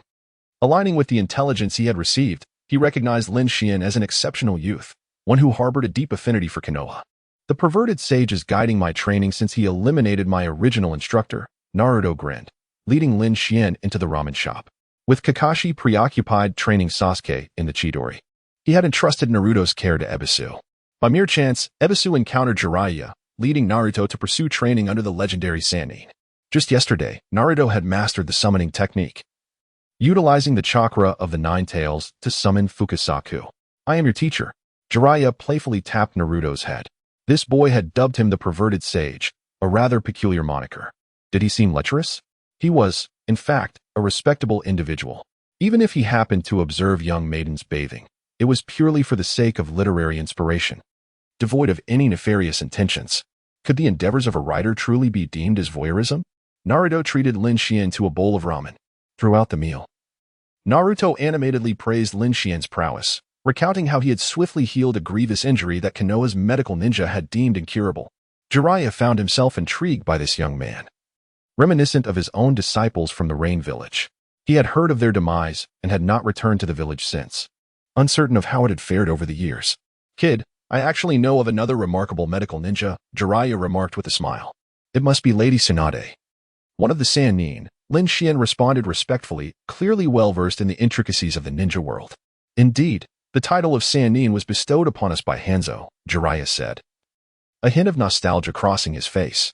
Back then, Orochimaru had not yet betrayed the village, and Tsunade had not departed from Konoha to wander the world.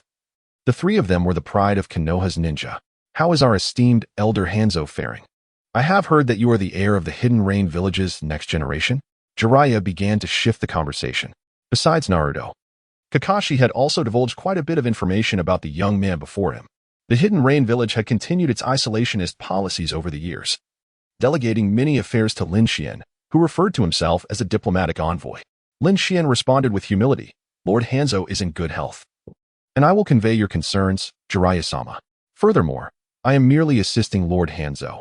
I do not consider myself an heir. Upon hearing this, Jiraiya fell silent for 2 seconds. Have you heard the name Nagato? No.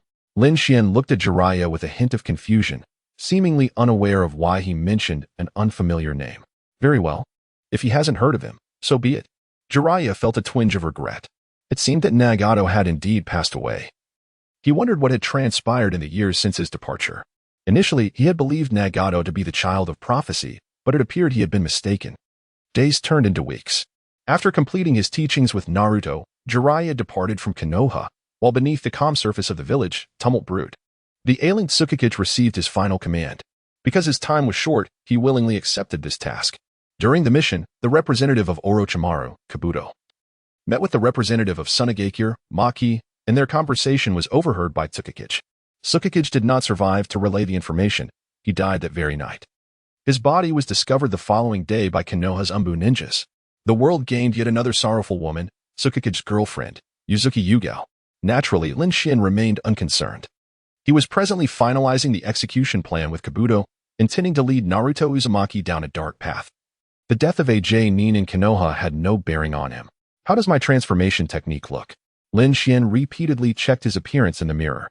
He had transformed into Uchiha Obito, clad in an orange whirlpool-patterned Akatsuki robe, while Kabuto had taken on the guise of the third Hokage, Hiruzen Sarutobi. Was there any connection between Uchiha Obito and Hiruzen Sarutobi? None. But they wouldn't mind sharing additional blame, would they? Have you memorized your lines? Lin Xian's gaze was wicked, and he even mimicked Obito's Sharingan. In response to my lord, I have memorized everything and guarantee there will be no mistakes. However, I am somewhat puzzled as to why you are so invested in a personality-deficient Jinchuriki like Naruto. Wouldn't it be simpler to just capture him? Kabuto repeatedly checked his disguised appearance while posing the question. Lin Xian's strength would allow him to forcibly seize Naruto. Such a method seemed a bit superfluous. No, I must ensure that Naruto Uzumaki chooses to betray Konoha willingly. Only then will he trust me completely, for I will have graciously accepted him as a traitor, guiding him toward the right path. In this narrative, I am the hero. Lin Xian wore a mysterious expression, lightly chuckling as he shook his head. While Uzumaki Naruto may possess a certain foolishness, his potential is not to be underestimated, rivaling that of Uchiha Sasuke. He is indeed a valuable asset worthy of cultivation. Your foresight is commendable, my lord, Do remarked with a smile. Upon deeper reflection, he grasped Lin Xian's intent. Should he forcibly abduct Naruto? Even if Naruto were to succumb to darkness, he would not express gratitude towards Lin Xian. However, if Naruto were to betray the village of his own volition and find himself rescued by Lin Xian in his most desperate hour, the outcome would be entirely different. The potential of Uzumaki Naruto far exceeds one's imagination. Do not underestimate anyone, Do. Lin Xian adjusted the mask upon his face, his sinister voice echoing through the shadows. Indeed. My lord, Do replied, disguising himself as Sarutobi Hiruzen, producing a pipe to place between his lips. As smoke wafted around them, the two figures vanished without a trace. Chapter 60. The Truth of the Past in the Dead of Night. The moon hung full and bright. There were no members of the Konoha Umbu monitoring the vicinity of Uzumaki Naruto's home, allowing Lin Xian and Do to approach with ease. The golden-haired youth lay in bed, on the verge of slumber, when he heard footsteps. What is the situation? Do, embodying the third Hokage, suddenly spoke. Naruto jolted, astonished that the Hokage would appear outside his window at such an hour. Rest easy, Hokage-sama. My Sharingan sees clearly. Uzumaki Naruto is sound asleep. Lin Xian, masquerading as Uchiha Obito, replied with an arrogant tone. Naruto cautiously opened his eyes just a fraction, witnessing Sarutobi Hiruzen draped in ceremonial robes conversing with a masked man whose eyes bore the Sharingan, as identical to Sasuke's. Hadn't the Uchiha clan been annihilated? Why would the Hokage engage in late-night discussions with a member of the Uchiha? Naruto swiftly closed his eyes again, pretending to be asleep, maintaining a steady breath. What a worthless fool he is, unable to harness the power of the Nine Tails even after all these years, a veritable failure as a Jinchuriki. Uchiha Obito scoffed, his disdain palpable. Naruto's anger flared, wishing to leap up and strike the masked man down. Yet soon, his fury transformed into shock, sorrow, and confusion. A failure is a failure. There are no other suitable vessels in the village. Could it be that Sarutobi Hiruzen concurred with the masked man's assertions? Why would the kind and gentle Hokage treat him this way? Naruto could not comprehend it. For years, I have had Umbu monitoring this child. Although he shows no signs of rebellion, he lacks any talent for controlling tailed beasts. I ordered you to incite chaos, to eliminate the fourth Hokage and his wife, resulting in the sacrifice of numerous ninjas for this village. Yet this Jinchuriki performs so poorly. Sarutobi Hiruzen's voice was cold and unyielding. Ha ha ha.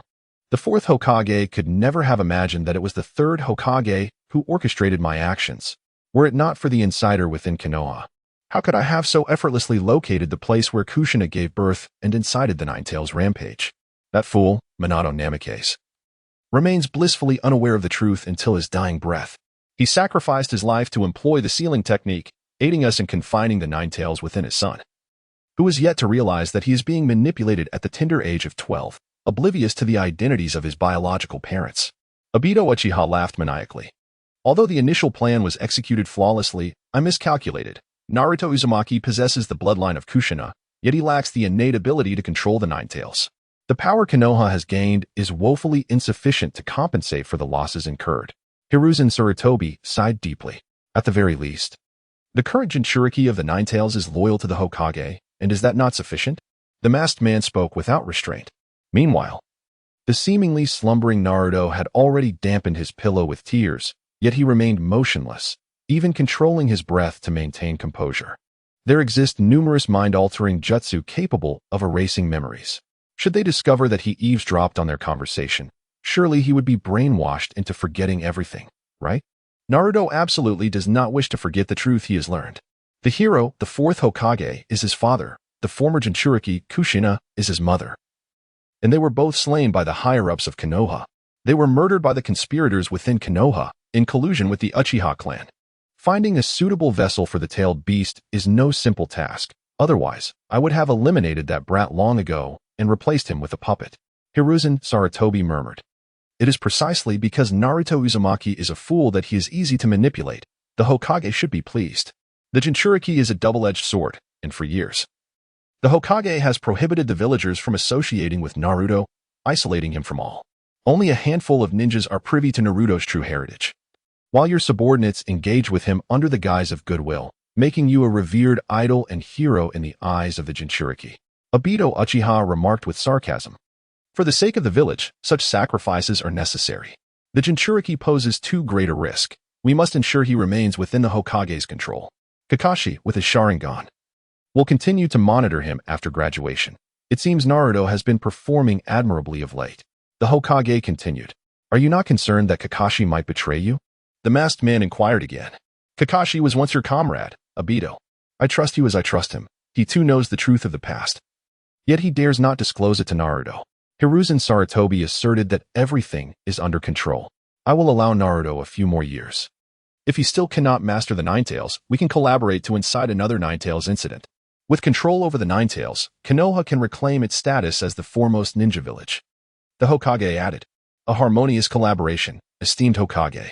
As a token of gratitude for the protection Konoha has bestowed upon me over the years, I shall assist in identifying exceptional vessels. Uchiha Obito's voice resonated with an air of arrogance. Indeed, the world perceives him as a wretched creature. Yet he slumbers soundly and indulges in life's pleasures, shielded by the Hokage even in the wake of his misdeeds. Why should such a person not revel in his hubris? The Nin exams are imminent. During this period, it would be wise for you to remain subdued. The last time you instigated a civil war in the Land of Rain, should you provoke trouble again, I cannot offer my assistance. With that, the Hokage departed. The outside world swiftly fell into silence. Just as Naruto Uzumaki awaited the departure of the masked man, that voice echoed once more. Little brat, I know you're not asleep. Do you naively believe the Sharingan could err in discerning whether someone is awake? Uchiha Obito sneered as he pushed open the window. Bastard. Naruto, tears streaming down his face, could no longer contain himself and leapt from his bed. The tumultuous chakra within him threatened to unleash the Nine Tails, transforming his eyes into blood-red slits. His dreams, his life, his hopes, everything shattered that night. His past efforts and love for the village seemed like the most absurd joke. I will kill you. Naruto glared at the three Tomo's scarlet eyes, consumed by rage. The murderer of his parents stood before him. You should be grateful. Had I not orchestrated this meeting with the Hokage tonight, you would remain oblivious to the truth, Obito remarked coldly, unfazed by the boy's fury. Join me. In my eyes, the third Hokage and Konoha's worth pales in comparison to yours. That old fool is merely a self-righteous imbecile who perceives you as worthless. Under my guidance, I can empower you and aid in your quest for vengeance. The masked man extended a hand. In Naruto's eyes, this Uchiha was both despicable and ludicrous. Did he truly believe that such words would compel him to join his cause? Regardless, he was the one responsible for his parents' demise. Even if he acted under the third Hokage's orders. Get lost. I will not collaborate with you. I will kill you with my own hands. Naruto roared, veins bulging on his arms. You will seek me out, for this is destiny, Naruto. Only I possess the power to grant you vengeance. No matter how much you despise me. The masked figure vanished into the night. The moon shone brightly that night. A cool breeze wafted through the window. Yet it could not stir the boy's rigid expression even slightly. His heart felt 1,000 times colder than the wind, destined for a sleepless night. Chapter 61. The Patient Naruto Sealing Space. Naruto's spirit re-emerged, gazing at the blood-red-haired Ninetales fox. "You are the Ninetales, aren't you? Do you desire my body?" The young boy radiated a dark aura, clearly consumed by negative emotions, having lost all semblance of reason. He stared at the colossal entity sealed within him. Only the Ninetales could grant him the strength he sought. "How intriguing," it cackled. "Little one, if you surrender your body to me, I assure you I will aid you in exacting vengeance upon those wretches." The Ninetales coaxed him with an air of calm and confidence. Though it was uncertain about eliminating the third Hokage and Obito, its immediate objective was to seize control of Naruto's body, thereby creating the possibility of breaking the seal. As for the conversation between Obito and the third Hokage, the Ninetales was taken aback. It was indeed that masked man who orchestrated the chaos 12 years ago, manipulating the Ninetales sealed within Kushina. However, it was unexpected to discover the involvement of the third Hokage's orders lurking behind the scenes. Truly, humanity is a foolish species. "Little one, what shall you do? If you grant me your body, there are few who could stand against us in this world." The Ninetales spoke with unwavering confidence, resembling an elder brother protecting his bullied younger sibling. Aside from the two rare anomalies, Madara and Hashirama, the vast majority of ninjas posed no threat in the Ninetales' eyes. It particularly despised the despicable Uchiha clan. Its first step was to lead Naruto into darkness, subsequently encouraging him to utilize its chakra, thereby eroding the seal. Once the seal weakened sufficiently, the Ninetales would be free once more. Naruto did not respond immediately to the Ninetales. The dark aura surrounding him thickened, and even his spiritual eyes transformed entirely to black, his face devoid of expression, lacking the sunlight that once radiated from him. It was clear that remaining in Konoha was untenable. The Hokage did not embody the ideals of light and justice. Indeed, the third Hokage himself was a dark, power-hungry old fool. His early life had been plagued by deception, all the fault of this village. The boy who once aspired to become Hokage was now merely a subject of ridicule in the eyes of those ninjas. Even Kakashi had deceived him, concealing the truth, taking on the role of his mentor merely to monitor him and prevent the Ninetales within from causing any unforeseen calamities. Sasuke? Sakura? At that moment, Naruto could only think of these two friends. Perhaps they were the only ones in Konoha he could still trust.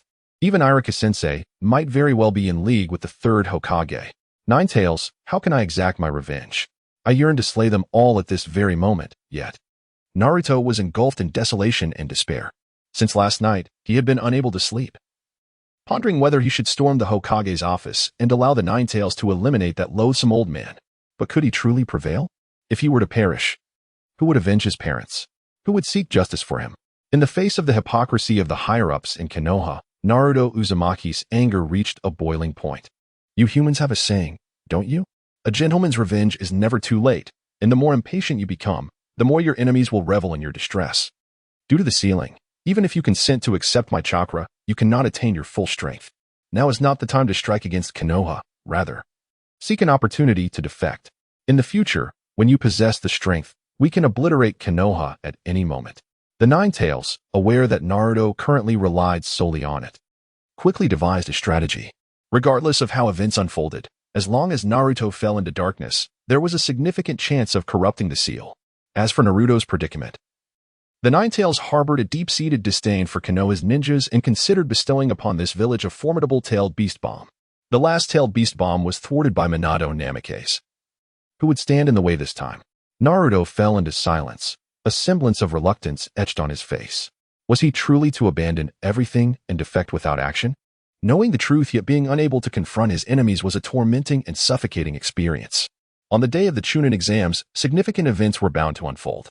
At that time, I will lend you my chakra, enabling you to create chaos, but you must escape Konoha swiftly thereafter. After a moment of contemplation, the Ninetales offered Naruto a hint. Although it resided within him, it remained acutely aware of external affairs. Naruto was unaware of the true danger posed by Orochimaru, nor the intricate history between Orochimaru and the third Hokage. The rogue ninja's appearance in Konoha was anything but benign. It signified impending violence. Orochimaru's intent was to eliminate the third Hokage, Hiruzen Sarutobi. Seizing that opportunity, Naruto could exploit the chaos to release his pent-up frustrations, but he must not linger. The Ninetales understood Orochimaru's capabilities well. That individual could create disorder, but could not eradicate all of Konoha's ninjas, especially with hidden threats like the Rain Village's Lin Xian, the masked Uchiha, and Sunagakure lurking in the shadows. This tumult was beyond what Naruto could engage with at this moment. Days passed, and apart from the schemers Kabuto Yakushi and Lin Xian, no one noticed the changes in Naruto Uzumaki. Kakashi was occupied teaching Sasuke the Chidori and was currently absent from Konoha. After imparting the summoning technique to Naruto, Jiraiya had retreated to gather materials for his novel. As for Sakura, the young girl had always been indifferent to Naruto. How could she discern that he had not trained in days and had been cooped up at home? Lin Xian, too, showed little concern. Even for the sake of revenge, Naruto would choose to endure, taking the path of defection. The darkened Naruto, still lacking sufficient power, posed no threat of reckless actions. Even if he wished for death, the Nine-Tails had no intention of succumbing. Nichan, can we ensure a certain kill? In the hotel room, Conan appeared slightly anxious. To reassure her sister completely, Lin Xian would often explain the nature of their mission, particularly when their adversary was an elite shadow-level ninja. Shimura Danzo had previously collaborated with Orochimaru, having undergone the implantation of an arm infused with Hashirama's cells. Due to the formidable corrosiveness of these cells, the arm, adorned with 3 Tomo Sharingan, was typically sealed away, only to be unleashed in critical battles.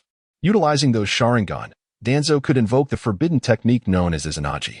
This technique could only be wielded by one who possessed both the powers of the Senju and Uchiha clans, effectively granting Danzo multiple lives to resurrect. However, this was not Danzo's greatest trump card. His right eye was the Manjiki Sharingan stolen from Uchiha Shursui, which housed the ultimate genjutsu, Kodo Amatsukami. This illusion could alter human memories and wills, rendering it theoretically invincible. Its sole drawback was the lengthy cooldown period of at least a decade before it could be activated again. As Danzo's most concealed ace, he reserved Kodo Amatsukami for life-and-death situations, which was precisely what worried Conan. Even someone as formidable as Lin Xian could not be without weaknesses, and Jinjutsu was his Achilles heel. Kodo Amatsukami was arguably the most powerful illusion in existence. In terms of singular control, it surpassed even the infinite Tsukuyomi. After all, the infinite Tsukuyomi merely cast humanity into eternal slumber without the capacity to alter memories or wills. Chapter 62. The instant defeat of Danzo. No technique in the world is flawless. Every ninjutsu has its counter. In contrast to Conan's apprehension, Lin Xian held Danzo in utter disdain. Kodo Amatsukami resembled a legendary artifact. Even figures like Hashirama and Madara could falter if they underestimated it. Yet the wielder of this artifact was akin to a mere child. What then did Lin Xian have to fear? The true power lay within the Manjiki Sharingan, not in Danzo's inherent strength. The rendezvous point was outside the Hidden Leaf Village, at an abandoned root base. Danzo was acutely aware of Orochimaru's plan to destroy Konoha and regarded this meeting with utmost seriousness, never suspecting that a trap awaited him. Lin Xian provided further instructions. Kabuto, a crucial confidant of Orochimaru, was known to Danzo, which made it improbable for him to suspect foul play during this encounter. The underground base outside Konoha had been long discarded by Root, occasionally serving as a meeting place for Danzo and select individuals. This evening, Shimura Danzo's mood was rather complex. He was more familiar with Orochimaru's plans than anyone else, even having facilitated the connection between Orochimaru and Chiyo to assist both parties in achieving their collaboration. Tsunagakure sought to weaken Konoha, while Orochimaru was eager to dispose of his former mentor. Danzo's ultimate objective, however, was the position of Hokage. Everyone takes what they need, and all have a bright future, at least for now, such is the plan. This year, Danzo has reached the venerable age of 70. Yet, this aged man still harbors ambitions for the position of Hokage, even going so far as to sacrifice his fellow disciple, Sarutobi Hiruzen. And disregarding the losses of the Leaf Ninjas, the Root remained unmoved during the night of the Nine-Tails rampage, and it certainly would not take action now. The target is the third Hokage, much to Danzo's delight. Where is Orochimaru? Danzo snapped back to reality from his contemplation. The appointed hour of 1 o'clock had arrived. Yet his counterpart had yet to make an appearance. Orochimaru was not one to be tardy. Danzo squinted at the guard stationed at the door of the secret chamber. He frequently collaborated with Orochimaru, exchanging favors. Thus he held little suspicion towards him, as that man was solely engrossed in forbidden techniques and would not attack him without cause. Of course, a guard was necessary. Yamanaka Torian was an exceptional subordinate nurtured within Root, serving as his personal guard. Suddenly, an ominous thud echoed as that guard collapsed to the ground. Yet, Danzo's concern for his capable subordinate dissipated in the face of a far graver crisis. Damn it. When did he get so close? Is he a ghost? Danzo's pupils constricted in disbelief as he beheld his severed right arm. The assailant had ruthlessly gouged out his right eye and sliced through his arm with a kunai imbued with wind-release technique. The arm, implanted with numerous Sharingan from Hashirama-S cells, was lost. The Manjiki Sharingan, possessing the ability of Kodowa Mitsukami, was gone. For many years, Danzo had never disclosed these secrets to anyone, yet his assailant seemed to know him intimately. Could he truly be a ghost? How else could he have approached without detection? The only technique capable of such stealth was the Flying Thunder God technique, invented by the second Hokage. However, both the second and fourth Hokages had long since perished. And even that technique required a coordinate. Who could have set such a mark on Danzo? Lord Danzo, you are far too courteous. Why bring gifts upon our meeting? Lin Xin quipped, wearing a cheeky grin, utterly unconcerned by the elderly man's darkened countenance. In his possession was the eye belonging to Uchiha Shursui, housing the most potent individual jinjutsu in the world. Unless the opponent's mental and ocular prowess vastly surpassed that of the caster, even the god of ninjas, Senja Hashirama, would be forced to kneel. Rather than a mere desire for this power, Lin Xin approached it as a precaution, guarding against the unforeseen acquisition by another. You insolent fool! How dare you, Emigakure? Danzo spat out a mouthful of old blood, his fury reaching a boiling point upon seeing Lin Xian's face. He once believed himself to be facing a formidable entity, even suspecting that Orochimaru had summoned the second Hokage through forbidden techniques to ambush him. To his astonishment, it was merely a young rogue from the Rain Village. What connection do you have with Orochimaru? The elderly man fixed his gaze intently on Lin Xian, as if the absence of an answer would leave him unable to rest in peace. He understood that his demise was inevitable, yet before he met his end, he yearned to uncover the truth. Sir, I have already surveyed the surroundings. Only 2 individuals have come here tonight. Yakushi Kabuto opened the secret chamber and approached slowly, adjusting his glasses. Have Orochimaru and the Rain Village allied? Or have you betrayed Orochimaru and followed the orders of the Rain Village to secretly harm me? Danzo, ever the cunning strategist, retained his rationality even in such dire circumstances. I have nothing to disclose, Lord Danzo, Kabuto replied with a slight smile. Lin Xian would reveal what needed to be said. He dared not interrupt. Allow me to introduce myself. I am a formal member of Akatsuki, designated as Lin, one of the few who have survived since the organization's inception. Lin Xian patted his attire, displaying the ring inscribed with the character for Lin. After all, the dead cannot betray secrets, and he did not mind the old man discovering part of the truth before his demise. Danzo's gaze turned somewhat intricate. So it was that group of young rogues. He had not anticipated that his lack of support from Hanzo the Salamander over the years would result in a vengeful specter from his past seeking retribution. Was this fate's retribution? Those who frequently tread by the riverbank are bound to get their feet wet. Lord Danzo, many must wish to witness your downfall. The director would surely rejoice. Kabuto reveled in Danzo's pitiable and helpless expression, his smile darkening. It was this scoundrel who had caused the director's death, failing to recognize that the man before him was Yakushi Kabuto even in her final moments. A person like Danzo deserved to perish 1,000 times over. One last question. How did you come to know my weaknesses? Did Orochimaru and Itachi Uchiha leak information to you? Danzo sighed and lowered his head. The secret of the heavenly god was likely known only to Itachi, a close friend of Shursui Uchiha in his lifetime. As for the Hashirama cells and Izanagi, only Orochimaru's followers could comprehend such matters. How many sought to witness his death? Aside from Itachi and Orochimaru, who could possibly provide me with such intelligence? Lin Xian casually replied, merely to tease Danzo.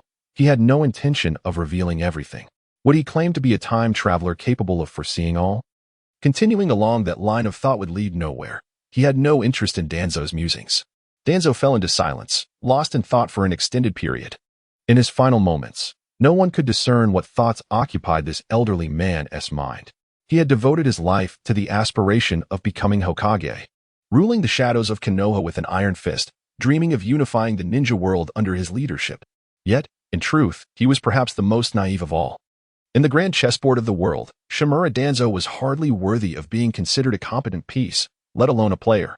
Chapter 63. The Senju Bloodline Serum. The old man scoffed at himself and suddenly spoke. Hiruzen is the light of the village. I am but its shadow. At least before I depart, I have eradicated 2 threats to Konoha, and for that, I can die without regret. As soon as he finished speaking, blood began to surge violently from Danzo's body. This blood was black. The inner force symbol sealing technique, A forbidden jutsu utilizes the practitioner's body as a medium, spraying black blood in all directions at the moment of the practitioner's death, sealing everything within 100 meters into the netherworld, an alternate dimension. Faced with such a peril, Kabuto remained composed, allowing the black blood to spout forth. The reason was simple. Lin Xian was unperturbed, so why should he be anxious? Could Lin Xian truly be slain by such a laughable sealing technique? After all, this was his new employer. I detest cunning tricks the most, if one must die. So be it. Why drag others down with him? A pitiful life, like a lowly dog. Thinks it can take me to the grave? Have you lost your mind? Lin Xian sneered, his aura gradually intensifying. Standing beside him, Kabuto witnessed the transformation of this man's eyes into a faint crimson hue. With a mere gesture, it seemed as though the entire realm bowed to him as its master. In that moment, he resembled a supreme emperor. Do not struggle. No one can prevent the activation of this sealing technique. Danzo grimaced as he looked towards the two individuals in the chamber. This was the ultimate forbidden technique. A true act of mutual destruction. If it could be easily unraveled by anyone, it would not hold the title of a high-level ninjutsu. Impressive, isn't it? Even Senju Tobarama cannot break the close-range eruption of the inner force symbol sealing technique. Yet Danzo quickly found himself in shock. The blood within his body abruptly ceased its violent eruption, and even the chakra within him slipped from his control. A deity is deemed divine because it possesses mastery over all, while you are nothing but a pitiable insect. Lin Xian remained as unflappable as ever, as if his actions were trivial. Second-tier divine blood, the ability to control elements. In Danzo's dying state, his meager self-destructive techniques could not even create a ripple. The time before the forbidden technique took effect was ample for Lin Xian to obliterate that chakra. Lin Xian. For the first time that night, Danzo felt an overwhelming hatred for this range shinobi. Even with his last breath, he roared, his bloodshot eyes wide with fury. If Konoha had such an enemy, could it continue to exist? He could not believe he had failed to eliminate this dangerous man. Hiruzen Sarutobi would soon join you in hell. You will not be lonely there. Farewell, Lord Danzo. Lin Xian chuckled lightly, signaling to Kabuto to take care of the aftermath. With approximately 2 minutes remaining, Kabuto could do anything he desired with the old man. As a superior, one must occasionally empathize with the emotions of subordinates. After a brief moment, Do closely followed Lin Xian as they departed from the underground chamber. Though his hands were smeared with dark blood, the young man was evidently elated, his steps buoyant with excitement. The new boss was truly remarkable. It had only been a short while since he orchestrated a successful revenge against Danzo. Is he dead? Inquired Xiao Nan, who had been waiting nearby. Danzo was undoubtedly an enemy of the Akatsuki, and the blood feud had lingered for years.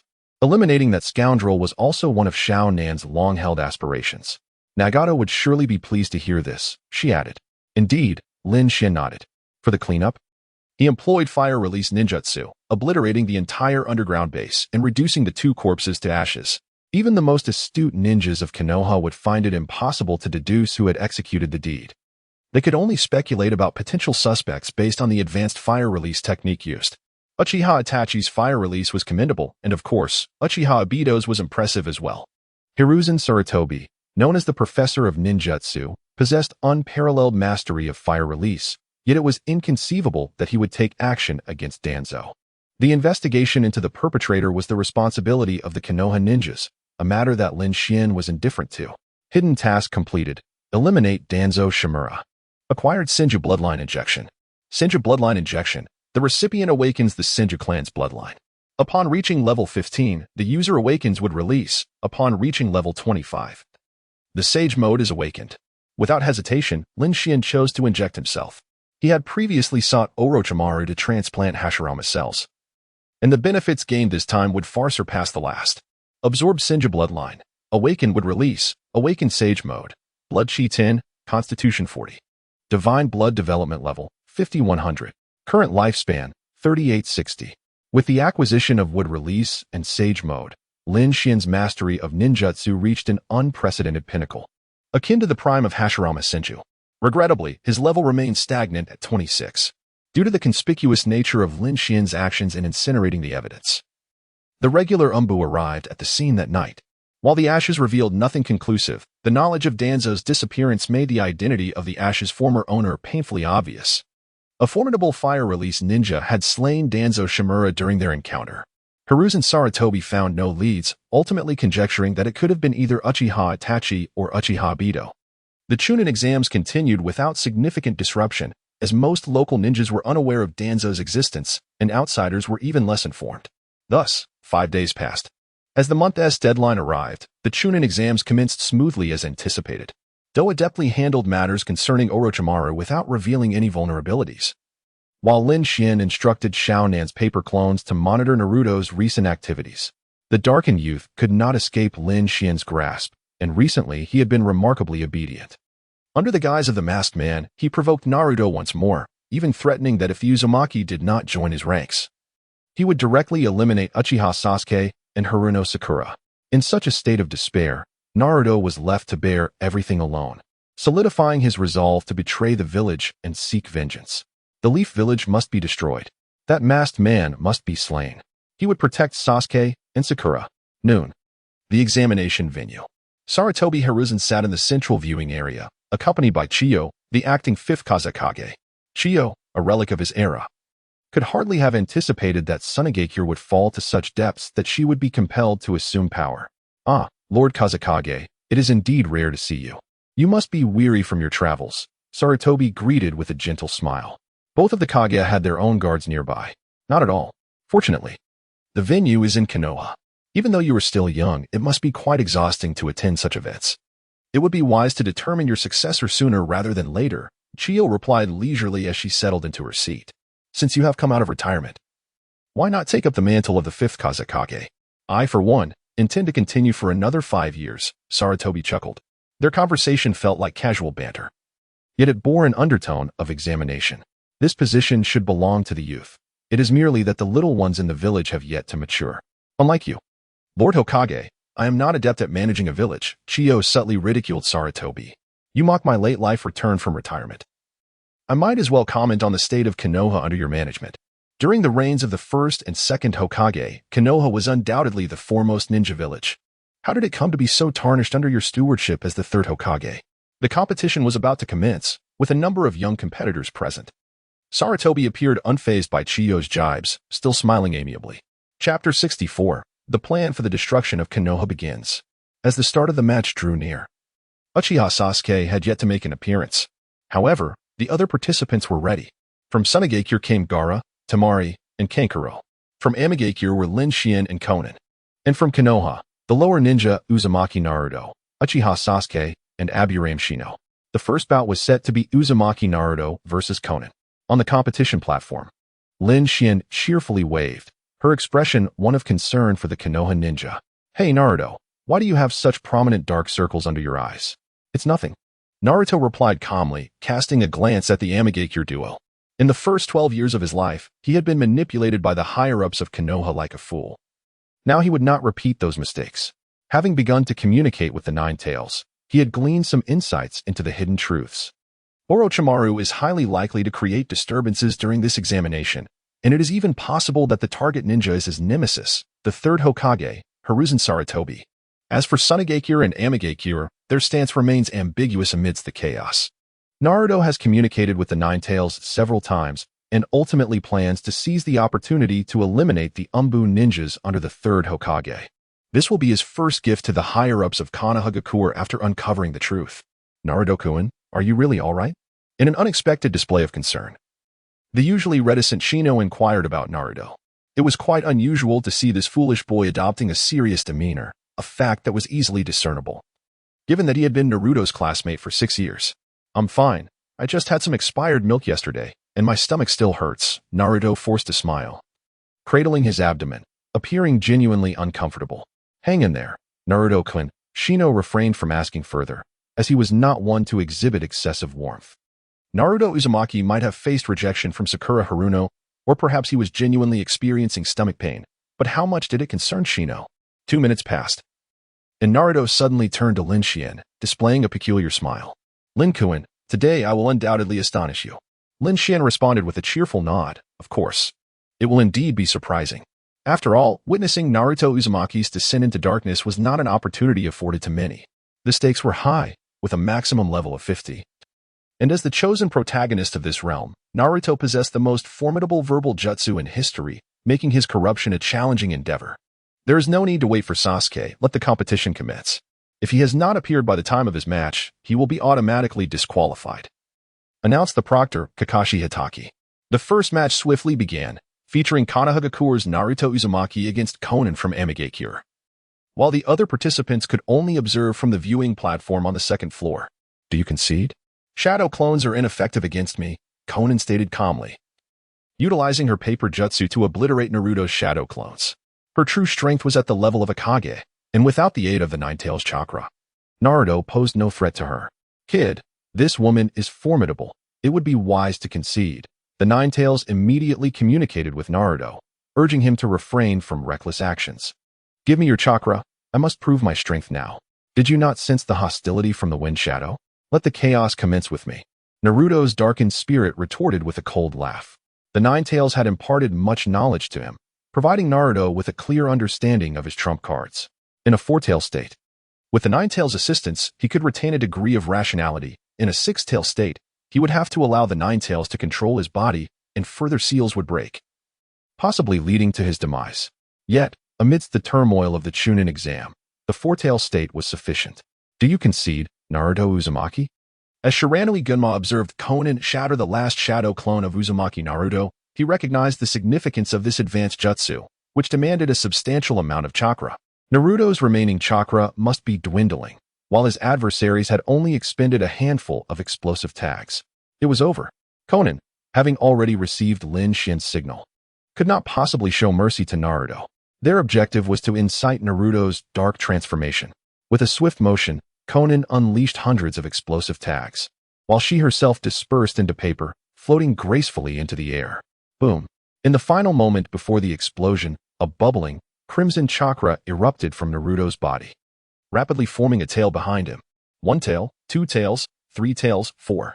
The skin on Naruto's surface began to tear, and the red chakra became increasingly dense, ultimately manifesting a scarlet cloak of the tailed beast around his form. The Nine-Tails chakra mode, in its four-tailed state. Witnessing this spectacle, the expressions of the assembled ninjas in the exam venue shifted dramatically. The third Hokage rose to his feet, shattering his chair in the process. What was happening to Uzumaki Naruto? Why had he suddenly tapped into the power of the Nine-Tails? Had the Jinchuriki lost control? What was the cause? Memories of Danzo's mysterious demise flashed through Sarutobi Hiruzen's mind, and he felt as though Konoha was enveloped in layers of shadow, with the perpetrators extending beyond Orochimaru to other factions as well. Was this the true nature of Konoha's Nine-Tails? Such power was terrifying. Chiyo remained unfazed by the rampaging Naruto, her expression one of malicious glee. The greater the chaos and despair in Konoha, the more advantageous it would be for Sunigakure. Contact the sealing team. Ensure the safety of the daimyo and the nobles. Umbu ninjas, join me in subduing the Jinchuriki. Sarutobi Hiruzen commanded solemnly. In times of crisis, calmness is paramount. As a leader, he could not afford to lose composure. If it were merely a single tail of chakra, Hiruzen could easily suppress it. However, now faced with 4 tails and the potential for further chaos, the worst-case scenario could see the Nine-Tails break free from its seal, reliving the tumult of 12 years prior. The entire scene descended into pandemonium, with none daring to confront the beast-like figure clad in crimson, especially for those who had endured the previous Nine-Tails incident. The palpable aura of malevolent chakra rendered their legs weak. Hokage-sama, you must not be allowed to ruin everything. A Konoha ninja behind Sarutobi Hiruzen suddenly drew a kunai, pressing it against the Hokage's throat. That sinister voice could belong to none other than his own disciple, Orochimaru. Lady Chiyo, let us commence our plan. As orchestrated, Orochimaru summoned the Sound Four, establishing the 4 purple flames formation atop the building, effectively sealing off the third Hokage's chances of calling for help and preventing him from quelling the rampaging Nine-Tails Jinchuriki. The signal for chaos had already been ignited. As ninjas from the Sound Village and Sunigakure mobilized, the Umbu ninjas of Konoha not only face enemy attacks, but also strive to quell the rampaging Four Tails Naruto, risking their lives to buy precious time for the village, with casualties escalating by the second. Meanwhile, Sarutobi Hiruzen can only watch helplessly as events unfold. Do you like my gift, Professor Sarutobi? Orochimaru chuckled softly as he stepped back, his long tongue flicking across the kunai, droplets of viscous fluid falling to the ground. Observing his once promising disciple reduced to this state, The third Hokage felt a flash of self-mockery in his eyes. Ultimately, it was his failure to guide his student onto the righteous path that led to Konoha's suffering. Yet, even if given another chance, could he bear to kill Orochimaru himself? Chapter 65. Uchiha Obito's ubiquity. The battlefield situation is far from optimistic. Although the number of Konoha ninjas greatly exceeds that of the enemy, with reinforcements continuously arriving, they are nonetheless suffering the greatest casualties. First, the third Hokage and Orochimaru are hindered by the presence of the Four Purple Flames formation, preventing outside ninjas from intervening in the internal conflict. The most troublesome aspect is the two rampaging Jinchuriki. Naruto, with four tails sprouting from his back, single-handedly confronts over 30 Umbu members. Meanwhile, Gaara of Sunagakure has unleashed his ultimate technique, summoning the complete form of Shikaku, currently engaging in battle with elite jonin like Kakashi, Might Guy, and Asuma. The collaboration between the ninjas of Sunagakure and Otogakure further intensifies the pressure on Konoha. The son of Konoha's White Fang, Chiyo, cast a grim look towards Kakashi's battlefield. Were it not for the fact that Shikaku could not distinguish friend from foe, she would have relished the opportunity to eliminate the so-called copy ninja herself. As the war reaches a fever pitch, the stance of the Rain Village becomes increasingly crucial. However, Lin Xian proves to be a true friend of Konoha, refraining from taking advantage of the situation and instead offering assistance. Lin Xian's water techniques, combined with Conan's explosive tags, work alongside Konoha ninjas to suppress the rampaging Shikaku, alleviating some of the pressure. Kisame Hashigaki diligently protects the safety of the hydrangeas amidst the chaos, while he and his companions, including Haruno Sakura and Yamanaka Ino, assist in safeguarding the civilians at the Chunin exam venue. The lower-ranked ninjas of Konoha are unable to contribute significantly on the front lines and have been dispatched to protect and evacuate civilians. Summoning technique, impure world reincarnation. After warming up, Orochimaru and the third Hokage reach the final stages of their battle.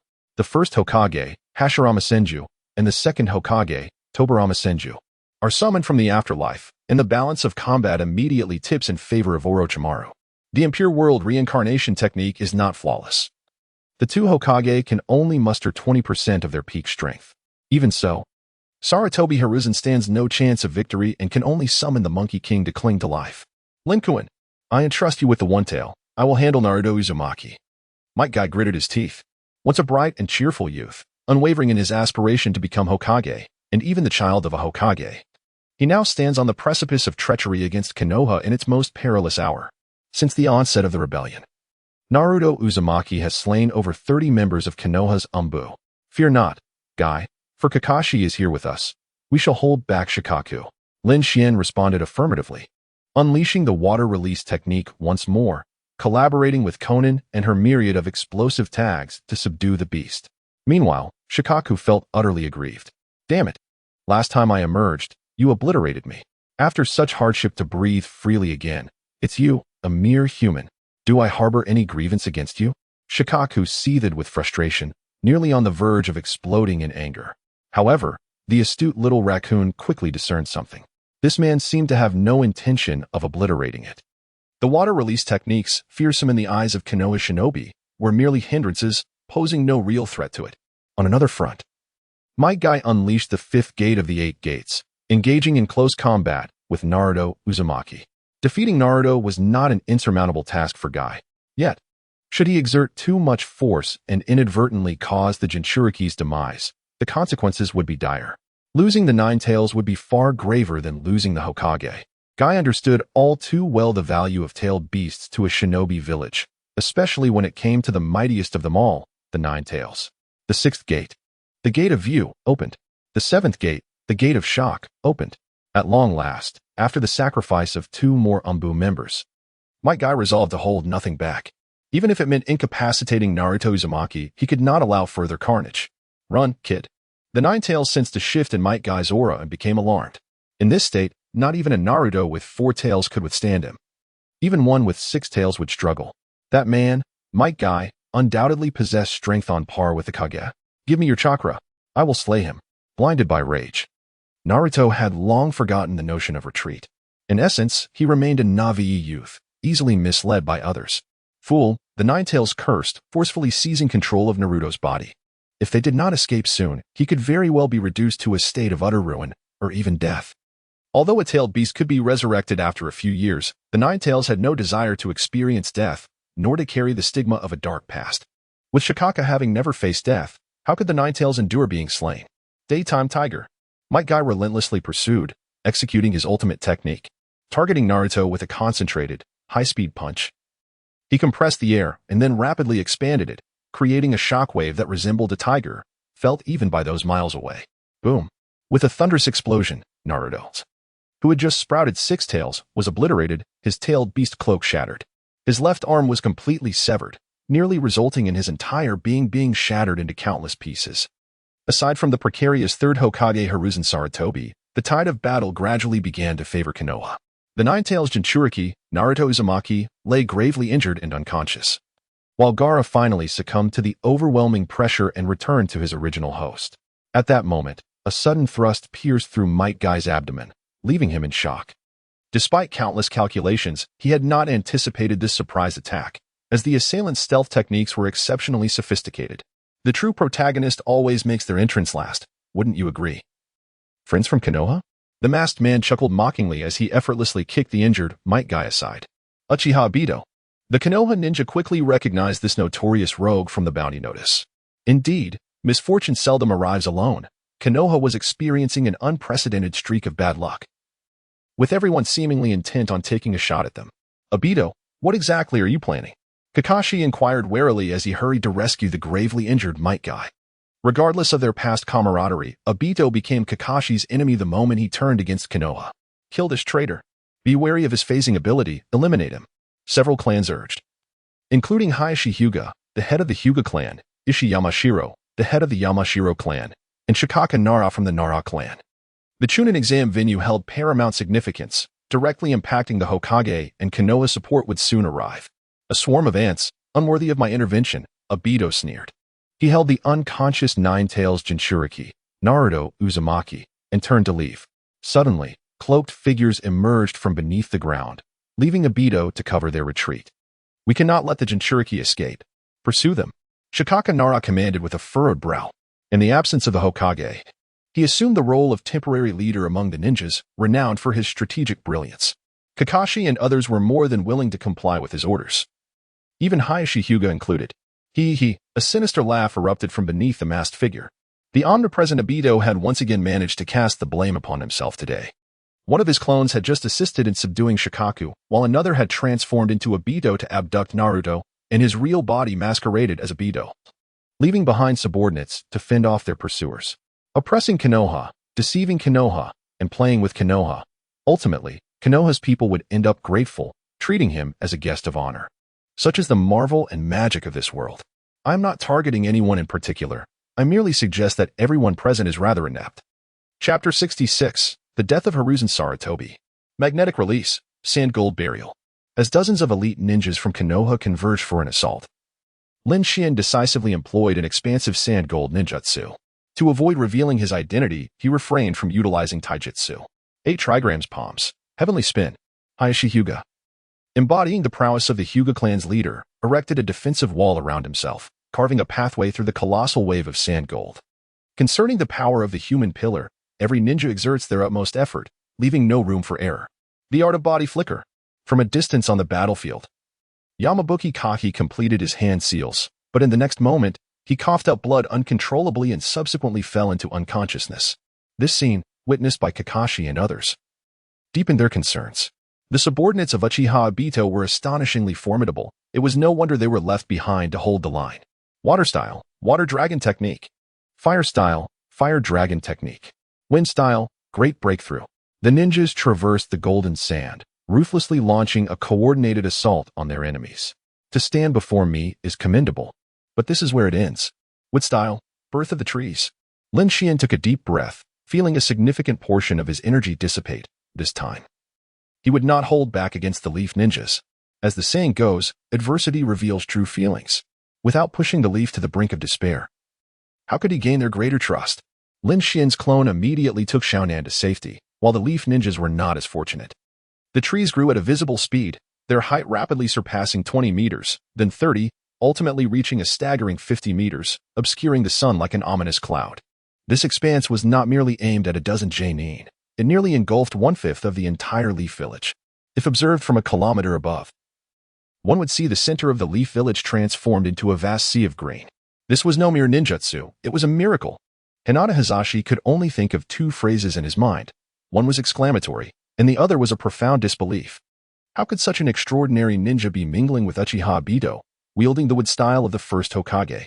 Today was indeed surreal. Father, clan leader. In the ruins of the Nin exam venue, the members of the Hyuga clan grew increasingly anxious. What would become of their clan if Hizashi's life were in jeopardy? Their eldest daughter, Hinata, was merely 12 years old. Hizashi was truly in peril. Even for the sake of completing his mission, Lin Xian would not spare this individual.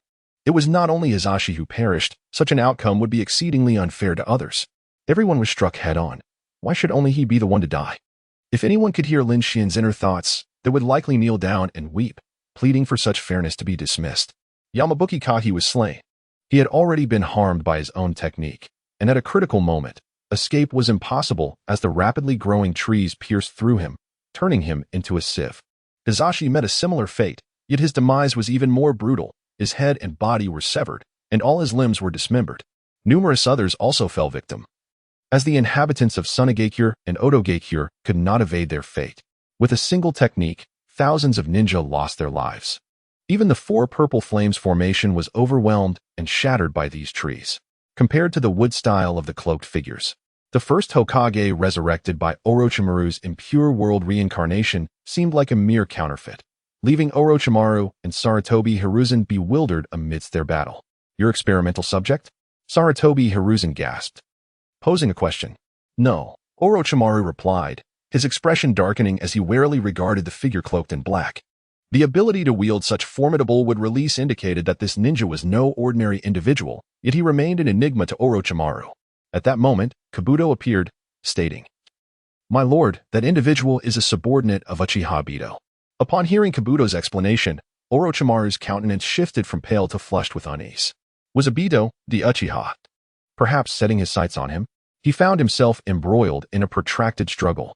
Sarutobi Hiruzen, unbeknownst to the circumstances, had resorted to some forbidden technique, seeking to devour his very soul. The first and second Hokage, summoned through the reanimation jutsu, had already been sealed by Orochimaru's shadow clones. Yet, as he absorbed the unfolding situation, Orochimaru found himself bewildered. Obito had departed with Naruto Uzumaki, leaving behind the cloaked figure, who had yet to make a move against him. "Do not misconstrue my intentions. I harbor no designs against you," the figure remarked, casting a glance at Orochimaru and Kabuto before striding directly toward the third Hokage. At this juncture, Orochimaru exhaled a sigh of relief. Lin Xian, unfazed, withdrew a kunai and swiftly severed the head of the third Hokage's summoning beast, the Monkey King. To dare slay even a Hokage, dispatching a mere summoning beast was trivial in comparison. "Pray tell, who are you? Why must you oppose Konohagakure?" Sarutobi Hiruzen grimaced, determined to persist until his final breath. He vowed to drag Orochimaru's soul into the depths of the Shinigami's belly. Otherwise, Orochimaru would continue to pose a peril to Konoha. However, due to the presence of this cloaked figure, he could not fulfill his wish for mutual destruction. "Why?" Lin Xian scoffed. "Why are there so many questions? Have you not, for ages, held yourselves in high regard among the 5 great shinobi villages? Now that you find yourselves oppressed, you begin to speak of reason? When you bullied others, did you ever introspect on your own principles?" Lin Xian remained dismissive. Regardless of his actions, the demise of the third Hokage was an inevitability. Were it not for the substantial rewards tied to this mission, he would have been disinclined to personally eliminate this old dog. Despite Shimura Danzo's numerous misdeeds, what virtuous difference was there in Sarutobi Hiruzen, who continually sheltered him? "Ha ha ha, your reasoning is sound. Quickly eliminate this old man. Beware, delays may yield unforeseen consequences." Orochimaru laughed heartily, urging the cloaked figure to act swiftly. His soul remained ensnared by Sarutobi Hiruzen, and he yearned to escape the torment.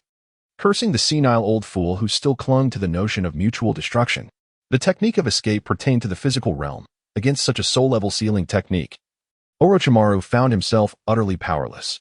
Had the third Hokage not been aged and weakened, Orochimaru would genuinely have faced dire straits. "Farewell, Hokage-sama," Lin Xian said softly, lifting his mask to reveal a fair and youthful visage as the kunai pierced through Sarutobi Hiruzen's heart. The young man's pristine smile was as refreshing as a spring breeze.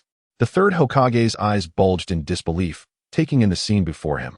This was the very man who had previously assisted in quelling the insurrection in Konoha, the one who claimed to be a friend of the village. How could one act so treacherously? If the piercing gaze of hatred could slay, Sarutobi Hiruzen would have dispatched Lin Xian hundreds of times over in those fleeting seconds. Orochimaru was but a trifling concern. It was this shameless cur, Lin Xian, who posed the real threat. What are you staring at? Have I wronged you or abducted your daughter? Lin Xian scoffed, pushing the elder aside and stomping on his lifeless body in a display of disdain. This man, who had ruled Konoha for decades, witnessed its zenith only to usher it into darkness. If he had been resolute enough to eliminate Orochimaru, if he had dealt with Danzo and the Root organization in a timely manner, if he had disregarded the second Hokage's orders against the Uchiha clan, if he had intervened to prevent the higher-ups from executing the White Fang, if he had seen through Lin Xian's elaborate ruse, might Konoha's fate have been different today? Main quest, Land of Fire arc completed. Side quest, Burning Will completed. Rewards dispensed. Receive Divine Garb, rare. Turning away. The figure in black donned his mask anew. Orochimaru could not discern his expression, yet he sensed a triumphant air about him, especially as the man, having trampled upon the Hokage's corpse, began to hum a tune. How lonely it is to be invincible. The cloaked figure departed leisurely, leaving behind a disoriented Orochimaru and his subordinates. Could one be so ostentatious? Though he certainly had the standing to be so. Chapter 67, Naruto's Choice. Join Akatsuki. The war had reached its conclusion. Amidst the chaos, Orochimaru vanished, while Chiyo and Gaara escaped from Sunagakure. Konoha suffered grievously. The third Hokage lay slain. The Jinchuriki was missing, and numerous high-ranking officials and ANBU operatives had perished, leaving the village's heart transformed into a sea of trees, engulfed in verdant despair. Meanwhile, in a tree hollow, the masked man leered mockingly at the injured youth. Join me, for I alone can bestow upon you the power of vengeance. Utilizing the chakra of the Nine Tails came at a cost. Uzumaki Naruto now felt a pervasive ache throughout his body, even the slightest movement of his fingers proving arduous. I refuse. Naruto remained silent for 2 minutes, ultimately choosing not to yield. This fiend had been responsible for his parents' demise. So stubborn, Naruto. In this world, there are only everlasting interests, not eternal enemies. Do you not desire revenge? The masked man sneered. Child, why not temporarily submit? At the very least, survive. Even the Nine Tails within him began to advocate for the man. Naruto found himself lost in contemplation, suddenly understanding Sasuke's demeanor, why he always wore a cold expression, seemingly indifferent to the world around him. He is an avenger. Avengers require neither bonds nor love, only the fulfillment of their vengeance. I shall enact my retribution in my own manner. This is my path of endurance. Uzumaki Naruto opened his eyes once more, resolute and unafraid of death. Truly, he is the protagonist of this realm, possessing extraordinary willpower. Lin Xian squinted appreciatively, increasingly satisfied with the tool he had cultivated. It was time to extend an olive branch in the guise of an Akatsuki member. You traitor, you seem to be living quite well. A familiar voice echoed in Naruto's ears. Wait a moment, was that not Lin Kuen's voice? A shadow emerged at the entrance of the tree hollow, clad in a black robe adorned with red clouds, exuding an aura of danger. Lin Kuen, did you enjoy playing house? Uchiha Obito turned slowly, a light chuckle escaping his lips. Even Naruto, despite his usual foolishness, should have realized by now that the two were acquainted. Of course, why wouldn't I be happy? After all, I am friends with Naruto Kuen, brothers by different parents. Please, hand him over to me. Lin Xian provocatively beckoned with his finger. Naruto noticed the masked man's furious gaze, seemingly wary. For he did not make a move. Naruto, do you wish to join the Akatsuki?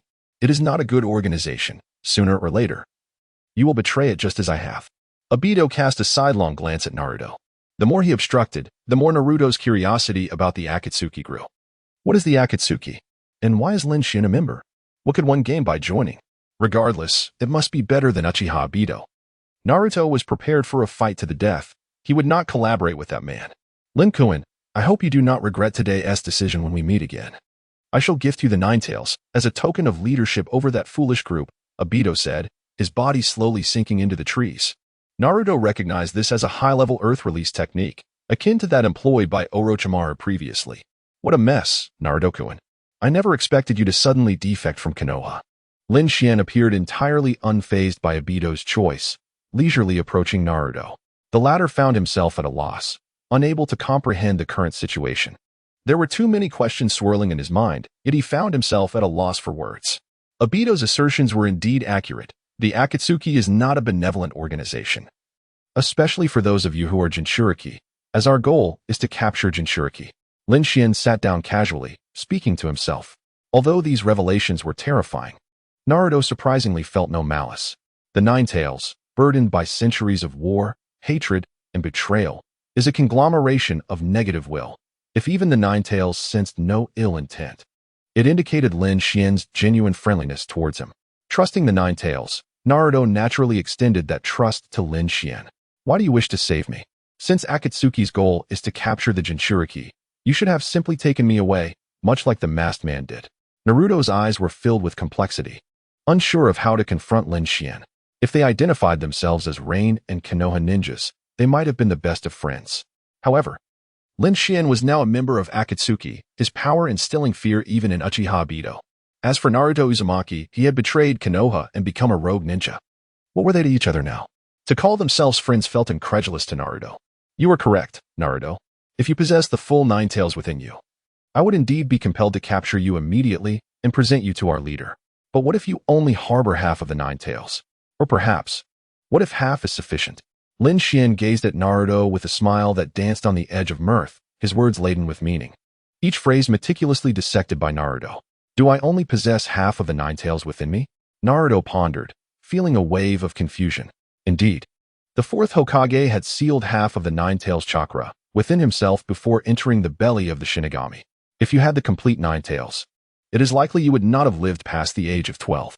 The answer was evident. We could devise a method to retrieve the fourth Hokage's soul and thus reclaim the other half of the Nine Tails. In that case, Naruto Uzumaki, you would no longer be an enemy of Akatsuki. Upon hearing this, Naruto immediately sought confirmation from the Nine Tails within him, receiving an affirmative response. He harbored the young half of the Nine Tails. The fourth Hokage, his father, contained the yin half. So Lin, are you suggesting? Naruto followed the trail of thought, speculating on Lin Xian's true intentions for rescuing him. Nothing comes without a price. This man must have ulterior motives for sparing his life. Naruto, you are more than welcome to join Akatsuki. Within our organization, you will receive comprehensive training and a guarantee of your safety. In return, we require your unwavering loyalty. And when necessary, you may even be tasked with assassinating the leaders of great nations or capturing other Jinchuriki, aside from the occasional missions. Akatsuki will not interfere with the personal lives of its members. Lin Xian's words piqued Naruto's interest significantly. Comparisons revealed the truth. Uchiha Obito's invitation was devoid of sincerity, given that he was an enemy. Yet here stood Lin Xian, radiating genuine intent. Lin, are we friends? For the first time, a smile graced Naruto's lips, and he felt that life might not be as bleak as he once thought. The world was filled with those who schemed against him. Yet at least there were those who treated him with sincerity. Of course, Lin Xian replied with a warm smile, and Naruto nodded in tacit agreement. Akatsuki sounded rather appealing. Naruto, it is a pleasure to collaborate with you. Here's your ring. When necessary, the leader will contact you through it. Lin Xian produced the signature ring of the Akatsuki, emblazoned with the character for Naruto. Uzumaki Naruto examined it closely and indeed noticed that Lin Xian wore a similar ring, though it bore the character for Lin. Please guide me well, Lin. Hiki, what are you laughing at? Nothing, I just recalled something joyful. Chapter 68, The Sorrows and Joys of Humanity Are Not Interconnected. 3 days later, after a period of rest, much of the cleanup on the battlefield of Konoha had been completed. Meanwhile, Lin Xian had also arranged her work, with Kirigakure's Manatsu as Naruto's guide. The two initially returned to the Akatsuki's headquarters in Amigakure. Lin Xian and Konan remained as representatives of Amigakure, continuing to stay in Konoha to assist with tasks within their capacity. Every time Konan witnessed the tearful gratitude in the eyes of the ninja, she felt a profound sense of guilt. Could you be any more insincere? And Ai-chan? You killed these people, you destroyed their homes, and now they are crying and kneeling to thank you? Isn't that just taking advantage of the innocent? Konan could hardly bear it. Having such a shameless brother was a matter of fortune or misfortune. It was hard to say. If they can be bullied, then I can bully you too. Lin Xian teased as he pinched his sister's cheek. The latter's gaze instantly became even more melancholic. To an outsider, they might appear as a young couple playfully flirting. Konoha, temporary office building. Mito Gate Hayashi, Haruno Sakura, two of Konoha's senior elders, Jiraiya, one of the legendary Sannin of Konoha. This meeting was indeed of great significance. And they had even invited Lin Xian, the representative from Amigakure. Little Lin, I truly appreciate your assistance this time, Jiraiya remarked with a gratified smile. This is a true testament of friendship in times of adversity. Amigakure has aided Konoha in its hour of need, and Konoha must certainly reciprocate, he continued. While they may not provide substantial material assistance, signing an alliance contract would certainly be feasible. Not at all. I merely did what I could, Lin Xian humbly replied, demonstrating his understanding. Not only Jiraiya but even the two elders were pleased with his demeanor. Initially, they were somewhat concerned that Lin Xian might turn against them later, potentially extorting Konoha for certain resources. They would then find themselves in a dilemma whether to refuse or comply. However, it turned out that this young man was quite sensible. He only sought an alliance agreement, hoping that Konoha would support Amigakure's aspirations to become a major ninja village and acknowledge Amigakure's leader as the Mizukage. Such a treaty, even if signed, would pose no loss to Konoha in the future should they choose to retract. How could the Konoha higher-ups not be elated? This was akin to receiving something for nothing, without expending a single coin in material terms. This young lady seems somewhat familiar, Jiraiya remarked, observing Conan beside Lin Xian. Although Xiaonan transformed into a 16-year-old maiden and wore a mask, the blue-purple short hair still stirred a sense of familiarity in Jiraiya, as though he had encountered it somewhere before. This is my younger sister. It is our first visit to Konoha, Lin Xian casually explained. Jiraiya did not dwell on it for long and quickly shifted the conversation to the matter at hand. The alliance treaty between the two villages encompassed the following points. Essentially, when Konoha is in distress, Amigakure will assist, and vice versa. Konoha and Amigakure ninjas must refrain from engaging in private battles. When Amigakure appoints its first leader, Konoha must acknowledge their status. Furthermore, as Akatsuki is a dangerous organization that has betrayed Hanzo the Salamander, Konoha is obliged to assist in subduing them. This treaty appeared reasonable from every angle. Even the two elders had no objections and willingly affixed their signatures alongside Jiraiya's, until the fifth Hokage was officially appointed. The representatives of the village would be the elders and the legendary three ninjas of Konoha. The collaboration was amicable, indeed. Lin Xian smiled broadly. To hell with Hanzo the Salamander. He has been dead for ages. And subduing Akatsuki? The image of the future leader of Akatsuki leading the ninjas of the 5 great nations against them is too beautiful to contemplate. 1 word, exhilarating. 2 words, exceedingly exhilarating. 3 words, utterly exhilarating. He was indeed exhilarated, cough, cough, cough. Laughs. Jiraiya chuckled merrily, and the two elders joined in the laughter. Even Lin Xian's brother was grinning foolishly. Xiaonan's emotions, however, were exceedingly complex. What nonsensical treaty had this group of Konoha fools just signed? Were they attempting to recruit members of Akatsuki to participate in their assault against it? These self-satisfied Konoha ninjas must surely think Lin Xian is a simpleton. But who is truly foolish? Is it not glaringly obvious? With an insider like Lin Xian among them, their chances of successfully subduing Akatsuki are nothing short of a delusion. The meeting concluded amidst a chorus of giggles. Believing themselves to be in control, Konoha was unaware that Lin Xian had obtained what he desired, successfully infiltrating the 5 great nations as the heir of Amigakure. Each individual had a bright future ahead. Outside Konoha, Lin Xian and Xiaonan found Yukushi Kabuto. In addition to having Kabuto care for Karen, he had other tasks to assign him.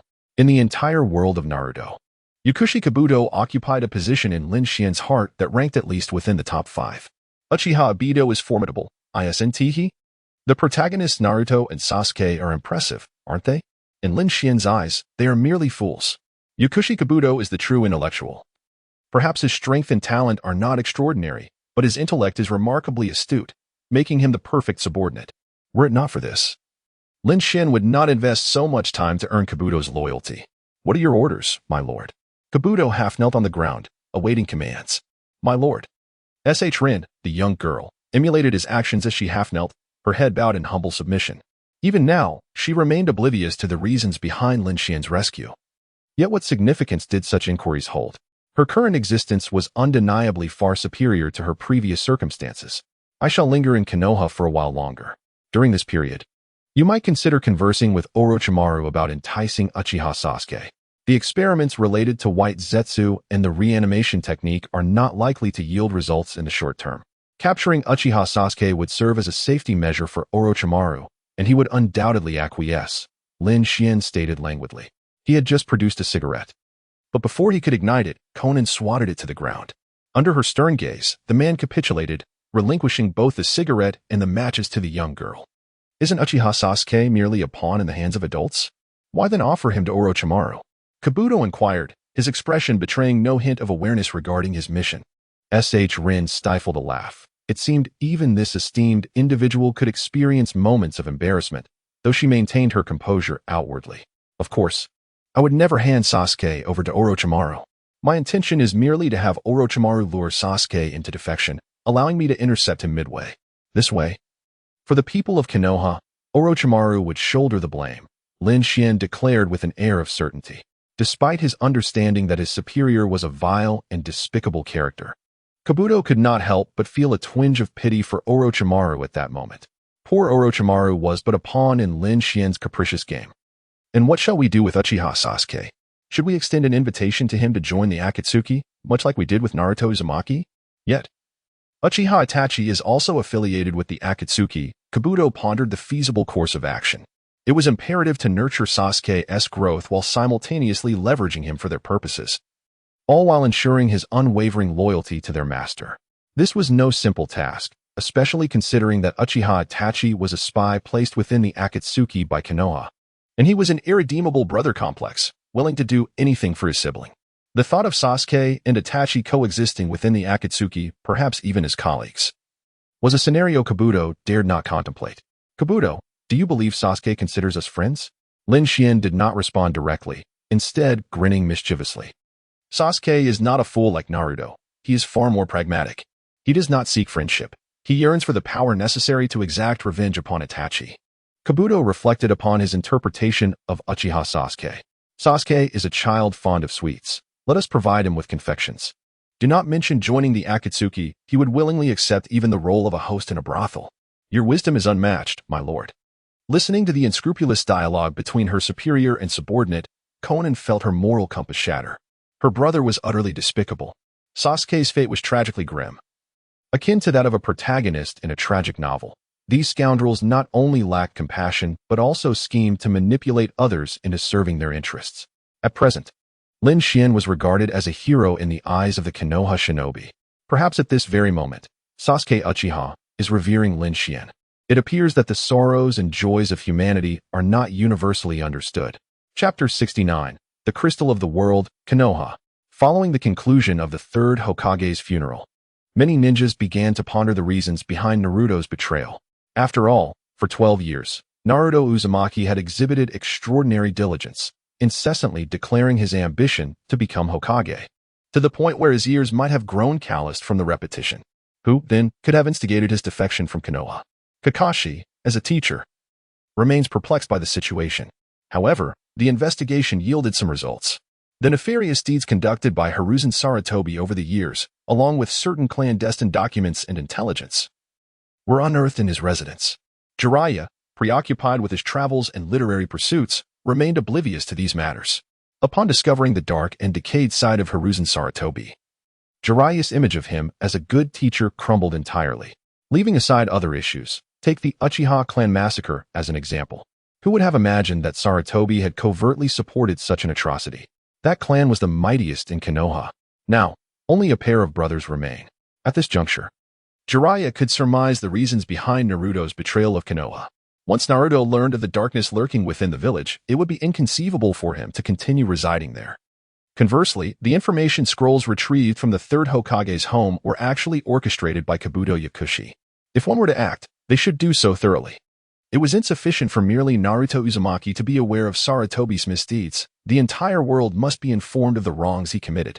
Even in death, Sarutobi must be made to lose face alongside Konoha. Is it true that the third Hokage committed so many heinous acts? Shaonin inquired with curiosity. The Rain Village is a small settlement with a straightforward system, unlike the complexities of the larger ninja villages. Sarutobi's transgressions were likely more numerous than one could imagine. While he did not directly harm the fourth Hokage, nor was he entirely indifferent towards Naruto Uzumaki, in other respects, who could fathom the extent of his immoral actions. Lin Xian's disdain for the third Hokage is not unfounded. Many of Danzo Shimura's misdeeds were either sanctioned or ignored by the third Hokage. Danzo bore countless burdens for Sarutobi. This may also explain why Saratobi refrained from eliminating Danzo over the decades. If the one bearing the burdens were to perish, would it not tarnish Saratobi's reputation as Hokage when further misdeeds ensued? At Ichiraka Ramen, Lin Xian and Xiaonan ordered 2 servings of luxurious seafood ramen. The funeral of the 3rd Hokage had just taken place yesterday, and at that time, Itachi Uchiha and Kisame Hashigaki arrived in Konoha, during a period devoid of missions. The Akatsuki organization does not interfere with the movements of its members. While their arrival in this village may seem coincidental, Itachi had deliberately made his presence known. He informed Konoha's higher-ups that he was still alive. Consequently, those individuals would be deterred from targeting Sasuke. What a coincidence, Mr. Itachi, Mr. Kisame. Are you here to enjoy some ramen? Lin Xian waved his hand. The newly arrived Kisame and Itachi exchanged glances before entering the ramen shop. Their attire was quite conspicuous. However, it appeared that the ninjas of Konoha had yet to recognize the infiltration of the Akatsuki members.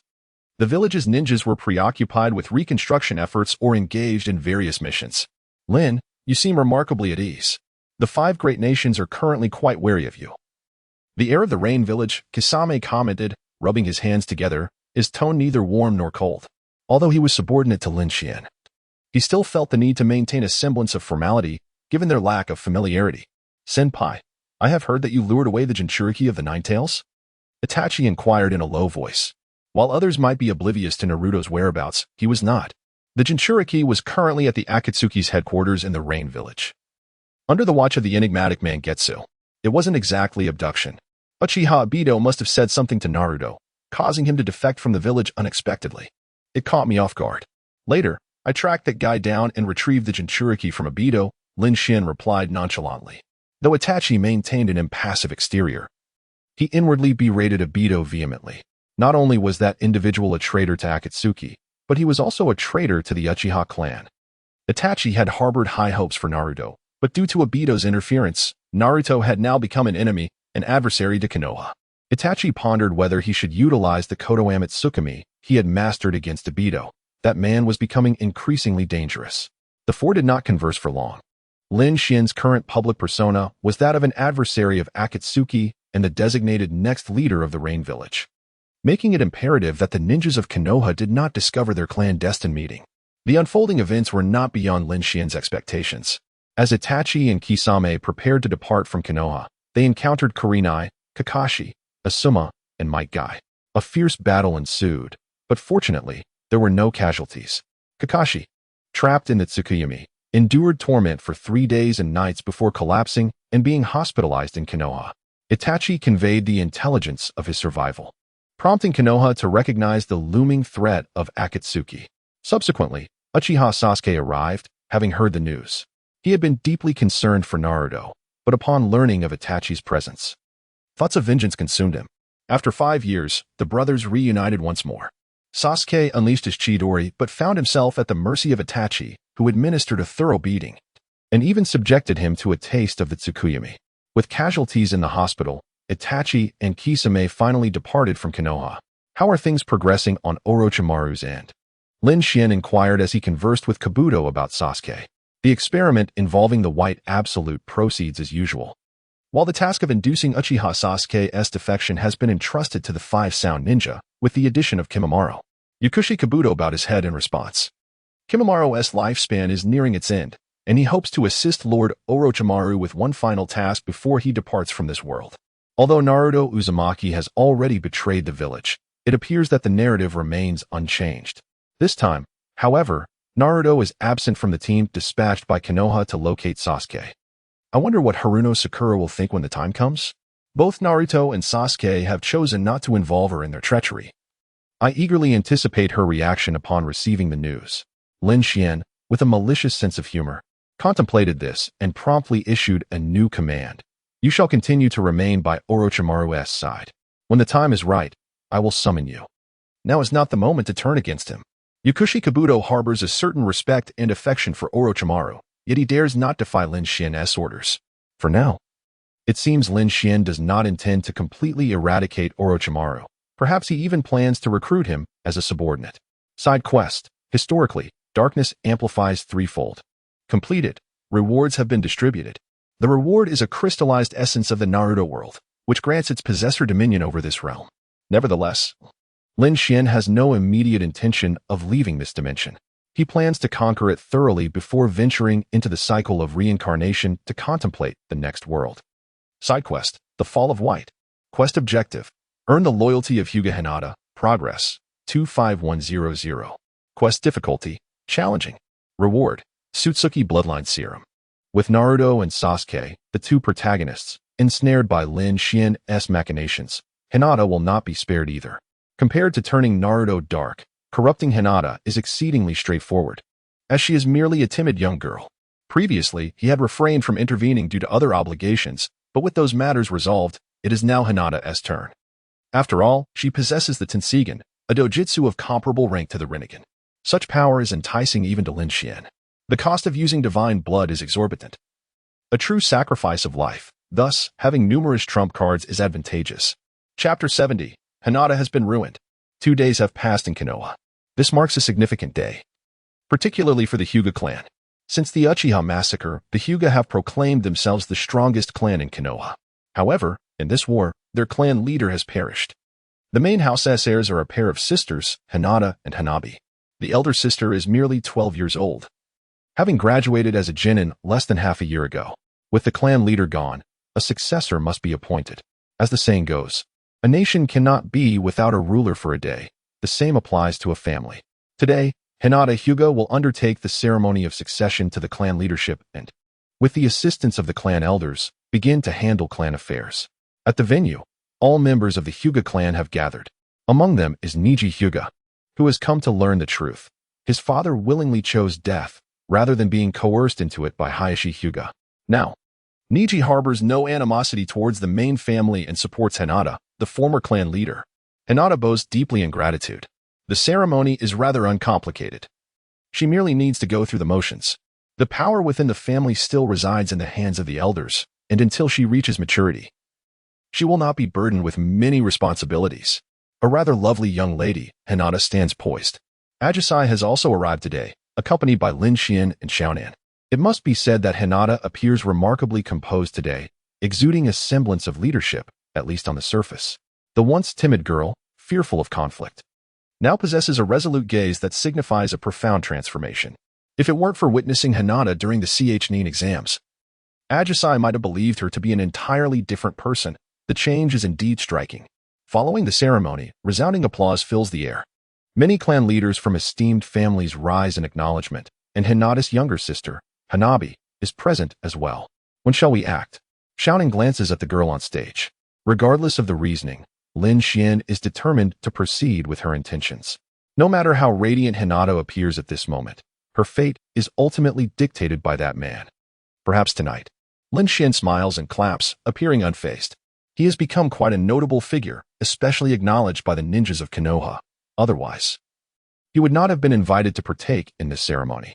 Xiaonan and Ajisai remain silent. Soon, it will be time to return home. This bustling village, after prolonged exposure, fails to capture their affection. The tranquil, rain-soaked place is far more comforting. That night, in the territory of the Hyuga clan, Miss Hanabi, it is time to rest. The maid, Hinata Natsu, gently advises the young mistress of the family. Since Hanabi's birth, she has been the one to care for her. No, I want to play with my sister. The 7-year-old Hanabi has just entered the 2nd grade of the Ninja Academy, her understanding of the world still in its infancy. Her father's passing is sorrowful, yet today is undeniably a day of celebration. Her beloved sister has assumed the role of clan leader, and she is delighted. Is my sister asleep? Hanabi, accompanied by Hinata Natsu, approaches the courtyard, only to find Hinata's room darkened. Miss, we should rest too, Hinata Natsu urges once more. This time Hanabi does not resist, but nods obediently. After all, her sister has been busy all day and is indeed tired. Although Hanabi enjoys being pampered by her sister, she can be quite understanding in such moments. Little do they know, just a minute after their departure, the lights in Hinata's room flicker back on mysteriously. Inside, the atmosphere hangs heavy with an eerie silence. 2 figures sat beside Hinata, their black attire adorned with several red clouds. One was tall and slender, while the other possessed a bewitching allure. Next to them was a youthful and vibrant young lady. Miss Hinata, my patience is running thin, Lin Xian remarked, tapping his fingers on the table with an unfriendly expression. Xiaonan remained silent, choosing to selectively ignore the bullying of the innocent Hinata. Meanwhile, Ziang watched Hinata with keen interest, standing behind Lin Xian and skillfully massaging his shoulders with just the right amount of pressure. If I join the Akatsuki, will you spare my sister and the Hyuga clan? Hinata bit her lip, her already pale face devoid of color. Her body trembled with anxiety. She recognized Lin Xian. He had aided her once in her childhood. But all she felt from him now was malice. At the Chunin exams, she had been beaten by Lin Xian and hospitalized. Afterwards, he had come to threaten her. It turned out he was not a friend of Konoha, but a member of the Akatsuki. The revelation struck Hinata like a bolt from the blue. Before she could gather her thoughts, the man threatened her, insisting she join the Akatsuki and work for him. If Hinata refused, Lin Xian would annihilate the Hyuga clan that very night, sparing not even her 7-year-old sister. I can ensure Hanabi's safety and even provide a maid. But as for your family, I can only guarantee that my people will not harm the Hyuga clan, Lin Xian replied flatly, showing no concern that Hinata might refuse him. Hinata clenched the hem of her garment. Did she have any choice? None at all. It was both laughable and tragic that barely half a day into her new role as clan leader, she was being forced to betray her village. The thought of how her family and the people of Konoha would react filled her with dread, as if a flurry of snowflakes swirled within her heart. This man was truly ruthless. Divine Angel, your nail polish is quite lovely, Xianghua remarked, noticing Xiaonan, who was busy applying nail polish, seizing the opportunity to flatter her. Do you like it? I'll bring you a bottle when I return, Xiaonan replied, her focus unwavering as she continued to paint her nails. The blue suited her beautifully, though the crimson was also nice. Being a woman, she took great care of her appearance, knowing her brother preferred long hair. So she had decided to grow hers out over the years. Have you made a decision? Lin Xian asked with a smile, sipping on watermelon juice purchased from a street vendor. The task completion rate had reached 50,100, and his threats were proving effective. I will join the Akatsuki. Hinata's bright eyes dulled significantly, as if something within her had extinguished. This world was far more complex and ruthless than she had imagined. How could the esteemed Akatsuki bully an underage girl? Wouldn't it be a source of ridicule if this were to be revealed? Lin Xian was naturally unafraid. If the thickness of one's skin were truly useful, what need would there be for strength?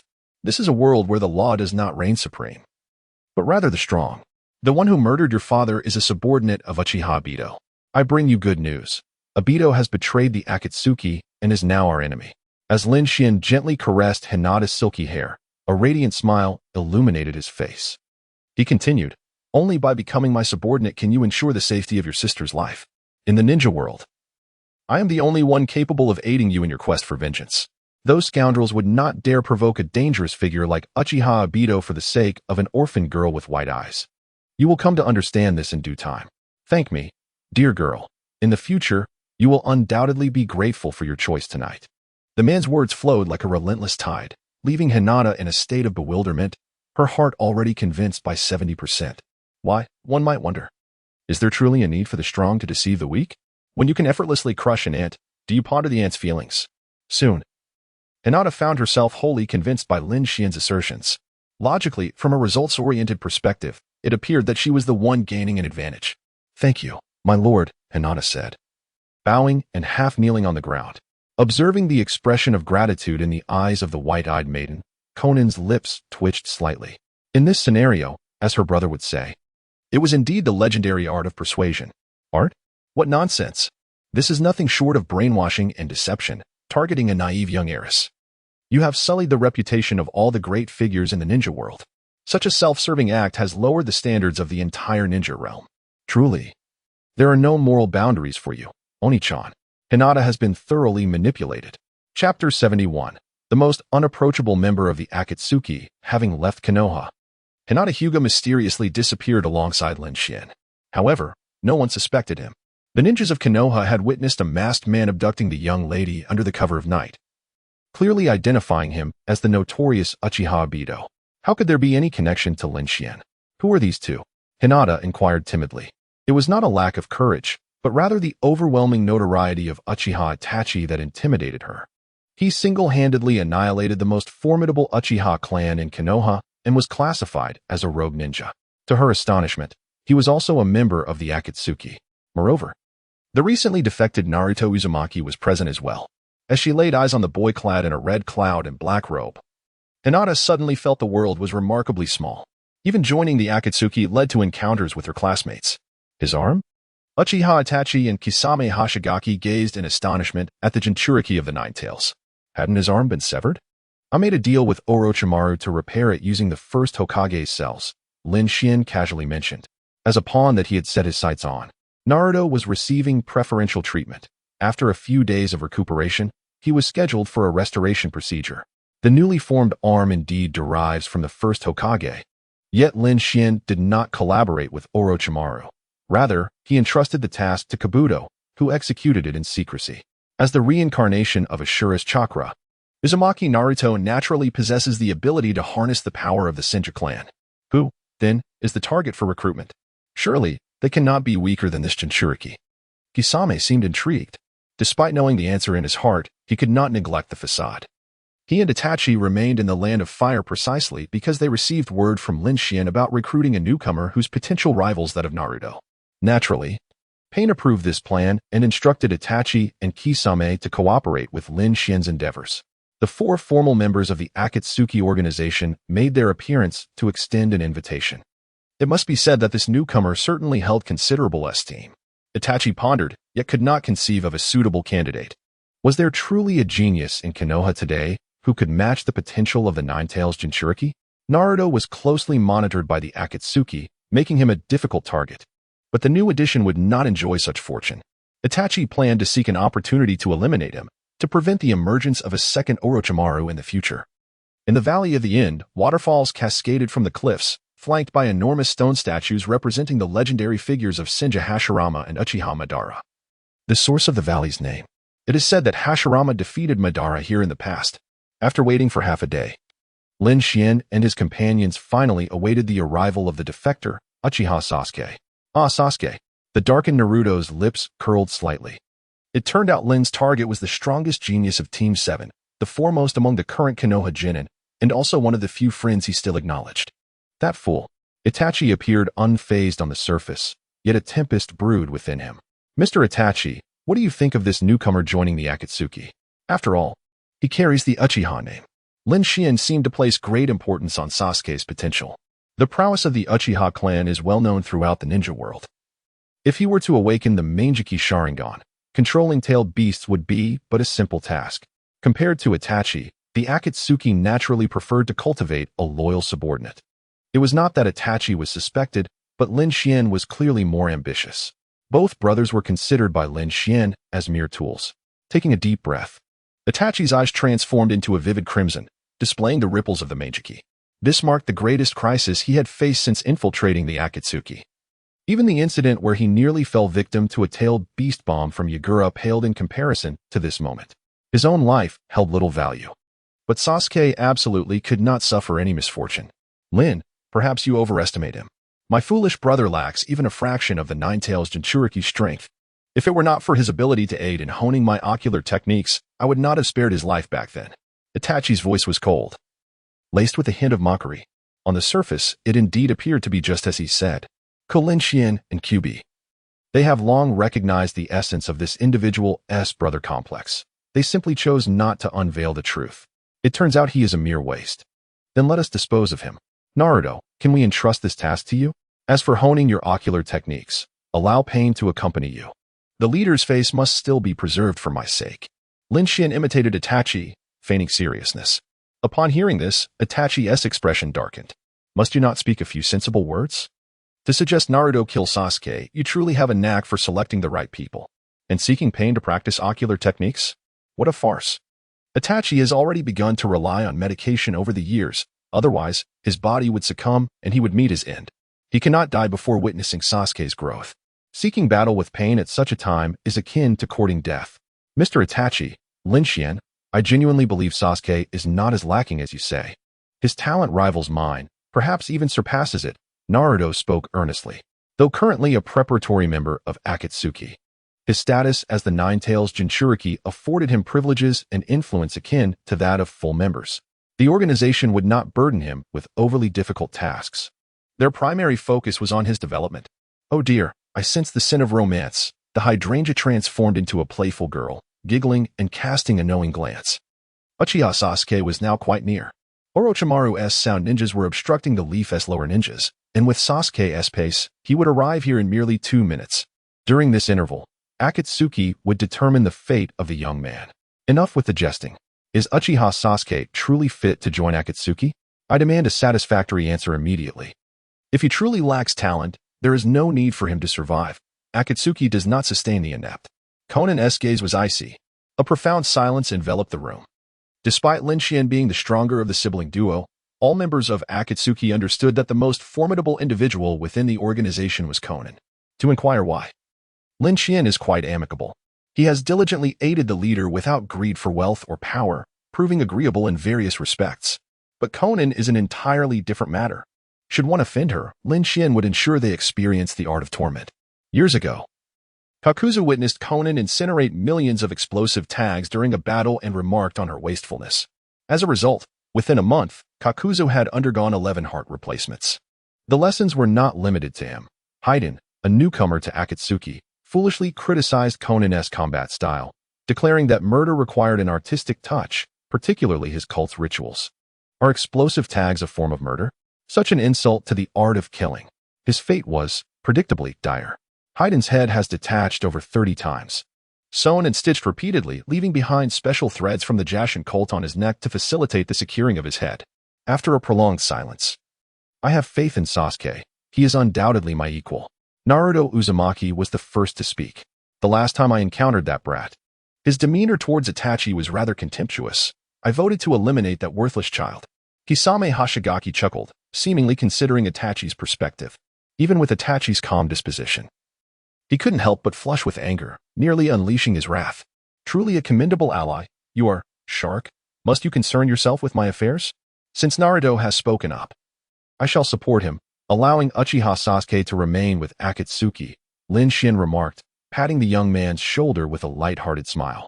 Such a decision is beyond the participation of Zihua and Hinata, as they do not even qualify as reserve members. Chapter 72. Indeed, you are quite the talent. Before I make use of him, I shall spare his life, Itachi finally spoke. His original plan was to allow Sasuke to grow steadily in Konohagakure until he at least awakened the 3-Tomo Sharingan, at which point he would execute his plan. By sacrificing himself, he would enable his brother's Manjiki Sharingan and, in turn, use his own eyes to bestow upon him the eternal Manjiki Sharingan. Even though the future of the ninja world is shrouded in uncertainty, Sasuke would at least possess the means for self-preservation. By then, he could depart with peace of mind. However, the actions of Lin Xian and the others completely disrupted Itachi's plans. Allowing Sasuke to join the Akatsuki? What a farce. Sasuke would undoubtedly be ruined by that band of lunatics. Naruto Uzumaki, as your first task assigned by the organization, you are responsible for recruiting Sasuke, Konan commanded. Naturally, Naruto was in agreement with this plan, as he could not trust others to handle it with the necessary care. The matter of Sasuke and Itachi was complicated, but one step at a time. At the very least, Sasuke must survive. Time passed gradually. The battle between Naruto and Sasuke concluded swiftly. The current Naruto Uzumaki not only harnessed the chakra of the Nine Tails, but could even employ basic wood-release techniques, leading to Sasuke's inevitable defeat. Under a sky heavy with clouds, rain suddenly began to fall. Lin Xian and the group chose to seek shelter in a cave, bringing along the unconscious Uchiha Sasuke. You bastard Naruto. Sasuke, just awakening, immediately cursed. However, before he could finish, his gaze swept around the figures present, and doubt began to cloud his mind. So many members of Akatsuki? Naruto Uzumaki, this rogue ninja, donned the Akatsuki uniform, which was within Sasuke's expectations, as Akatsuki indeed welcomes rogue ninjas from various villages. But what in the world was Lin Xian doing here? Aren't you the next heir of Amigakure? Is it truly appropriate for you to be present? Lin, Naruto. What is going on? Why are you preventing me from seeking Orochimaru? Sasuke inquired, perplexed. Lin Xian appeared clad in the Akatsuki uniform, evoking a sense of horror and exhilaration akin to the announcement of a collaboration between Barbie and Iron Man. On the surface, she expressed vehement disdain for the Akatsuki and aligned herself with the 5 great nations in their denunciation of the organization. Yet, in the blink of an eye, she donned the very attire of the Akatsuki. Truly, what a talent you are. One need not concern themselves with the minutiae.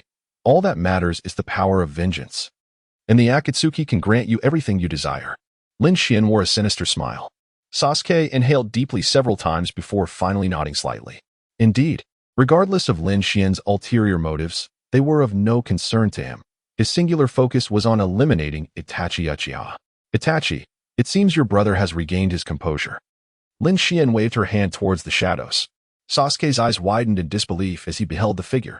How could he have forgotten? The shark-faced Kisame Hashigaki had previously appeared alongside Itachi. If he was present, Itachi must also be there. I will kill you. I will kill you. I will kill you. The sight of his nemesis ignited a fervor within Sasuke, leading him to momentarily lose his reason. What did it matter if there was a disparity in strength? Or if he had recently learned Chidori? In this moment, nothing was more crucial than eliminating Itachi. How foolish and weak he was. Sasuke questioned himself. Why am I so weak? Why? Without hesitation, Itachi struck Sasuke across the face twice. This fool had just battled Naruto, with barely a fraction of his chakra remaining. And yet he dared to engage in another fight. Truly, he was beyond foolish. Did such a person deserve to inherit the Uchiha name? Lin Xian and Kisame exchanged glances, their eyes betraying a sense of schadenfreude. Itachi felt a flicker of annoyance. As his brother, Sasuke's intellect was truly a matter of concern. It felt as though his potential paled in comparison to that of the Jinchuriki. Truly, Itachi-san is to be commended for his cold-heartedness towards his own brother, murmured the purple azalea. Kisame grinned. If not for your potential utility, I would vote to eliminate you, foolish Sasuke. Itachi delivered another kick, sending Sasuke sprawling to the ground. Unable to move, his eyes wide with helplessness as he gazed up at Itachi. To act was to commit fully. The harsher the actions, the colder the demeanor. This was the true means of protecting Sasuke. The Akatsuki was a realm where strength reigned supreme, although internal conflict among members was ostensibly forbidden. Considering the unique circumstances between him and Itachi Uchiha, they would not interfere with their brotherly duel. Here, at any moment, one could attempt to slay their own brother. Lin Xian began to assume the role of the benefactor. Itachi played the antagonist, and he too had to adopt a dark demeanor. Thus, it fell to him to embody the role of the benevolent. Sasuke, do not fall to the bottom of the ranks. Naruto was pleased with Sasuke's decision to join him. Just as he had chosen to betray Konoha, Sasuke Uchiha had made his own choice, the path of fratricide. It is all for the sake of vengeance. Joining Akatsuki is, in fact, beneficial for Sasuke. Gritting his teeth against the pain, Sasuke raised his head defiantly. Who would lose to you? Don't get too full of yourself. Naruto chuckled softly and began to introduce Sasuke to the others. Lin and Konan are both familiar with each other. They are official members of Akatsuki. The Wisteria is a student of Konan, while the previous member, Hozuki Mangetsu, was a reserve member, much like myself. As for Kisame, Itachi, and others, they too are official members. Being considerate of his friend's feelings, Naruto refrained from referring to Itachi with the honorific senpai. He was not well acquainted with Uchiha Itachi. However, if given a choice, he would undoubtedly choose Sasuke. Understood. So I am a reserve member now? Sasuke gradually calmed himself. Considering the current disparity in strength between him and Uchiha Itachi, there was no need for immediate confrontation. A ninja is one who can endure what others cannot. What does it matter to endure for years in pursuit of revenge, if it holds even a glimmer of hope? Uchiha Itachi's strength surpassed his expectations. Yet the Akatsuki organization exceeded his comprehension as well. There seemed to be quite a few formidable ninjas like Itachi within Akatsuki. As long as Sasuke could receive guidance from these individuals, eliminating Itachi should not pose a significant challenge. Why would Akatsuki consent to a life-and-death duel between a 12-year-old boy and Uchiha Itachi? Why would they regard both as of equal value? Sasuke was no fool. Upon reflection, he understood the implications. Whether he succeeded in killing Itachi or Itachi ultimately killed him would have little impact on Akatsuki. This organization merely sought laborers, and the strongest ones at that. Whether it was the elder brother or the younger, it truly mattered not to others. How many official members are there? Sasuke inquired earnestly, seeking information from Naruto. Excluding Orochimaru and Obito, who had previously betrayed Akatsuki, there were currently 10 official members. Naruto was more than willing to enlighten Sasuke. Only by joining Akatsuki would one grasp the terrifying extent of this organization. If these lunatics so desired, they could obliterate a major nation overnight. Even the mighty land of fire would not be spared. However, according to Hozuki Mangetsu's information, Akatsuki had not engaged in any large-scale battles since its inception. Their missions were typically structured for two-person operations, with few instances of larger groups acting together. Chapter 73. Being human, one cannot be too much like Sasuke. Konan is an official member? Sasuke regarded the surroundings with suspicion. One moment he observed Itachi, who sat calmly in a meditative posture, and the next he glanced at the mature and alluring woman beside Lin. Is that a problem? Naruto scratched his head. At this, Sasuke's expression of confusion deepened. Was the status of being an official member of Akatsuki perhaps a bit dubious? He had witnessed the prowess of the Wisteria and had also seen Konan face Naruto during the Chunin exams. They seemed to simply rely on explosive tags. In any confrontation, they merely throw them. Is this what constitutes a genuine ninja? Is this merely a manifestation of pay-to-win cheating? Born into the legendary Uchiha clan, Sasuke's arrogance is ingrained in his very being. It is astonishing that Itachi Uchiha, possessing the Manjiki Sharingan, is compared to a ninja who only employs explosive tags. When discussing strength, isn't Itachi effortlessly capable of overpowering Konan? This line of thought leads one to question, what merit does Konan possess to be a formal member? Sasuke Uchiha instinctively voiced this inquiry. Upon regaining his composure, he noticed the subtle expressions of those around him. Even Naruto Uzumaki had retreated, unwilling to intercede for his former comrade. Dare you question Konan? Are you unaware of the meaning of death? In that moment, Naruto felt immense gratitude for the warning from Hozuki Mangitsu. Never discuss Lady Konan. Otherwise, Haiden and Kakuzu serve as the perfect cautionary tales. What is it? Did I say something amiss? Sasuke surveyed the Akatsuki members, feeling utterly innocent at that moment. He had already joined the Akatsuki. What was wrong with rationally discussing the strength of formal members? Why were they regarding him with such disdainful glares? Itachi, may I assist you in disciplining your younger brother? This brat speaks without restraint, and if he offends certain seniors, those individuals won't be as accommodating as I am. Lin Xian eagerly stood up, a devilish smile adorning his face. What of using explosive tags? 1,000,000 would not suffice to eliminate you. What if there were 100 million or even 1,000,000,000? To concede a point, even if Konan were merely a decorative figure, publicly questioning the strength of another sister is tantamount to slapping her in the face. Returning to Sasuke Uchiha himself, Kakashi was already a Jonin at your age, and your brother became a formal member of the Akatsuki at merely 13. Although Naruto may lack in intelligence, he harbors within him the strongest tailed beast, the Nine Tails, half of it, at least. Do you not feel ashamed playing house with mere genin? Who bestowed upon you the audacity to insult others? Is it Liang Jinru? Truly, you are inexperienced, overly playful, superfluous, and even excessively verbose. Not only were Kisame and others left speechless, but even Itachi Uchiha, as the elder brother, furrowed his brow in concern. As the saying goes, cleverness can be one's undoing. Sasuke, who fancies himself clever and talented, is, in truth, the most susceptible to misfortune. To put it simply, he lacks the strength yet insists on posturing. Itachi does not dare to flaunt his prowess, yet Sasuke does. Naruto does not dare to boast, yet Sasuke does as well. It is either pretentiousness or the pursuit of pretentiousness. As long as one is not struck down for their arrogance, they may continue in this manner. What is this called? Softly, it is referred to as the protagonist's halo or royal privilege. Harshly, it is simply foolishness. Alas, Itachi Uchiha sighed deeply. It is implicit that Lin Xian has taken it upon himself to discipline his younger brother. Let the punishment commence. Even he cannot bear to watch Sasuke any longer. This fool is undoubtedly deserving of a thorough reprimand. When others take action, his psychological burden lessens somewhat. Crack. The sound of bone fracturing echoed from the already battered Sasuke. Sasuke emitted a wail akin to that of a slaughtered pig. This is not merely a fracture. It is a splintering of the bones in his arm. Not only a child like Sasuke, but even someone as seasoned as Kakashi would be unable to stifle a cry of pain. Naruto, Sasuke. This is the first lesson I impart to you. Respect your elders within the Akatsuki. Lin Xian sneered, the gentle demeanor on his face having vanished without a trace. Uchiha Sasuke gritted his teeth tightly. This was not his first experience of Lin Xian's harsh discipline. Yet this time, he found himself unable to swallow his indignation. Just as Lin Xian intended to break Sasuke's other arm, the bandaged figure of Kisame Hashigaki intervened. Though they were adversaries, they were also bound by blood. Let us show some consideration for Itachi, Lin. Kisame's shark-like face contorted into an ugly grin. Uchiha Itachi remained outwardly unfazed. Yet he silently noted the favor Kisame had shown by speaking on his behalf. The pain inflicted upon Sasuke resonated deeply within him. This was a true reflection of Itachi's feelings. He cherished his younger brother immensely, valuing him far above even Konoha, evident in the sacrifices he made and the burdens he bore. What brotherhood?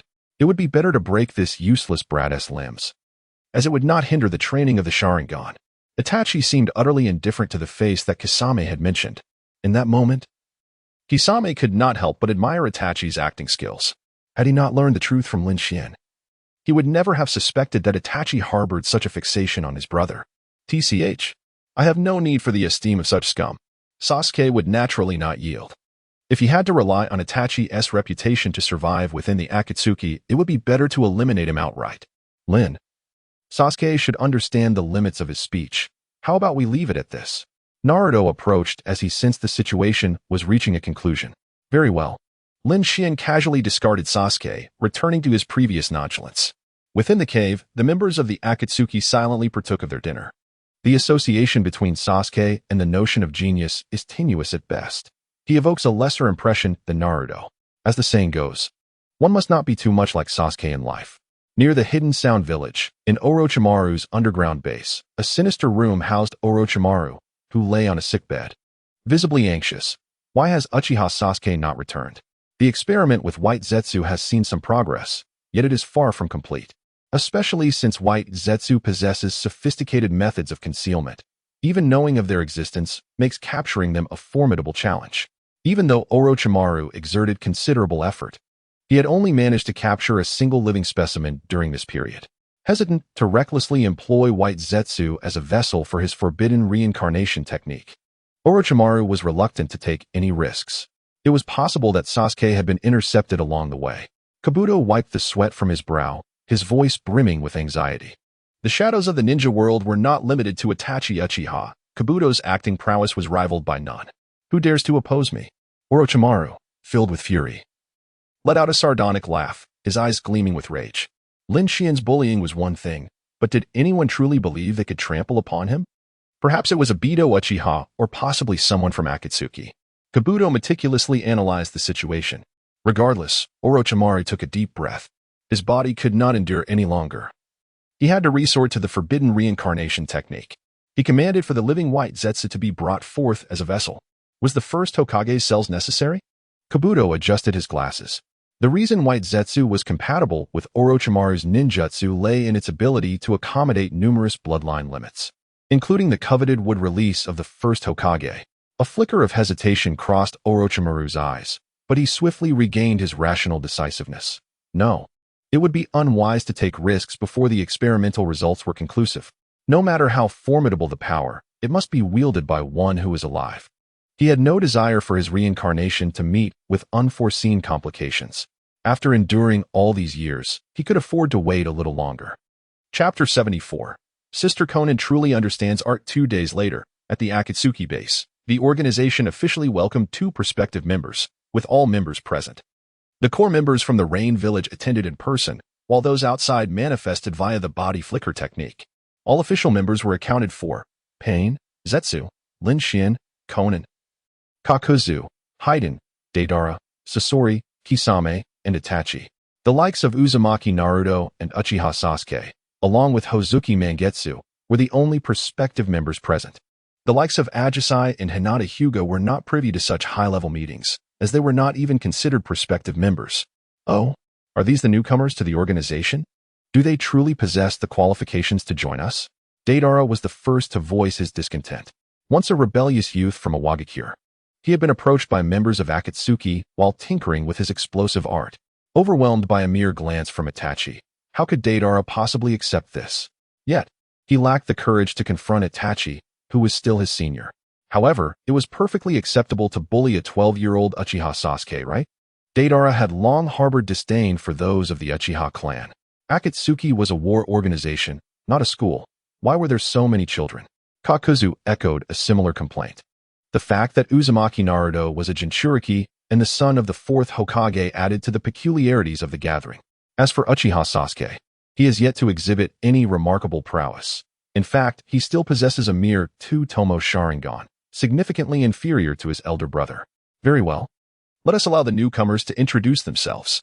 Upon Pain's utterance, the cave fell into a notable silence. For reasons unknown, the Akatsuki's meeting venues are invariably these damp and dreary caverns. Uchiha Sasuke. To eliminate Itachi and acquire greater power, he has joined the Akatsuki. Nothing else matters as long as he can kill Itachi. Sasuke, still nursing his wounds, declared loudly. Though his bandaged left arm appeared somewhat comical, few dared to mock him. Uchiha. Uchiha. Was the Akatsuki truly established by your clan? Deidara complained. Uchiha Obito, Uchiha Itachi, and now yet another Uchiha Sasuke. How many official positions are there? Damn those Uchihas. Hey, it seems the Akatsuki is indeed a creation of the Uchiha clan. If one were to consider the schemes of Uchiha Madara and Black Zetsu, they are the true founders of the Akatsuki. What of Yahiko or Nagato? Merely pawns in the game of the masterminds. Of course, Deidara was blissfully unaware of these intricacies.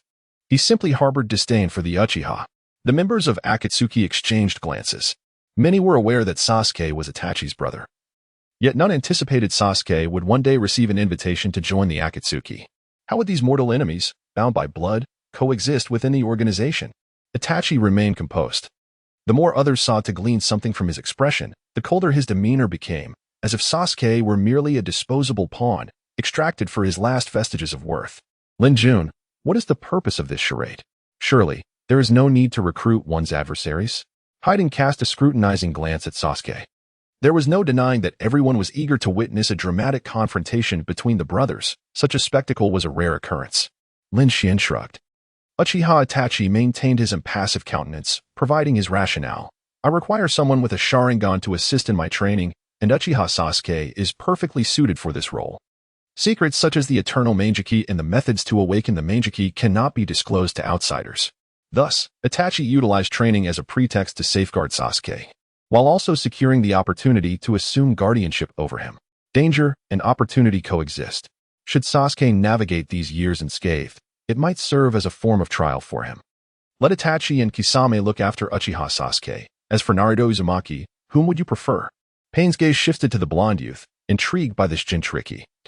As he was a disciple of Jiraiya and the child of the fourth Hokage, I wish to be with Brother Lin, Naruto answered without hesitation. Within the ranks of the Akatsuki, there are indeed formidable individuals, yet there exists little emotional foundation with them. Only Lin Xian exhibits kindness towards him and consistently respects his opinions. On the other hand, Lin Xian's prowess is undeniably impressive. While Naruto lacks a concrete understanding of the other members. Pain nodded. Lin Xian, what is your perspective? Let Naruto accompany Manyu. The Akatsuki has always operated in pairs, and I shall not arbitrarily disrupt our customs. Lin Xian blinked, rejecting the proposal amidst Naruto's astonished expression. Occasionally instructing Naruto in ninjutsu posed no issue. Yet having a persistent little follower, especially one who is a darkened, fervent fool, was certainly unwelcome. Brother Lin, am I so detestable? Naruto rolled his eyes. Newcomers should start from the ground up and spend some time learning from Manyu, Lin Xian advised in a senior's tone. Then it shall be arranged that Ghost Lantern Manyu and Vortex Naruto will form a pair, adhering to Absolute's assignments and their tasks. Pain acquiesced to this suggestion. Indeed. Leader, Absolute replied calmly. Listen well, youngsters. Remember to respect your seniors within the organization. This fellow, Deidara, beside me is of the sort who will not last long. Scorpion also began to impart wisdom to the newcomers from his position of seniority, speaking with earnestness. He had endured enough of Deidara's foul temperament. If two more of such disrespectful individuals joined the organization, he might be driven to violence, for patience has its limits. Such incessant clamor is intolerable. Hey, Brother Scorpion, I have always shown you great respect. Deidara retorted, extremely displeased. Shouldn't we all be laughing while scolding the newcomers? Why am I being dragged into this? Cursing a 16-year-old's longevity was quite cruel. Who told you to incessantly tinker with explosives, creating such a racket? Those are not mere explosives, they are art, Deidara declared. Art embodies eternal beauty, like my puppet technique. You know nothing of true artistry. Nay, art is the beauty of a fleeting moment, an explosion. Are you asking for a beating? Deidara? Even if it's Brother Scorpion, I shall not yield in this regard. Explosions alone can be deemed true art. Look at Conan. She understands art well. You. Scorpion nearly raised his hand in exasperation. The younger generation exhibits no martial virtue. Is this how one plays? Bringing up Conan in such a manner. Hee. Deidara made a ridiculous face, skipping away from the cave with carefree abandon.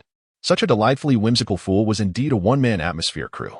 Humph. Scorpion followed behind, glum. What could he say? Dare he claim that Conan was merely a producer of explosive tags, utterly ignorant of true artistry? He lacked the courage for such a statement. Let the welcoming ceremony conclude here. I shall go gather intelligence. Absolute severed the illusion of his presence. Soon after, Pain and his companions also renounced ninjutsu.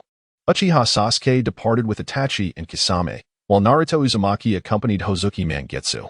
At last, upon returning to the Hidden Rain Village, Lin Xian felt a profound sense of relaxation as he took Conan home. Life as a puppet master is exhausting. One must plot against others while navigating various circumstances, striving to orchestrate fate. Who could truly empathize with the burdens of such a powerful figure? The average person could hardly provoke a dark transformation in Naruto Uzumaki. Chapter 75. Candidates for the Kaleidoscope Transplant. Zhu claimed to be gathering intelligence, but his underlying motives were far from that. Uchiha Obito wreaked havoc during the Chunin exams. Obito's subordinates wielded would release techniques comparable to the first Hokage? How could it be unknown just how formidable Obito truly is? White Zetsu's clones monitored around the clock. Surely there could not be a single piece of news they missed. Who is that enigmatic figure? Is the one who appeared in Konoha truly Uchiha Obito? Zhu discreetly summoned Lin Xian and bombarded him with questions. If one were to assess trustworthiness, he believed Obito's loyalty surpassed Lin Xian's, even suspecting that Lin Xian might be orchestrating covert maneuvers. It was Obito. I witnessed him using Kamui with mine own eyes, Lin Xian declared with unwavering certainty. Observing his demeanor, Black Zetsu felt compelled to interrogate him further. Could it be that Obito was indeed a traitor? The thought was unsettling. Though White Zetsu's clones could be mass-produced, each possessed only average strength. If Obito truly wished to evade the surveillance of White Zetsu, it would not be exceedingly difficult. Was it genuinely Obito who appeared that day? Black Zetsu, feeling uneasy, inquired once more. Obito had been a pawn nurtured by him and Madara for years. The notion of betrayal was psychologically intolerable. It was undoubtedly Kamui. I saw it with my own eyes. Lin Xian insisted, his heart steady and breath unwavering as he boldly spoke falsehoods. Black Zetsu chose not to linger further, concluding that Obito might indeed be experiencing a mental lapse. The Uchiha clan's folly was evident. They all shared a similar arrogance, each believing themselves to be the center of the universe, expecting the cosmos to revolve around them. 1 week later, in the land of rice, Lin Xian embarked on this mission with only Conan, maintaining a low profile. The official Akatsuki plan had yet to commence, allowing for a leisurely pace. A simple vacation request to the leader sufficed. Brother, who do you plan to ensnare this time? Conan's eyes sparkled with curiosity. Each time Lin Xian left the village, someone inevitably faced misfortune. Child, what are you smiling about? I am engaged in serious business, Lin Xian teased, playfully tapping his sister's delicate nose, his expression tinged with affection. Surely, it was not merely a casual outing. Their current location was the Hidden Sound Village. And along their journey, they had noted several of White Zetsu's strongholds, which would subsequently be relayed to Orochimaru. Once Orochimaru received the intelligence, he would discreetly maneuver to capture the White Zetsu. With sufficient White Zetsu for experimentation, Orochimaru's Edo Tensei technique will soon reach perfection. After a brief moment, aided by the magnetic release ring, the two encountered Kabuto Yakushi in the Hidden Sound Village. Dressed in casual attire and wearing a mask, the ninjas and civilians of the village failed to perceive anything amiss, thus not recognizing Lin Xian and Conan. What are your orders, my lord? Kabuto and the tardy Karen knelt before him. Karen, how have you been lately? Are you adjusting well to living here? Lin Xian did not issue commands immediately. Rather, he expressed concern for his subordinate. Frankly, this young girl, as a sensory-type ninja, possessed remarkable talent. Capable of sensing all chakra-bearing beings within a radius of several dozen miles and remembering nearly everyone she encountered. However, this was not her true value. Lin Xian's interest in her extended beyond mere reconnaissance, a notion also contemplated by Kabuto. Replying to my lord, I am living quite normally. And I am much happier than before, Karen responded, her surprise evident as she bowed her head lower, a slight tremor in her voice. Through Kabuto, she had gained a profound understanding of her lord's strength and depth, daring not to entertain any notion of disrespect. That is good to hear. Lin Xian shifted his gaze to Kabuto and produced a map. Follow the coordinates on this map to locate the White Zetsu. These are gifts for Orochimaru. As for how he discovers the treasure, you know what to do. Kabuto adjusted his glasses, confidence radiating from his smile. My subordinates understand and will not disappoint you. My lord, after all, isn't it merely a matter of strategy? This was his forte. He could flawlessly orchestrate nearly everything that required intellectual engagement, which was precisely what Lin Xian valued in him. If every matter had to be handled personally, it would diminish his worth. Having an astute subordinate was indeed essential. Prepare for the operation. I intend to have Karen Uzumaki undergo an eye transplant to receive Uchiha Shirsui's Sharingan. Lin Xian suddenly spoke again. Not only did Kabuto's expression shift to one of shock, but even Conan gazed at her brother in disbelief. The Meijiki Sharingan of Uchiha Shirsui, housing the most powerful ocular techniques, was being bestowed upon a girl who had only been brought under control for less than 2 months? This seemed utterly preposterous. No matter how one looked at it, it appeared dubious. If Karen were to betray them, even a 1 in a billion chance would spell disaster for either Lin Xian or Conan. And even the Sage of Six Paths could not intervene. And my lord, perhaps you should reconsider? Kabuto's throat moved slightly, his expression one of bitterness. This was not a matter to be trifled with. The implications were far too terrifying. My lord, I'm not sure. Karen, as the party involved, was more anxious than anyone else, at a loss for words. To refuse was not an option, yet to accept felt equally daunting. It seemed that any action taken would provoke animosity. Not only does it involve the transplantation of the Sharingan, but it also necessitates the provision of a new arm for Karen, akin to the surgical procedure undergone by Naruto Uzumaki. Lin Xian continued to speak to himself, seemingly oblivious to the grim expressions of the 3 individuals present. The Uzumaki clan is renowned for their innate vitality, with Nagato serving as a prime example. Having successfully transplanted Madara's Rinnegan, as a member of the Uzumaki lineage, coupled with the first Hokage's cells, Karen stands as an almost perfect vessel for the transplantation of the Meijiki Sharingan. The cooldown period for the ultimate genjutsu, Kodo Amatsukami, which typically exceeds a decade, could potentially be reduced to within 5 years, or even 3. Indeed, this course of action is fraught with risk, particularly given the uncertainty surrounding Karen's loyalty. Why not consider transplanting it to Conan or Aoi? For those not of the Uchiha clan, the burden of the Meijiki Sharingan is considerable. Otherwise, why would Madara have chosen Nagato as a pawn rather than selecting someone at random?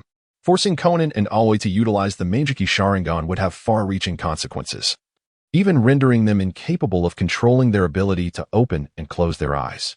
Kakashi, having transplanted the 3 Tomo, has seen no increase in his chakra over the years. Unable to practice ninjutsu and relegated to merely replicating others' techniques. On the surface, he may be known as the copy ninja, yet in reality, Kakashi is a victim of the Sharingan's constraints. With such a precedent, Lin Xian could not bear to place his own under the burden of the Meijiki Sharingan, which is why he seeks to utilize Karen as the most suitable candidate. If the master insists on this, allow me to handle the brainwashing of Karen, Kabuto volunteered. After a moment of silence, he too contemplated Lin Xian's motives. When discussing the suitability for the Meijiki Sharingan, Karen's bloodline combined with the transplantation of Hashirama's cells indeed makes her an ideal candidate. However, considering the essential factor of loyalty, the decision to choose Karen appears rather hasty. Suitability is innate and beyond anyone's control, while loyalty can be cultivated through necessary means, such as brainwashing, hypnosis, or even the threat of explosive devices implanted in one's heart. Thus, Kabuto surmised Lin Xian's intentions and offered to oversee Karen's conditioning. I am willing to cooperate. Karen cast a glance at Kabuto, then at her expressionless superior, feeling a profound sense of despair. Indeed, how could someone like her possibly attain a happy ending? All right, you too. You're making me appear as a villain. Do you think my heart is as dark as Orochimaru's? Lin Xian replied with a wry smile. Performing a tragic play, are we? Kabuto, you're doing this on purpose, aren't you? You anticipated that the situation would unfold in such a manner. While feigning ignorance in front of his superior, he was clearly relishing the drama. Gesturing for his 2 subordinates to rise, Lin Xian embraced Conan, offering her a reassuring glance. As for the loyalty this young lady holds for me, Kabuto, are you still in the dark? You would not betray me, so how could Xiang Lin possibly act against my interests? This is a truth as solid as iron. An undeniable fact that even Jesus cannot alter. After all, in this world, the only person Xiang Lin truly loves is you, Do. Chapter 76. I am the sovereign of this world. Oh, is that so? Yao Shido feigned innocence, seemingly surprised. Xiang Lin, on the other hand, was flustered. Nervously clutching the hem of her garment, her face flushed with embarrassment, wishing to vanish into a hole. Upon hearing this, Xiaonan also came to a realization. Could this be considered moral coercion? Regardless of how powerful Xiang Lin might become in the future, or what invaluable investment she might acquire, this young girl would never betray. Why? Because the person she cherishes, Yao Shido, is a subordinate of Lin Xian, and her affection is no mere infatuation. observing Lin Xian's confident demeanor and jovial banter. It was evident that Xiang Lin's love for Yao Shidou was utterly consuming. Love, after all, is the most potent and irrevocable poison in this world. Well, we are all allies here. Let us merely engage in this charade. I shall not interfere in your affair. Ah, youth, such is the nature of adolescence. Let us expedite the surgery, Lin Xian said with a playful grin, patting Dou on the shoulder. Xiaonan retrieved a transparent, exquisitely crafted glass vial from the ceiling scroll, within which a solitary eyeball was suspended in a green solution. Yes, my lord. Yao Shidou reined in his smile and respectfully accepted the vial. He did not harbor any particular fondness for Xiang Lin, though it could be said that he did not dislike her either. Being inexplicably adored by a young girl was of little consequence to Yao Shidou. However, things were now different. Previously, he had little interest in women. Yet it seemed that he must now cultivate such interest, for the sake of fulfilling his duties. Considering Xiang Lin's exponential growth and strength following her transplantation of the kaleidoscope, Dou felt an unusual weight of pressure. Now, do not be too tense. It is merely an eye. In the future, you will possess far greater resources. And becoming stronger is merely a matter of time. As a considerate employer, I would not allow you to appear lesser in front of your girlfriend. Lin Xian's face was all kindness, yet his words offered little comfort. After all, Yao Shidou was indifferent to women. Nonetheless, Lin Xian was not speaking idly. The impure world reincarnation technique, once entrusted to Dou, encompassed countless formidable abilities. Furthermore, there were various forbidden techniques and research outcomes from Orochimaru, as well as the opportunity to seek out the White Snake Sage and the Rigakubo to learn the Sage Mode. Compared to subordinates like Kisame Hashigaki, Dou's potential was truly limitless. Thank you, my lord. A disingenuous smile stretched across Yao Shidou's face. Thank you, my lord. In contrast, Xiang Lin's reaction was far more genuine. Her lovely face glowing with excitement. Undergoing surgery was her fortuitous opportunity, a chance for her to truly rise. Not only gaining strength but also being permitted to pursue Yao Shidou. Being regarded as a mere tool was inconsequential. Being chosen was proof of her exceptional potential. A privilege that many did not have the opportunity to experience. The young girl was overwhelmed with happiness, to the point where her worldview became distorted. Observing this, Xiaonan's expression turned peculiar. The intelligence of a naive girl was inherently limited, and after being immersed in the waters of romance, her intellect was further diminished, making her an ideal tool. The girl, possessing an admirable lineage, was indeed a rare find, and yet she had been ensnared. Sometimes, reality can be even more fantastical than human imagination. That night, the surgery was performed by none other than Orochimaru's prized pupil, and as expected, it was completed without incident. The girl's left arm was replaced with a new limb composed of Hashirama cells, wrapped in bandages to conceal its whiteness, and her new left eye was quickly mastered. Based on Karen's personal experience, the cooldown time for the Kodoame Tsukumi was currently 3 years. The young girl answered earnestly. Lin Xian regarded Karen with appreciation. This time frame was not far from his predictions. Rest for a few more days.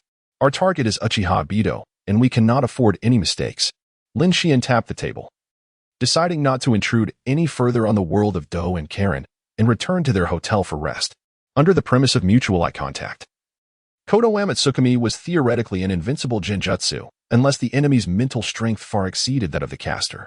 It would indeed be unfair for Karen to attempt to control the Sage of Six Paths, if she failed to deal with Uchiha Bido, who possessed the eternal Meijiki Sharingan.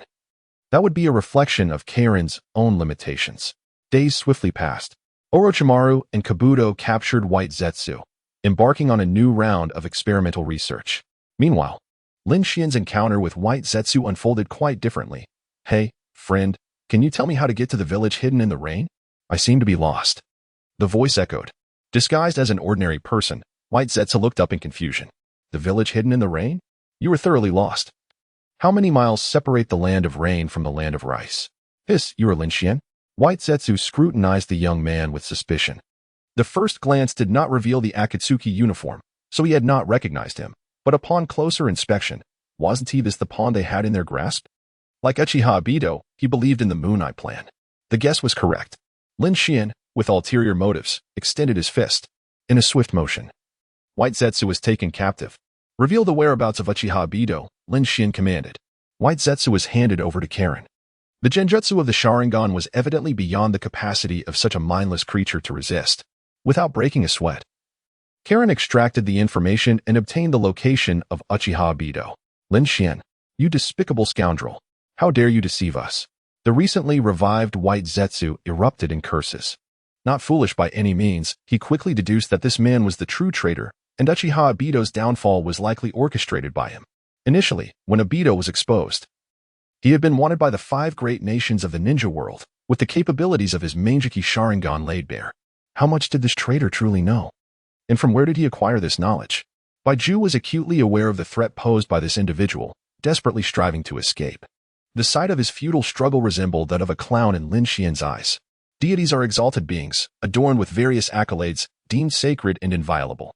Yet, what the world fails to comprehend is that even gods can shrink in humility like mere ants, festering in the earth for millennia, cloaked in darkness and filth. Lin Xian's gaze was unperturbed, as if recounting the most mundane of tales. Heiju, a fragment of Otsutsuki Kagaya's consciousness, possessed independent thought and ideology. In a sense, he could be considered her child, or perhaps a peculiar extension of her being. Kagaya is divine, while Heiju embodies the will of the divine. What difference exists between the lofty gods and the base, selfish humans? What do you truly understand? You wretched creature. You are nothing but an ant. Baiju seethed with anger and frustration, wishing nothing more than to devour the human before him, though a deeper fear lurked within. How dared he mock Heiju's schemes? How could he possess such extensive knowledge? Lin Xian approached with measured grace, extending his hand towards Baiju's neck with a soft, genteel demeanor. The noble youth spoke in a gentle tone, a serene smile gracing his countenance. I merely wish to convey that those entities known as deities are not at all magnificent. These so-called gods are relics from millennia past, foolish women who bore 2 worthless sons, only to be consumed by their own folly. With a sharp crack, the head of the indistinct white creature fell to the ground. Xiang Lin adjusted her glasses, the crimson hue of her left eye returning to normalcy. Shaonan silently scattered white paper, serving as a burial offering for Baiju, a blend of erasing evidence and performance art. I am the true master of this world. The youth watched calmly as Baiju vanished, his black pupils reflecting the flames of the explosion. Chapter 77. Lin, I shall create a world with you. In the land of fire, deep within a forest valley, not far from Konoha village, the area was spacious and tranquil, rarely disturbed. After becoming a fugitive, Uchiha Obito had taken refuge here, occasionally infiltrating Konoha to lay a flower upon Lin's gravestone. Upon sensing Lin Xian's approach, Obito brought Xiaonan and a red-haired girl with him. The manifestation of Baiju emerged from the earth to report the situation. Lin Xian is seeking me? Obito pondered. Somewhat taken aback, he had been fully aware of the Akatsuki's developments through Heiju over the years. As a participant in the current Moon Eye plan, Lin Xian was, in a sense, his ally, yet the reason for Lin Xian's inexplicable visit remained a mystery. Does Heiju know he is looking for me? Obito inquired, glancing at the Baiju manifestation. Unlikely. If Heiju were aware, he would have informed us in advance, the manifestation replied calmly. The Baiju were equally perplexed. Mirroring Obito's confusion, Lin Xian possessed formidable physical skills, yet he displayed obedience in the presence of Kurizetsu, devoid of any ambition. His relationship with Obito was tenuous. What motive could he have to seek him out? Could it be a mission from the Akatsuki? After all, Obito, you have betrayed the organization, and Nagato harbors resentment towards you. Perhaps it is Nagato who has sent Lin Xian on a quest to find you. A white Zetsu analyzed this with astuteness. Nagato. Obito furrowed his brow, contemplating the possibility. Although Nagato may not be fully aware of the intricate truth from the past, he certainly knows of Obito's deception over the years, making it only natural for him to seek answers regarding those secrets. Very well, I shall meet him. Lin Xian had no intention of concealing his whereabouts. Approaching stealthily would only arouse the suspicions of Kurizetsu and Obito, so it was far better to appear openly. As long as Obito dared to show himself, Lin Xian would not hesitate to deliver a decisive blow. Hey, Lin Xian. Suddenly, a white Zetsu emerged from beneath the ground. It greeted Lin Xian with a smile, and Lin Xian waved back as if to an old friend. Is Obito here? I need to speak with him, Lin Xian stated directly. The white Zetsu was not taken aback. After all, there was nothing unusual about a meeting among participants of the Moon's Eye plan. Obito is waiting for you. Then lead the way, please. After a brief moment, under the guidance of the white Zetsu, the trio arrived at the heart of the valley, much like Orochimaru's underground base. Uchiha Obito had also constructed a subterranean edifice here. Navigating through a labyrinthine path, they finally reached their destination, a relatively spacious room adorned with several candles, the dim light accentuating the ancient deities depicted in the murals. The masked man held a goblet, the rich crimson liquid within flowing languidly down the sides of the cup. This was no counterfeit. It was indeed the genuine Uchiha Obito, the possessor of the Kamui Sharingan, right eye. Long time no see, Obito-kun. Lin Xian remarked lightly as he affectionately patted Conan and Karen on the head. As he settled into the sofa beside Obito, the two women gracefully took seats at the ends. How does such a busy man like you find the time to seek me out? Obito's smile concealed a hint of malice. The white Zetsu clone dutifully poured Lin Xian a glass of red wine. This young lady has considerable potential. Lin Xian refrained from answering directly, instead indicating the red-haired girl beside Conan. Obito squinted, scrutinizing her closely. The Uzumaki clan's bloodline was indeed impressive. But was it significant enough for Lin Xian to make a special trip? She was not a descendant of the Sage of Six Paths. Was it worth such fuss? What is your name? Obito inquired curiously. Upon hearing this, the girl trembled slightly, seemingly nervous as she lifted her gaze. Under Obito's watchful expectation, the red-haired girl revealed a peculiar smile. Her crimson eye, deeper and more enchanting than her hair, glimmered with intrigue. Kagura. Upon witnessing the moment when the kaleidoscope revealed itself, Uchiha Obito immediately realized he had fallen into a trap. This was the Uchiha's kaleidoscope, implanted in the girl of the Uzumaki bloodline. Striking at the most relaxed moment, and almost flawless timing, Obito could never have anticipated that Lin Xian would dare to scheme against him. He found himself utterly powerless, unable to utilize Kamui, devoid of any means to resist. Lin Xian. White Zetsu's mind went blank, helplessly watching as Obito succumbed to the trap. Kankuro remained silent, beads of sweat trickling down his forehead. The only visible eye of the masked man was vacant, his body resembling a stone statue. You scoundrel! You traitor! You deceived us from the very beginning. Certainly not a fool. This individual had set traps aimed at Obito before. It was not the first time. Over the years, Obito had been unjustly blamed, and the identity of the true culprit required no further elaboration. Yet, such a grand deceiver had gained Black Zetsu's trust. Black Zetsu remained oblivious to Lin Xian's true nature. For heaven's sake, you were quite weak. With a mere gesture, Lin Xian activated would release ninjutsu, ensnaring the escaping white Zetsu with vines. To toy with such trivial schemes before him was sheer naivety. Each white Zetsu he had slain had yearned to relay information before their demise. Yet how could Lin Xian ever grant them that opportunity? You despicable coward. May you meet a wretched end.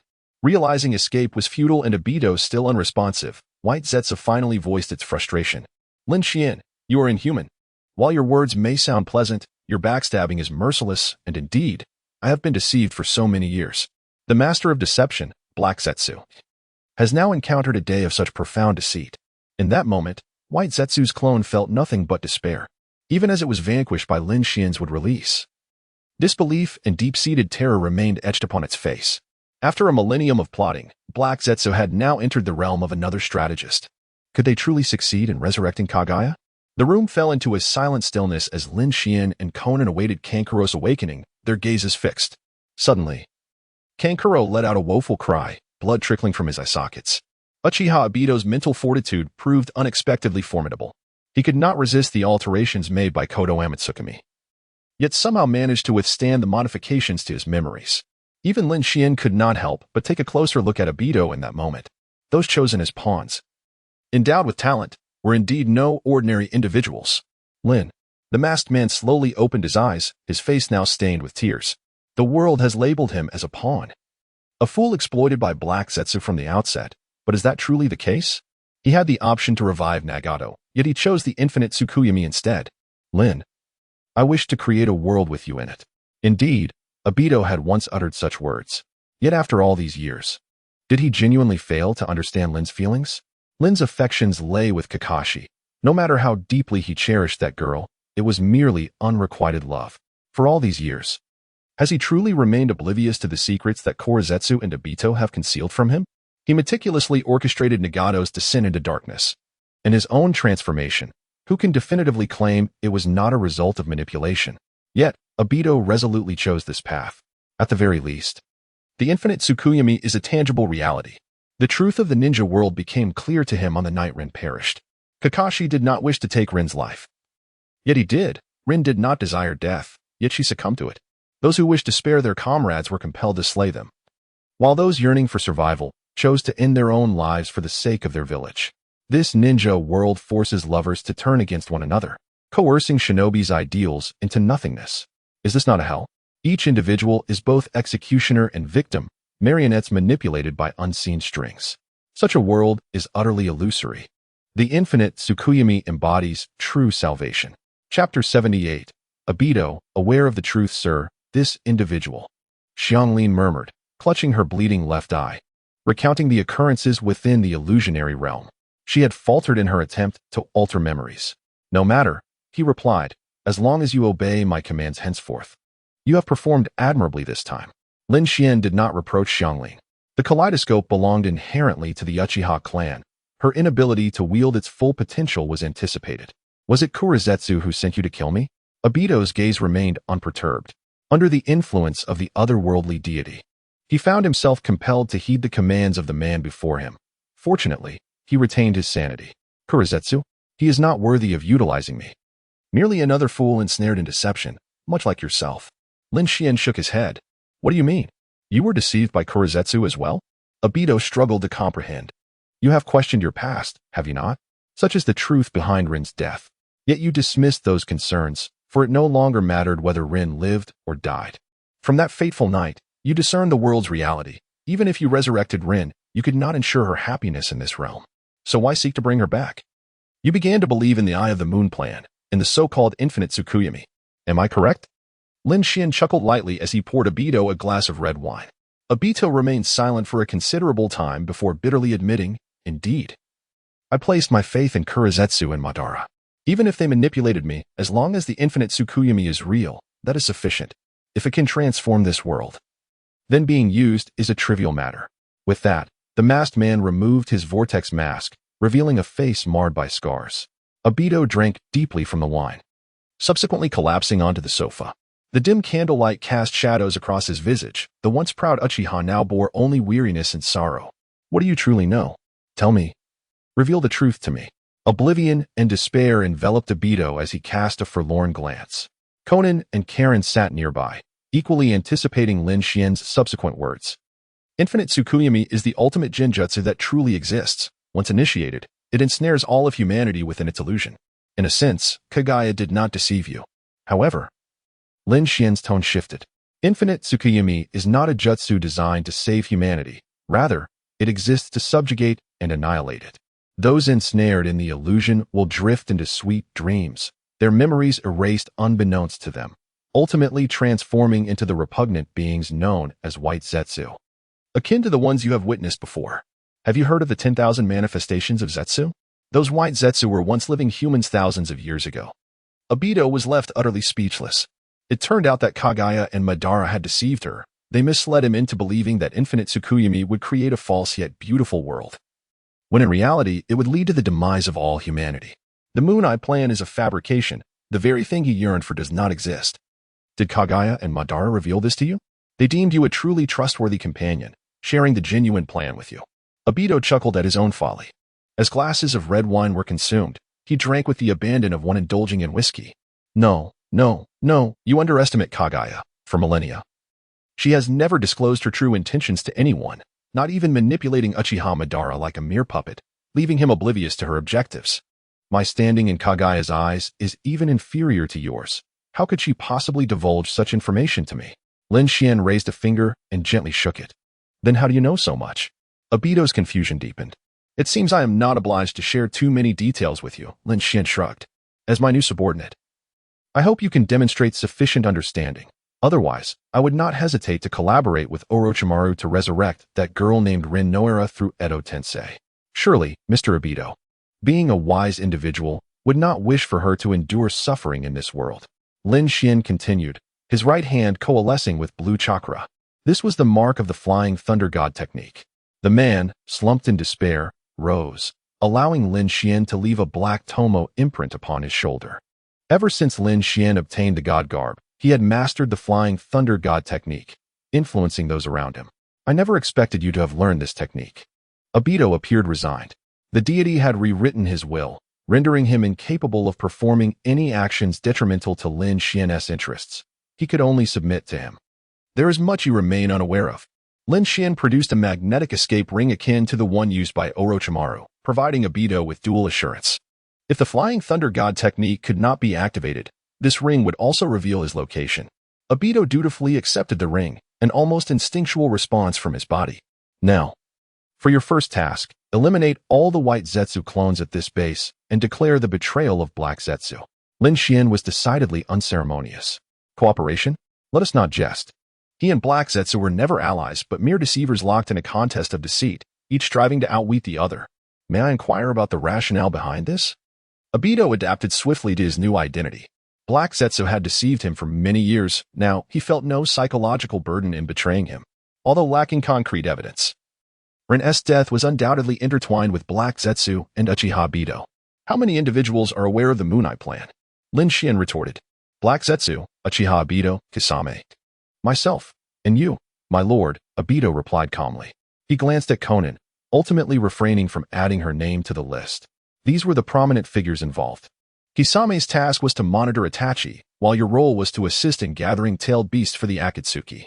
If you betray Black Zetsu, who else could he trust? The responsibilities that were originally yours, to whom would they be delegated? Lin Xian regarded him with a semblance of a smile. As an antagonist, Obito displayed considerable talent in combat, yet his intellect left much to be desired. I understand, my lord. Obito appeared to have an epiphany, bowing respectfully. If Black Zetsu were to realize that he too could be deceived by humanity, one could only imagine the expression that would cross his face. Let us proceed. Lin Xian seemed weary, departing the valley alongside Konan and Karen. Flames soared, explosions erupted, and over 100 white Zetsu perished in Obito's fire techniques. Time passed, and Lin Xian and Obito had long parted ways. A half-black, half-white figure emerged from the earth below the valley.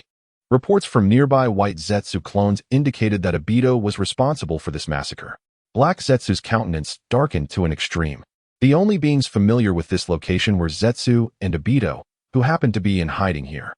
The gruesome state of the corpses and the traces of ninjutsu left behind unmistakably bore Obito's signature. Uchiha Obito has betrayed Zetsu. Did he not wish to fulfill the Moon Eye plan?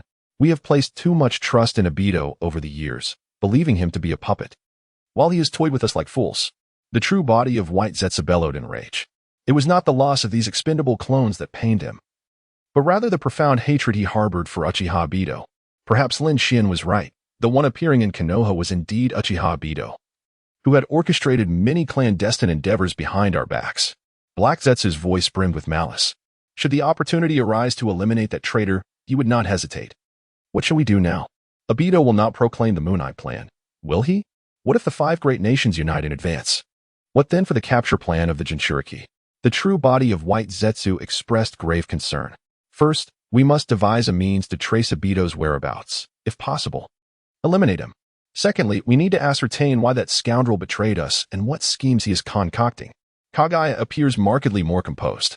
Had Obito not exposed the Eye of the Moon plan, the Akatsuki would have continued its operations as before. We should seek out Lin Xian and Kisame to inform them of Obito's treachery, and henceforth, they must exercise caution in their dealings with Uchiha Obito. In Chapter 79, each character is exceptionally talented and articulate. In the Village of Sound, Lin Xian and Konan were enjoying a vacation, unaware that Kagaya had come to deliver the news of Uchiha Obito's betrayal. What? Obito has betrayed us? But I was the one who instigated his defection. Lin Xian's emotions were indeed quite complex. Observing Kagaya's intense desire to consume Uchiha Obito whole, Lin Xian chuckled softly. Come now, Kagaya, is it not merely an Uchiha? Those Uchiha have always been unreliable. They should have been expelled long ago. While Lin Xian remained indifferent, Kagaya would not accept such reassurances. To discard a pawn. It must be made clear that Obito has been forsaken. But now, it is Uchiha Obito who has betrayed them. Humph. In future encounters, if the opportunity arises, eliminate him. Lin Xian, remain vigilant. That scoundrel may attempt to ensnare you. The Uchiha are a heartless lot, Kagaya declared coldly. I shall exercise caution, Lin Xian replied, evidently confident in his own abilities. The Eye of the Moon plan will require your assistance as well. I must also notify Kisame and ascertain his stance on the matter, to see if he shares your convictions. Kagaya regarded Lin Xian with newfound respect. Observe him, and then consider Uchiha Obito.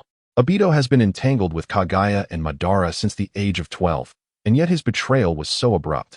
Lin Xian, on the other hand, remained steadfastly loyal, albeit with a slight inclination towards his sister. This caused Kaguya to question her judgment regarding individuals. Previously, Uchiha Sasuke was a test to gauge Uchiha Itachi. Ultimately, Itachi chose to spare Sasuke, rendering his loyalty to the Akatsuki questionable. Lin Xian began to engage Kaguya in light conversation. Haha. The truth is quite the opposite of what you believe. Uchiha Itachi spared Sasuke to awaken his Meijiki, so that he could then seize Sasuke's eyes to obtain the fabled eternal Meijiki. These are the cold, hard facts inscribed upon the Uchiha stone tablet. Your ignorance renders your doubts understandable. As the conversation turned to the Uchiha brothers, Kaguya laughed heartily, feeling considerably lighter.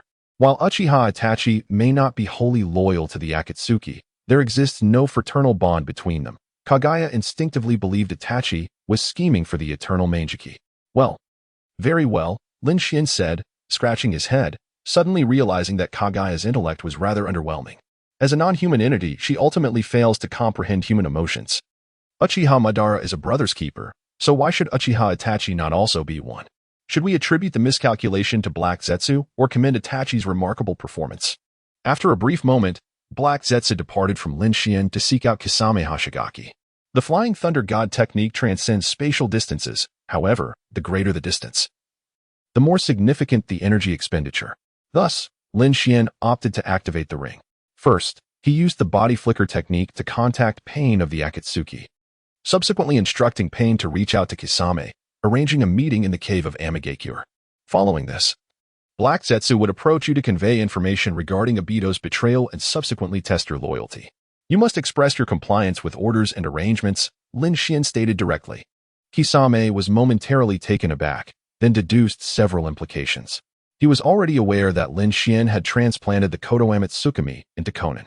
It appeared that Uchiha Obito had become nothing more than a puppet for his master. I understand what must be done, my lord. Should Black Zetsu exhibit any peculiarities, I will inform you immediately, Kisame responded solemnly. The participants in the Moon's Eye plan were now limited to himself and Lin Xian, in a certain sense, Black Zetsu. The commander was profoundly misguided. Fortunately, Black Zetsu believed he had everything under control, which ultimately made him the final victor. He is nothing. The command center has been hollowed out by others. Even the traitorous Uchiha Obito is but a subordinate of Lin Xian. My lord, Kabuto, having completed the task assigned to him by Orochimaru, quietly approached Lin Xian. How have Orochimaru's experiments progressed? Lin Xian inquired casually. The White Zetsu is exceptionally suited for the impure world reincarnation technique. However, due to the current Hokage's soul residing within the Shinigami, Lord Orochimaru is unable to summon the previous Hokages from Konoha, which has caused him considerable distress, Kabuto replied candidly. He was, after all, a ticking time bomb nestled beside Orochimaru, with true loyalty directed solely towards Lin Xian. Introduce Konin into Orochimaru's line of sight. As the last scion of the Uzumaki clan, it is only natural for her to possess some hidden knowledge. For now, let her present herself as your girlfriend. But ensure that the existence of the Meijiki Sharingan remains concealed, Lin Xian commanded. Upon receiving the order, Konin playfully wrapped her arms around Kabuto's. Yes, I understand, Kabuto replied, adjusting his glasses, a look of bewilderment crossing his face. Had he just sold his charm? There was no choice. The master's orders were paramount. He still hoped to rely on Lin Xian to resurrect his mentor, and besides, given Konin's delightful appearance and commendable figure, perhaps he had indeed gained an advantage. Now, to discuss serious matters.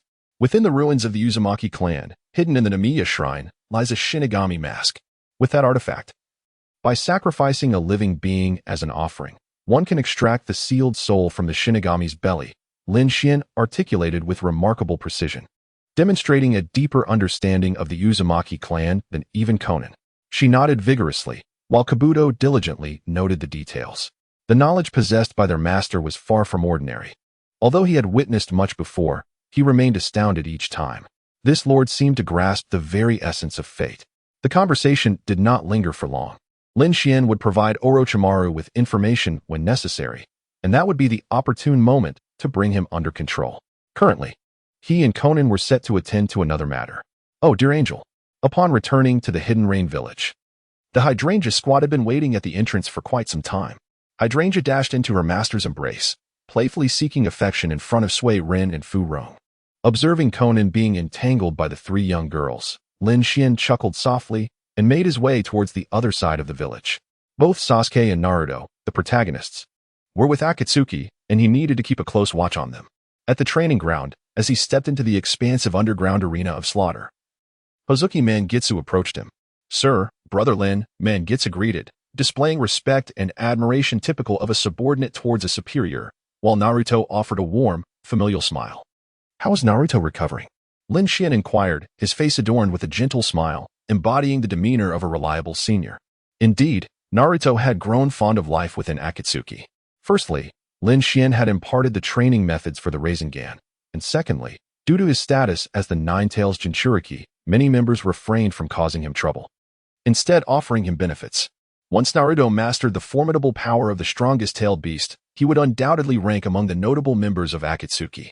Consequently, the stingy Kakuzu had significantly increased the funding for Naruto and Mangitsu's team, while Itachi Uchiha would occasionally come to guide Naruto's training.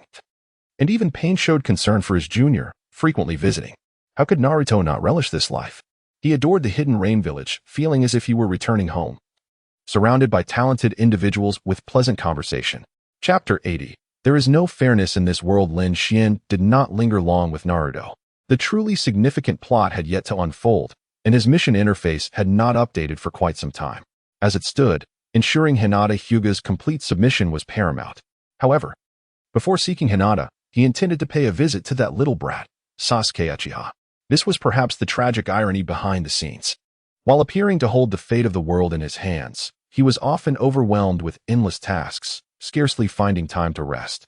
There were no lavish indulgences or extravagant feasts as one might imagine, only an unending list of responsibilities.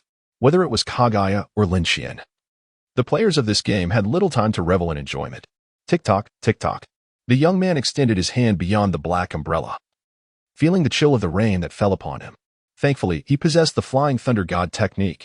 Otherwise, escaping would have been exceedingly troublesome. Feeling the mark left on the shoulder of Kisame Hashigaki, Lin Xian activated his space ninjutsu, instantly traversing over 200 miles.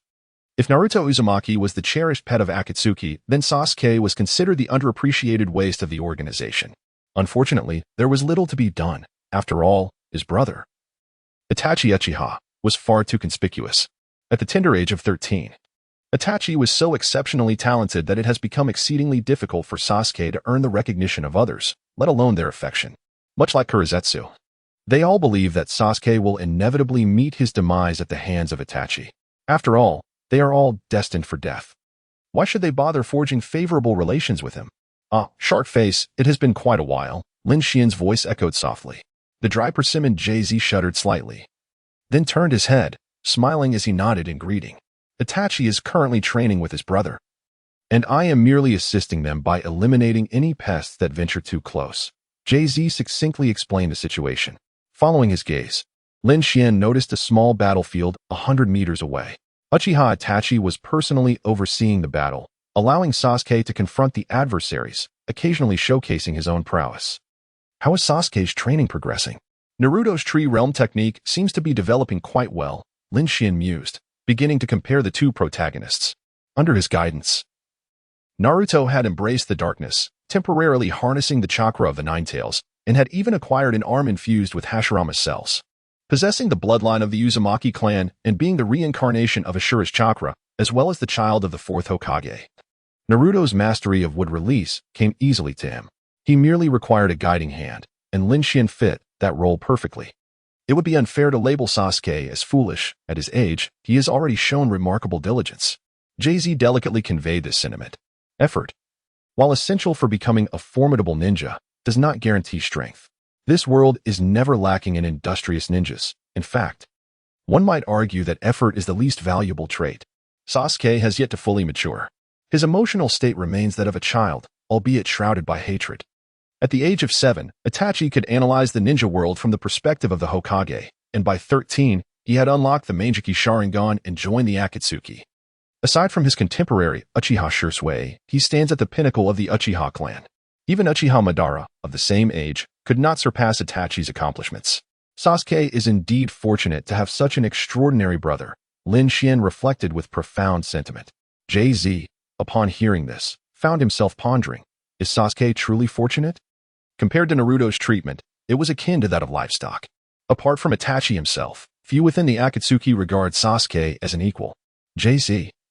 We must not merely observe the surface of things, nor can we limit our comparison to Naruto and Sasuke. How many individuals in the entire ninja world are as committed to their training as Sasuke? Yet, in terms of achievements, can those individuals rival Sasuke? Lin Xian remarked with a knowing smile. Fairness? This world has never known fairness. It did not exist in the past, nor will it in the future. Take someone like Li, a commoner. No matter how hard he trains, the utmost he can achieve is to unlock the 8 gates. But he will never touch the realm of the Sage of 6 Paths. From the moment of their birth, individuals such as Naruto Uzumaki and Sasuke Uchiha were destined to become formidable warriors. In the impending 4th Great Ninja War, even the Sage of 6 Paths would descend to bestow upon them extraordinary gifts. In a final act of desperation, Sasuke utilized his last kunai to vanquish his 13th adversary. To hone his skills, Itachi meticulously selected opponents that were neither excessively formidable nor weak. This time, his adversaries comprised a band of 30 nin. Their leader's head fetching a bounty of 20 million ryo. Upon dispatching his foes, Sasuke collapsed, panting like a dog, fortunate to have survived the ordeal. Having exhausted every means at his disposal, at that moment, Itachi struck Sasuke across the face, depriving him of even a moment of respite to savor his victory, subjecting him to humiliation and trampling upon his dignity. The impetus for this cruelty stemmed from Itachi's awareness of Lin Xian's presence. It takes you this long to crush a few ants, and your Sharingan has brought disgrace upon the Uchiha name. Itachi showed no concern for the hatred emanating from Sasuke's gaze. One slap was insufficient, a second and a third followed, in the face of his elder brother's relentless assault. Sasuke soon bore the marks of a battered visage, resembling a pig's head. Itachi, I will kill you one day. Sasuke's voice, hoarse with fury, rang out. Clenching his fists tightly, he wiped the blood from the corner of his mouth in a pitiful manner. Since activating his Sharingan, Itachi's training regimen for Sasuke had been nothing short of hellish. He disregarded Sasuke's physical limitations and the toll on his mental state, seemingly intent on pushing him to the brink of collapse. Yet, the more he was pressed, the firmer Sasuke's resolve to avenge his brother became. With each battle waged by Itachi, Sasuke's Sharingan remained fixated on his brother's movements as he sought to replicate Itachi's combat experience, ninjutsu, and taijutsu. To master the skills of one's adversary is to overcome them, one might say. It must be noted that Sasuke's dedication yielded significant rewards, except for Itachi's Meijiki Sharingan abilities. He was rapidly growing stronger. Is this how Itachi trains regularly? Lin Xian inquired with curiosity. Itachi Uchiha, a master of deception, exhibited skills rivaling those of Kabuto Yakushi, yet regrettably could not be claimed as a pawn. However, Lin Xian did not genuinely lament this fate. As long as Sasuke transformed into his piece on the chessboard, Itachi, despite his reluctance, would be compelled to serve him faithfully. This situation bore resemblance to his manipulation of Karen. Loyalty was not a requirement. As long as he ensured Kabuto's allegiance, Karen would remain steadfast. Mr. Itachi is, in fact, a gentle soul, Lin Xian mused. He recalled the time in Konoha when Itachi faced Kakashi, executing hand seals at an astounding pace of 6 in 1 second. Yet, when Itachi eliminated foes before Sasuke, his speed diminished to a mere 1 seal every 6 seconds, seemingly allowing Sasuke the opportunity to learn his craft. Kisame Hoshigaki observed this with a tinge of nostalgia. Had he not uncovered the truth from Lin Xian, he might never have doubted Itachi. After all, Itachi's actions were indeed justifiable. He sought to nurture Sasuke to awaken the Meijiki Sharingan and, in doing so, to acquire his eyes. Such favoritism could hardly be deemed excessive, especially for those privy to the secrets of the Uchiha clan. Yet, who could have fathomed that the truth was that Itachi had sacrificed his very life for Sasuke's sake? Chapter 81. White Snake Sage. I curse you, Sage. Side quest, The Fallen White. Quest objective. Earn Hinata, Hyuga's loyalty, progress, 75-100. What a splendid vista it is. The village of grass, ablaze with light and rife with explosions. Under the directive of the Rain Village, the Byakugan maiden is tasked with the annihilation of this settlement. The resounding thuds of bodies hitting the ground herald the demise of vibrant lives. In a world devoid of light, flowers can only wither. The paper angel hovers in midair. Through the technique of the god of paper, countless explosive tags transform into a tide of butterflies, with Conan being the principal architect of the destruction of the village of grass. In stark contrast to the ostentatious Conan, Hinata remains inconspicuous. With the aid of her Byakugan, she harvests lives with her kunai, nimbly weaving through the throngs. Ever since she pledged her allegiance to Akatsuki, she had anticipated this day. Rumor has it that this operation is for a young girl named Karen. Hinata struggles to comprehend the underlying motives, yet she deems it unnecessary to understand. With the obliteration of the village of Grass, the first to suffer is the tiny nation of the Grass Country. Bereft of their ninja village, neighboring nations grow restless, particularly the Fire Country and the Earth Country, for no one would ever consider their territory too ample. Amidst the turmoil in the ninja world, Lin Xian discovered the lair of a certain cunning serpent. Side quest, the Pact of Summoning. Quest objective, sign a summoning contract with one of the 3 great sacred lands. Quest difficulty, average. Reward, 20,000 world reputation. Side quest, Master of Nature. Quest objective, learn the sage art, inorganic reincarnation. Quest difficulty, difficult. Reward, 50 souls. What brings you to seek me? Lin? Orochimaru emerged from his laboratory, his expression reflecting a mix of resignation towards the unexpected visitor. His strength had notably increased recently as he began to learn would release. However, when faced with this taijutsu prodigy, he still lacked confidence in victory. Take me to see the White Snake Sage. I wish to sign a summoning contract. Lin Xian stated directly. For Mount Mayaboku, one would seek Jiraiya, while for the Wetbone Forest, Tsunade would be the target. After some consideration, Lin Xian deemed Orochimaru to be somewhat easier to manipulate. You seek the White Snake Sage? Orochimaru's expression turned peculiar. He had once ventured to the Dragon Cave, but failed to pass the trials there, thus never successfully signing a contract with the White Snake Sage. I will take you there, but what do I stand to gain? Orochimaru countered with a glint of intrigue in his eyes. You have the opportunity to receive my mercy. Lin Xian wore an expression of predetermination, exuding an unmistakable air of intimidation, as if to say that refusal would result in dire consequences. Orochimaru narrowed his eyes. Very well. I shall escort you to the dragon's lair. A cryptic smile graced Orochimaru's lips. You seem quite confident in the abilities of the White Snake Sage. Lin Xian discerned Orochimaru's ulterior motives, leveraging the power of the White Snake Sage to eliminate him, without Orochimaru risking anything, as it was Lin Xian who sought the sage. Haha. Not at all. I naturally hope for your safe return. Orochimaru waved dismissively, his smile tinged with malevolence. The White Snake Sage had lived for millennia, and no one could fathom the extent of its natural chakra. Could Lin Xian truly surpass a sage? Xiao Nan, in the Rain Village, had taken on the responsibility of training Hinata, while Lin Xian ventured forth alone. After 2 days of travel with Orochimaru, they finally arrived at the entrance of the dragon's lair. Within the dimly lit cave, numerous small white serpents slithered, immediately detecting the intruders. Half an hour passed. An hour elapsed. The cavern seemed interminable, as Lin Xian and Orochimaru appeared ensnared in an illusion. How much longer must we walk? Lin Xian glared at Orochimaru with ill intent. It was this scoundrel who led the way. Surely he cannot be mistaken? It wasn't like this when I came here before. Orochimaru too was perplexed. Although he had not passed the trial last time, he hadn't been unable to enter. Perhaps the White Snake Sage is in a foul mood today and does not wish to see us. After much contemplation, Orochimaru could only arrive at this conclusion. He secretly lamented the missed opportunity to witness a grand spectacle. In a bad mood? Is that justification enough to refuse visitors? Do you not realize my time is invaluable? Lin Xian was becoming increasingly irate. I care not. If he does not appear soon, I shall take matters into my own hands. The man sharpened his gaze menacingly at the guide. Orochimaru felt an urge to curse. I have already brought you to the threshold. If the sage does not wish to meet you, what can I do? Will beating me resolve the issue?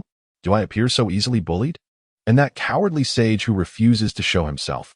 How can one claim to be a sage and yet lack the courage to meet? Orochimaru was filled with resentment.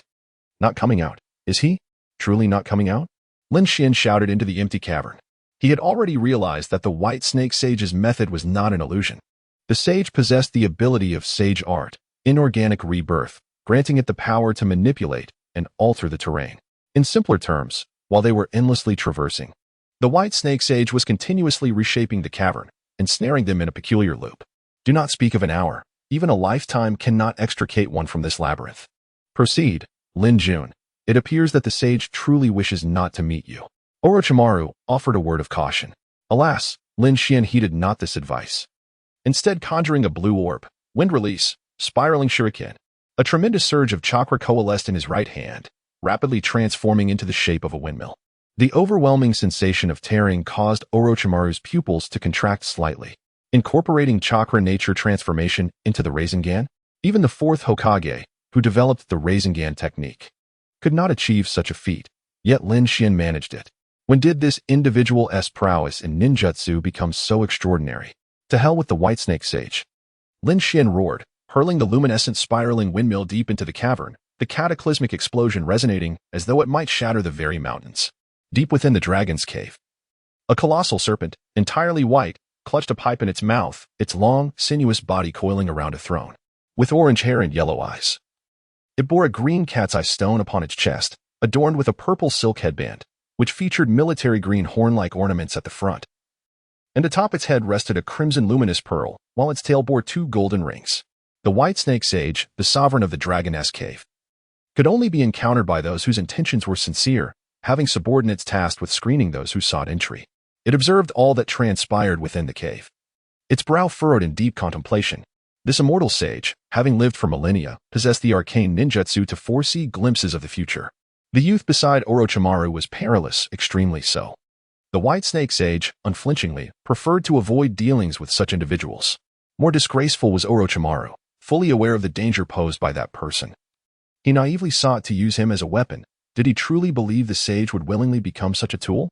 As the explosion subsided, the battered cavern eerily reverted to its former state, with nary a trace of the ninjutsu's eruption remaining. Lin Xian, incensed, shouted once more, "Will I see you or not? Give me a straight answer. White Snake Sage, I curse you." Orochimaru remarked, Chapter 82, like a celestial monarch descending upon the world. Lin Xian's countenance grew increasingly grim. Orochimaru, equally alarmed, feared Lin Xian might unleash yet another devastating attack. The confines of the cave were too narrow. Should a significant impact occur, both ninjas would undoubtedly bear the brunt of the explosion. The Dragon's Cave? The 3 Great Holy Lands? Are they all cowards? Lin Xian's voice echoed into the depths of the cavern. Fuming with indignation, the youth seized a small white snake from the ground, nearly crushing it in his grasp. "Bring forth the White Snake Sage, or I shall obliterate the Dragon's Cave." Hiss, hiss, hiss. The small white serpent widened its eyes, fury igniting within its gaze. Unyielding in fear. A flash of inspiration struck Lin Xian. It dawned upon him, indeed, you embody the will of the White Snake Sage, do you not? The youth clutched the small serpent tightly. Though the White Snake Sage has yet to reveal itself, it is certainly observing this place. And the will behind this small serpent may indeed be its own. Lin Xian exerted a slight pressure, crushing the serpent's head. Orochimaru, this dragon cave is far from hospitable. I find this place quite distasteful. The youth retrieved a white handkerchief to wipe the blood from his hands. Orochimaru was filled with profound frustration. Hospitable? That presupposes you are a guest. Demanding the destruction of the dragon cave is peculiar, indeed. A somber, aged female voice echoed ominously. Lin Xian narrowed his eyes, suddenly perceiving 3 gigantic pythons materializing before the cavern. Tian Xian Shinji, Shikitsuheim, and Sujiheim, the elite of the dragon cave, holding positions akin to that of Gamabunta and Mayaboka Mountain. Quite impressive speed, Lin Xian praised his opponents. 3 pythons attacking a single individual would surely ensnare even a shadow-level ninja in peril, especially within the dragon cave, a battleground conducive to serpentine combat. Would release? Would dragon technique? In a moment of dire urgency, a lifelike dragon appeared before Lin Xian. The entire cavern was filled, exerting an overwhelming force that crushed the 3 pythons. Bang! One of the colossal serpents, caught off guard, nearly had its head shattered by the wood dragon's grasp. The pythons, drenched in blood, were relentlessly pursued and battered by the dragon, a sight that made Orochimaru question his existence. Cease this. The earlier voice resonated again, tinged with resignation. The 3 massive serpents cast a reluctant glance at Lin Xian before vanishing into the white mist. The entire cavern underwent a dramatic transformation, as if experiencing an earthquake. Although Lin Xian and Orochimaru remained stationary, it felt as though they had traversed a considerable distance. They found themselves in a spacious, illuminated chamber. The interior of the cave echoed with the sound of dripping water, and serpents were scattered around the periphery. A colossal white serpent coiled upon a throne at the center, its eyes betraying a hint of fury. You have mastered the would-release technique of the first Hokage and can naturally comprehend Sage Mode. What brings you to my dragon cave? The white snake sage hissed. Despite its displeasure, it refrained from attacking Lin Xian immediately. And you, Orochimaru, what is your intent in guiding such a perilous human to my dragon cave? The white snake sage regarded Orochimaru with evident disdain. Lin seeks to establish a summoning contract with you. If I do not escort him, he will retaliate against me. I merely serve as a guide and harbor no disrespect towards the sage. Orochimaru feigned innocence. After all, it was Lin Xian who instigated the trouble. He was unwilling to provoke the white snake sage unnecessarily, thus shifting the blame onto that individual seemed prudent. Quite right. I am here today to negotiate a contract. Sage, would you prefer to be bested by me, or would you rather be bested by me? Lin Xian expressed, unperturbed by Orochimaru's attempts to deflect responsibility. He possessed the unwavering confidence to vanquish the white serpent sage, even to obliterate its very existence, despite being in its stronghold. For millennia, humans had ventured into the dragoness cave to learn the art of immortality, some establishing pacts with ordinary serpents, yet none had ever forged a contract with me. Even the most patient white serpent sage could no longer endure this insolence. Perish, human, you shall pay dearly for your arrogance. As the words reverberated, the entire cavern transformed instantly. Countless spikes erupted from the ground, seemingly sentient, lunging toward Lin Xian and Orochimaru. The very essence of the realm had become their adversary. Orochimaru, disinclined to resist, found no incentive to oppose. These spikes hampered his movements, yet bore no intent to kill him, and indeed could not. However, the onslaught directed at Lin Xian was particularly fierce, as the white serpent sage aimed to end his life, creating a perilous atmosphere. In terms of speed, Lin Xian was nearly on par with Might Guy in the 8th gate. Yet, even with such swiftness, escape was futile. The white serpent sage wielded the full might of the dragoness cave, determined to encircle him, even if it could not slay him. The stone pillars would serve to seal him, crippling his mobility, and ultimately, he could very well starve to death in this abyss. How dark it was. This was the last utterance Lin Xian spoke before being ensnared. He now felt as though he had encountered a cataclysm, utterly confined by the power wielded by the white serpent sage. As the rock strata continued to descend, he faced the grim possibility of being sealed 1,000 meters underground. Or even deeper. Lin Xian suddenly recalled the confrontation years prior with the 4th Kazekage, Raza. That foolish being had employed a similar tactic, attempting to harness the forces of nature to extinguish his life. Why, after all these years, did his foes remain so naive? The power of nature serves as both a sealing force and a liberating one. The majesty of the dragoness cave was not to be trifled with. The white serpent sage squinted in satisfaction.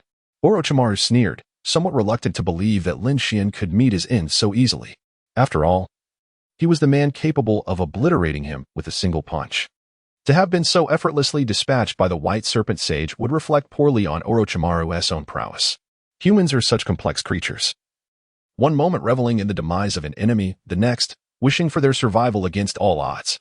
Although Orochimaru could no longer be considered entirely human, he retained fragments of human thought processes. Unfortunately, Lin Xian remained oblivious. Even if he were aware, it would matter little. The sage arts employed by Kabuto Yakushi, known as the art of organic reincarnation, were of an entirely different caliber than those wielded by the white serpent sage. Was this the essence of the sacred ground? Lin Xian, ensnared, felt no urgency. Instead, he jested about his subordinate. Kabuto was indeed a promising talent, but required further cultivation.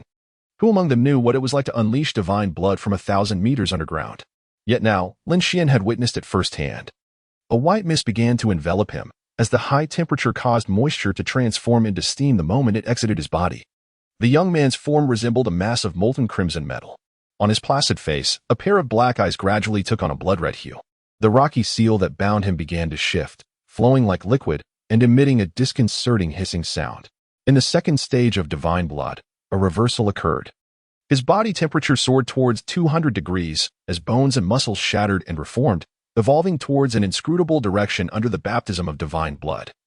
Rewriting the laws of reality in ways that defied description, he appeared as a malevolent spirit from the netherworld, akin to a sovereign descending from the heavens.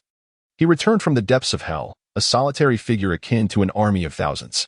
Under the gaze of those eyes within the blood mist, the white snake sage's soul trembled uncontrollably, and his noble head unconsciously bowed to the ground. With a millennium having passed, Satan would inevitably be released from his prison. He was the true embodiment of malevolence. How could he be equated with the feeble and powerless humans? Chapter 83. The Spirit Summoning Scroll of the Dragon Cave. Orochimaru fell silent. He suddenly perceived that the Uchiha bloodline was rather ordinary. Why not delve into the body of that monster? The most perfect and coveted vessel lay before him. Alas, he lacked the courage. The White Snake Sage was also subdued. He doubted his ability to stir up any turmoil in Lin Xian's presence. Are you truly human? Or is your sage technique superior to mine? The giant serpent narrowed its eyes, scrutinizing Lin Xian. The seal, which should have been unbreakable, was so effortlessly undone that it felt as though the realm it governed no longer complied with its commands. This was the first time it encountered such an enigmatic human. Yet, the White Snake Sage could never have imagined that the young man before it was not well-versed in sage mode. Flowing within him was divine blood, a descendant of ancient deities. His elemental manipulation was merely a trivial power among countless others. Truly, as one of the sacred lands, the sage's techniques surpassed what I had envisioned. Lin Xian also held some admiration for the giant serpent's prowess. A creature that had lived for over 1,000 years possessed extraordinary depth, harnessing the power of its realm, chakra. The White Snake Sage in the Dragon Cave had approached the level of the Six Paths, with boundless chakra in an advantageous position. Both offensive and defensive capabilities were nearly flawless. Human, you may leave. I shall regard today's events as though they never occurred. The White Snake Sage's cold gaze suggested a reluctance to continue the battle. It had yet to exert its full strength, but this human clearly harbored secrets, and further conflict could prove perilous. Are you saying you forgive me? Lin Xian replied coldly. Just moments ago, it sought to seal and kill him. Yet now it issued an eviction order, truly believing him to be an easy target?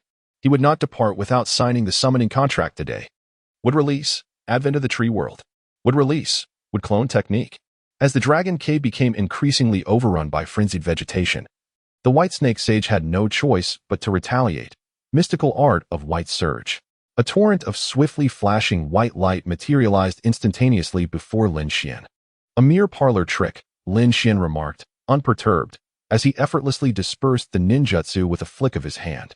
In his second-tier state of divine blood, the elemental forces of heaven and earth heeded his command, no longer bowing to the White Snake Sage. Mystical arts? Without natural chakra to sustain you. Let us see how long your arrogance can endure. I shall remember this grudge, Dragon Cave. The White Snake Sage's voice faded, laced with reluctance. Lin Xian's eyes gleamed with an unmistakable glint, a fleeting chill of murderous intent passing over him. The exterior of this colossal serpent was deceiving. Though it coiled majestically upon its throne, it was merely an illusion crafted by mystical techniques. Its true form lay concealed within a vast reservoir of chakra, its surface obscured by various materials. The immense serpent that Lin Xian and Orochimaru beheld was but a mere avatar, while it possessed a modicum of chakra. It was devoid of flesh, indistinguishable from the very rocks and soil. Lin Jun, it seems this is where our journey ends. We cannot impede its flight, Orochimaru lamented. Licking his lips, a greedy desire igniting within him for Lin Xian's body. If I could utilize the reanimation jutsu with this vessel, I would ascend to greatness. Alas, he dared only to entertain the thought in silence. Escape? Did I suggest it could flee? Once it departs the Dragon Cave, its power diminishes significantly. The outside world is far from tranquil. Lin Xian remained steadfast, fixated upon a particular section of the rock wall. He was uncertain of the vastness of the Dragon Cave. Yet he grasped one essential truth. The White Snake Sage was hiding, not truly fleeing. Even if it conceals itself, we are powerless against it. Can you obliterate the entire Dragon Cave? Orochimaru spread his hands, expressing his bewilderment. The three great sanctuaries existed in a separate dimension, distinct from the ninja realm. Differing only in scale, the masts of the sanctuaries would be akin to a small nation in the land of rain within the ninja world. Now that it wished to hide, what could be done? Would one destroy the entire dimension? Such folly. Did you think you were the Sage of Six Paths? Would release, drew thousand hands. Lin Xian inhaled deeply, unleashing the most formidable would-release technique of the first Hokage, as Orochimaru looked on in astonishment. Trees erupted, breaking free from the confines of the cave, transforming into a towering humanoid form, seated gracefully like Guanyin, adorned with 1,000 wooden hands, each nearly comparable in size to the wood dragon technique. Orochimaru was left in a state of numbness. Goodness, is this lad the reincarnation of the first Hokage? How can he wield such an abundance of wood release? Do not assume I cannot locate your position, you wretched white snake. Lin Xian clasped his hands together and then struck, sending the colossal wooden figure crashing towards the rocky ground. an array of fist shadows intertwining in chaos. Evil God Chain. Without this equipment, Lin Xian would truly have no means to contend with the elusive White Snake Sage, at least not in his current state infused with divine blood. However, there are no hypotheticals. The equipment skill, any attack will carry a curse effect, inflicting additional damage equivalent to 1 maximum life point. You may evade countless times, dodge innumerable blows, yet a single misstep would lead to your life being swiftly consumed by a torrential barrage of fists. In a fleeting moment, Orochimaru seemed to hear a faint lamentation. In this shadowy realm, it resonated with startling clarity. The surroundings abruptly transformed. The wooden figure vanished, and the dragon cave reverted to its former state, as if no battle had ever transpired. A soft thud echoed as an ancient white scroll floated down gracefully. Lin Xian reached out to catch it, meeting Orochimaru's gaze in mutual astonishment. The White Snake Sage dares not retaliate, and lacks the confidence to escape? The exalted master of the sacred land, a sage who has lived for a millennium, found himself kneeling before a mere human youth. Orochimaru could scarcely fathom such a scene. Yet today he witnessed it unfold before his eyes. Lin, inscribe your name. The voice of the White Snake Sage bore a hint of resignation. Unable to fight back, unable to flee, he ultimately had to concede. After all, could he abandon his millennia-old dominion in the Dragon Cave? Elsewhere, his combat prowess would not be nearly as formidable. It is only here that he feels secure. A wise individual recognizes the tides of circumstance. Lin Xian chuckled softly, unfurling the blank scroll and inscribing his name at the top. An invisible pact took shape, and the serpents surrounding them appeared more agreeable. Side quest, Spirit Pact completed. Rewards distributed. Henceforth, should Lin summon me, I shall not refuse. The White Snake Sage opened the exit of the Dragon Cave, leaving behind one final remark. Spirit beasts have the prerogative to decline summoning. If it were Lin's summoning technique, he would not dare refuse. If it were someone else, he would simply send a subordinate. After all, he is a sage, distinct from a mere enforcer. This was his final vestige of dignity. Moments later, Lin Xian and Orochimaru finally returned to the ninja world. The youth hummed a cheerful tune, while the man wore a gloomier expression. He had initially intended to leverage the White Snake Sage to eliminate a dangerous adversary, only to find the sage himself outmaneuvered and reduced to a mere lackey. How could this possibly bring joy to Orochimaru? What on earth is happening in this world? Why are such monstrous beings allowed to exist? The legendary Sannin, Orochimaru, found himself, for once, grappling with the emotion known as jealousy. The self-proclaimed genius realized that one day he too could fade into insignificance before another. Today, as we part ways, I am uncertain when we shall meet again. I sincerely hope that there will be future opportunities to confront the illustrious Orochimaru. Otherwise, this world will be exceedingly desolate. Lin Xian's smile radiated brightly as she gently patted the shoulder of the person beside her before departing. Orochimaru seethed with resentment, yet maintained a facade of insincere cheerfulness as he bid farewell. Take care, Lin. Curse the Uchiha. I shall seize Lin Xian's essence. Chapter 84. The Legendary Fat Sheep, Explorer No. 5146-5145. Level, 26. Lifespan, 3,860. Blood Chi, 20. Soul, 32. Strength, 305. Constitution, 142. Agility, 140. Charisma, 1. Luck, 1. Reincarnation points, 199,700. World Reputation, 58,500. Bloodline, Divine Blood, Incomplete. Rating. Inheriting a rare bloodline from the deity Emperor Jiang, it significantly enhances physical attributes and exhibits remarkable compatibility with other bloodlines. Current attribute bonus, Soul 10, Strength 20, Constitution 20, Agility 20. Development level, 5100. Negative gain, Divine Punishment.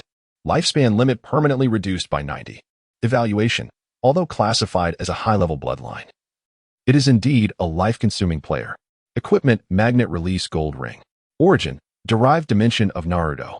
Quality, Rare, Blue. Wearing conditions, Level 20. Details, has a probability of dropping from the Wind Country's Kazekage. Equipment attributes, Agility 10. Equipment skill, Magnet Release Sand Gold techniques are fully accessible to the wearer. Equipment rating, 350. Blackheart Ring. Origin, Derived Dimension of Naruto. Quality, Rare, Blue. Wearing conditions, Level 20. Details, has a probability of dropping from the Jinchuriki. Equipment attributes, Charisma 5, grants 30 distributable attribute points. Equipment skill, recovers 10 energy when receiving a fatal blow, Cooldown of 90 days. Equipment rating, 200. Evil God Bracelet. Origin, derived dimension of Naruto. Quality, rare, blue. Wearing conditions, charisma 10. Details, has a probability of dropping from hidden. Equipment attributes, constitution 20. Equipment skill, any attack will carry a curse effect, inflicting additional damage equal to 1 maximum health point. Equipment rating, 260. Burning Youth Vest, limited edition. Origin, derived dimension of Naruto. Quality, precious, green. Wearing conditions, none. Details, obtained by completing the side quest Rekindled Youth. Equipment attributes, Soul 3. Equipment skill, the owner will reignite their youthful spirit, awakening their innermost true desires. Equipment rating, 114. Divine Robe. Origin, derivative dimension of Naruto. Quality, rare, blue. Wearing condition, luck level 1. Details, has a chance to drop upon defeating the Hokage of the Land of Fire.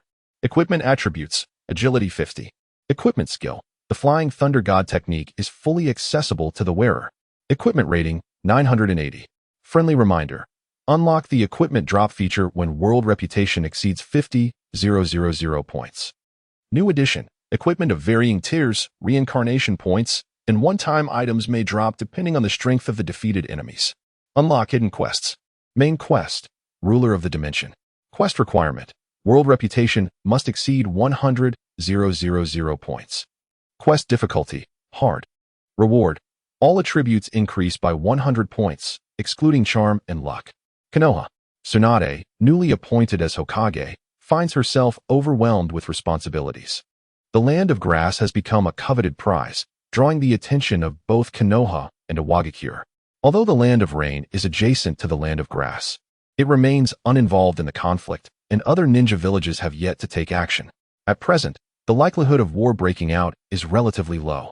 Tsunade's greatest headache, however, lies with 2 rogue ninjas, Naruto Uzumaki and Sasuke Uchiha. Both possess remarkable backgrounds and immense potential. Yet they have chosen to betray their village and associate with the Akatsuki organization, leaving Tsunade to clean up the mess they created, a situation that leaves her utterly frustrated. Konoha. Lin Xian has taken Konan and Hinata on a trip, both of whom have used transformation techniques to alter their appearances. Having obtained the summoning contract from the White Snake Sage and having manipulated Uchiha Bido with the Kodo Amatsukami, it is indeed wise to maintain a low profile for the time being. Their first stop is the gambling den in the Wood Industry Street. Lin Xian feels unusually optimistic today, sensing that they might encounter someone noteworthy. Tsunade. One of the legendary 3 ninjas of Konoha, she hails from the illustrious Senju clan. The first great clan of Konoha, with her grandfather being the first Hokage and her teacher the 3rd Kazekage, ultimately ascending to the position of 5th Hokage herself. This legendary woman, proficient not only in ninjutsu and taijutsu, but also in medical ninjutsu, has a glaring weakness. She is a compulsive gambler. Since the death of her first love, Kato-dan, during the Ninja World War, she has wandered through various nations, accumulating countless debts over the decades. Consequently, Tsunade has earned a notorious nickname among the populace, the legendary Fat Sheep. Today, she has wagered quite heavily, having already lost 300,000 Rio. Indeed, she lives up to her infamous reputation. Shoo, keep it down, someone whispers, as the gambling den is overflowing with patrons. Once seated at the gambling table, no one cares about her status as the 5th Hokage. All that matters is the outcome of the game. Tsunade. Conan's expression is somewhat complex. It recalls the time when the legendary 3 ninjas were defeated by Hanzo of the Salamander during the war, leading to the period when Jiraiya took on his disciples. She had encountered Tsunade once, over 20 years ago. The golden-haired woman still exuded vitality and allure, drawing attention wherever she went. However, there seemed to be a stark contrast. The Tsunade of the past was a serious and formidable woman, making it difficult to associate the lively blonde reveling at the gambling table with her former self. Side quest, the legendary Fat Sheep. Quest details, win against Tsunade at least once in a gambling match. Difficulty level, challenging. Reward, 10,000 prestige. As Tsunade, somewhat inebriated, began to sway, her gaze roamed over her assistant, Shizen. Do we still have any money? Tsunade asked, wobbling as she stood. Shizen could only assist her while responding softly, Lady Tsunade, we've lost 400,000 Rio. That money was meant to settle debts. Though she yearned to advise Tsunade against gambling further, Shizen dared only to entertain the thought. Tsunade had been under considerable stress lately, and it would be wise to refrain from unnecessary comments during her moment of relaxation. Hey, fat sheep lady, care for a wager? A voice pierced through as Tsunade was about to depart the gambling den. A tall, slender youth with dark hair, exuding a gentle and refined demeanor, stood before her, accompanied by two masked girls. What did you call me? Tsunade's already flushed face deepened in color, not from embarrassment, but from irritation. Clenching her fists, she glared at the young man. Which village do you hail from, brat? For some inexplicable reason, she felt an odd familiarity. She seemed to have seen him somewhere years ago, though he was likely of no significant consequence. Lady Tsunade, we are out of money. Shizen gently tugged at her Hokage.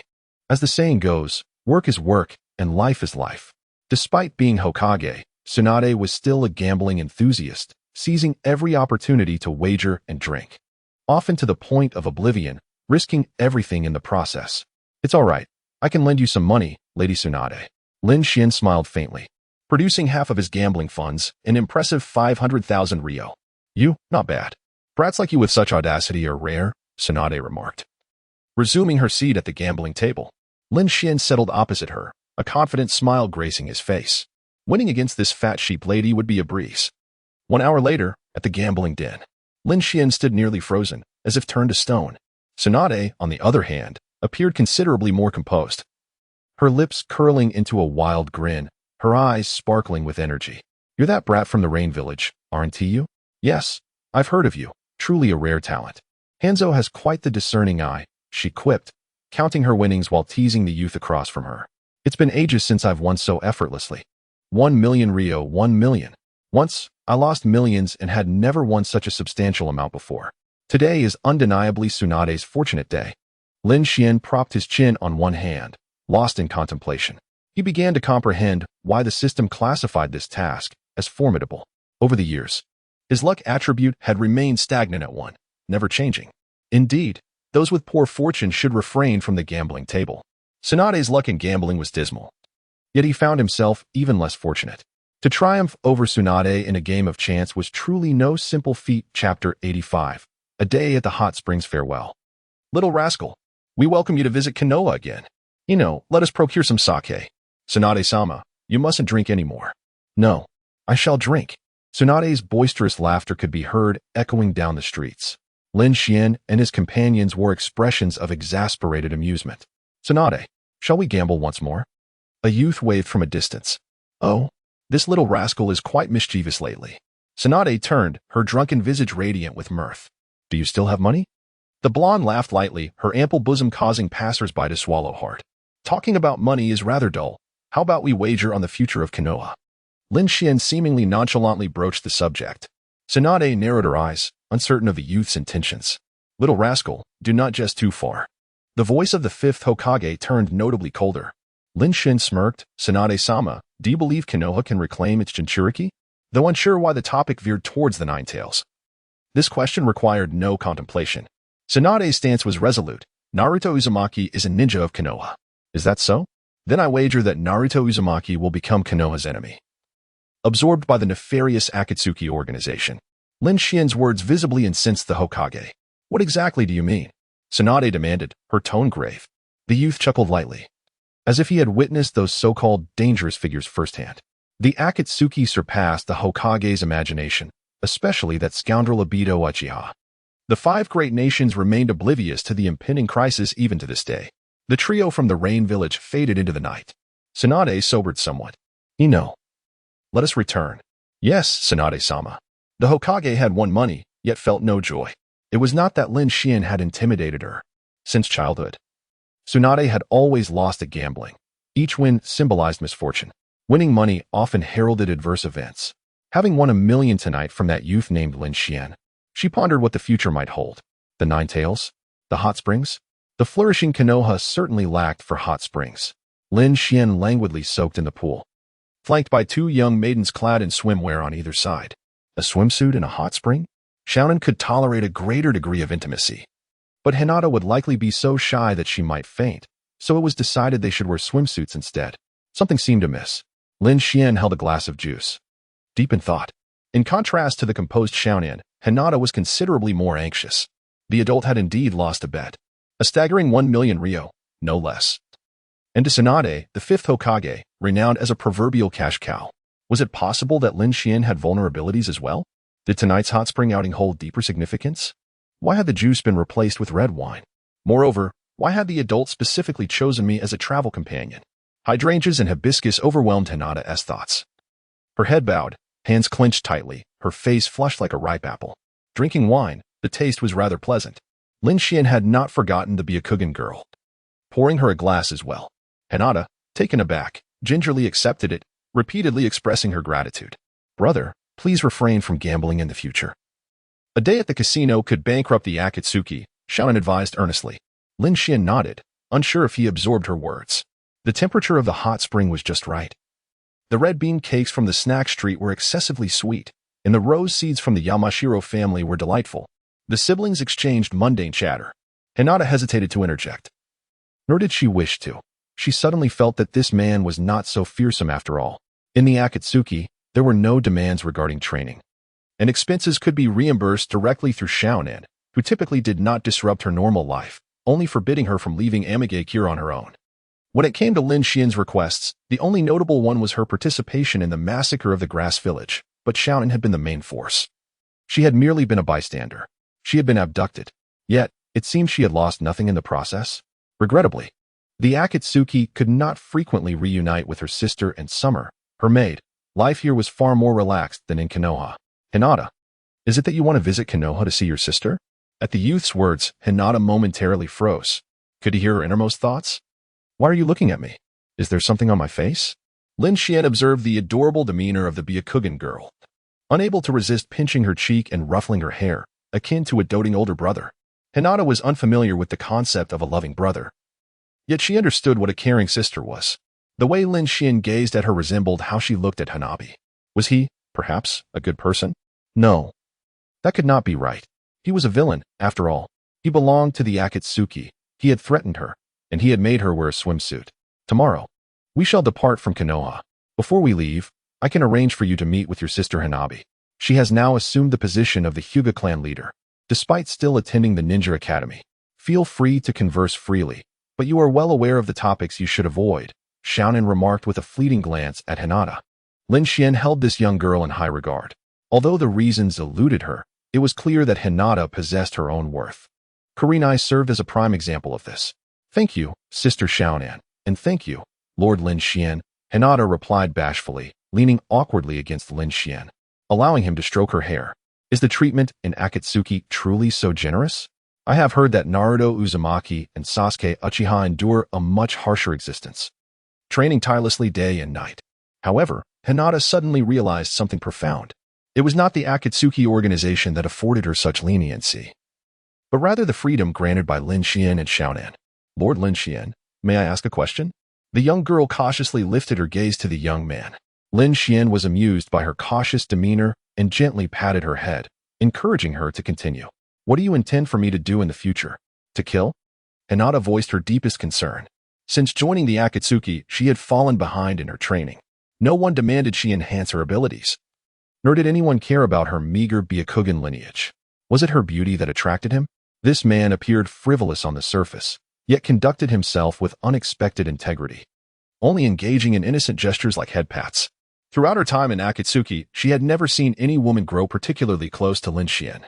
The only one who seemed favored was Xiaonan, yet she was his sister, having joined the organization alongside him since its inception. Hinata could not help but wonder what it was about her that had caught his eye. If beauty was the criterion, there were many who could rival her, including Ino, the esteemed daughter of her clan, and Sakura Haruno, a vibrant girl adored by Naruto and Lee. Why must it be her? A vase. Lin Xian blinked, seemingly serious in his explanation. I require a beautiful vase for my home. I have had my eye on you since you were 5. You see, in any affluent household or royal family, it is customary to have a couple of pleasing maidservants, and I cannot allow myself to be outdone in this regard. Trust me, you are exceptionally suited to be a vase. Engaging in violence is unseemly. Sweeping, cooking, and doing laundry is your true calling. Hinata was taken aback. You wish for this Konoha princess to become a maidservant? How audacious. Upon further reflection, however, it seemed there was merit to his words. Engaging in violence was indeed unseemly. Chapter 86. This was not her first kiss with Lin Xian. 2 days later, in Konoha, astonishing news leaked from an unknown source. The fifth Hokage hoped to convene a meeting with the villages of Mist and Sand to forge an alliance and seize the lands of the Grass Country. In truth, it should be that Konoha unilaterally acquires the land of grass, yet will compensate the two great nations in other respects. The two great nations accept this with alacrity. Sunagakure, in a weakened state, seeks to mend relations with Konoha. Kirigakure has remained isolated for many years, and the newly appointed 5th Mizukage, Terumime, is said to possess two types of Kekkei Genkai.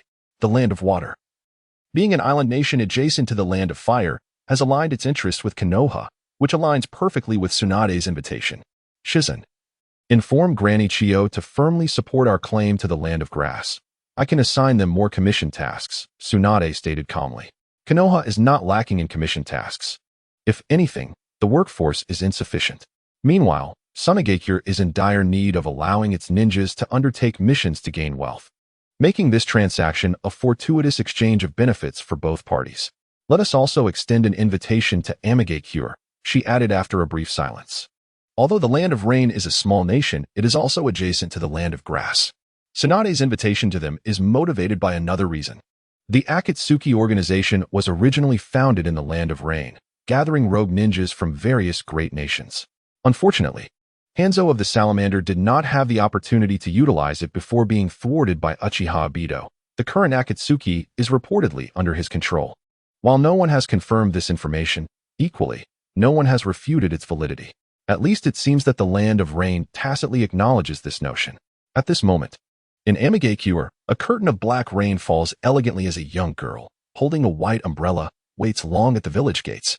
Lady Angel, Lady Lin Xian, Miss Hinata. The hydrangea beams a sweet, floral smile. What a ghastly weather! I am so accustomed to the hustle and bustle. This sudden silence is quite unsettling, Lin Xian remarked, rarely critiquing the weather of Amigakure. Hinata Hyuga observes this scene in silence, thinking her boss might have soaked too long in the hot springs, rendering her a bit daft. Of course, she only dares to ponder this internally. Upon departure, she encountered Hanabi, and the two sisters conversed about various matters. Hanabi inquired multiple times about her sister's whereabouts and the reasons behind her peculiar disappearance, to which Hinata could only offer a wry smile and shake her head. She dared not speak of Lin Xian or Conan, let alone the Akatsuki organization. Although their meeting was brief, lasting merely half an hour, Hinata felt immensely satisfied. Hanabi, relieved to know her sister is alive, was overwhelmed with tears of joy, while Hinata's emotions were complex. How long would it be until they meet again? It would be wonderful if Hanabi could join the Akatsuki, just like herself. The moment this thought crossed her mind, Hinata startled herself. It turned out she was not entirely without merit. At least she possessed the talent for becoming a rogue ninja. The will of fire and all that nonsense can go to hell. The mission of the main house's descendants can perish. Why must she and her sister necessarily be ninjas? The higher-ups of Konoha were scheming, and Akatsuki was not idly sipping tea. They convened a meeting as well. As per usual protocol, they did not travel to the village directly, but instead utilized the technique of the shadow clone to arrive via their rings. Present were Pain, Zetsu, Lin Xian, Conan, Itachi, Kisame, Deidara, Sasori, Kakuzu, and Haiden. Ladies and gentlemen, the negotiations between Konoha and Awagakure have faltered, with neither side satisfied with the compromise offered. In response, Konoha has summoned representatives from the Land of Wind and the Land of Water, and we from the Land of Rain have also received an invitation. Meanwhile, Awagakure has recently re-established contact with our organization as stronghold in the Land of Earth, while the Land of Lightning has yet to voice any opinion. Pain spoke eloquently. The situation is both tense and clear. The Land of Fire seeks to acquire 70% of the territory of the Land of Grass, while the Land of Earth has audaciously claimed it aims to seize 80%. A great war is inevitable. If mishandled, it could prematurely ignite the Fourth Great Ninja War, embroiling all 5 great nations. Currently, the 5th Hokage, Tsunade, hopes to leverage the influence of the Land of Rain to apply pressure on Awagakure, especially since Hanzo the Salamander is ostensibly still alive, and Lin is his heir. On the other hand, the Land of Earth is eager to collaborate with Akatsuki once more, offering a staggering bounty of 5 billion ryo, requesting at least 4 official members to disrupt the proceedings in the Land of Grass initiated by Konoha. Should they succeed in eliminating Tsunade, they are willing to double the bounty. As an intelligence officer of Akatsuki, Zetsu also began to analyze the situation. In the dimly lit cavern, the expressions of the gathered members were somewhat nuanced. They had not anticipated that Lin Xian's assumed identity would indeed prove useful. Akatsuki could now play both sides, choosing to ally with Lin Xian in support of Konoha or entertaining the prospect of profiting from the war under the old man Inoki. I despise these meetings. I am unsuited for strategic planning, and I have no desire to encounter that old man, Deidara complained. The third Tsuchikage, Inoki, happened to be his grandfather, and he was thoroughly vexed by the old man's lack of appreciation for art. What are the leader's thoughts? Itachi Uchiha inquired, turning his gaze toward Pain. In Akatsuki, the leader wielded considerable authority, typically making decisions while the official members followed orders. Let us first hear your opinions. Pain observed the group with an impassive expression. Collaborating with Iwagakure could yield us substantial wealth, Kakuzu asserted, stepping forward without hesitation to advocate for the path of profit. Speaking of which, he harbored a grudge against the first Hokage of Konoha, having once risked his life to assassinate Hashirama Senju, prepared to meet his demise. After a lengthy battle, Kakuzu discovered that he had been engaging merely with a wood clone, as Hashirama had not genuinely regarded him. This grievance had lingered for decades. I second that motion. I wish to obtain Tsunade's corpse. It has been far too long since I have had an elite body to use for puppetry, he cackled. A sinister laughter emanated from the puppet's form.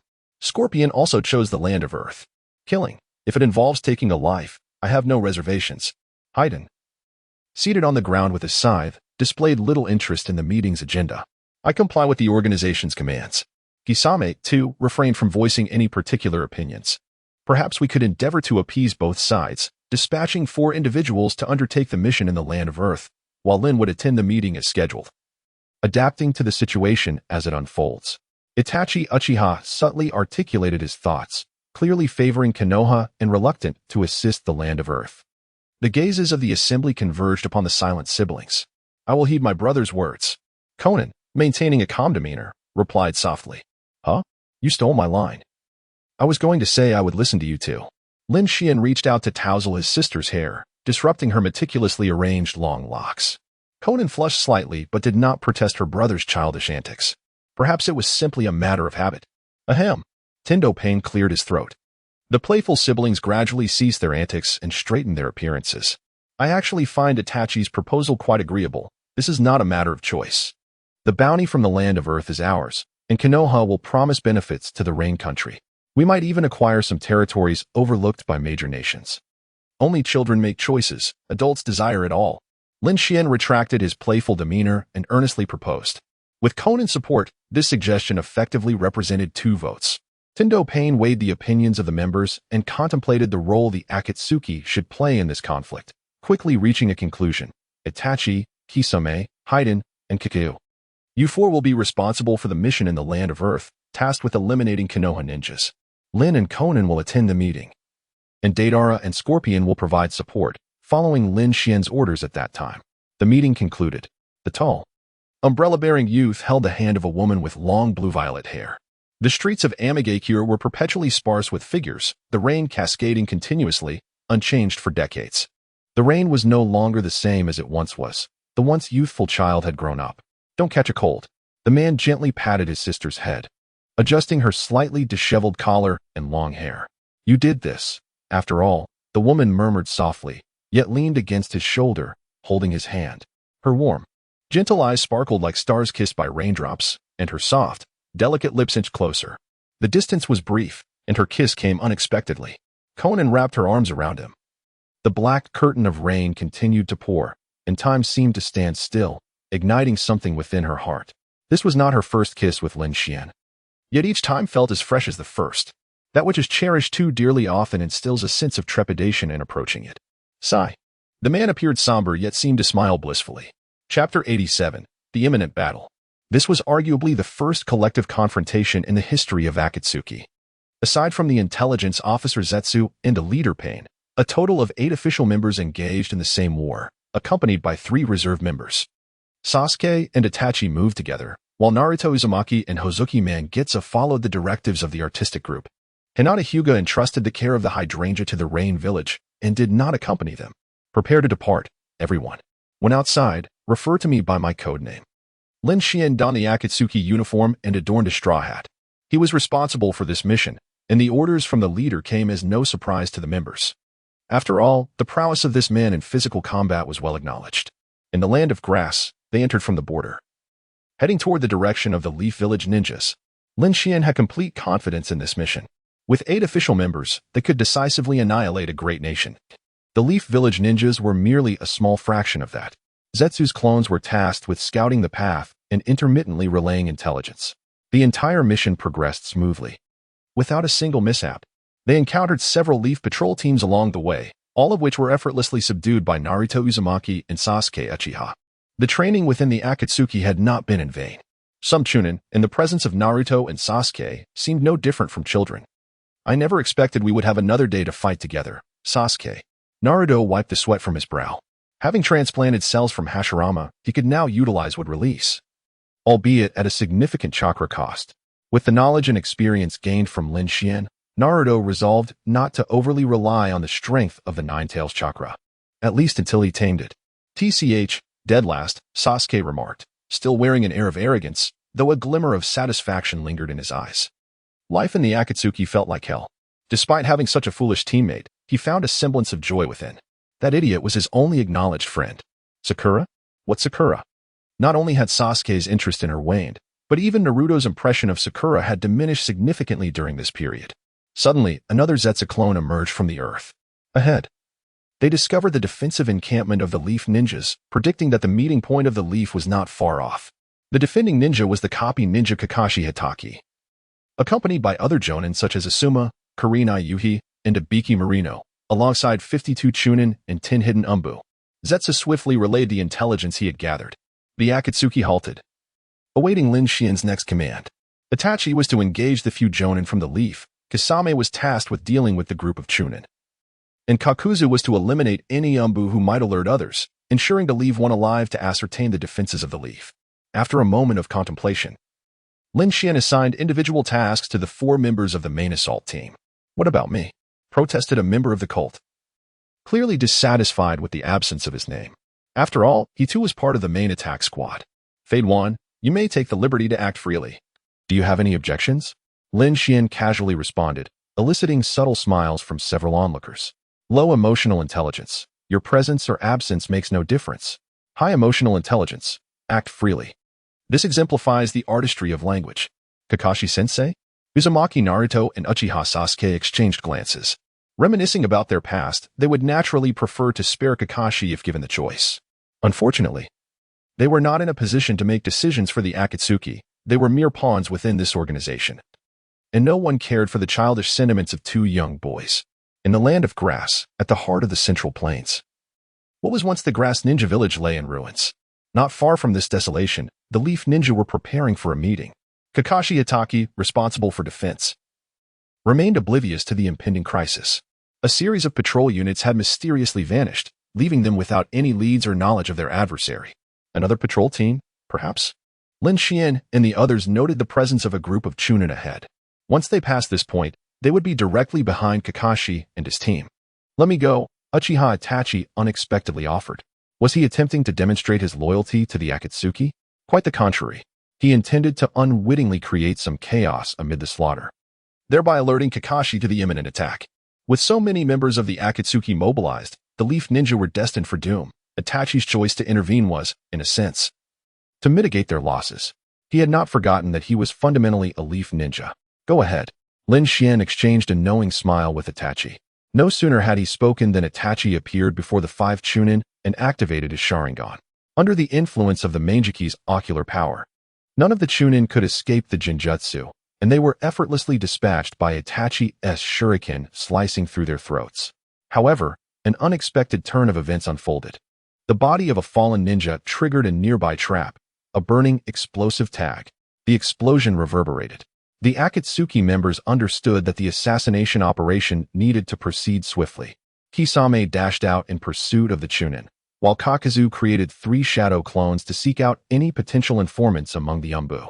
Fade Wan, perhaps the most inconspicuous, wielded his unremarkable scythe. My apologies, Lin. I was unaware of the trap's presence. Uchiha Itachi wore a grim expression, bowing his head before Lin Xian, seemingly remorseful for his oversight. Such remarkable acting skills surely deserved an Oscar. Your mission objective awaits you, Lin Xian stated impassively. Itachi, recognizing the need for restraint, nodded and followed Kisame and the others. Meanwhile, on another front, the Hidden Leaf Village faced a catastrophic explosion. The Akatsuki, the organization had invaded. Quickly, informed Lady Tsunade. Among the assailants were Kisame Hashigaki from the 7 Ninja Swordsmen of the Mist and Itachi Uchiha. Several figures cloaked in black with red clouds emerged within sight. The Leaf Ninjas assigned to defense felt a chill in their hearts. The Akatsuki, a collective of rogue ninjas, had sent 4 members here. It was beyond the capacity of these ninjas to confront them. At that moment, Kakashi was deep within the camp, having just heard the distant echoes of explosions. An enemy attack? Asuma's expression grew grim. We must head to the front. Kurena's brows furrowed, an ominous premonition gnawing at her heart. Yet, as elite Genin of Konoha, they could not flee without encountering the enemy. The Akatsuki, 4 members have arrived, including Itachi Uchiha and Kisame Hashigaki. A Nin rushed in breathlessly. The mention of the Akatsuki turned the faces of the Leaf Genin pale. Last time in Konoha, Itachi had incapacitated Kakashi with a mere glance, leaving him hospitalized for 7 days. Now, with 4 members of the Akatsuki present, could this camp withstand the onslaught? The answer was a resounding no. Kurena, go inform the others. Ibiki, Asuma, and I will hold them off, Kakashi resolved with determination. Kurena excelled in genjutsu, but against an opponent like Itachi, her abilities would be rendered ineffective. She was the most suitable to escape and deliver the message. Understood. The Genin complied, knowing there was no time to waste on the battlefield. Kurena swiftly retreated, while Asuma and Ibiki followed Kakashi to the front line. Where the scene unfolded, Kisame was using water release to engulf the crowd, with sharks in the water claiming the lives of Konoha ninjas. Long time no see, Kakashi, came a deep voice from several meters away. The flames of battle had already drawn near. Long time no see, Itachi, Kakashi replied, lifting his forehead protector to reveal his crimson left eye. Chapter 88, Last Night's Enemy. Today's friend Kakuzu's curse technique proved remarkably effective. The Umbu of Konoha fell victim to his hands without exception. Haiden's efficiency was akin to that of a snail, as he collected blood with his scythe to initiate his cursed ritual, subsequently slaying his enemies while waiting for some time. After a tedious span of 10 minutes, he managed to dispatch only 1 Nin. It was no wonder Lin Xian had not assigned him any specific tasks, allowing him to act freely. Damn it, that shark is growing larger. Kisame's Great Shark Bomb technique absorbed chakra from physical attacks. The more the Leaf Ninjas employed their jutsu, the larger the shark became, as his ability was designed for mass combat. Fire Release, Great Fireball technique. Water Release, Water Dragon Bullet technique. Kakashi and Itachi clashed fiercely, while occasionally Asuma and Ibiki would launch jutsu at Itachi. Though the situation appeared tumultuous, Itachi was merely allowing things to unfold without resistance. Shouldn't we be concerned about that individual? If this continues, all 3 Jonin will surely escape. Konan was quite displeased with Itachi's leniency. Nonetheless, we cannot afford to inflict excessive losses upon Konoha. Lin Xian shook his head. The ninja world requires a point of equilibrium. Should Konoha become excessively vulnerable, it might provoke the ambitions of other great nations, potentially igniting the 4th Great Ninja War prematurely, a scenario he wished to avoid. Earth Release, Earth Spear. Lightning Release, False Darkness. Wind Release, Pressure Damage. Fire Release, Head Hard Work. Water Release, Water Curtain Jutsu. Kakuzu unleashed his full arsenal, employing techniques of all 5 elemental natures to reap lives indiscriminately. The Umbu ninjas were ruthlessly slaughtered, entirely disregarding the need for captives before he joined Kisame in targeting the Chunin. Kakashi, alongside 2 Jonin, struggled to contend with Itachi, filled with grief and helplessness. Remaining here served no purpose. They could not save anyone and could only watch helplessly as Konoha's ninjas were mercilessly killed, their own lives hanging by a thread. Let us flee. Save as many as we can. The 3 Jonin exchanged a tacit glance, resolutely deciding to depart.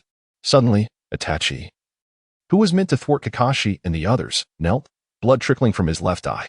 It was unexpected that someone could break free from the Tsukuyami. Itachi coughed up blood. Kakashi felt himself momentarily drawn into a familiar space before being expelled again, witnessing Itachi's bloodied state, but had no time for contemplation. Only the urge to escape. Water Release, 5 Feeding Sharks. Just as Kakashi thought he could escape, a chilling presence emerged from behind. Kamui, with no other choice. Kakashi's Sharingan transformed into a kaleidoscope, the enigmatic vortex consuming Kisame's technique. What a peculiar jutsu. Kisame was momentarily taken aback. It was the first time he encountered a technique being devoured. Meanwhile, in the distance, Naruto and Sasuke breathed a sigh of relief. Realizing Kakashi was far stronger than they had anticipated, having avoided death at the hands of Akatsuki. Itachi, are you alright? Ignoring the three departing Jonin, Kisame expressed concern for his comrade. I'm fine. Itachi slowly rose to his feet. His injuries were no mere pretense. He had genuinely activated Tsukuyami and then interrupted his own technique. It is over. Konan gazed solemnly at the battlefield from afar. The ninjas of Konoha had been entirely annihilated, with only the Jonin managing to escape. The following day, in the land of Grass Daimyo's residence, Tsunade listened with a grim expression to her subordinate's report, her countenance shifting between anger and despair. Even before the meeting commenced, the casualty count from Konoha neared 100. Iwagakure was evidently willing to pay a steep price. Iwagakure had previously engaged Akatsuki during the war. Although there was no evidence to confirm it, it was reasonable to suspect that Iwagakure was behind this attack. The Akatsuki organization has always operated in pairs. Has it truly sent 4 individuals this time? Jiraiya, upon hearing this news in the room, was filled with indignation. Konoha needed him, prompting Tsunade to summon him to the land of grass, yet he had not anticipated the complexity of the situation. Tsunade, should we consider relocating the meeting venue? Otherwise, the Akatsuki will continue to wreak havoc, Jiraiya tentatively proposed. Their targets extended beyond Konoha, potentially threatening the ninjas of Sunagakure and Kirigakure as well. Kakashi echoed his concerns. Kakuzu, dispatch someone to the allied nations to alert them of the Akatsuki's impending assault. Tsunade commanded promptly. The Akatsuki operates on a pay-for-service basis. They assist anyone who compensates them. During the annihilation of the Uchiha clan, Danzo had collaborated with the Akatsuki, a fact tacitly approved by the third Hokage. Let the Konoha ninjas regroup at the daimyo's mansion and temporarily abandon other locations. Tsunade swiftly issued her second order. Although this strategy might allow Iwagakure to seize considerable territory, it was a necessary course of action. Continuing to disperse ninjas would only lead to them being systematically dismantled by the Akatsuki, akin to the stronghold Kakashi defended last night. The meeting venue remains unchanged. It will still be held at the daimyo's mansion in the Land of Grass. Understood. The assembly acknowledged, dispersing to fulfill their tasks. While Tsunade remained lost in thought in her office, the Akatsuki indeed posed a formidable challenge. They should have anticipated that Noki would reach out to the Akatsuki. That old man was notoriously shameless. Meanwhile, the Akatsuki members were also convening. 5 billion, what a pity I won't get the chance to eliminate Tsunade, Kakuzu chuckled, beaming with delight. Due to the Akatsuki's emergence, Konoha opted to gather all ninjas near the daimyo's mansion, while other locations were swiftly overtaken by Iwagakure. Noki had duly delivered 5 billion ryo in cash. Kakuzu and Haiden prepared to return with the funds. Lin Xin cast a sidelong glance at the so-called immortal duo, dismissing them. Their combination was notoriously difficult to kill, yet their combat prowess was relatively weak. They were merely tasked with escorting the money back. Itachi, is your body capable of combat? Lin Xian inquired, shifting his gaze to the previously bloodied Uchiha Itachi, whose expression betrayed a hint of insecurity. I can fight, Itachi affirmed with a nod. He was indeed capable of battle, though the extent to which he would hold back remained uncertain. Lin Xian was disinclined to dwell on him. He had never expected much, as long as he did not cause disruption. Itachi and Kisame, take the children and depart. The forthcoming battle is beyond your involvement. Understood. Itachi. Kisame, Manyu, Naruto, and Sasuke were subsequently sent back to the Rain Village. While others perceived little significance in this, Itachi felt differently. Sensing Lin Xian's doubts regarding him and fearing he might divulge information to Konoha. Indeed, his performance in yesterday's battle was exceedingly peculiar, necessitating greater caution in his future actions. Lin Xian removed the Akatsuki uniform, revealing the standard vest of a Rain Village Jonin. Deara and Sasori disguised themselves as Jonin from the Rain Village, preparing to attend the meeting and await my command. They donned the Rain Ninja forehead protectors, their identities now completely transformed. Utilizing transformation techniques, Konan similarly discarded her uniform, morphing into a slender, short-haired young woman and adorned her face with a patterned mask. Deara and Sasori executed their orders, masquerading as Rain Village Jonin. Yesterday, the Akatsuki was the enemy of Konoha, yet today they were set to attend a meeting initiated by Konoha, possibly witnessing Lin Xian and Tsunade reach a consensus at the conference table. The members of the Akatsuki conspiring with the leaders of the 5 great nations on how to counter the Akatsuki? The mere thought of such a scene is absurd. Chapter 89. Conan was no less remarkable, and she was even more obedient. In the land of grass, at the daimyo's residence, the time was noon, and representatives from various nations arrived in succession at the meeting venue. From Konoha, the 5th Hokage Tsunade. From the Mist Village, the 5th Mizukage Terumi-me. From the Sand Village, the acting 5th Kazakage Chiyo. From the Rain Village, the heir Lin Xian. 4 individuals entered the daimyo's residence, with the leading youth displaying an evidently displeased expression. It had been a long time, and yet here they were. Long time no see, 50-50. Lin Xian greeted the copy ninja from Konoha, who was responsible for receiving guests today. I am not 50-50, Kakashi Hitaki replied helplessly. Does this fool have a screw loose? Why does he enjoy giving others nicknames? Little brat from the rain, we meet again. A proud and ethereal voice echoed. Without needing to turn around, Lin Xian recognized the speaker as Tsunade, the arrogant woman who seemed fond of calling him little brat. Is this the prodigy from the land of rain, Lin Xian? Truly a genius in his youth, another woman's voice, distinct from Tsunade's, chimed in, her tone softer and more alluring, evoking imagination.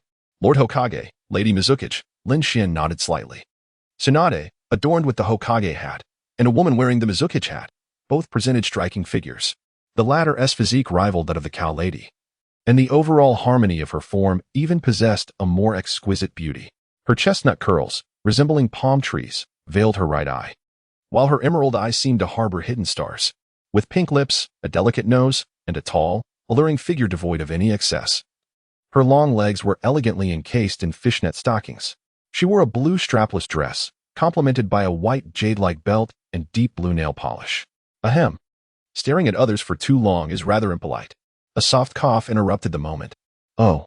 Both individuals returned to their senses, their faces tinged with embarrassment. Lin Xian marveled at the Mizukage he had not seen for years, who had blossomed into a stunning beauty, and Terumi-me was not far behind. Captivated by Lin Xian's appearance, few in high positions were young. Not everyone can be the 4th Hokage, Minato Namikaze, a golden-haired handsome man, a youthful prodigy who created the Rasengan. Renowned for his unparalleled speed in the ninja world, with a wife of the Uzumaki lineage and the Ninetales as his host. Lin Xian bears a striking resemblance to the 4th Hokage, both charming and formidable, perfectly aligned with Mei Terumi's aesthetic preferences. Were it not for the inappropriateness of the occasion, Mei Terumi might have issued a challenge. If Lin Xian could withstand her melting and boiling techniques, perhaps the Hidden Rain could pursue a political alliance with the Hidden Mist. After all, it is all for the sake of the village. Lord Hokage, may I have a private conversation with Lin Kuan? Mei Terumi's lips curled into a seductive smile. A sudden sense of foreboding washed over Lin Xian. Was he being regarded as prey? Please, proceed at your leisure, he replied. Tsunade, not overly concerned with the affairs of the two youths, viewed both Mei Terumi and Lin Xian as juniors. It was natural for young people to engage in their own discussions, as long as their conversations did not undermine the interests of Konoha. They were free to chat as they pleased. Conan silently observed her brother enter a secluded chamber, while behind him, Deidara and Sasori, disguised as Jonin from the Hidden Rain, exchanged peculiar expressions. Surely, Lin Xian would not develop an inappropriate relationship with Mei Terumi? Meanwhile, Chojuro and Ao wore equally troubled expressions. They were well aware of their Mizukage's unreliability. At 28, Mei Terumi remained far from marriage, and given the current situation, it seemed she had taken a liking to that young man. Let's hope it does not lead to disaster. Lin Kuan, the Akatsuki organization hails from the Hidden Rain, doesn't it? They were intercepted by Uchiha Obito, Mei Terumi stated with utmost seriousness. Lin Xian had anticipated flirtation, only to be met with business, which left him somewhat disappointed. Indeed. That is the case, he replied nonchalantly. How did the Hidden Mist acquire this information? Of course, through the efforts of Aoidori Manatsu, he explained. Manatsu, afflicted with a grave illness, was supposed to perish on a mission, yet he not only survived but successfully infiltrated the Akatsuki. Over the years, he maintained contact with the Hidden Mist, supplying them with some intelligence regarding the Akatsuki. In exchange, Mei Terumi arranged for her subordinates to look after the Ghost Lantern, Suigetsu. Little did she suspect that the moment Manatsu departed the Hidden Mist, he had already betrayed them. All the information she received was merely what Lin Xian wished for her to know. The Akatsuki is an enemy to all, a foe of the ninja world. I possess some channels to acquire intelligence, yet my understanding of the Akatsuki remains quite limited. They have 10 official members, each shrouded in mystery. And I am aware of a few of their code names. From the perspective of the Hidden Mist, we hope to share intelligence with the Hidden Rain. What do you think of this proposal? The woman smiled alluringly, exhaling a fragrant breath that brushed against Lin Xian's face. Is this woman out of her mind? She actually wishes to extract confidential information about the Akatsuki from Lin Xian? She remained oblivious to the fact that the young man before her was a formal member of the Akatsuki, even an elder. Indeed, she was entirely unaware. Regarding information about the Akatsuki, I can only disclose it to Lord Mizuki's with Lord Hans's approval. Furthermore, I do not believe that the Mist Village possesses information that we cannot acquire. I am certain that Lord Hans would reject such a proposal. Lin Xian subtly shook his head at the woman so close at hand. You know what we know, and what you do not know, we are also aware of. What practical significance does this so-called information sharing hold? Am I merely a pawn for your amusement? Is this how you conduct yourself? This woman is utterly excessive. Even if you resort to seduction, you could at least put in a genuine effort. I have not gained any advantage at all. Humph. Terumi May puffed her cheeks, a flicker of resentment passing through her beautiful eyes. She did not expect Lin Xian to be so unyielding. One would think that the youth would be easily deceived, having not yet faced the harsh realities of society. Alas, it is she who remains untouched by such trials.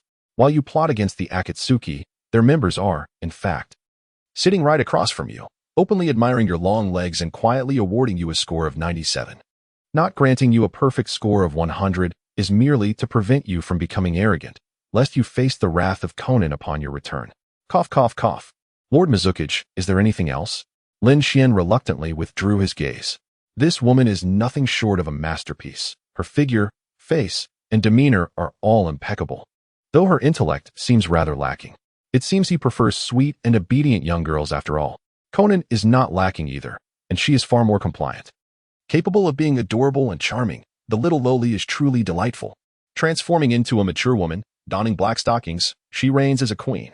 In truth, I have another matter to discuss. Do you have confidence in not being overwhelmed by my jutsu? Is this a declaration of war? One must taste exquisite things to truly appreciate their flavor. Suddenly, the woman leaned in, pinning the young man against the wall, her delicate pink tongue licking her lips. Lin Xian, realizing the situation, felt somewhat bewildered. Was this woman teasing him? Chapter 90. However, Lord Hokage, what is the price? Engaging in violence is rather undesirable. I must decline. The young man ignored the woman's flirtatious demeanor, expressionless as he pushed her away. You. Terumi May felt a surge of irritation. Was her allure truly so lacking? Lord Mizuki, you should abandon the notion of making me your son-in-law. I acknowledge your beauty to an extent, but I am a man beyond your reach. Lin Xian flicked her forehead playfully, humming a tune as he departed the chamber. When did it become the woman's prerogative to choose him? Did he ever express an interest in Terumi May? This girl is exceedingly presumptuous, treating him as though he were a fish to be caught. Her behavior is utterly deplorable.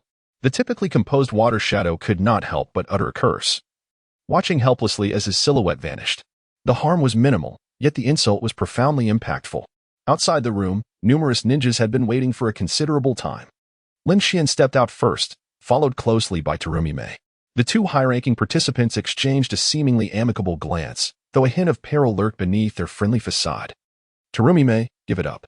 Do not pursue me any further. We are simply not meant to be. Lin Xian spoke first. Terumi May was momentarily taken aback. She had encountered shamelessness before, but never to such an extent. It was truly brazen, audacious, and utterly shameless. By the time she regained her composure, the onlookers wore peculiar expressions, and the Rain Village ninjas had vanished.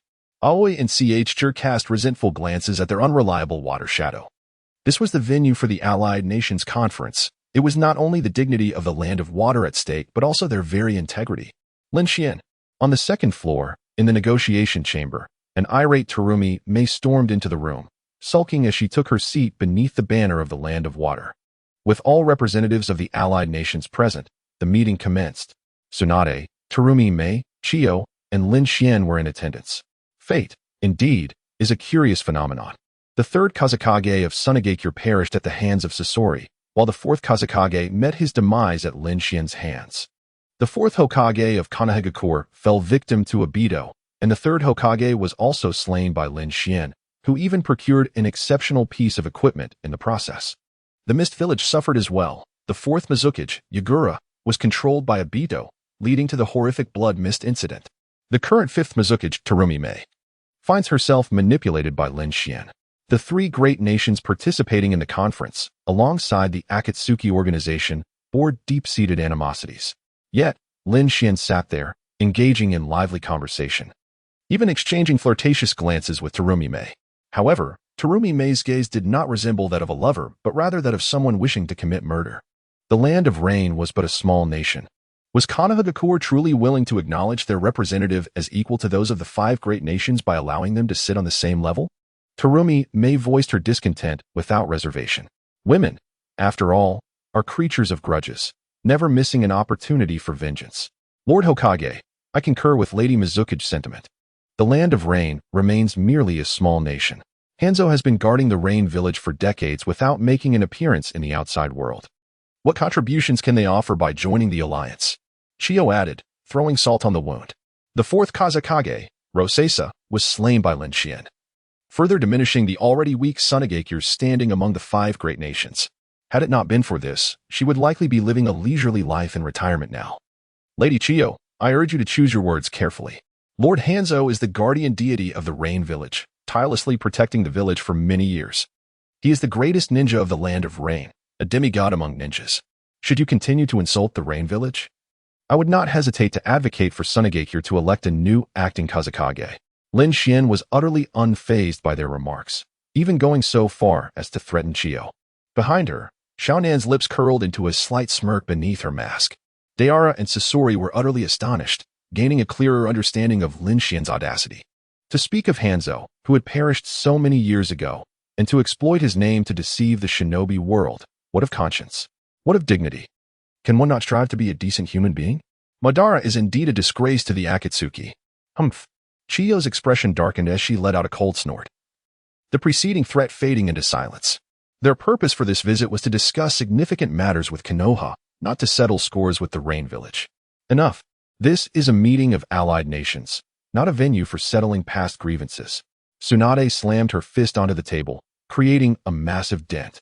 Speaking of grudges, the shinobi world has endured countless wars. Who among us can claim to have a clean conscience? Just recently, Tsunagakure allied with Orochimaru to attack Konoha. Yet now they have been invited by Tsunade to participate in this meeting. Have they not? Everyone here represents their respective nations, not merely individual wills. Here, each word and action carries the weight of countless lives and destinies. We must set aside our prejudices to foster cooperation, at least during this meeting. I wish for no one to deliberately incite discord. Tsunade, as expected, exuded an inherent pride. After all, she is the granddaughter of the god of shinobi. I stand with you, Hokage-sama, Lin Xian replied with a cheerful nod. The Mist Village had come with sincerity, unwilling to provoke conflict. Terumi Mei cast a glance at Tsunade, and then at Lin Xian. Wondering why this man seemed so insufferable, she felt an urge to slap him, but alas, she could not. Tsunagakure expressed its willingness to support Konoha in acquiring more territory in the Land of Grass, provided that Konoha would agree to their terms. Chiyo shifted the conversation to serious matters, ignoring the glaring Rain Village youth. What could his hatred? In retrospect, Lin Xian merely sought to heal his subordinates. Yet that ambitious fool, Rasha, had set a trap intending to kill others. At that time, rumors circulated of a civil war in the Land of Rain. He sought to seize the opportunity to eliminate the heir of the Rain Village, only to lose his own life in the process, nearly failing to reclaim his Jinchuriki. One could hardly be more foolish. Due to the fall of Kusagakure, the Land of Grass has become a lawless territory. The assailants may be from the Akatsuki, but there is no concrete intelligence on the true culprits. Following discussions with the daimyo of the Land of Fire, Konoha and Iwagakure found themselves at an impasse regarding territorial negotiations. Tsunade summarized the situation. Both the Land of Fire and the Land of Earth are unwilling to yield in their claims over the Land of Grass, leaving the outcome dependent on who possesses superior strategy and strength. Konoha seeks the support of the Land of Wind and the Land of Water to pressure the Land of Earth into surrendering more territory. In exchange for these interests, Konoha is prepared to compensate the two great nations in other areas. I implore the allied nations to collaboratively exert pressure upon the Land of Earth. We must secure at least 70% of the territory belonging to the Land of Grass. Once this objective is achieved, the Hidden Sand will be entrusted with an abundance of missions. The Water Nation and the Fire Nation shall forge a strategic alliance. ensuring mutual non-interference in their respective interests while providing support for maritime trade endeavors. Tsunade's assertions align perfectly with our prior discussions. The representatives of the Wind Nation and the Water Nation nodded in agreement. Kuratsuchi and Chio have come here solely for these benefits. To collaborate with the Fire Nation in acquiring their desired objectives. Will the Rain Nation extend its support to Konoha? The scrutinizing gaze of the fifth Hokage fell upon the young man, who was playfully teasing his attendant, a young girl adorned with a lace mask. Her delicate, fair hands were being caressed repeatedly by him, revealing a hint of alluring pink. What an indecent young man he is. Assisting Konoha in suppressing the hidden stone is acceptable. But, esteemed Hokage, what shall be the cost? Lin Xin replied without lifting his gaze. Deara and Sasori stood as silent wooden figures, observing this ludicrous scene. Their hearts barely able to withstand the urge to laugh.